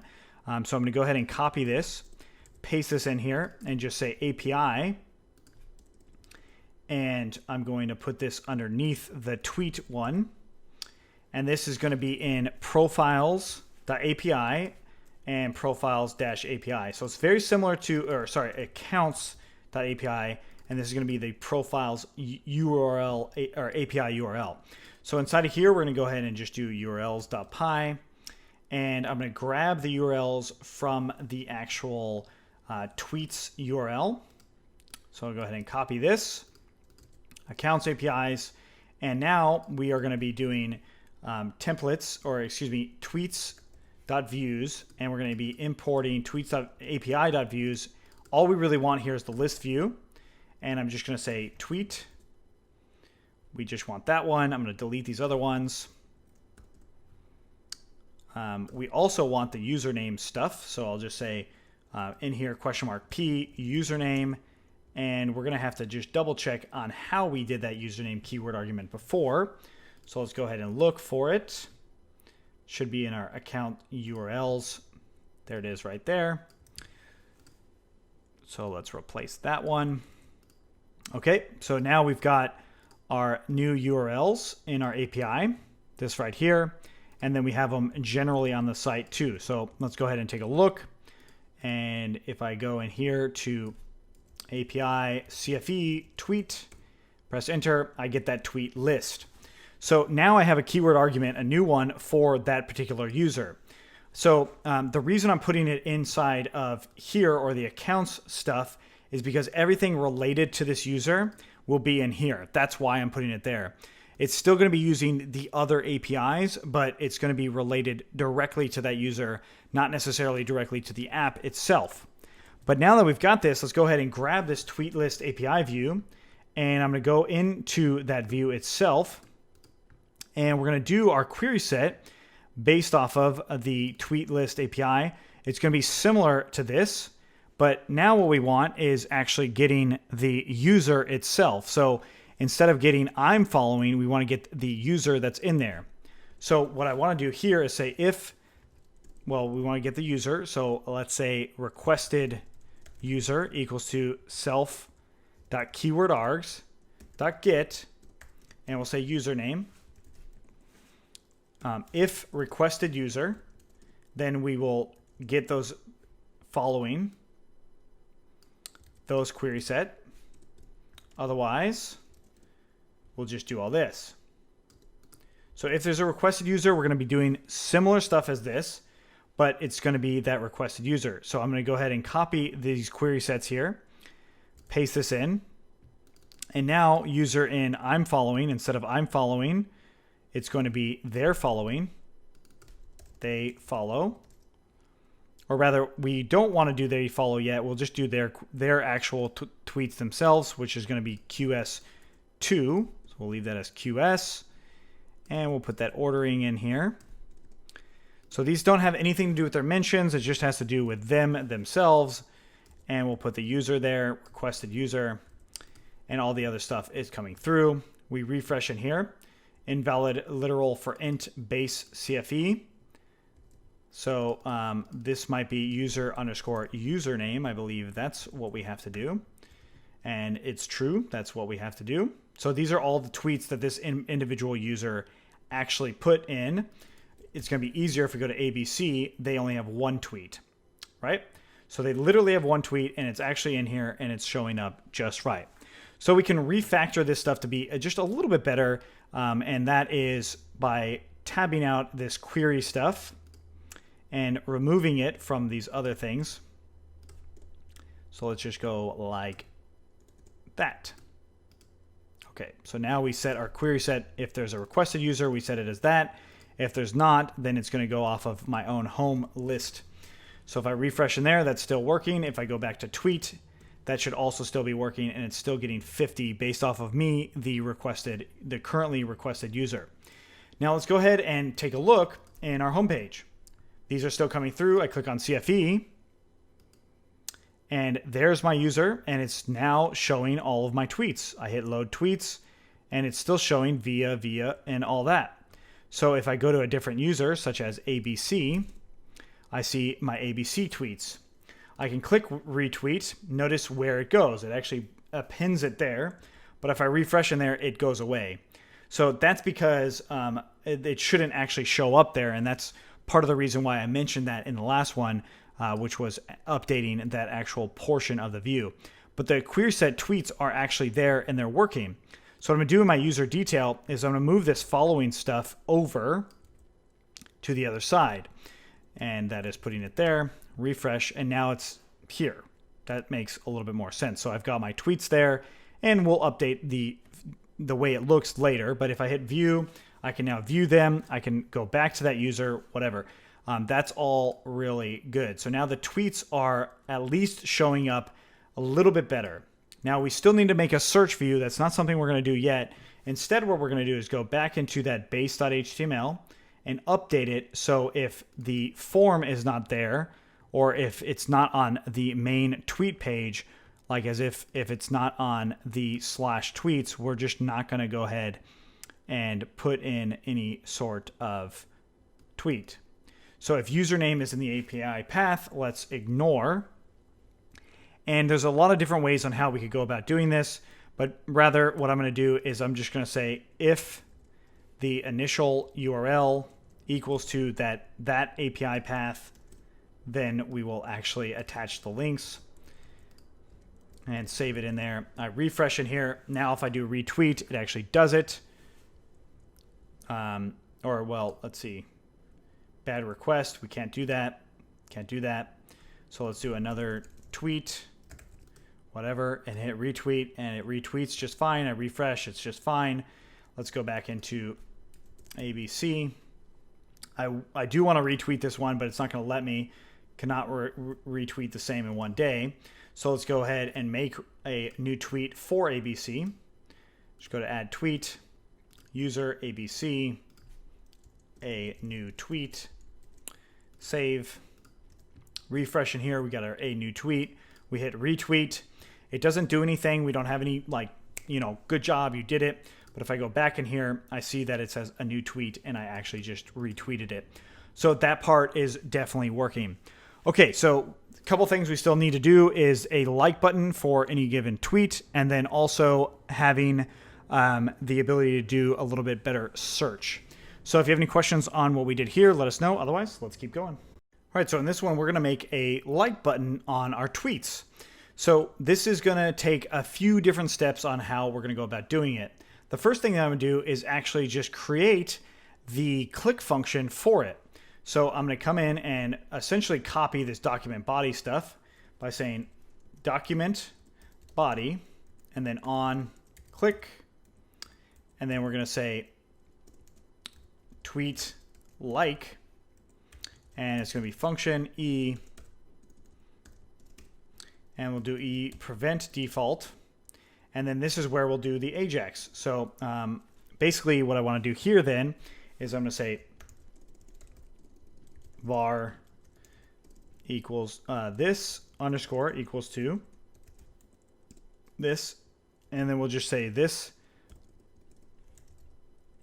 dot text is equal to liked. We save that, and now we are going to go ahead and make that tweet link on the actual items here, or the liked link, excuse me. This says tweet link. That should be tweet like. Okay, so we come back down, and I'm going to put it right next to the retweet. In this case, I don't actually have to have any real value in here, so I can just use the hashtag, and I'll just put a class tweet liked, and just say like, close off that A tag, and I'm actually going to put a space and that bar again. Go ahead and like, space, bar, save it, and refresh. Now we've got this like button. If I click on it, it does liked. Okay, good. So that's what we want to see. And the other part of this would be like if this user likes it, but that's just getting to a whole nother level that we're just not going to do at this time. But we will at least make the tweet liked. So let's go ahead and do this. It's fairly straightforward. And that is if we go into our tweets right here, we're going to go into our model and we're just going to say, instead of user, we'll just say liked, and we'll do models dot many to many field settings auth user model blank equals to true and related name equals to liked. Okay, we save that, and let's go ahead and run some migrations here. And we'll do python manage.py, make migrations, and then python manage.py, migrate. Go ahead and run the server here. And we're going to do that same, or a similar sort of toggle migration thing, and we'll just say def do like, and it's going to take in self and the object and the user. So object being whatever the actual, well, let's keep it similar to this one. So we'll just say object and the tweet object, not parent object, but tweet object. And in here, this is just where we'll add it. So we'll add the individual user inside of this if they're in there. If they're not in there, then we'll remove them. So this should be really like toggle. And this is going to go ahead and just grab that tweet object. So we'll say if user in tweet object dot liked dot all, then we are going to say not liked equals to false, because we're toggling it now. So tweet object dot liked dot remove user, otherwise not liked equals to true, and then tweet object dot liked add user, and then we'll return not liked. Not liked should be true here, and then false here. Rather, let's do is liked. That's false and true. There we go. So like toggle. Now that we've got that, let's go ahead and do an API view for it. So we did the retweet sort of toggle. So we're going to do something very similar to this. So I'm going to go ahead and copy this, paste it down, and we'll say like toggle API view. This is going to get that same sort of tweet object, right? Just like that. And then message will be, well, we can still have that not allowed. So all the other stuff. The real difference here is not really doing this count stuff anymore. So really, we would just go back here and tweet objects dot like toggle. And that was, we called it like toggle. There we go. So like toggle, and then we're just getting that tweet based off of whatever that primary key is, which in this case, it's going to be for any sort of tweet, and is liked will be that as well. And then all we have to do here is get rid of this, tab that back, and we'll say is liked tweet model. And really, I'm just going to say liked whether or not it's liked. Okay, so that's what I'm going to respond to. And of course, I want to do if request.user.is authenticated in here as well. And then we'll tab that in. Cool. Okay, so that is now grabbing that liked toggle. So I'm going to go ahead and copy this, bring it into my URLs, and like toggle. Let's put that at the top. And just like this, I'm going to go ahead and copy this, paste it below, and we'll say like toggle, or well, let's just put it as like as our endpoint. We've got a like there now. Okay, great. So that's there. We now have an endpoint for actual like. So tweet like, we are going to need a actual endpoint for it. So on our tweet like button, we'll just do data ID equals to, well, we're going to put it equal to the actual ID of that value. So this is the tweet value here. We want to get in the habit of using tweet value instead of href. So data ID for liked, that's what we're going to be doing. So I'm going to go ahead and copy this whole thing and put it above as well. Paste it in there. Okay, so we've got that data ID now. So in here, we'll go back up to our like value. And we'll say var data or tweet ID equals to this attribute data ID. So that's giving us our ID. So the URL var liked URL equals to API tweets the data ID. So tweet ID plus like. That should give us our URL. We'll see in a moment if that's correct. We'll do our AJAX, so def AJAX. Method is get URL equals to the liked URL. Success means that we'll do function data. If data dot, well, we want to see what it was again. What do we call it as far as the data that we're going to bring back? Liked. So coming back in here, if data liked, then we will say this liked. Otherwise, this unliked. Okay, there's our success call.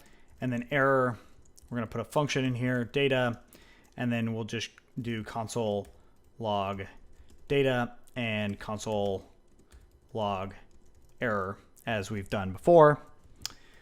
Okay, now I've got the invalid syntax on the URLs. Let's go ahead and see why. We need a comma here, as well as here. And this is going to be like toggle as the URL name. That should solve that. It does. We refresh in here. I click on it. Notice it says liked, liked.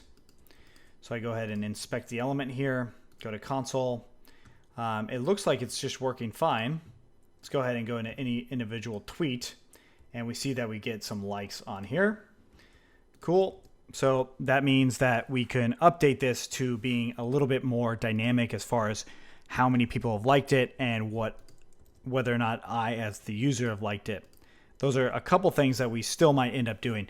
Anyways, we'll definitely have the number of likes on there in the next one. If you have any questions on what we did here, let us know. Otherwise, let's keep going. All right, so in this one, we have to update our serializer to show the like count for any given model. I'm only going to be doing this for the main model in here, not necessarily the parent model. So the like count, as we've already talked about, is going to go associated directly to the tweet, not necessarily the parent. So first of all, I'm going to go ahead and at least have the count in here, and I'm going to go ahead and copy this and say, instead of time since, I'll just say likes. And I'll do define get likes, and it's going to take in self and object. It's really going to just return object.liked.all.count. We save that, and to look at it, remember it's a many field. The field itself is called liked. So going back in that serializer, we're going to go ahead and put likes on here. We save that. Go into our base.html where our actual functions are, where we parse the data. This stuff right here. Now, like has this empty part here, so I'm just going to go ahead and put a quote and then plus. And this is going to be the actual tweet value dot likes and put a plus after that. I'm going to put it inside of parentheses as well. We actually might want to put that, well, we'll leave it in just like that. All right, so I'm going to go ahead and copy this same thing in here. Oh. And there we go.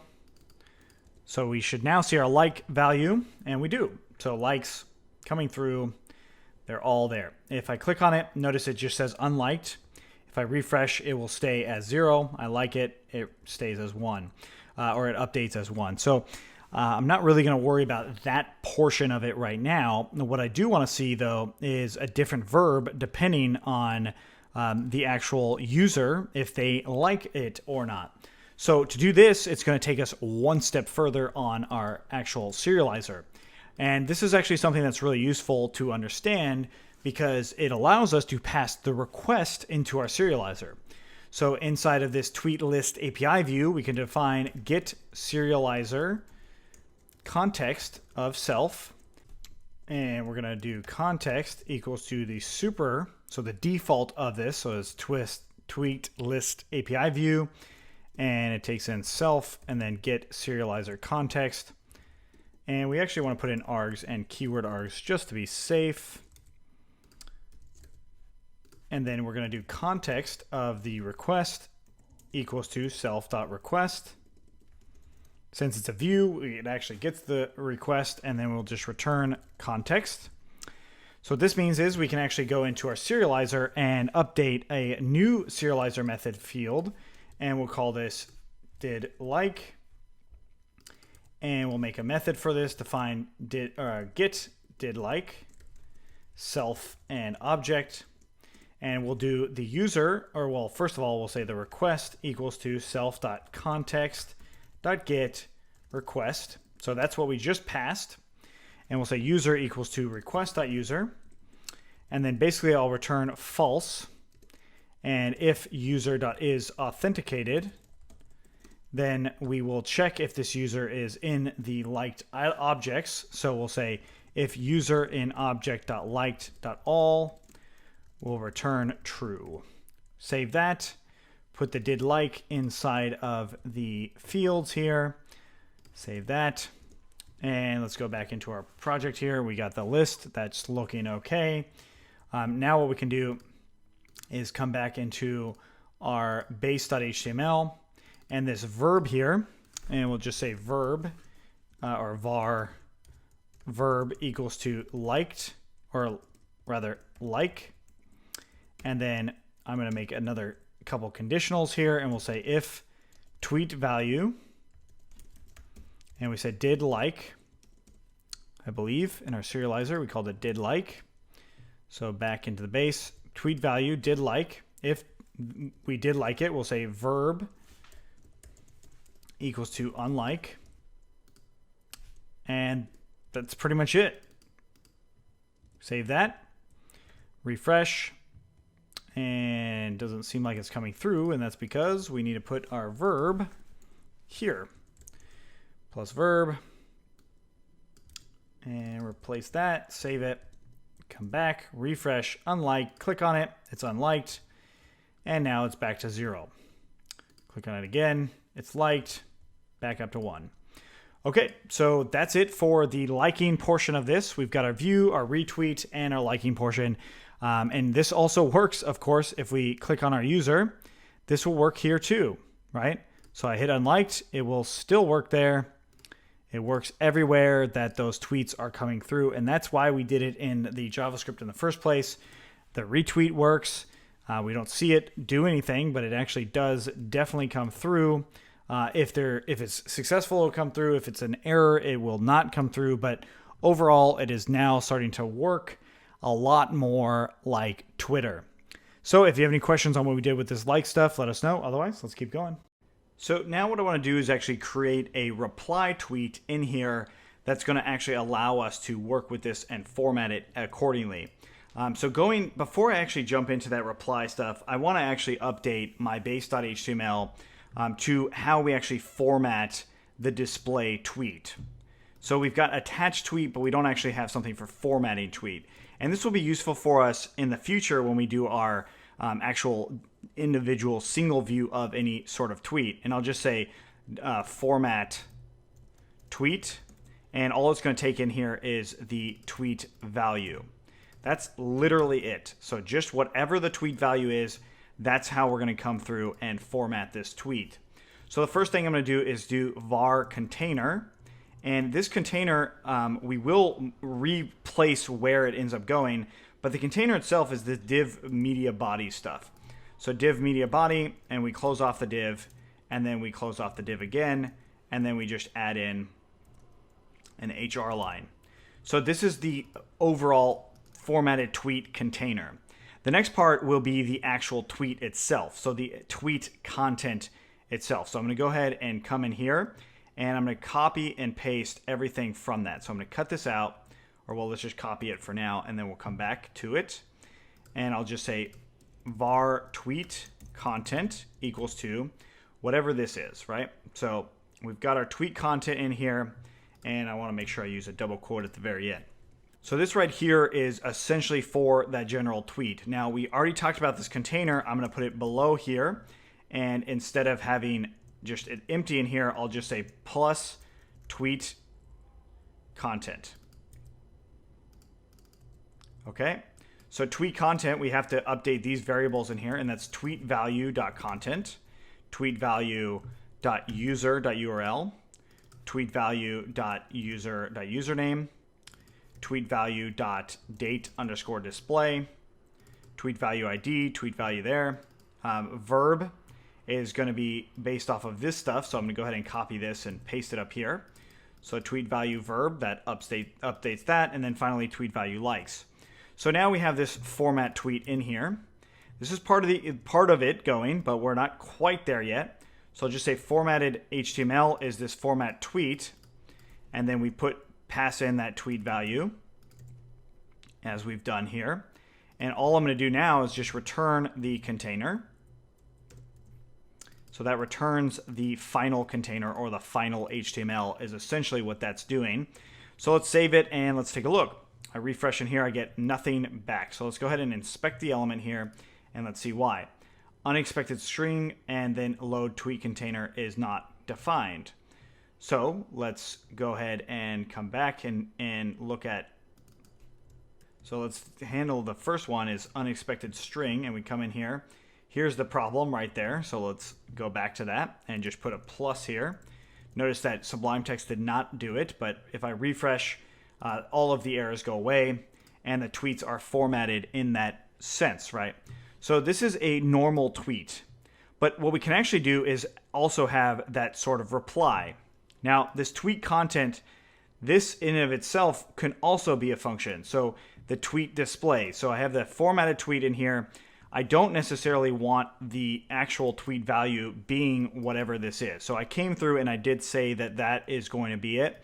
But what I really want is I'll say if tweet value dot parent and tweet value dot is reply. Well, basically, if it's not a reply, so we will have to come back to that because we haven't added it yet. But if the tweet value is the parent, then we'll just say tweet value equals to tweet value dot parent. So I'm really just changing the tweet value content in here. And then I'm also going to want to change the thing that it starts with, right? So I have this break, or I've got the content and then the via, right? But what I want to do here is actually get that first stuff, which was the tweet user. So retweet via whomever, right?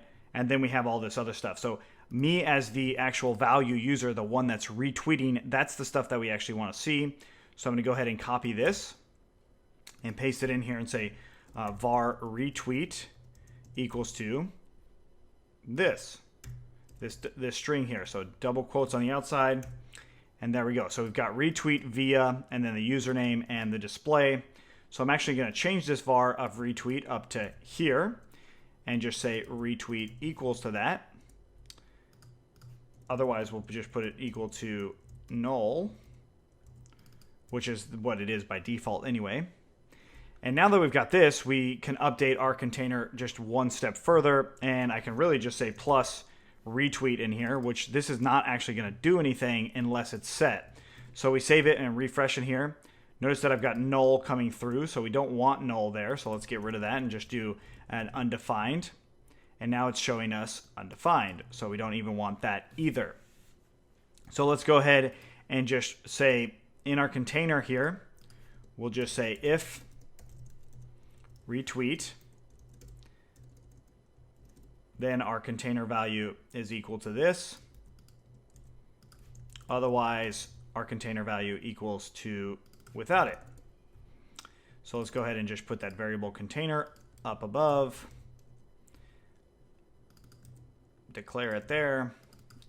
Got our container. Save it, refresh, and now there we go. So now it's just a little bit more manageable to work with as far as our retweet value or our formatting tweet.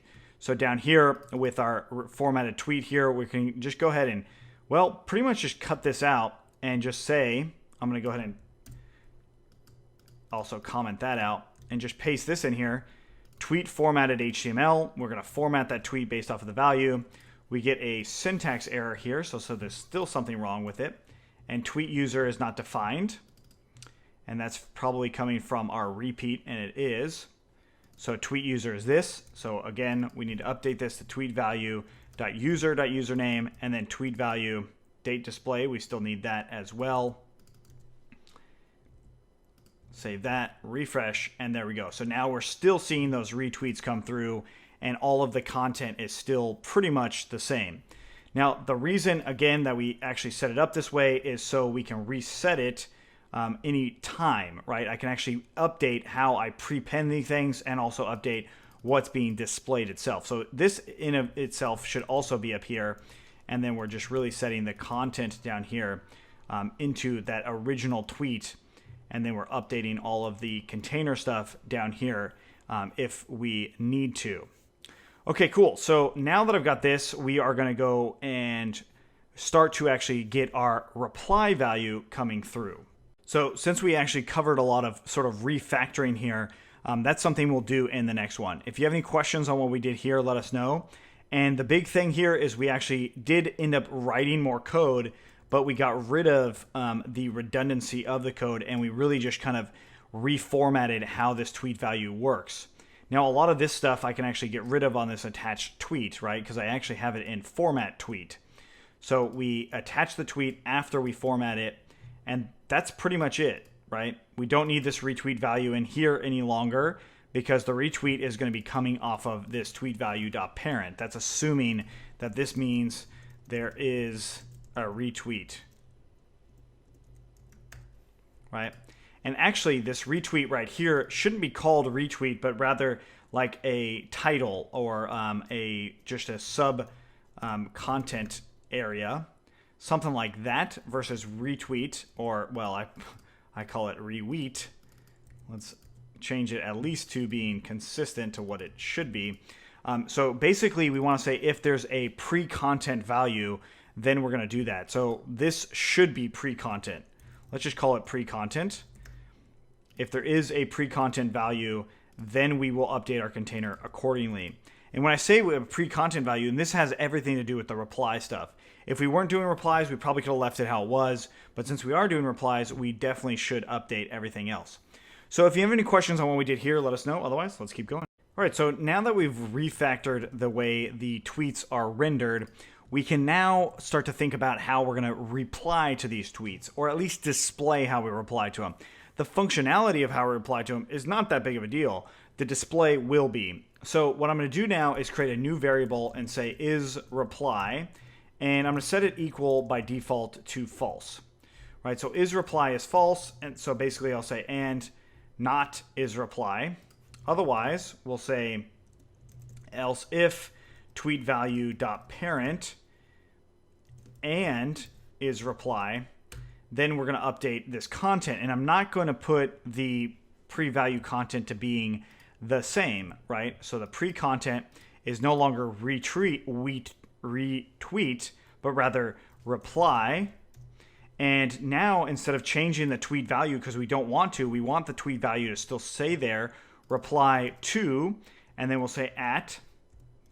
This time, a reply will go to the parent user. So tweet value dot parent dot username on, and we can go to that tweet value dot parent dot date display, or realistically, the date display will be what we actually have down here. So because we're not replying to a tweet, right? So the retweet that already happened. So basically, we're just saying, hey, this is a reply, and this is not overriding that default value. So I'm going to go ahead and cut this out here and just leave in the span just like that. So reply to some user. That's it. That's all we're saving it as. And make sure that that final quote is definitely in there. Okay, so this means that I have to update how is reply comes through. So really, I'm going to do tweet value dot is underscore reply here, or rather just tweet value reply, right? So I need to update my code to actually account for that. But now all of my actual tweets are ready to be formatted just with that pre-content stuff. So the reply and retweet are roughly the same. Now it's just the backend's job to handle how we actually, decide which one's a reply and which one's a tweet. Now let's go ahead and open up our models to do that. Really simply, I'm going to make a new field in here, right underneath this as reply, and we'll do models.boolean field. And I'm going to add a verbose name in here, and we'll just say is a reply, and then we'll just do default being to false. Now, let's put a comma in here. So basically saying, is this a reply? The default is false. We're going to go ahead and run the migrations here. So Python manage.py, make migrations, and then Python manage.py, migrate. And we'll run the server again. Go ahead and check this out. Now, obviously, I don't have any replies, so let's go ahead and make one. I'll just say at ABC, what's up? And then ABC user, to simulate them, I'm going to go ahead and click in the admin, and we're going to create a new tweet. The parent is ABC at what's up. The new user is at ABC, and we'll go at CFE, hey, or hello, whatever, is a reply. We click yes. We hit save. Now we go back in here, refresh, and now we're still seeing retweet via CFE, right?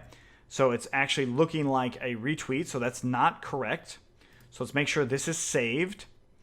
This is, we want to do retweet, and it's not a reply.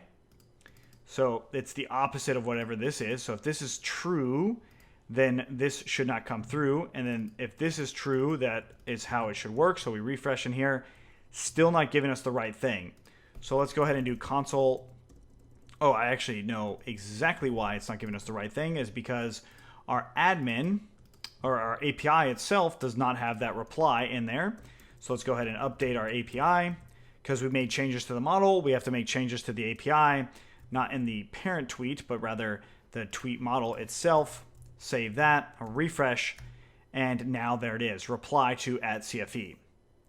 Boom, that's it. So we've got a retweet and a reply, and now it's actually showing that stuff as we expected it to.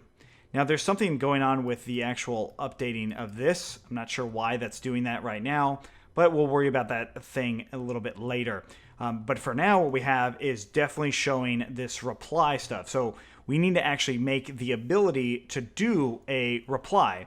So going back into the base, we want to bring this into, well, we can put it in a few different places. We can put it into the container or in the actual tweet content itself. Now I'm going to put it back into the tweet content itself because it might need to be something like the actual like button where it has the actual data ID on it, not something else, right? So I'm going to go ahead and just kind of recopy the like button, which is going from this bar to here. So we'll just do plus, and this is doing now tweet value, and the verb here is just reply, and we no longer need that other stuff. So we can cut that out, and there's now our reply here, and we'll call this tweet reply. We save it, a refresh. It looks like we've got an error, possibly with our quotes somewhere in here. Let's actually look at the console to see what the error is. So we go into console. Reply is not defined. Oh yes, we just gonna write the actual content there as reply. There we go. So we can actually click on reply now, and that will actually do the reply for us, or at least show us something for this reply. Now, there's going to be several different ways on how we could go about doing this, but what I'm going to do is actually load in a form based off of this tweet reply, but we're going to have to do it in a certain way, and that's something I'm actually going to leave for the next one to actually run the reply function. But we have most things pretty much set up for it, but something you might notice is we've got this unlike as undefined. So that number should be coming off of what's actually from the parent, not what's actually from how we currently have it set up. So this tweet value verb stuff should actually happen after we set the parent, if there is a parent, right? So everything else can happen above, but the verb has to change. And then we save that and we refresh in here. We still get this like of undefined. Well, that should make sense because in our serializer, we actually have the likes only for the tweet model serializer. So we don't have it for the parent tweet model serializer. So we can add it by the same method that we did below, which is define get likes. And we could also do the did like stuff. So there are a few things that we still might just have this whole parent one being almost the same as the tweet model serializer. So I'll go ahead and do likes. We actually will do that. We're going to just copy the did like portion as well. And I'm going to leave out the reply. So did like, and then our did like here. I'm going to go ahead and copy this.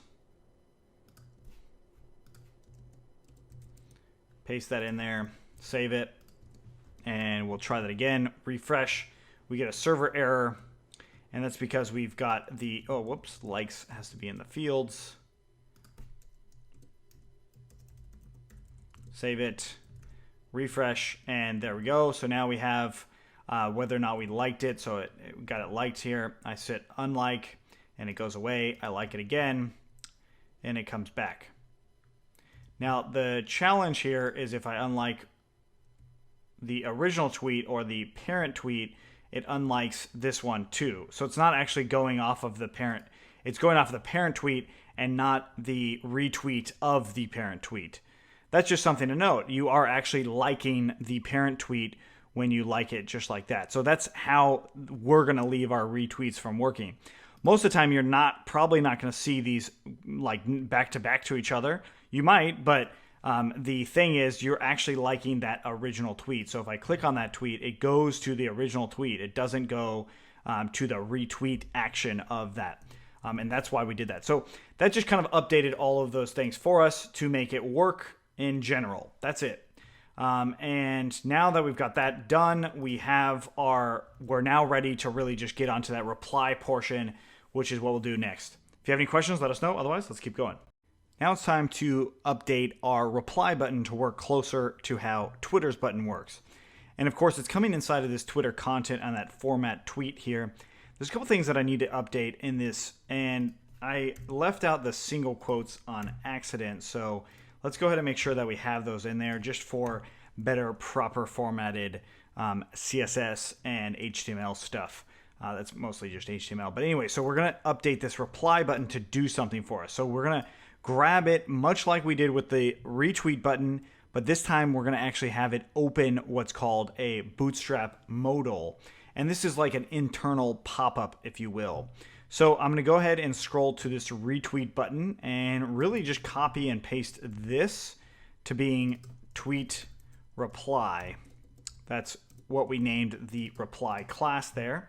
I'm going to comment out the Ajax stuff for now.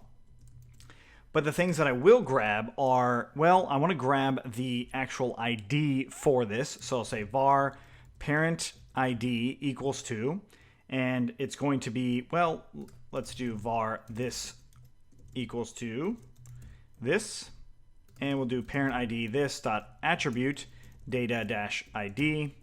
We've already seen this. We've already done this one, especially with our, not our retweet button, but our tweet like button. It's virtually the same thing as that. So now that we've got that, we're going to go ahead and also do another attribute on this actual reply, and we're going to put the user name on there as well. So I'll go ahead and do data user equals to single quotes, then double quotes, plus the user plus double quotes again to close it off. And now we can use this data user inside of our call here. So I scroll up and say var username equals to this underscore attribute data user. So now I've got a couple things in here that we can start to use. But what I need to do is create our actual modal. So this click will open up the modal for us. So let's go ahead and make a new template in here, and I'm going to call this reply-modal.html. And this is coming off of the Bootstrap modal. So if you actually go to Bootstrap modals and scroll down to any of these examples, really, you can just go ahead and, well, let's actually do the one from the launch demo modal that's coming from the actual button. I'm going to go ahead and copy that entire thing here, and we'll go ahead and paste it into our reply modal. And a few things that I want to change is the ID stuff. So I'll just say reply modal and then reply modal label. And the other things that I'll change is instead of save changes, we'll just say reply. And then the title, we'll update that in a moment. But I also am going to end up putting up a form in here. So we'll just say form class equals to form and tweet dash form. And then we'll close off that form. And one thing for sure that's going to be in here is our text area. And this is going to be an ID of reply area, or rather tweet reply area. And that's the ID itself. We'll add a class of it, a form-control. And then inside of here, we're going to actually need to put some stuff eventually. And then I'll also add a name of content. Okay, so now we've got this modal. Let's go ahead and grab the ID for the modal.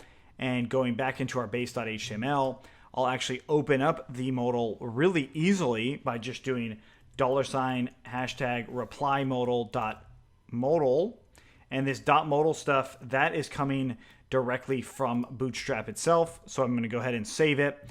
And let's go back in, refresh in here. It looks like I might have a console error or something. Is missing a actual ID. Oh, we need to close this off. We commented it out on accident, but I will leave the commented out Ajax stuff in there. Let's get rid of that. Save it again, refresh, and there we go. So it's coming back. I click reply, and it doesn't seem like our button is working. So let's make sure that our class name is tweet reply on our reply button. And it is tweet reply. All right, so let's try that again. I hit reply. It's still not loading. So let's see why. We've got our click event default and a reply modal. I know why it's not working. We made our HTML, but we did not bring in our HTML. So back on base, I'll scroll up to where include navbar is. We'll paste below it and just do reply dash modal. You actually could and probably should put this underneath your container just in case. We'll save that, refresh, I click reply now, and now that modal actually shows up. So to call that modal, it's as simple as doing all of this class stuff that's in here. So modal, fade. You can do the modal dialog too. Basically, you're just following along with Bootstrap's example. I didn't do anything real here. I just followed their example, copied and pasted it, and then I just changed my ID so I have a custom selector essentially inside of my actual tweet reply, and that's how that happened. So what we need to do now is update our modal a little bit more. But before I do that, I'm actually going to turn this tweet form into similar stuff that we've already done, which if I scroll down to our actual tweet form stuff, we've got this tweet form, hashtag tweet form, append, and all this stuff. So I'm going to change that hashtag to being just dot tweet form all around.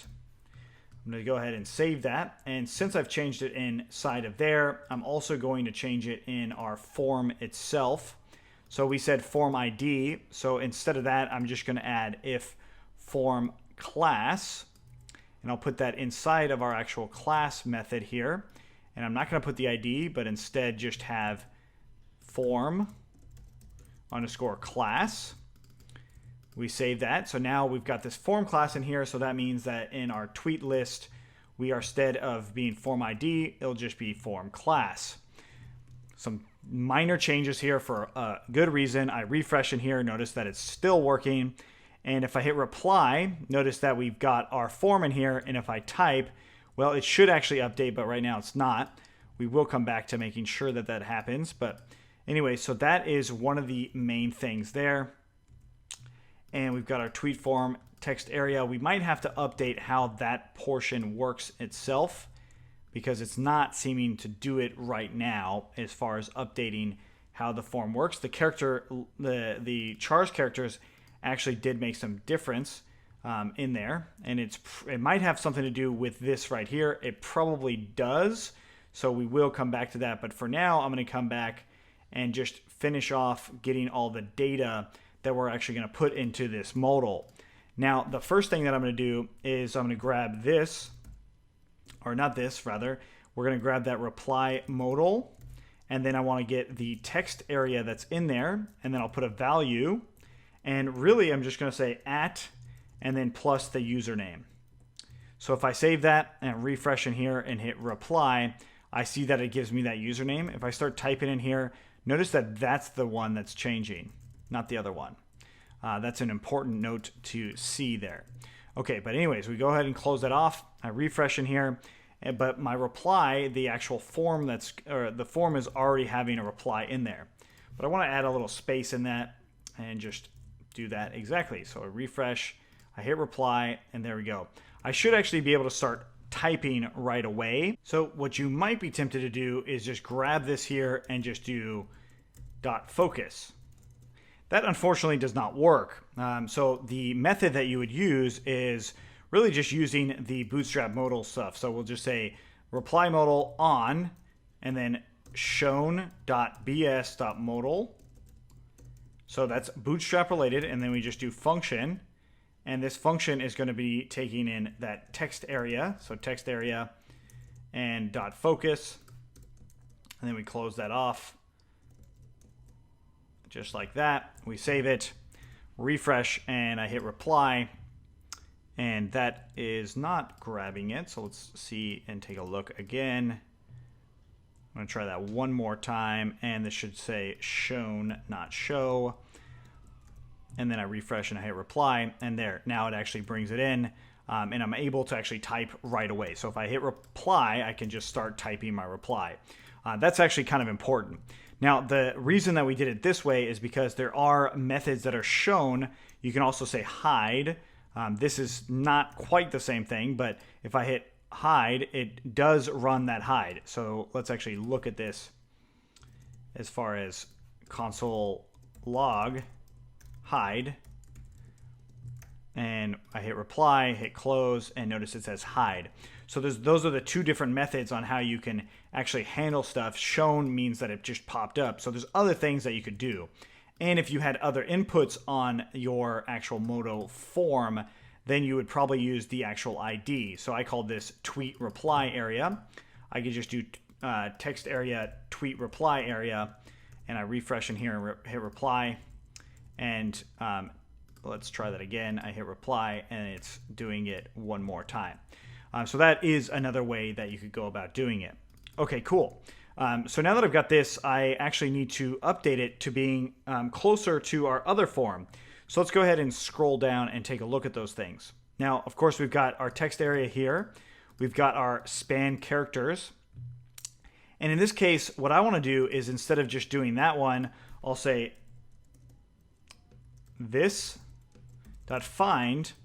and then we'll find that. So let's actually try that out. We'll refresh. If I type here, it's no longer working there. And if I type there, it's no longer working there either. So let's change that to being a class of characters. Going back into our modal, we're going to change this to being not in our modal, but up where we actually append it, which was here, right above it. So we go ahead and change that. We refresh. Still nothing, right? So it's not actually getting this. Let's try span. Refresh. Still not working. So again, we're trying to find the key up this find. This dot find is not actually right. We want to grab the tweet form dot find. And we'll try that again. Now it's actually working there. And it's working there as well, but it's not working in the one that is actually based off of that. So I want to get the parent then. So let's try that again. We'll say this dot parent tweet form find that. So this is being related to what we're currently on. So if I type, still not working. So I want to grab the parent element of tweet form. Let's just go ahead and get rid of that and just say parent instead of the actual class. Still not working. So let's try it one more level up by doing dot parent, refresh, and again, still not working. So let's go back into this tweet form itself. We'll go to inspect element here. And the first parent is this div. The second parent is that div. The third parent is that one. So we'll try it one more time. Save that, refresh, and there it goes. It's starting to work there. We reply in here, and it's starting to work there as well. So I just kind of played around with the parent elements here to find that particular one. Now, of course, there's probably a better way to write this, and if you guys have that, please let us know in the comments below. That's just how I do things. I test it out, get it working so it actually works the way I want it to. Now, if I refresh, I can actually come in here and start typing out that tweet. This reply is not doing anything currently, and that's because we want it to just submit the form. We don't actually want it to work any other way. So let's go back into our modal, and we see that this is the form here. So what I'm going to do is actually bring this form outside of the main part, and I'm going to put it into where the content area is. And I'll put the form in here and see if this actually works. It might not, so I'm just trying things out here. This is how you test stuff. This is what you do. So I see that this is now working. I hit that. It's still tweeting. That's fine. I'm going to go hit reply here. Notice where the new button is, or the new characters, and I hit reply. Doesn't seem like anything happened here, and that's because our button should be actually submit. So, and this is input type being submit, and we'll just hit value being reply, and let's get rid of that stuff there. We'll save that, refresh, and I'm going to go ahead and actually come in here and do a reply, hit reply, and I get a forbidden call. At least that's a good start. The reason it's forbidden is because, well, it's probably for a few reasons here. Right now, we just have this text area, but we actually don't have the CSRF token. So we can bring it in by doing CSRF token. That's probably why we were getting the forbidden. So that's this right here. So I go ahead and save it. I refresh, hit reply, new tweet buddy. I hit reply. Notice it says new tweet buddy. That's good. That's exactly how we wanted it to work. And now going back into our base.form, what I also want to do is just remove that modal, assuming that we've actually done it. So I'm just going to say I'm going to hide that modal by copying this and bringing it down into our submit button here. And I'll say modal, then hide. We'll refresh in here. I'll do a new tweet. Notice it tweets it fine. I'll hit reply, and I'll hit reply there. It goes away, and it actually brings it in, right? It brings it in properly too. So it's working. The part that's not working is the actual API stuff. But let's go ahead and try that again. I'll hit reply here, and this is replying to something different. I hit close. It doesn't actually go away. I click reply again. It clears out everything. And the reason it clears out everything is because of this, like the call that we made on that actual reply. So if I scroll up to it, let's find it, and here, click tweet reply. This clears out what's in the text area, what's actually in the content itself. That completely removes it. So I can get rid of this AJAX call because I actually don't need an AJAX call because I already have it set up with that form and that form class. So this right here is that form class, and it handles things pretty much the exact same way. Now, let's go ahead and try that reply again and make sure that it's actually creating. This is a new tweet. It's not actually a reply. As we hit reply, it does go to that list. Awesome. Refresh in here. This is a new tweet, not a reply. And that's because of our parent ID stuff there. So those are things that we still need to add to this. If you have any questions on what we did here, let us know. Otherwise, let's keep going. Now what we want to do is update a reply form to actually reply to something. This is that sort of API stuff that we need to do. But before we do that API stuff, we're going to set up our form itself. So in here, I'm going to go ahead and go grab this reply modal, and I'm going to do prepend or append. And we're going to put an input in here. So input type being hidden. And then we're going to say the value equals to, we'll do the double quotes there. And that value in particular is going to be the parent ID. And let's make sure we're doing all the pluses that we need. And then we'll put single quotes on the outside of this value here. And then a final double quote in there. So value equals to the parent ID, and then we'll give the name of parent underscore ID, and then we'll close off that input. So this hidden value here is now going to be passed to the backend. Now, again, the reason that that's going to work is because I first append it, right? This is actually just opening it, and then when I click on that button, it will hide it again. So the reason I put it into the form class itself to hide it, let's go down there. This right here, the reason I did that is only because we have our submit button, and that's what that is. That's just submitting it. So this is always going to run that hide. So no matter what, it's hiding it, even if it's already hidden. That's really all the reason that I did that. But the rest of it, if we look at this, it serializes the data for us. So this .serialize grabs all the form data, serializes it in a way that our backend can read and understand it. That's how we were able to do that. So this dynamic hidden input that I just put in will still serialize it because the form won't be submitted until later. A lot of this stuff will make sense once we actually do it. But since I actually have this, I need to update my serializer to have the ability to write this parent ID.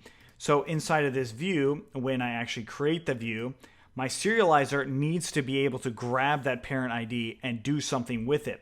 So the serializer function in here, I'm going to say parent ID equals to serializers, and we're going to just say, well, I'll just use a char field, and I'm going to say write only equals to true, and required equals to false. Okay, so now that we've got this, let's go ahead and bring this in here, and we'll say parent ID. Okay, so now that we've got that, let's go ahead and look at that API. So API tweet and create. We now see that we have a parent ID, some content, and this thing of this is this a reply? Now, is this a reply should probably just be a the actual reply portion. That should probably just be a write only field. So we'll say, or excuse me, a read only field. So read only fields equals to, and I'll just say reply. Save that and refresh. Now, if I put a parent ID, that's obviously a reply. It's not a tweet, a retweet, because we've already figured out how to do that with a different endpoint. but rather if it has a parent ID coming through the form itself with content, we're going to treat that as its own reply.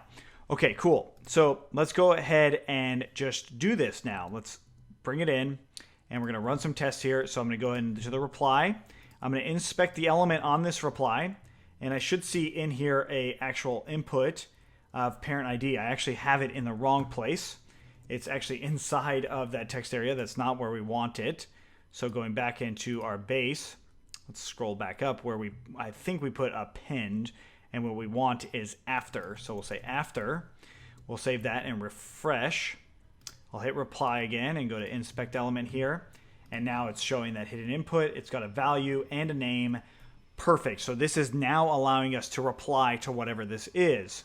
Don't worry, I will update this as well. But for now, I'm going to go ahead and just come through.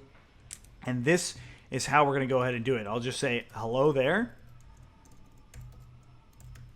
And hit reply, and it actually does do it, but it's now treated as a retweet, right? It didn't treat it as a new item or a replied item. So let's go ahead and see why. If I go into the admin and we go into tweets, we see hello there. It's going, this is a tweet, new tweet, not a reply, right? So I said hello there. Let's try that again, and I'll say reply. Make some replies happen, buddy. Exclamation mark, hit reply. And I refresh in here, and it's still giving me that. I come back into my tweets, and I see that it's make some replies happen, buddy. It's not actually making it as a reply, so I'll save that, refresh in there. And now it's actually coming through as a reply. So there's two ways on how we can go about doing it. Remember how I did that read-only field? Let's take that off for a moment. And then back into our base. I'm just going to make another app input out after this and say hidden value. And this time it's going to be, the value will be, let's say, true. And we'll do lowercase true. And the name here is reply. Let's save that. And I'll go ahead and come in here and say another reply, exclamation mark, hit reply. Now it shows that it is another reply, and it's actually treating it as a reply. So that is happening right there. It's actually associating it as we see fit. Now, why is it working where the parent ID is coming through and it's actually setting that parent? Well, that has to do with the actual foreign key itself. So if I called this something else, so another ID, let's call it another ID, and we'll go back into our modal or our function here and call it another ID. We'll save that. Refresh, hit reply, and do this. I hit reply here. I get an error, right? And the server error is coming through saying another ID is an invalid keyword argument for this function. So that's it. It's just coming through as an invalid keyword argument for what we're doing here. It's not an actual argument. So let's save it. Let's go ahead and try and refresh everything as it is right here. And we'll try it one more time. I hit reply, still doing that same thing. Right, so it's actually not sending the correct data. So the model serializer create does not understand what just happened. So bringing back to parent ID. And let's bring it back to parent ID on the serializer as well. Save that. And let's go ahead and refresh, reply, another reply. I hit reply, still working. Okay, cool. So that is reply. It completely works now. Now, the only thing that I want to change is this modal title. I might want to import or actually bring in that reply modal a little bit differently, like the actual button for it. So I'm just going to add a padding to it or a margin left, style, and we'll just say margin left equals to 200 pixels, and then I could also just say characters left if I want, or excuse me, 20 pixels, not 200. And now we've got that there and there as well. Type it out, it works. Great, okay, there's that. Now what I want to do is change the title. And the title, I am not going to go into too much depth here. You can totally go and say the data, right? You could actually put the data content in here. In fact, let's go ahead and just do that just so you guys can see it. And I'll just say data content equals to that single quote again, and then double quotes, and then plus tweet value dot content plus. All right, so now we've got that data content, so we can use that as our title. Scrolling back to where it is, which is here, we'll say var content equals to this underscore attribute. Data content. Actually, there might be some errors and problems with this because of how quotes and attributes work. So instead of just doing that, I'm going to just completely remove that in general. The reason, because data content might have single quotes or double quotes or all this other stuff that we might just want to avoid running into. So what you could do is make a span in here with where the content actually has. So we'll just say quote, and we'll do span class equals to content. So at least the content area here is there as the span content. So we close that off. So coming back up to get that content itself, we're going to say this.parent, so the tweet reply.parent, and we'll find .content and .text. So that's the content there. So this is coming off of that button, right? The tweet button. So now what I want to do is update my modal title, and I've got that label here. So I'll just copy this, and we'll do ID reply modal, and then the label, and we'll just put the text to content. Rather say reply to that content. We refresh in here. We got a little error, so let's see our syntax error, what's going on. Going into the console, we've got an unexpected identifier. We're going to click on that, and we've got it down here. So there's probably something going on with the modal itself. Let's go back down, and we've got our content here. Plus needs to go right there, and we refresh. There it is. I hit reply, and it says reply to that. So cool, that's actually showing up. If I had a longer one, let's go ahead and do that. An actual tweet that is in here. Okay, so I tweeted that, I hit reply, and now it's saying reply to all of that. So perhaps you don't necessarily want to include all of that, but that is just a way to do it. Okay, so now our reply function's working, and it's working pretty well overall. So now the next thing that we just need to do is update our actual view function for this. So this is a way to really just change this. But really, if you think about it, reply and view might go in the same sort of thing, but I'm not going to go too far here. I'm just going to show the reply, or at least the tweet, and then maybe its replies below it. So if you have any questions on this, let us know. Otherwise, let's keep going. All right, so in this one, we are going to want to actually do a fetch for our individual tweet.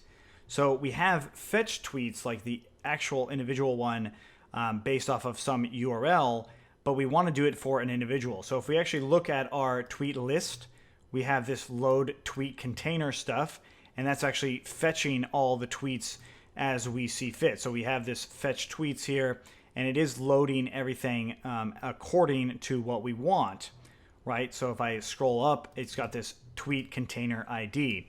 And what I'm going to do then is actually grab this down here, and I want to fetch tweets. This is fetching all of the tweets, right? So I just want to put a conditional in here and say fetch 1.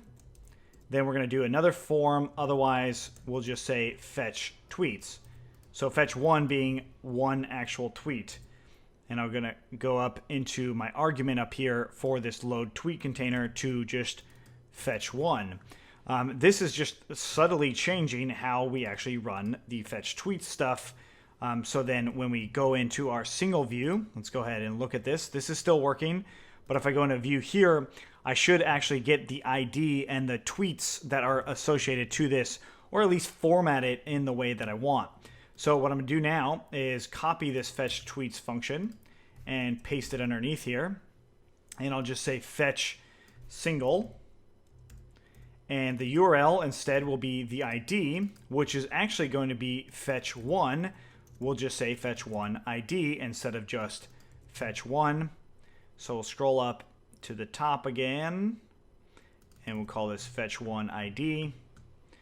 So I scroll down, back down to my fetch1 call, and this will call that fetch single. Copy this, paste here, and fetch single then is going to go to my fetch URL, which is a different fetch URL. So we'll just call that, I'll say var fetch detail URL, which is going to end up being API tweet and then plus the actual ID, which is that fetch1 ID plus the trailing slash. And this is the detail here. So the URL is the fetch detail query. We do not need that query. It is still a get method. The result is going to be a little bit different. So it's not actually tweet list anymore. Well, we could leave it as tweet list. So let's just kind of think about that. So I will update these in just a moment. But what we really need to do is update our log here to work according to how we see fit. So I'm going to go ahead and comment these out for a moment with command slash, and then I'm going to do this fetch single stuff on my actual detail view, right? So we got our list view here. I'm going to copy that block script, go in our detail view here, and do load container, and then single being the object.id. Okay, so now the tweet container is going to be the container down here. So I'm going to cut this out, say div id equals to tweet container, and we'll close off that div. We save it, come back in here, refresh. Obviously things go away. I go to inspect the element here. We go to console, and I can't load that actual resource. That's okay. That's actually what we want. Now let's go back into our API, into a view, and this time we want to get our tweet. We want to get a tweet detail view. So it's generics.detail view. I'm going to copy the other one of the create view, and we'll just call it detail view. And it's generics.detail API view, permissions.allow any, and we don't need perform create. I'm going to go ahead and copy this, go to our URLs here, get our detail API view in here. I'm going to copy the like stuff just so we have that primary key already in there. List detail, get rid of this like, and we'll just say detail, save it, refresh. And we got to make sure our server's running. Frameworks has no detail API view. It's going to be a retrieve API view, not detail. Sorry about that. We'll call that retrieve. Refresh in here. We've got a server error. Let's see what that server error is. We don't have the get query set method, so let's go back into our detail view, and we'll say query set equals to, and that's tweet.objects.all. That's really all we needed there. Refresh in here, and now we should actually get that data. Notice there's no error in the console, but the data that coming through, we just didn't render it. So let's go ahead and console log that data. We save that, refresh in here, and there's our object, right? It's actually coming through. It's an actual object. So our tweet list could be as simple as just the data. Save that, a refresh in here, and it's not actually showing it in the way that we might want. So it has the tweet list is there. So let's go ahead and make sure we parse the tweet list and update the hashes. And there we go. So this is actually showing us that individual tweet. So this is a good start, possibly, but it's not the end all be all, right? So we have this view here. So it's actually just redirecting us to this view. But I can actually reply here and say another reply and hit reply, and it actually does add it to that, or just yet another one, and it will add it to that, but it stays, it actually doesn't go into it exactly. But if I go back here, it shows me that those replies are actually working. So what I want to do is actually update this to being a list view instead of what we've got here. It's coming through as a single API, but we want it to work just like the lists That is, we want it to return a list based off of this actual ID. And that list is going to be it itself and then everything that's related to it, as in its replies. So let's go ahead and look at our API or our views, and we've got our retrieve API view. Instead, we should have our list API view here, and our query set is going to be ever so slightly different. We'll define get query set, and it's going to take in self, args, and keyword args. But we're going to get the ID of it, so we'll just say tweet ID equals to, well, we're going to grab whatever that ID is, and that is going to be self.keyword_args and .get, and we'll do PK. And then we're going to go ahead and grab the actual list items themselves, and that's going to be based off of this query set call. So we'll just do the items in of itself. So item itself, one item, the first item is going to be tweet.objects.filter PK equals to tweet_ID. So that's that actual first item. So then I want to get its children. So we'll say children equals to, well, I could get the children that have the parent ID of this. But that's actually not what I want to do. Instead, what I want to do is grab the object itself and then have some sort of method that grabs all the children if it's a parent, as in if it's the main parent here that was the reply, or if it has everything underneath it. So let's go ahead and just leave this in as the item, and we'll just return that item as our query set that's come through. I refresh in here, and we'll just call this QS for now. And we refresh and we get URL of undefined, and that's because our object or our list is now an actual list. So we go back into the base.html. Tweet list is no longer a list, but rather that data again. And it's probably data.results, just like we've seen before. And I refresh in here. Maybe it's not. So we got our object in here. It's actually not. So the reason being is because, let's go back into those views. We actually didn't put the pagination class in there as well. So I could go ahead and do that just so we can have that pagination still. And we refresh, and here is that actual tweet, right? That is actually it.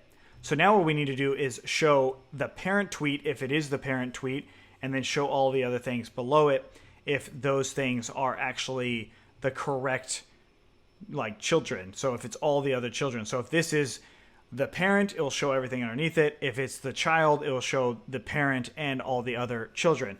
So that's something we still definitely need to do, and that is what we'll do in the next one. If you have any questions on what we did here, let us know. Otherwise, let's keep going. Okay, so what I want to do now is show all of the replies that are related to any given tweet. So if I go back to this list, I see that I have these replies here, or I can make replies everywhere. Now the problem with the replies currently is they actually don't reply correctly. They're replying to the reply, which is not what we want. We actually want the parent, whatever is the main thing that's being replied to in the first place, to literally always be the reply. So when I click on this, I'll see a bunch of replies. And when I click on their replies of view, it will show me back to this. That's essentially what we want to do. And it starts with how we actually set up a reply feature, right? So if we have this one right here, when we do it as a retweet, it actually reorganizes everything according to that original one. So if I ran a reply to a retweet, it would still reply to that original parent. That's because of this tweet value here being to the parent itself. But what we need to do is update our actual reply ID based off of if it's going to just be a reply, meaning there is a parent already and we are replying to a reply. Hopefully that makes sense. If it doesn't, let's actually just take a look at the actual things here. So I'm going to go ahead and delete all of my tweets. And we're going to take a look at what I mean by this by actually just seeing how it currently renders so we can solve the problem. So I'll say new tweet here and hit tweet. Tweet's fine, no problem. I hit reply and I can go ahead and inspect the element here and I can see that the reply ID is 248. And if I click on this item itself, and I can see all the other things, 248 is that item. So that's the parent ID. And we can also see in the actual Django it's also 248. So if I reply to this, it should reply to 248. So new reply, I hit reply, and I go ahead and take a look at that view. I now see that my reply button in here should still stay at 248, but it doesn't. It goes to 249. And that's because we set it as a reply. Now, if I retweet it,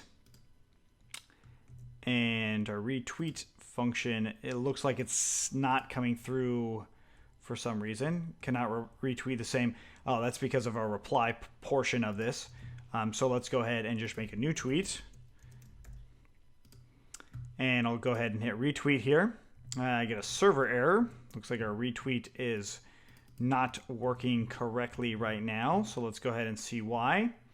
In our serializer, line 33, we have no attribute user.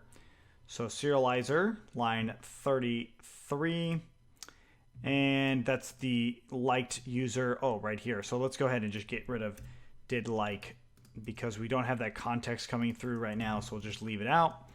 So I refresh in there, and there we go. So I actually retweeted it, and it works. If I go into the like portion, this will go based off of that other actual ID, right, as we expected to happen. So if I hit like here, it actually is liking the same thing. So I go ahead and refresh, and that like is based off of my own like. If I refresh that, this like is not actually working the way I kind of want it to, but that's not the point right here. The point is to update these IDs. So if I hit reply here and do new reply, this should go off of that same one. So going back in here to inspect, that will still go off of 250, even though its own ID is something different. So if we go back in here to our tweets, here's 250, and here's 251, and then here's 252, and then this has the reply of that other one. Okay, so without really going into too much of the problem, let's just solve it really simply by going into base.html, and this reply stuff, all I have to do is set the reply ID. So I'll say var reply ID equals to, well, the first one will be tweetvalue.id, but if we have a parent, regardless of what it is, we'll set tweetvalue.parent, and then we'll just put the reply ID equaling to that parent ID. So we save that, refresh in here. Now I'm going to go ahead and delete all of my tweets here again, because the parent, how it was saved and all that was just a little off. So we'll do new tweet. I tweet it. I hit reply. Another reply. I hit reply. I go ahead and view that another reply. I hit reply in there and say yet another. I hit reply. It shows up in here. But if I go back down here, I see that this reply will go off of this same reply down here. So all three of these replies will have the same ID. That one's 253. That one's 254. So that's not what it should be. It should be 253 in here as well. So let's go back, take a look, and they're all going off of the wrong one. And of course, that's because we actually have to update that reply ID here. We save that, refresh, and now they'll go off of the same one, or actually they won't because we replied to the wrong one. So we're gonna have to do that test one more time. And let's delete it again. New tweet, I'll just say 1. I hit tweet and I got that 1. I hit reply, I say 2. And then I hit reply again, I say 3. I refresh everything.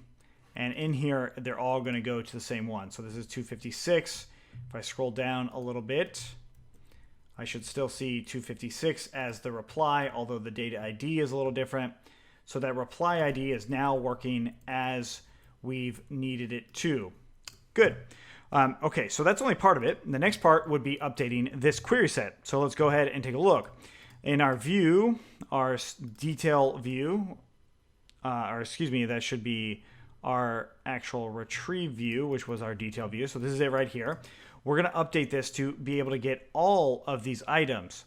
Now to do this, I'm going to go ahead and make a instance on our tweet. So basically, we'll come down here and say define get children, and it's going to take in self, and if self.parent, this is not going to be a child element, so we'll return none. Otherwise, we'll return tweet.objects.filter, and this is going to be parent equals to self. This will grab all of those items being inside of this parent. So we go back in here. I've got this query set, which is based off of the actual primary key. So that's getting that individual object. So we'll say if qs.exists and qs.count equals to 1. Then I can say that my parent object equals to qs.first. Or at least I can try and assume that that's the case. It might not be the case, but we'll go ahead and try it. So we'll do parent object dot get children. So this would get a query set of children. So I can just say query set 1 equals to that, and then the query set equals to the original query set plus query set 1 dot distinct, and that should give us a new sort of query set that's coming back. I refresh in here, it actually doesn't send anything back. And that's because that is actually not the parent, right? So what we need to do is bring the actual parent back, or get the actual parent. So that's what I need to update this to being. And we'll do this by doing define get parent, and it's going to take in self. And I'll just say new parent or the parent equals to self. If self.parent, meaning if we have a parent, then we'll say new or the parent equals to self.parent, and then we'll just return the parent. And now, if we go to get children, instead of if self.parent, we'll just say get that parent. So we'll say parent equals to self.getParent. So one way it's going to be either itself, or if it has a parent, it'll do the other one. So then the parent equals to that parent. So we save that, and then we come back in here and refresh. Now it's actually giving us these replies. It's not getting us all of them, so we might have to update this in just a moment. The reason that it's not giving us all of them, because our instance method only has get children. So it grabs the parent, and then it brings back the actual parent in there. So we want to include the parent inside of this query set method itself. So what I'm going to do here is qs equals to that one, and then I'll do qs2 or qs parent equals to tweet.objects.filter. And this is going to be the actual parent ID. So we'll just do pk equals to parent.pk. And then we'll return qs and qs parent. That gets all the children. And then back in our view, we go ahead and distinct everything, so we make sure that we're not doing duplicates in there. I refresh in any given page, and it gives me all of these just fine. So the next part of this is like, well, why isn't 1 on top? So the parent should probably be on top. So to do that, we can actually update something by doing .extra. And we're going to say select equals to, and this is parent ID null, and it's going to be parent, a list of parent underscore ID is null. So this is just a query that will allow us to associate this by doing qs, then order by parent ID null, and then negative timestamp or actual timestamp, depending on how you want it to be. So if you want the most recent ones showing up at the top, you'll refresh in here after you actually write this particular reply. So let's put the recent ones up there by doing negative timestamp. And we've got our parent object at the top, and then all the replies underneath it. So we go back into another one. So another tweet, try that out, hit reply, new here, hit reply. We go to view that. That is still definitely this tweet here. But the new one, the other one, is actually showing up as we see it here. So what I want to do then is actually single out the view that we're looking at, or the tweet that we're looking at. So by doing what we're going to do for that is inside of our base, we have information on whether or not this is the fetch one ID. So I'm going to scroll down here and just go to tweet value. And what I want to see is if the tweet is that. So if tweet value dot ID equals to the fetch1 ID. Then we are going to update something in here for our span content. So let's just go ahead and change this opening span to something, and I'll add it, or actually rather, instead of the opening span, we'll do the opening div. So this part right here, I'm going to change on both of these. So the opening div, and I'll just say var opening container div equals to that original one. And then if I have the same ID, I'll keep it as that original one, but then I'll add a new class in here saying just simply media focus. And that opening container div will now go back here. Save that, refresh, go into any view. We go ahead and inspect the element here. And we've got media focus. So we want to just add, like, let's just say media focus has some sort of background color of gray.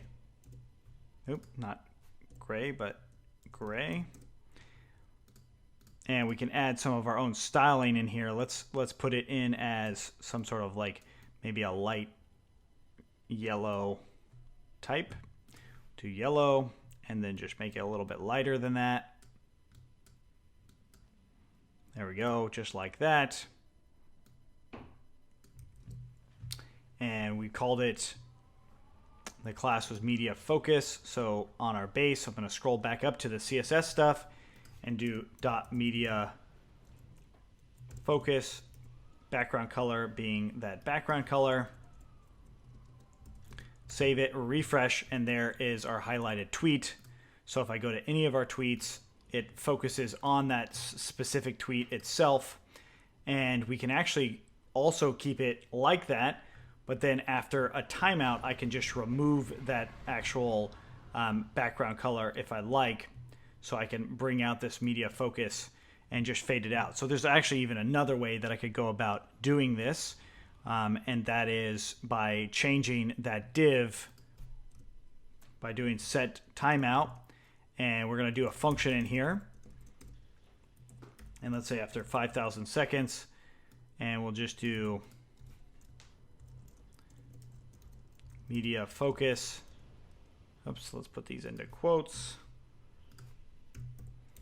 .css and background color being #000. Save it and then refresh.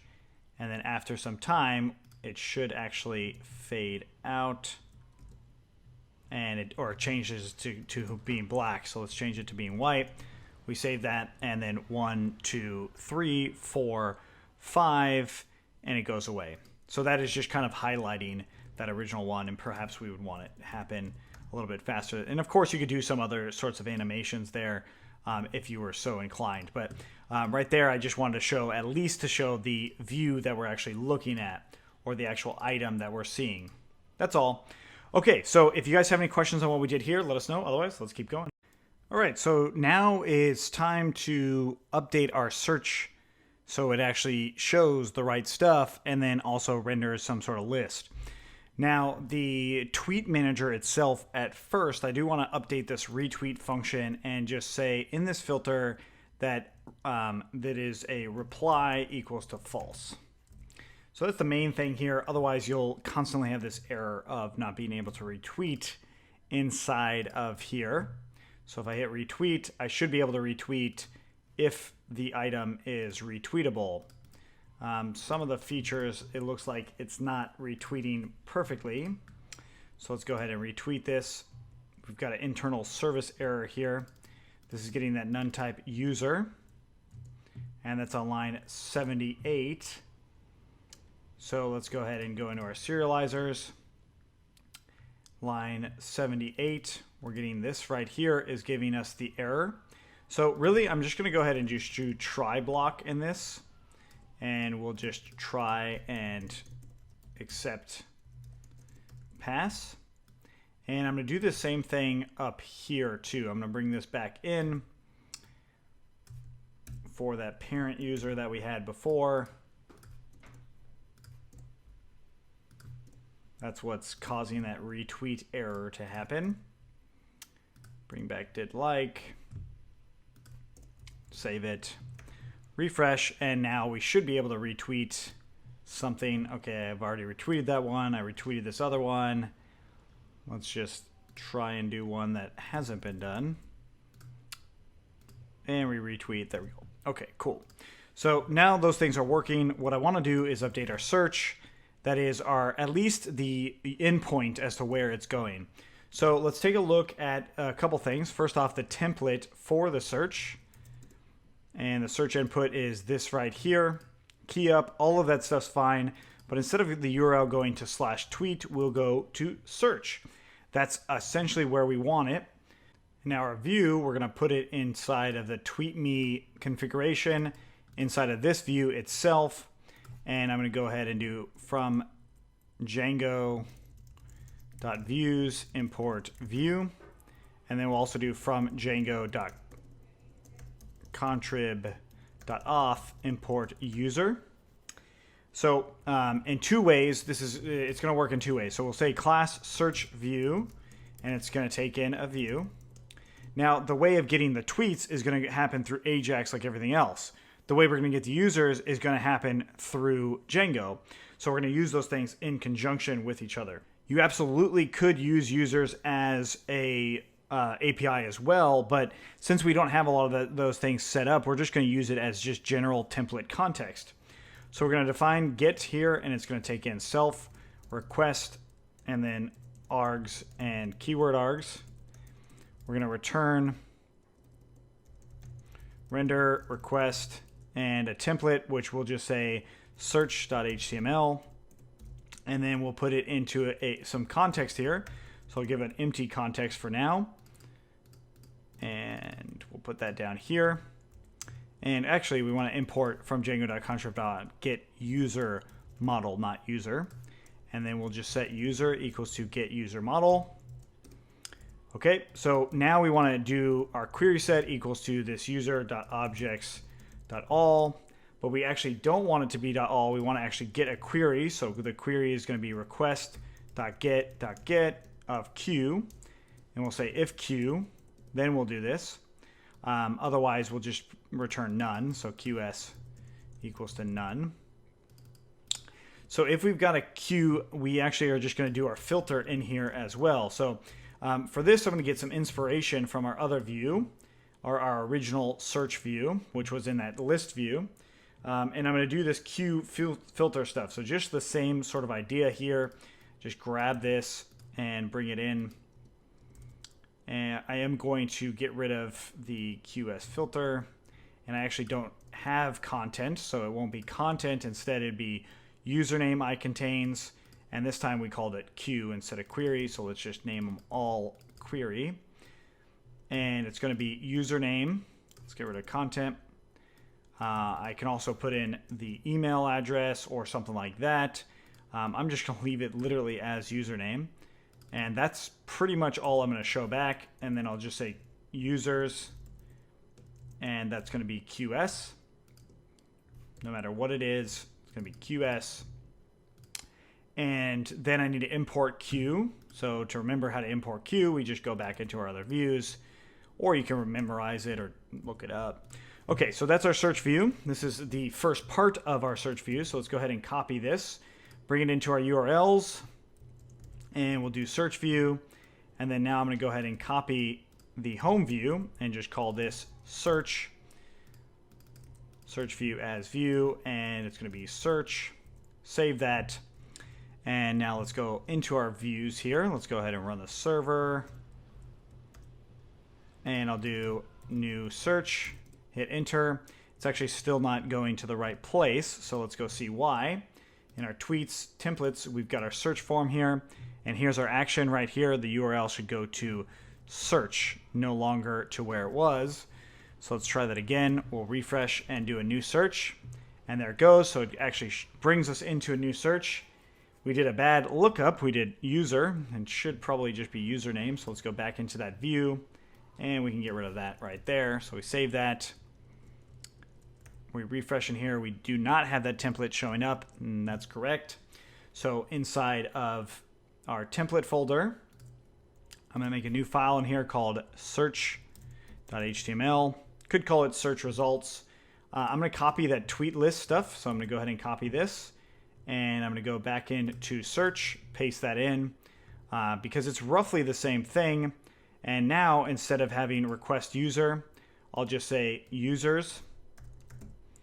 And I want it on the other side instead of this side. So I'll go ahead and put it, I'll just bring it literally over to the other side. And I'm going to get rid of that color. And I'll also put results for tweets over here. And users, okay. So then down underneath this, we'll just say for user and users. And for. And then we'll just do a href equals to slash, well, the user dot username. Put a trailing slash there and some curly brackets. And then we'll just show the username. Close off the A tag there and hit a break tag. We'll save it. Refresh in here. We have no users currently. So let's just do a new search of CFE. And there's our CFE user. Notice our search is actually responding to some of our items here. This is cool. So our tweets are actually coming through. And again, we can actually play around with the size of everything. But I'll just say up here, I'll do div class equals to column small 12 and close off that div. And we'll just say the same sort of if statement. And we'll just say if request.get equals to q. Say end if. And then we'll just do a p class equals to lead and results for that query.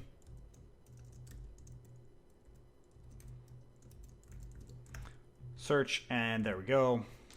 Put an HR tag here. We no longer want that tweet form actually on there because this is just a search.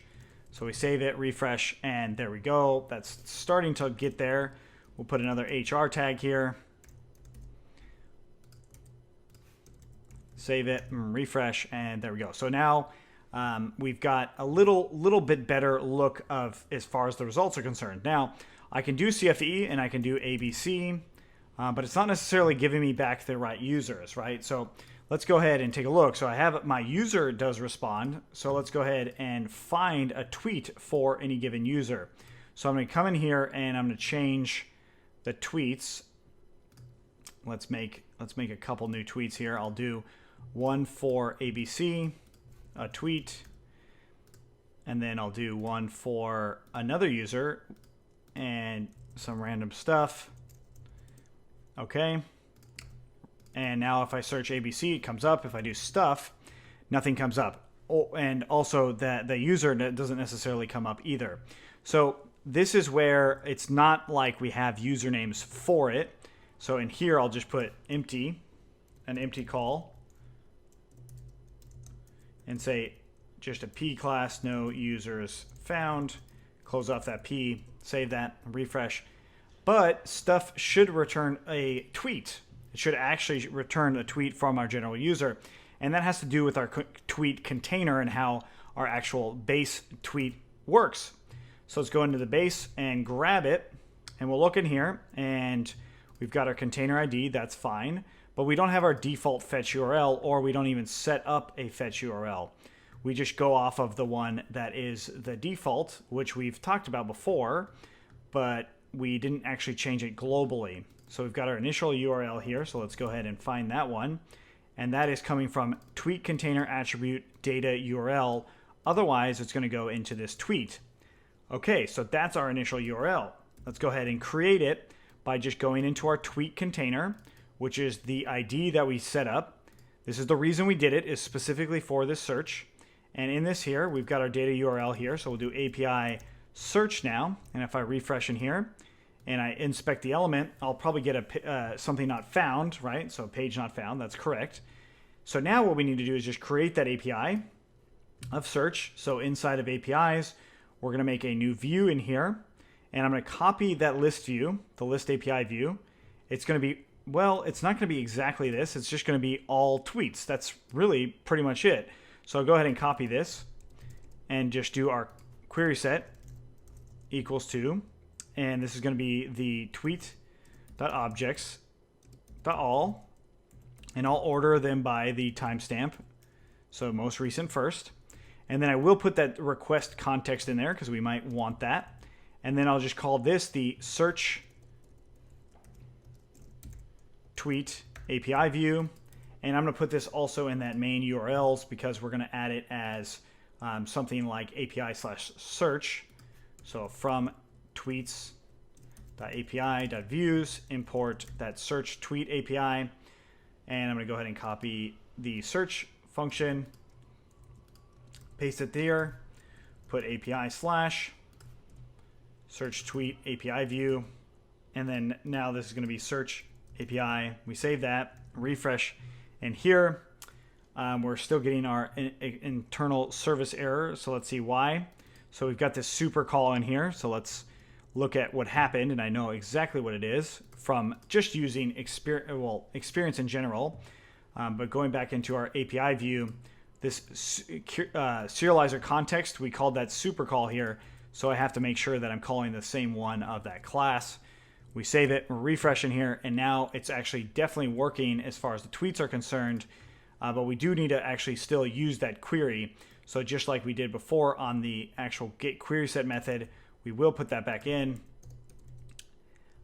And this time we're going to get rid of that requested user stuff. So all of these things we don't actually need. We can just go off of the query set that we initially put, which we could just say QS equals to self.querySet. And that should actually handle it for us. So we save that, refresh in here, and now it is actually doing a proper search. And if I say nothing, it should say no tweets currently found, no users found, and that's it. There we go. So that is now a functioning search. Cool. So the next thing is these hashtags. If you noticed, if I say hi there, our hashtag doesn't work. So we actually need to fix that as well as the link that goes through. If you have any questions on what we did here, let us know. Otherwise, let's keep going. All right, so we left it off where our tags were not working, as well as our links to our users. So let's go ahead and fix that in this one. And we'll go into base.html. It's actually really simple. It has to do with the fact that when we were updating our content, that is this value error stuff right here, we changed how our regular expression function or the update hash links works. So all we just need to do is change this into content. Save that, refresh, and now we can actually click on these links and it'll take us somewhere. So right now we have it as this tag, right? I'm going to change this tag into, well, just showing us the same sort of view as that search function that we did here. So I'm going to copy everything in this search function, and I'll go into the tag, hashtags view, the template, hashtags, tag view. This is where we're going to put it, paste it in here, and actually let's go ahead and paste it underneath. I might want to continue to use that tag stuff. So I'm going to go and grab this, cut that out, and use our API URL now as API tag and then the actual tag. So we're going to use that as our endpoint for the search. So that's pretty much all we're going to do for the actual tags themselves. And the tweets are going to be the only thing that comes through here. So I'll just go ahead and column small offset 3 or 2, and we'll just change the size of this. So our tweets are nice in the middle. We don't need users on tags. We just need tweets. Of course, this would be completely up to you on how you want to override and change how you do this. We can leave a search inside of here, and I'll just show you generally why we would end up doing something like that.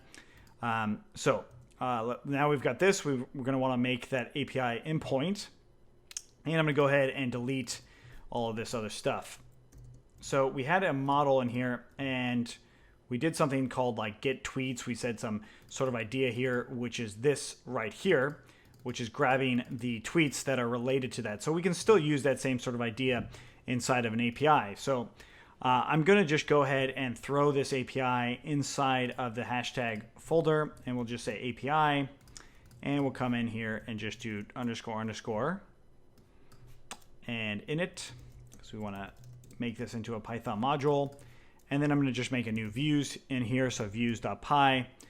And then we're going to go ahead and grab that search, or excuse me, the API view for our search tweet API view. I'm going to go ahead and copy this, paste it in here, and we'll do from REST framework, import generics, and we might as well import a bunch of REST framework stuff from that API. Go ahead and import all of, actually, yeah, let's import all of these. Let's choose the entire imports. Paste it in here, and then this is from tweets.api.pagination. There we go. We actually can leave the tweet objects in here if we'd like. We do want that model serializer still because we're just returning tweets. We're not actually returning anything else. So this is going to be the tag tweet API view. And again, still just returning tweets, but we're going to filter these tweets based off of a keyword argument. So let's go ahead and bring this into our home URLs. So from hashtags.api.views, import the tweet API view. And I'm going to go ahead and grab that search one, paste underneath here, and it's going to be tags. And then we'll just do we'll just do that same hashtag that we did before. And there we go. So now we've got our hashtag here, and we want to use our tag tweet API view.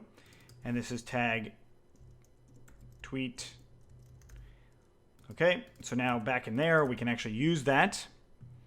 And this is going to always have it. So we'll just say hashtag equals to self.keywordargs.get hashtag. And this is going to be that search that we had already in our hashtag. So we'll go to models.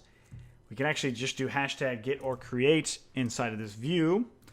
So from hashtags.models, import this. So we've got our hashtag here, and then we'll do hashtag object equals to hashtag.objects.get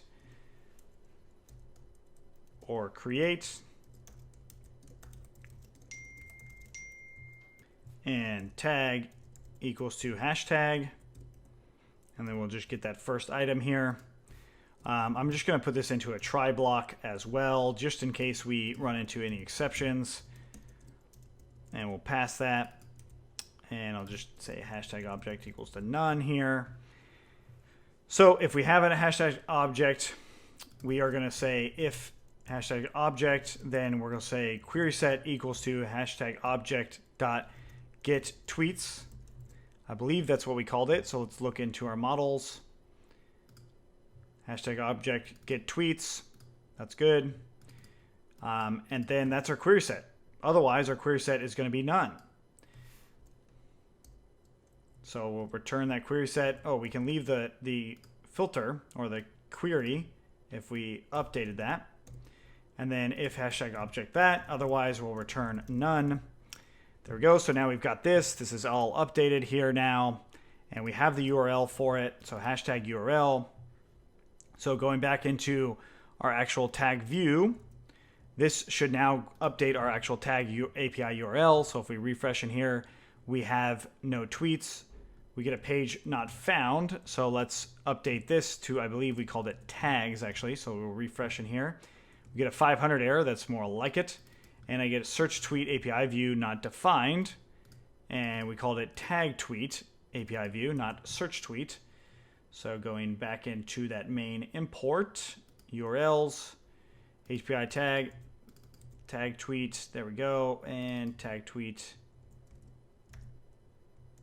And this might be something different. So we've got tag search tag tweet not defined.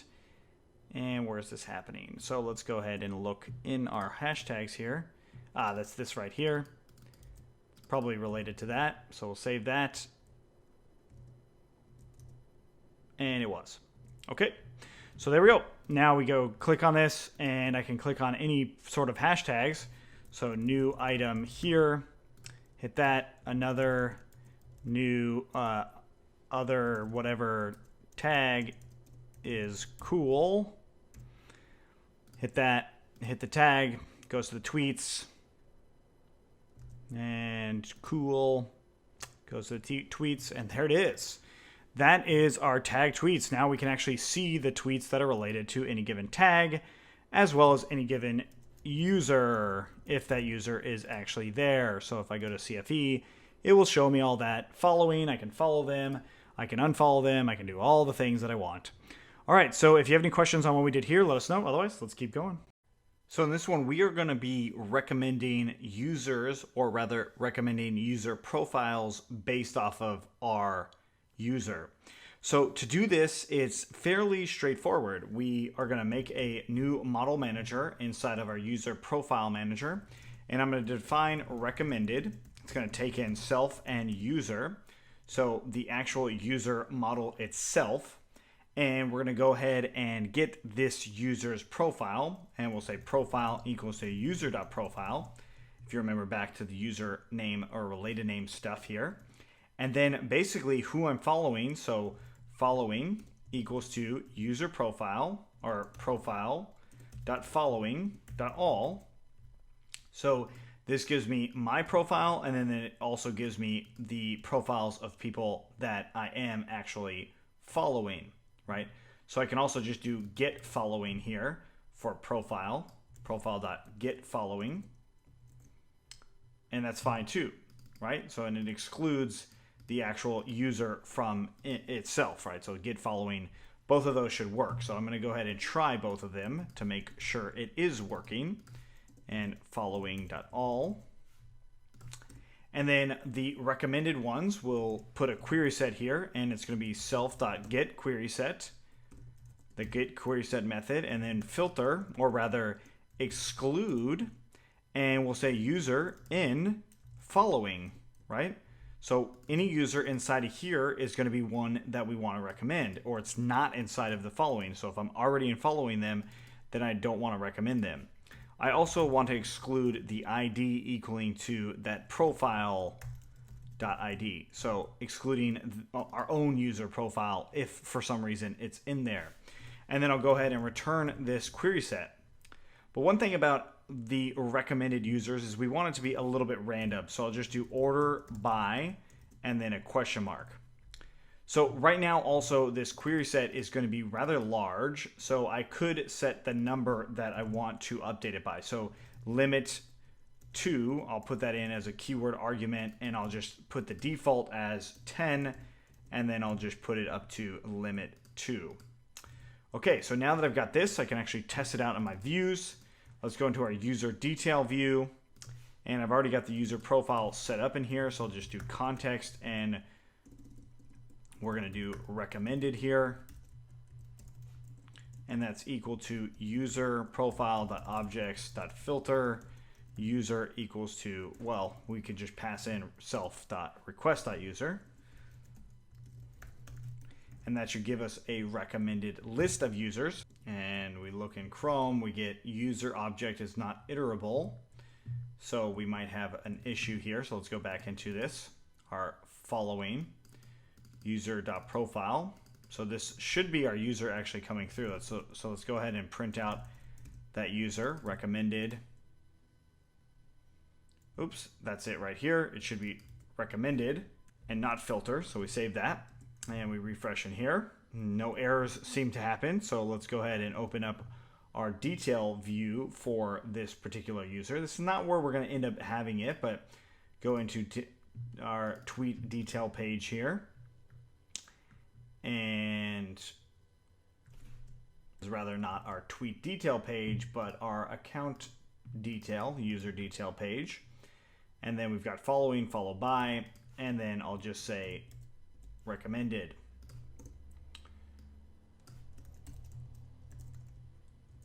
And this is going to be our recommended users, which we just called recommended in our view, right? So we save that, refresh in here, and now we've got our recommended users. Notice there's only 2 of them because I'm not following these 2 users. And the recommended users are going to be on every page, or at least that's how it is right now. So every detail page for everyone to follow, recommended to follow. Now we might not want this here. We might only want it on this page, our home page. That might be where we want it. In fact, we might want to use it in a lot of places or just one. So what we're going to do now is actually create our own custom template tag, so we can just run this actual call here on any given user for if we have that user logged in or just somewhere else. So to do this, we're going to jump into the Django docs for inclusion tags. The reason we're doing something called an inclusion tag is so we can actually just replace the data with some sort of template. And we'll see what we mean in just a moment. I'm also going to show you generally how to use something like this, given that we did something like in a simple tag. So I'm going to show you how to do it with the inclusion tag first, and then just copy and paste with the other, like a long way of doing an inclusion tag, which I'm not sure why you would do, but it's important to see this other step if it makes sense to you for the just inclusion tag. So let's go ahead and make our custom template tag by coming in here with a new folder, and we're going to call it template tags. And I want to confirm that that's actually the name by going back into my how to custom template tags page here by scrolling up, and it says template tags here. That's the name of the module. So going back to those inclusion tags, I will go back to those in just a moment. So we're going to go ahead and make a new file in here for init.py, and then a new file in here for the name of the actual template tag we want to use. And I'm going to call this recommended and recommended.py. All right, so a couple things that we need to import here. The first one is just from Django import template, and then we'll just say register equals to template.library. And now I'm going to go ahead and make my inclusion tag with just simply at register.inclusion tag. And I'm going to do accounts/snippets/recommended.html. This is a actual decorator function, so we are going to have to create our own function here, and we'll say recommended. That's going to be the same name as the Python file or the template tag name that we'll end up using. We're going to pass in the user here. So I want to check that this user is instance of the user model. So let's go ahead and import the user model from django.contrib.auth import get user model, and then I'll say user equals to get user model.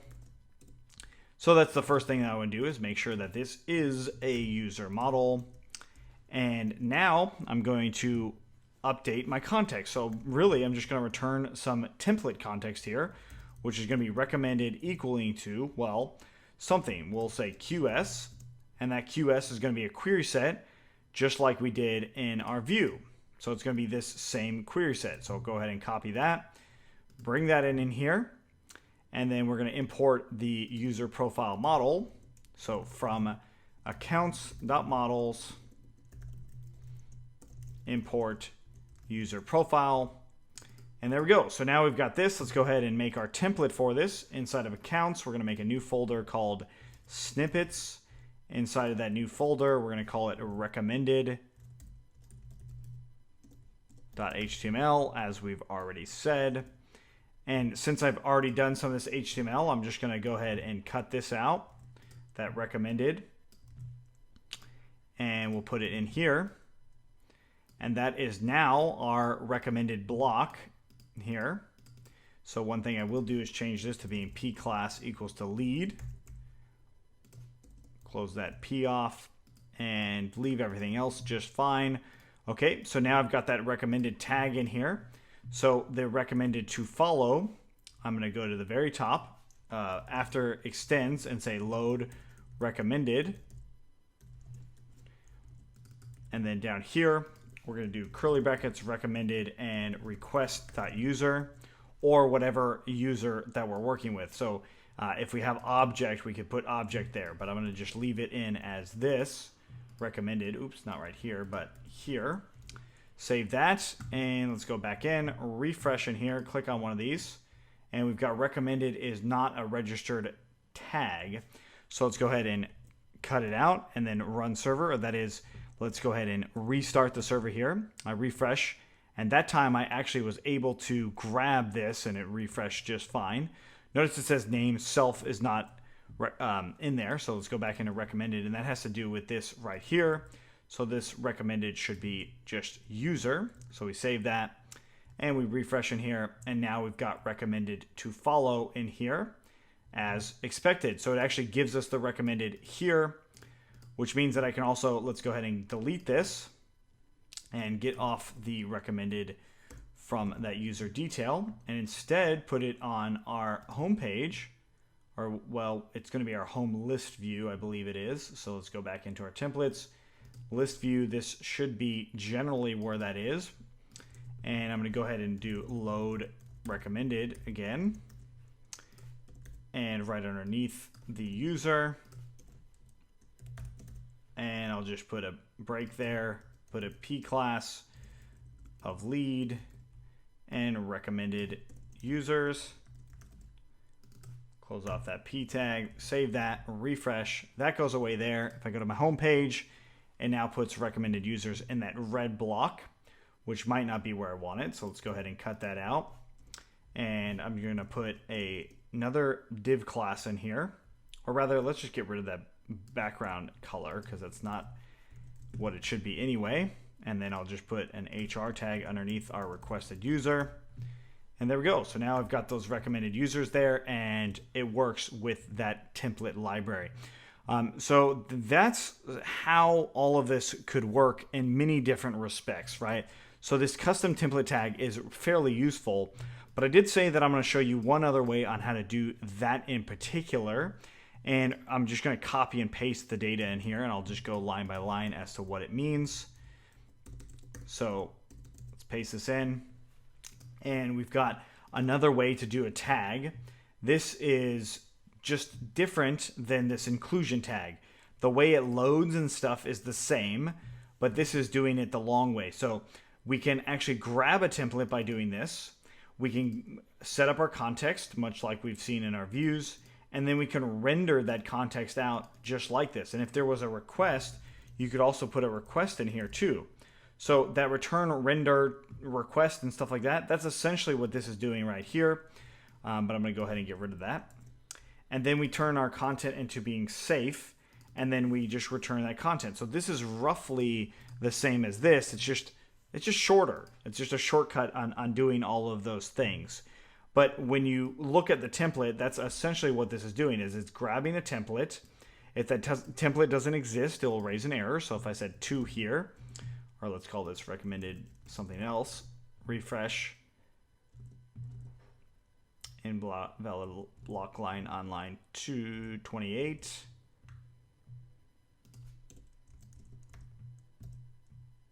Okay, well, I'm actually going to leave that out for just a second, but basically, if we change this template, we would get that template error as we expect with this get template call, and this is how you add in that context, much like a view, and then we've got our data here, and all that comes through.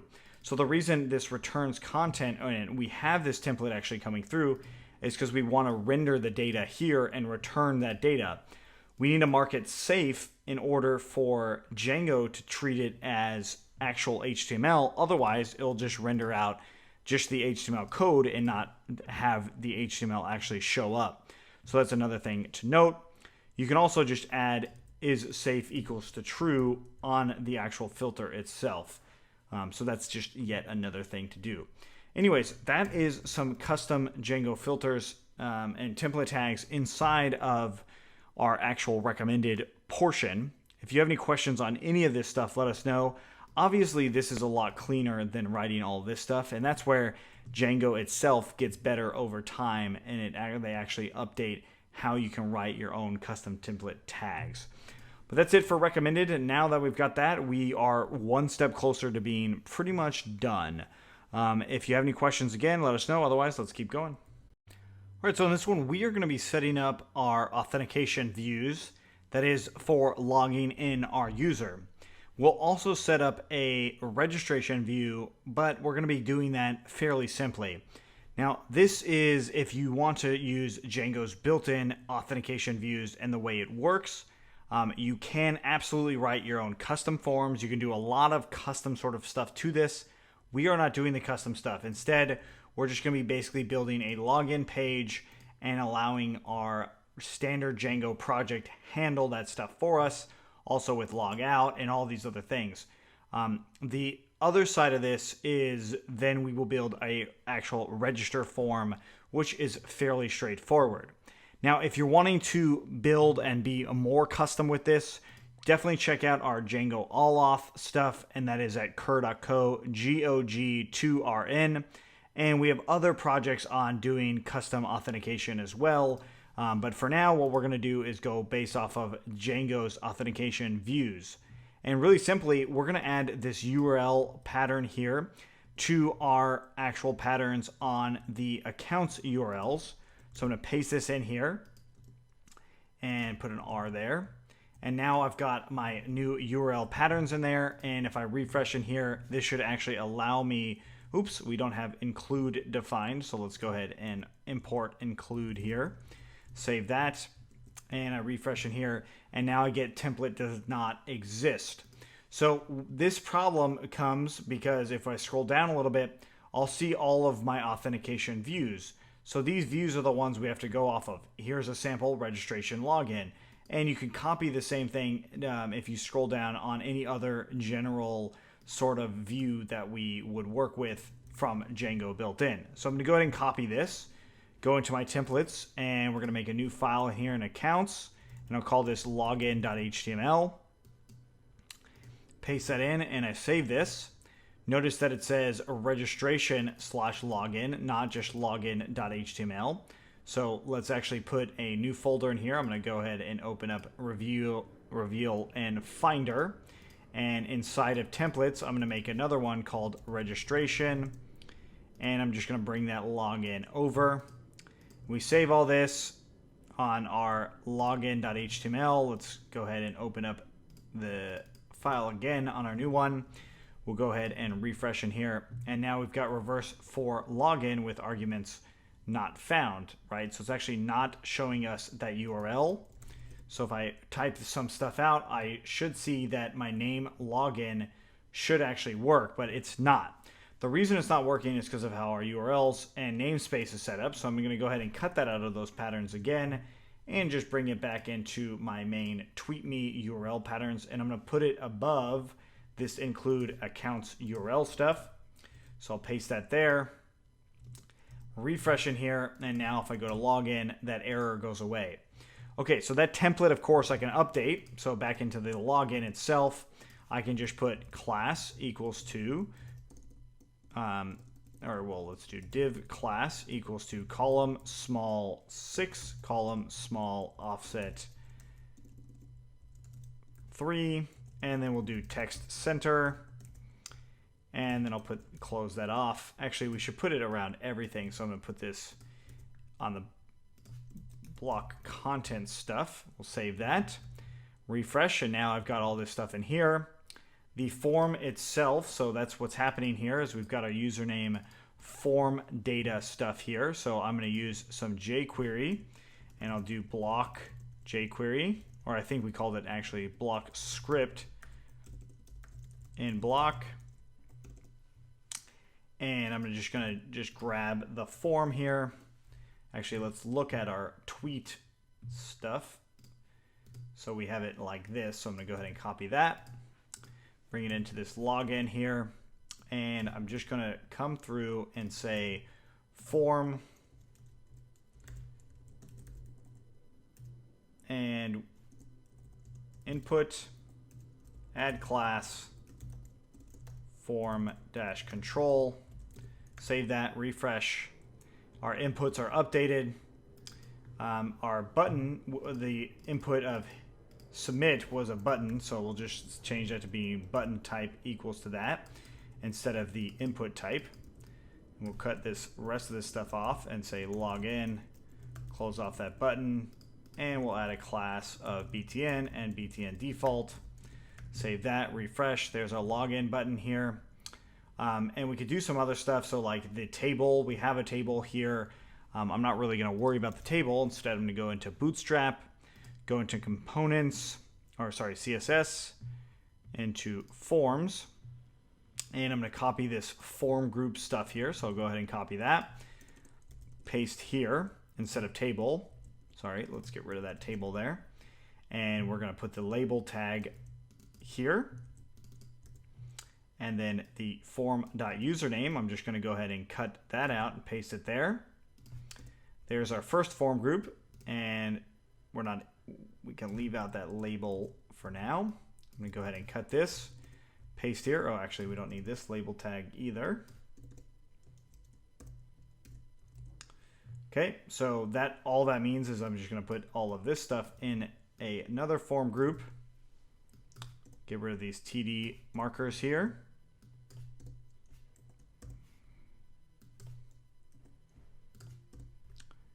And delete everything from the table, save it, and let's take a look, refresh. Now it looks a little bit better as far as a login form is concerned. And then of course I could put above here, just put an H1, login, close off the H1, hit save or refresh, I hit lost password. It takes me to the Django admin password reset. Of course we could do all sorts of things there with that. Not going to worry about that in this one. But what I will do is now update and create a register view. And we're going to do this by using a form view. So let's go ahead and create the form view for this by importing it into our accounts views. So in accounts, we'll go views. We go ahead and import the form view itself from generic. And we'll do class equals to user register view, takes in a form view. We're going to have to add a few things, and that is creating an actual form itself. So we'll come in here and side of accounts again, we'll do forms.py. And from Django import forms. And I'll just say class, and this is user register form, and this takes form, username equals to forms.char field, and then email equals to forms.email field, and then password equals to forms.char field, and widget equals to forms.password input. And we'll just confirm password with forms or the same thing basically. And we'll just do define clean password 2 and takes in self. And we'll just say password equals to self.cleaned data.get password. And same sort of thing with password 2. Say if password is not equal to password 2, then we'll raise forms.validation error. Password is required, or password must match. Otherwise, we'll return the password 2 or either one. Okay, so that's part of our user register form. So I'm going to go ahead and copy that, and we'll import it. So from .forms, import user register form. So going back into that form view, let's take a look at it. We've got template name and form class. So we'll add in our form class equals to user register form. And our template name equals to, well, let's just say accounts/user register form.html, and then our success URL equals to, and we'll just go to /login, And then we want to put our form valid stuff. So I'm going to go ahead and copy this, paste in here and say define form valid. What we want to do here is actually create our user. So we've already got our user model. So I want to get the form data here. So I'll say username equals to form.cleanedData.get username. And I'll do that same thing for email and password. Email, password.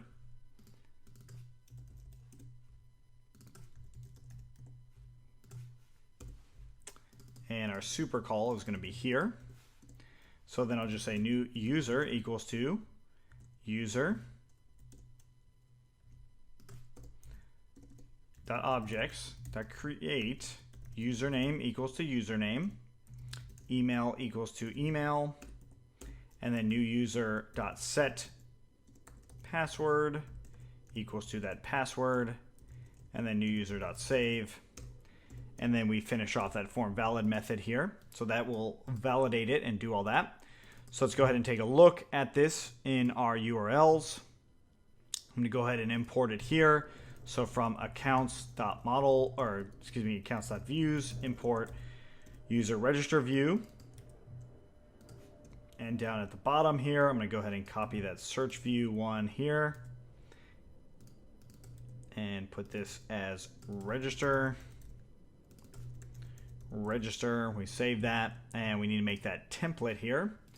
So user register form inside of our templates, inside of accounts, user register form.html, and it's going to copy pretty much another form that we've already done. So I'm going to go in and just grab this form right here, bring it in. I've got my crispy form tags and all that, so I'll just leave this in here. The value here will just be register. And this is not a whole template, so let's go ahead and look at, let's say, an actual template, which was like a create view. This had our actual template, so I'll copy this, and I'm going to bring that in here, put the extends here, and I'll just say register for the title, the block content. Instead of including the form, we're going to paste it in here, and we'll just do register. And much like the login form, I'm going to change it to 6 and 3. Save that, and let's go ahead and look at register. Now I've got a register page. The password 2 I want to change to being a little bit different. So in forms, I'll put label equals to confirm password and put comma there, save it. And now I want to actually validate this username to make sure it does not exist. So from django.contrib.auth import get username, get user model, and that's user equals to get user model.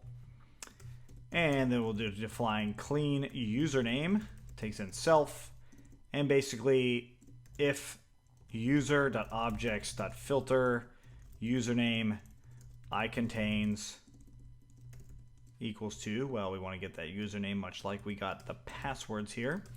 So username equals to that stuff. And then dot exists. We're going to raise forms.validation error. This username is taken. And then we'll return to the username.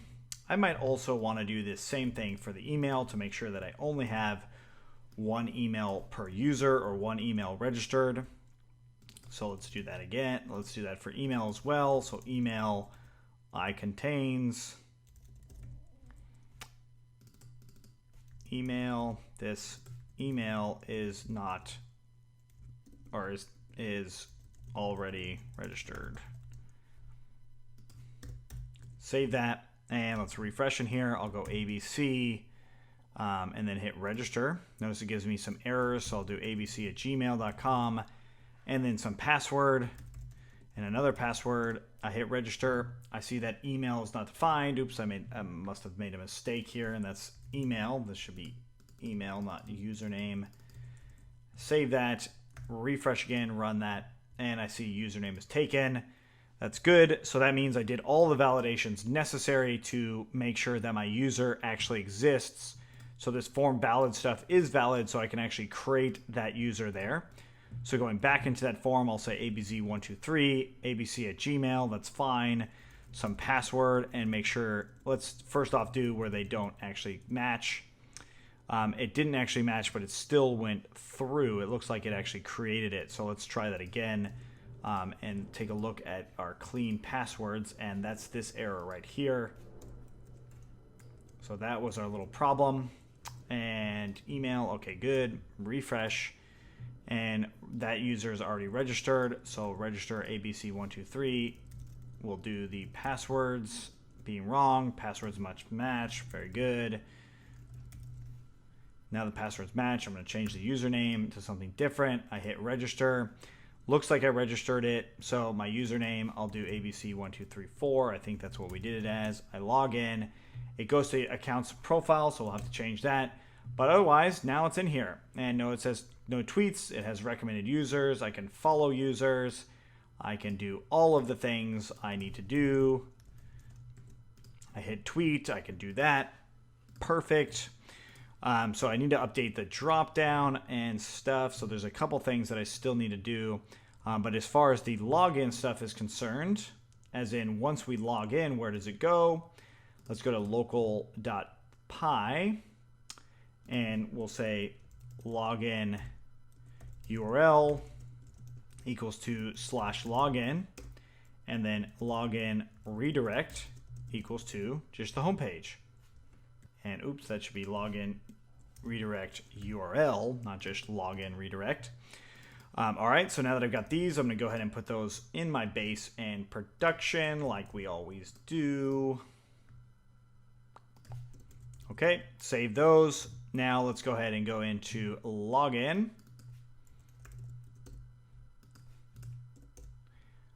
Or actually, let's rather go to log out. Notice it goes here. This is not exactly where we want it, but that's okay. Let's go into login now. Notice it says anonymous user, so that's something else we'll have to select or update. I have my CFE username and password did not match. So let's try it again with abc1234, that new user. We log in and there we go.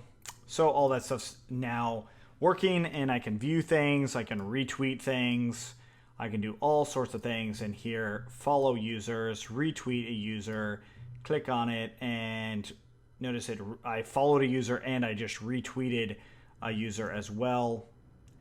Retweet via abc123. That's kind of what's going on here. Okay, cool. So we've got our tweets and a lot of things working. We just have a couple more things that we need to clean up. The registration portion is, so if you have any questions on what we did here, let us know. Otherwise, let's keep going.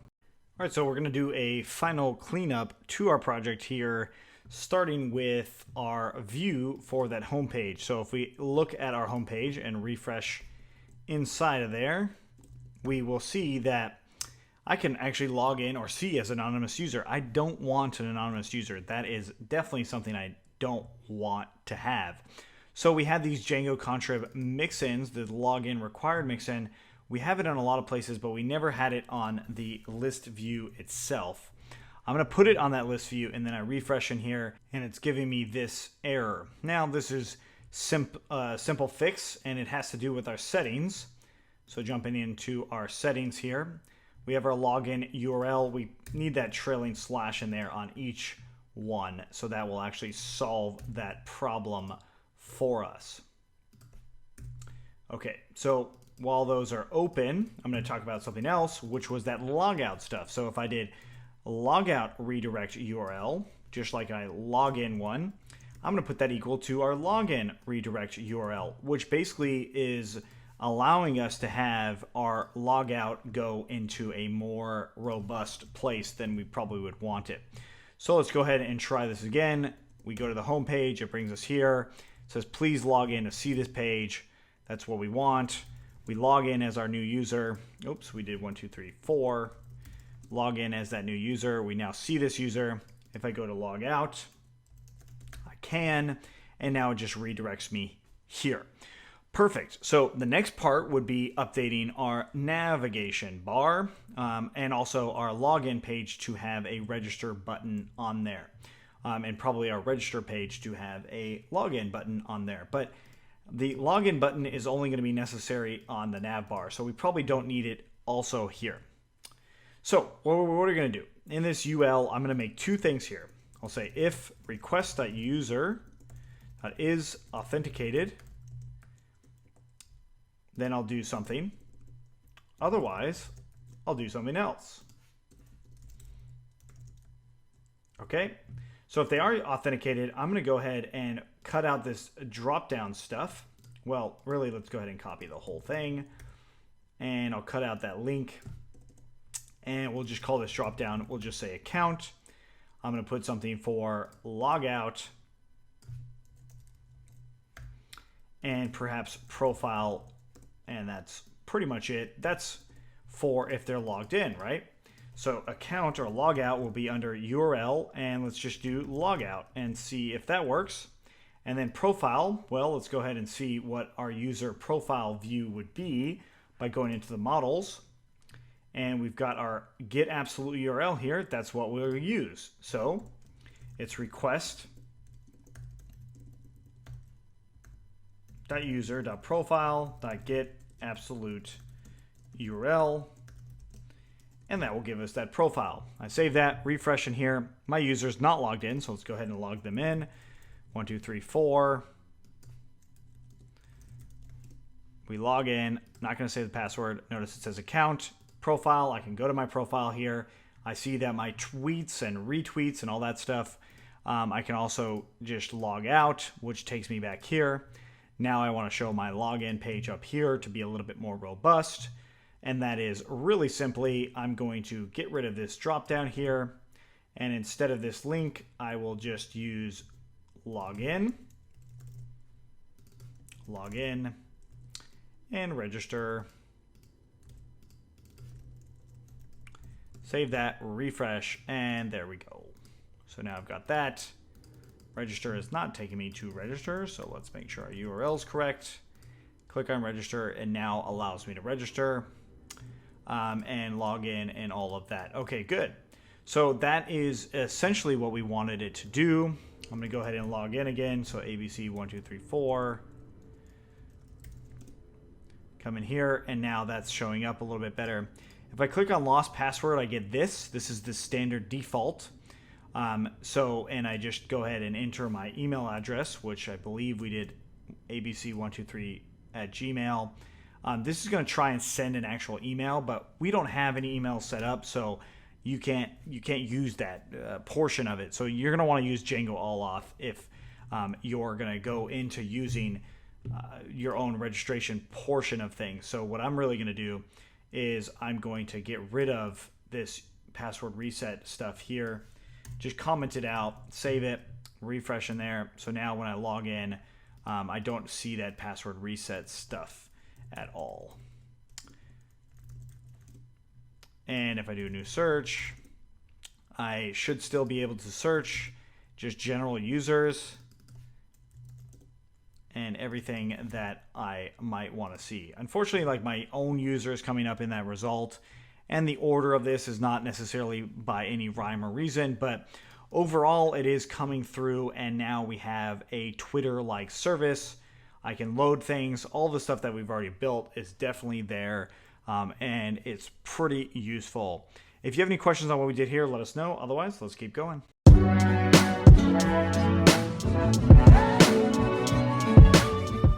Thank you so much for watching the Tweetme series. We covered a lot in this, and really what you want to know about here is where do I go now? And that is the question that should always be asked when you finish a project. Hopefully you're going to the next project. You're building whatever's next. Now we have a lot of projects at joincfe.com/projects, so you can definitely check those things out. But what I really encourage you to do, and what you really should be doing, is taking this knowledge and applying it. Actually build something real, get it out there, get users using it, so then you can improve and build a service that improves the world and makes things better for all of us. That's why we do projects. That's why we do step-by-step stuff. Now, Tweetme itself is what we like to think of as practice. It's about practice. It's about getting better each time you do a new project. So our next project, whatever that might be, will help you get better as well. It helps me get better building these projects, which means that since I can get better, I can teach you guys better, and it shows you guys what's next. And I want that exact same thing for you. I want you to be able to get better by practicing, by building these projects in a way that makes sense for you, so you can build and deliver projects to your audience, to your people, and so you can solve problems yourself or in a group and a community just like we have on this one. Thanks so much for watching, and I can't wait to see you in the next one.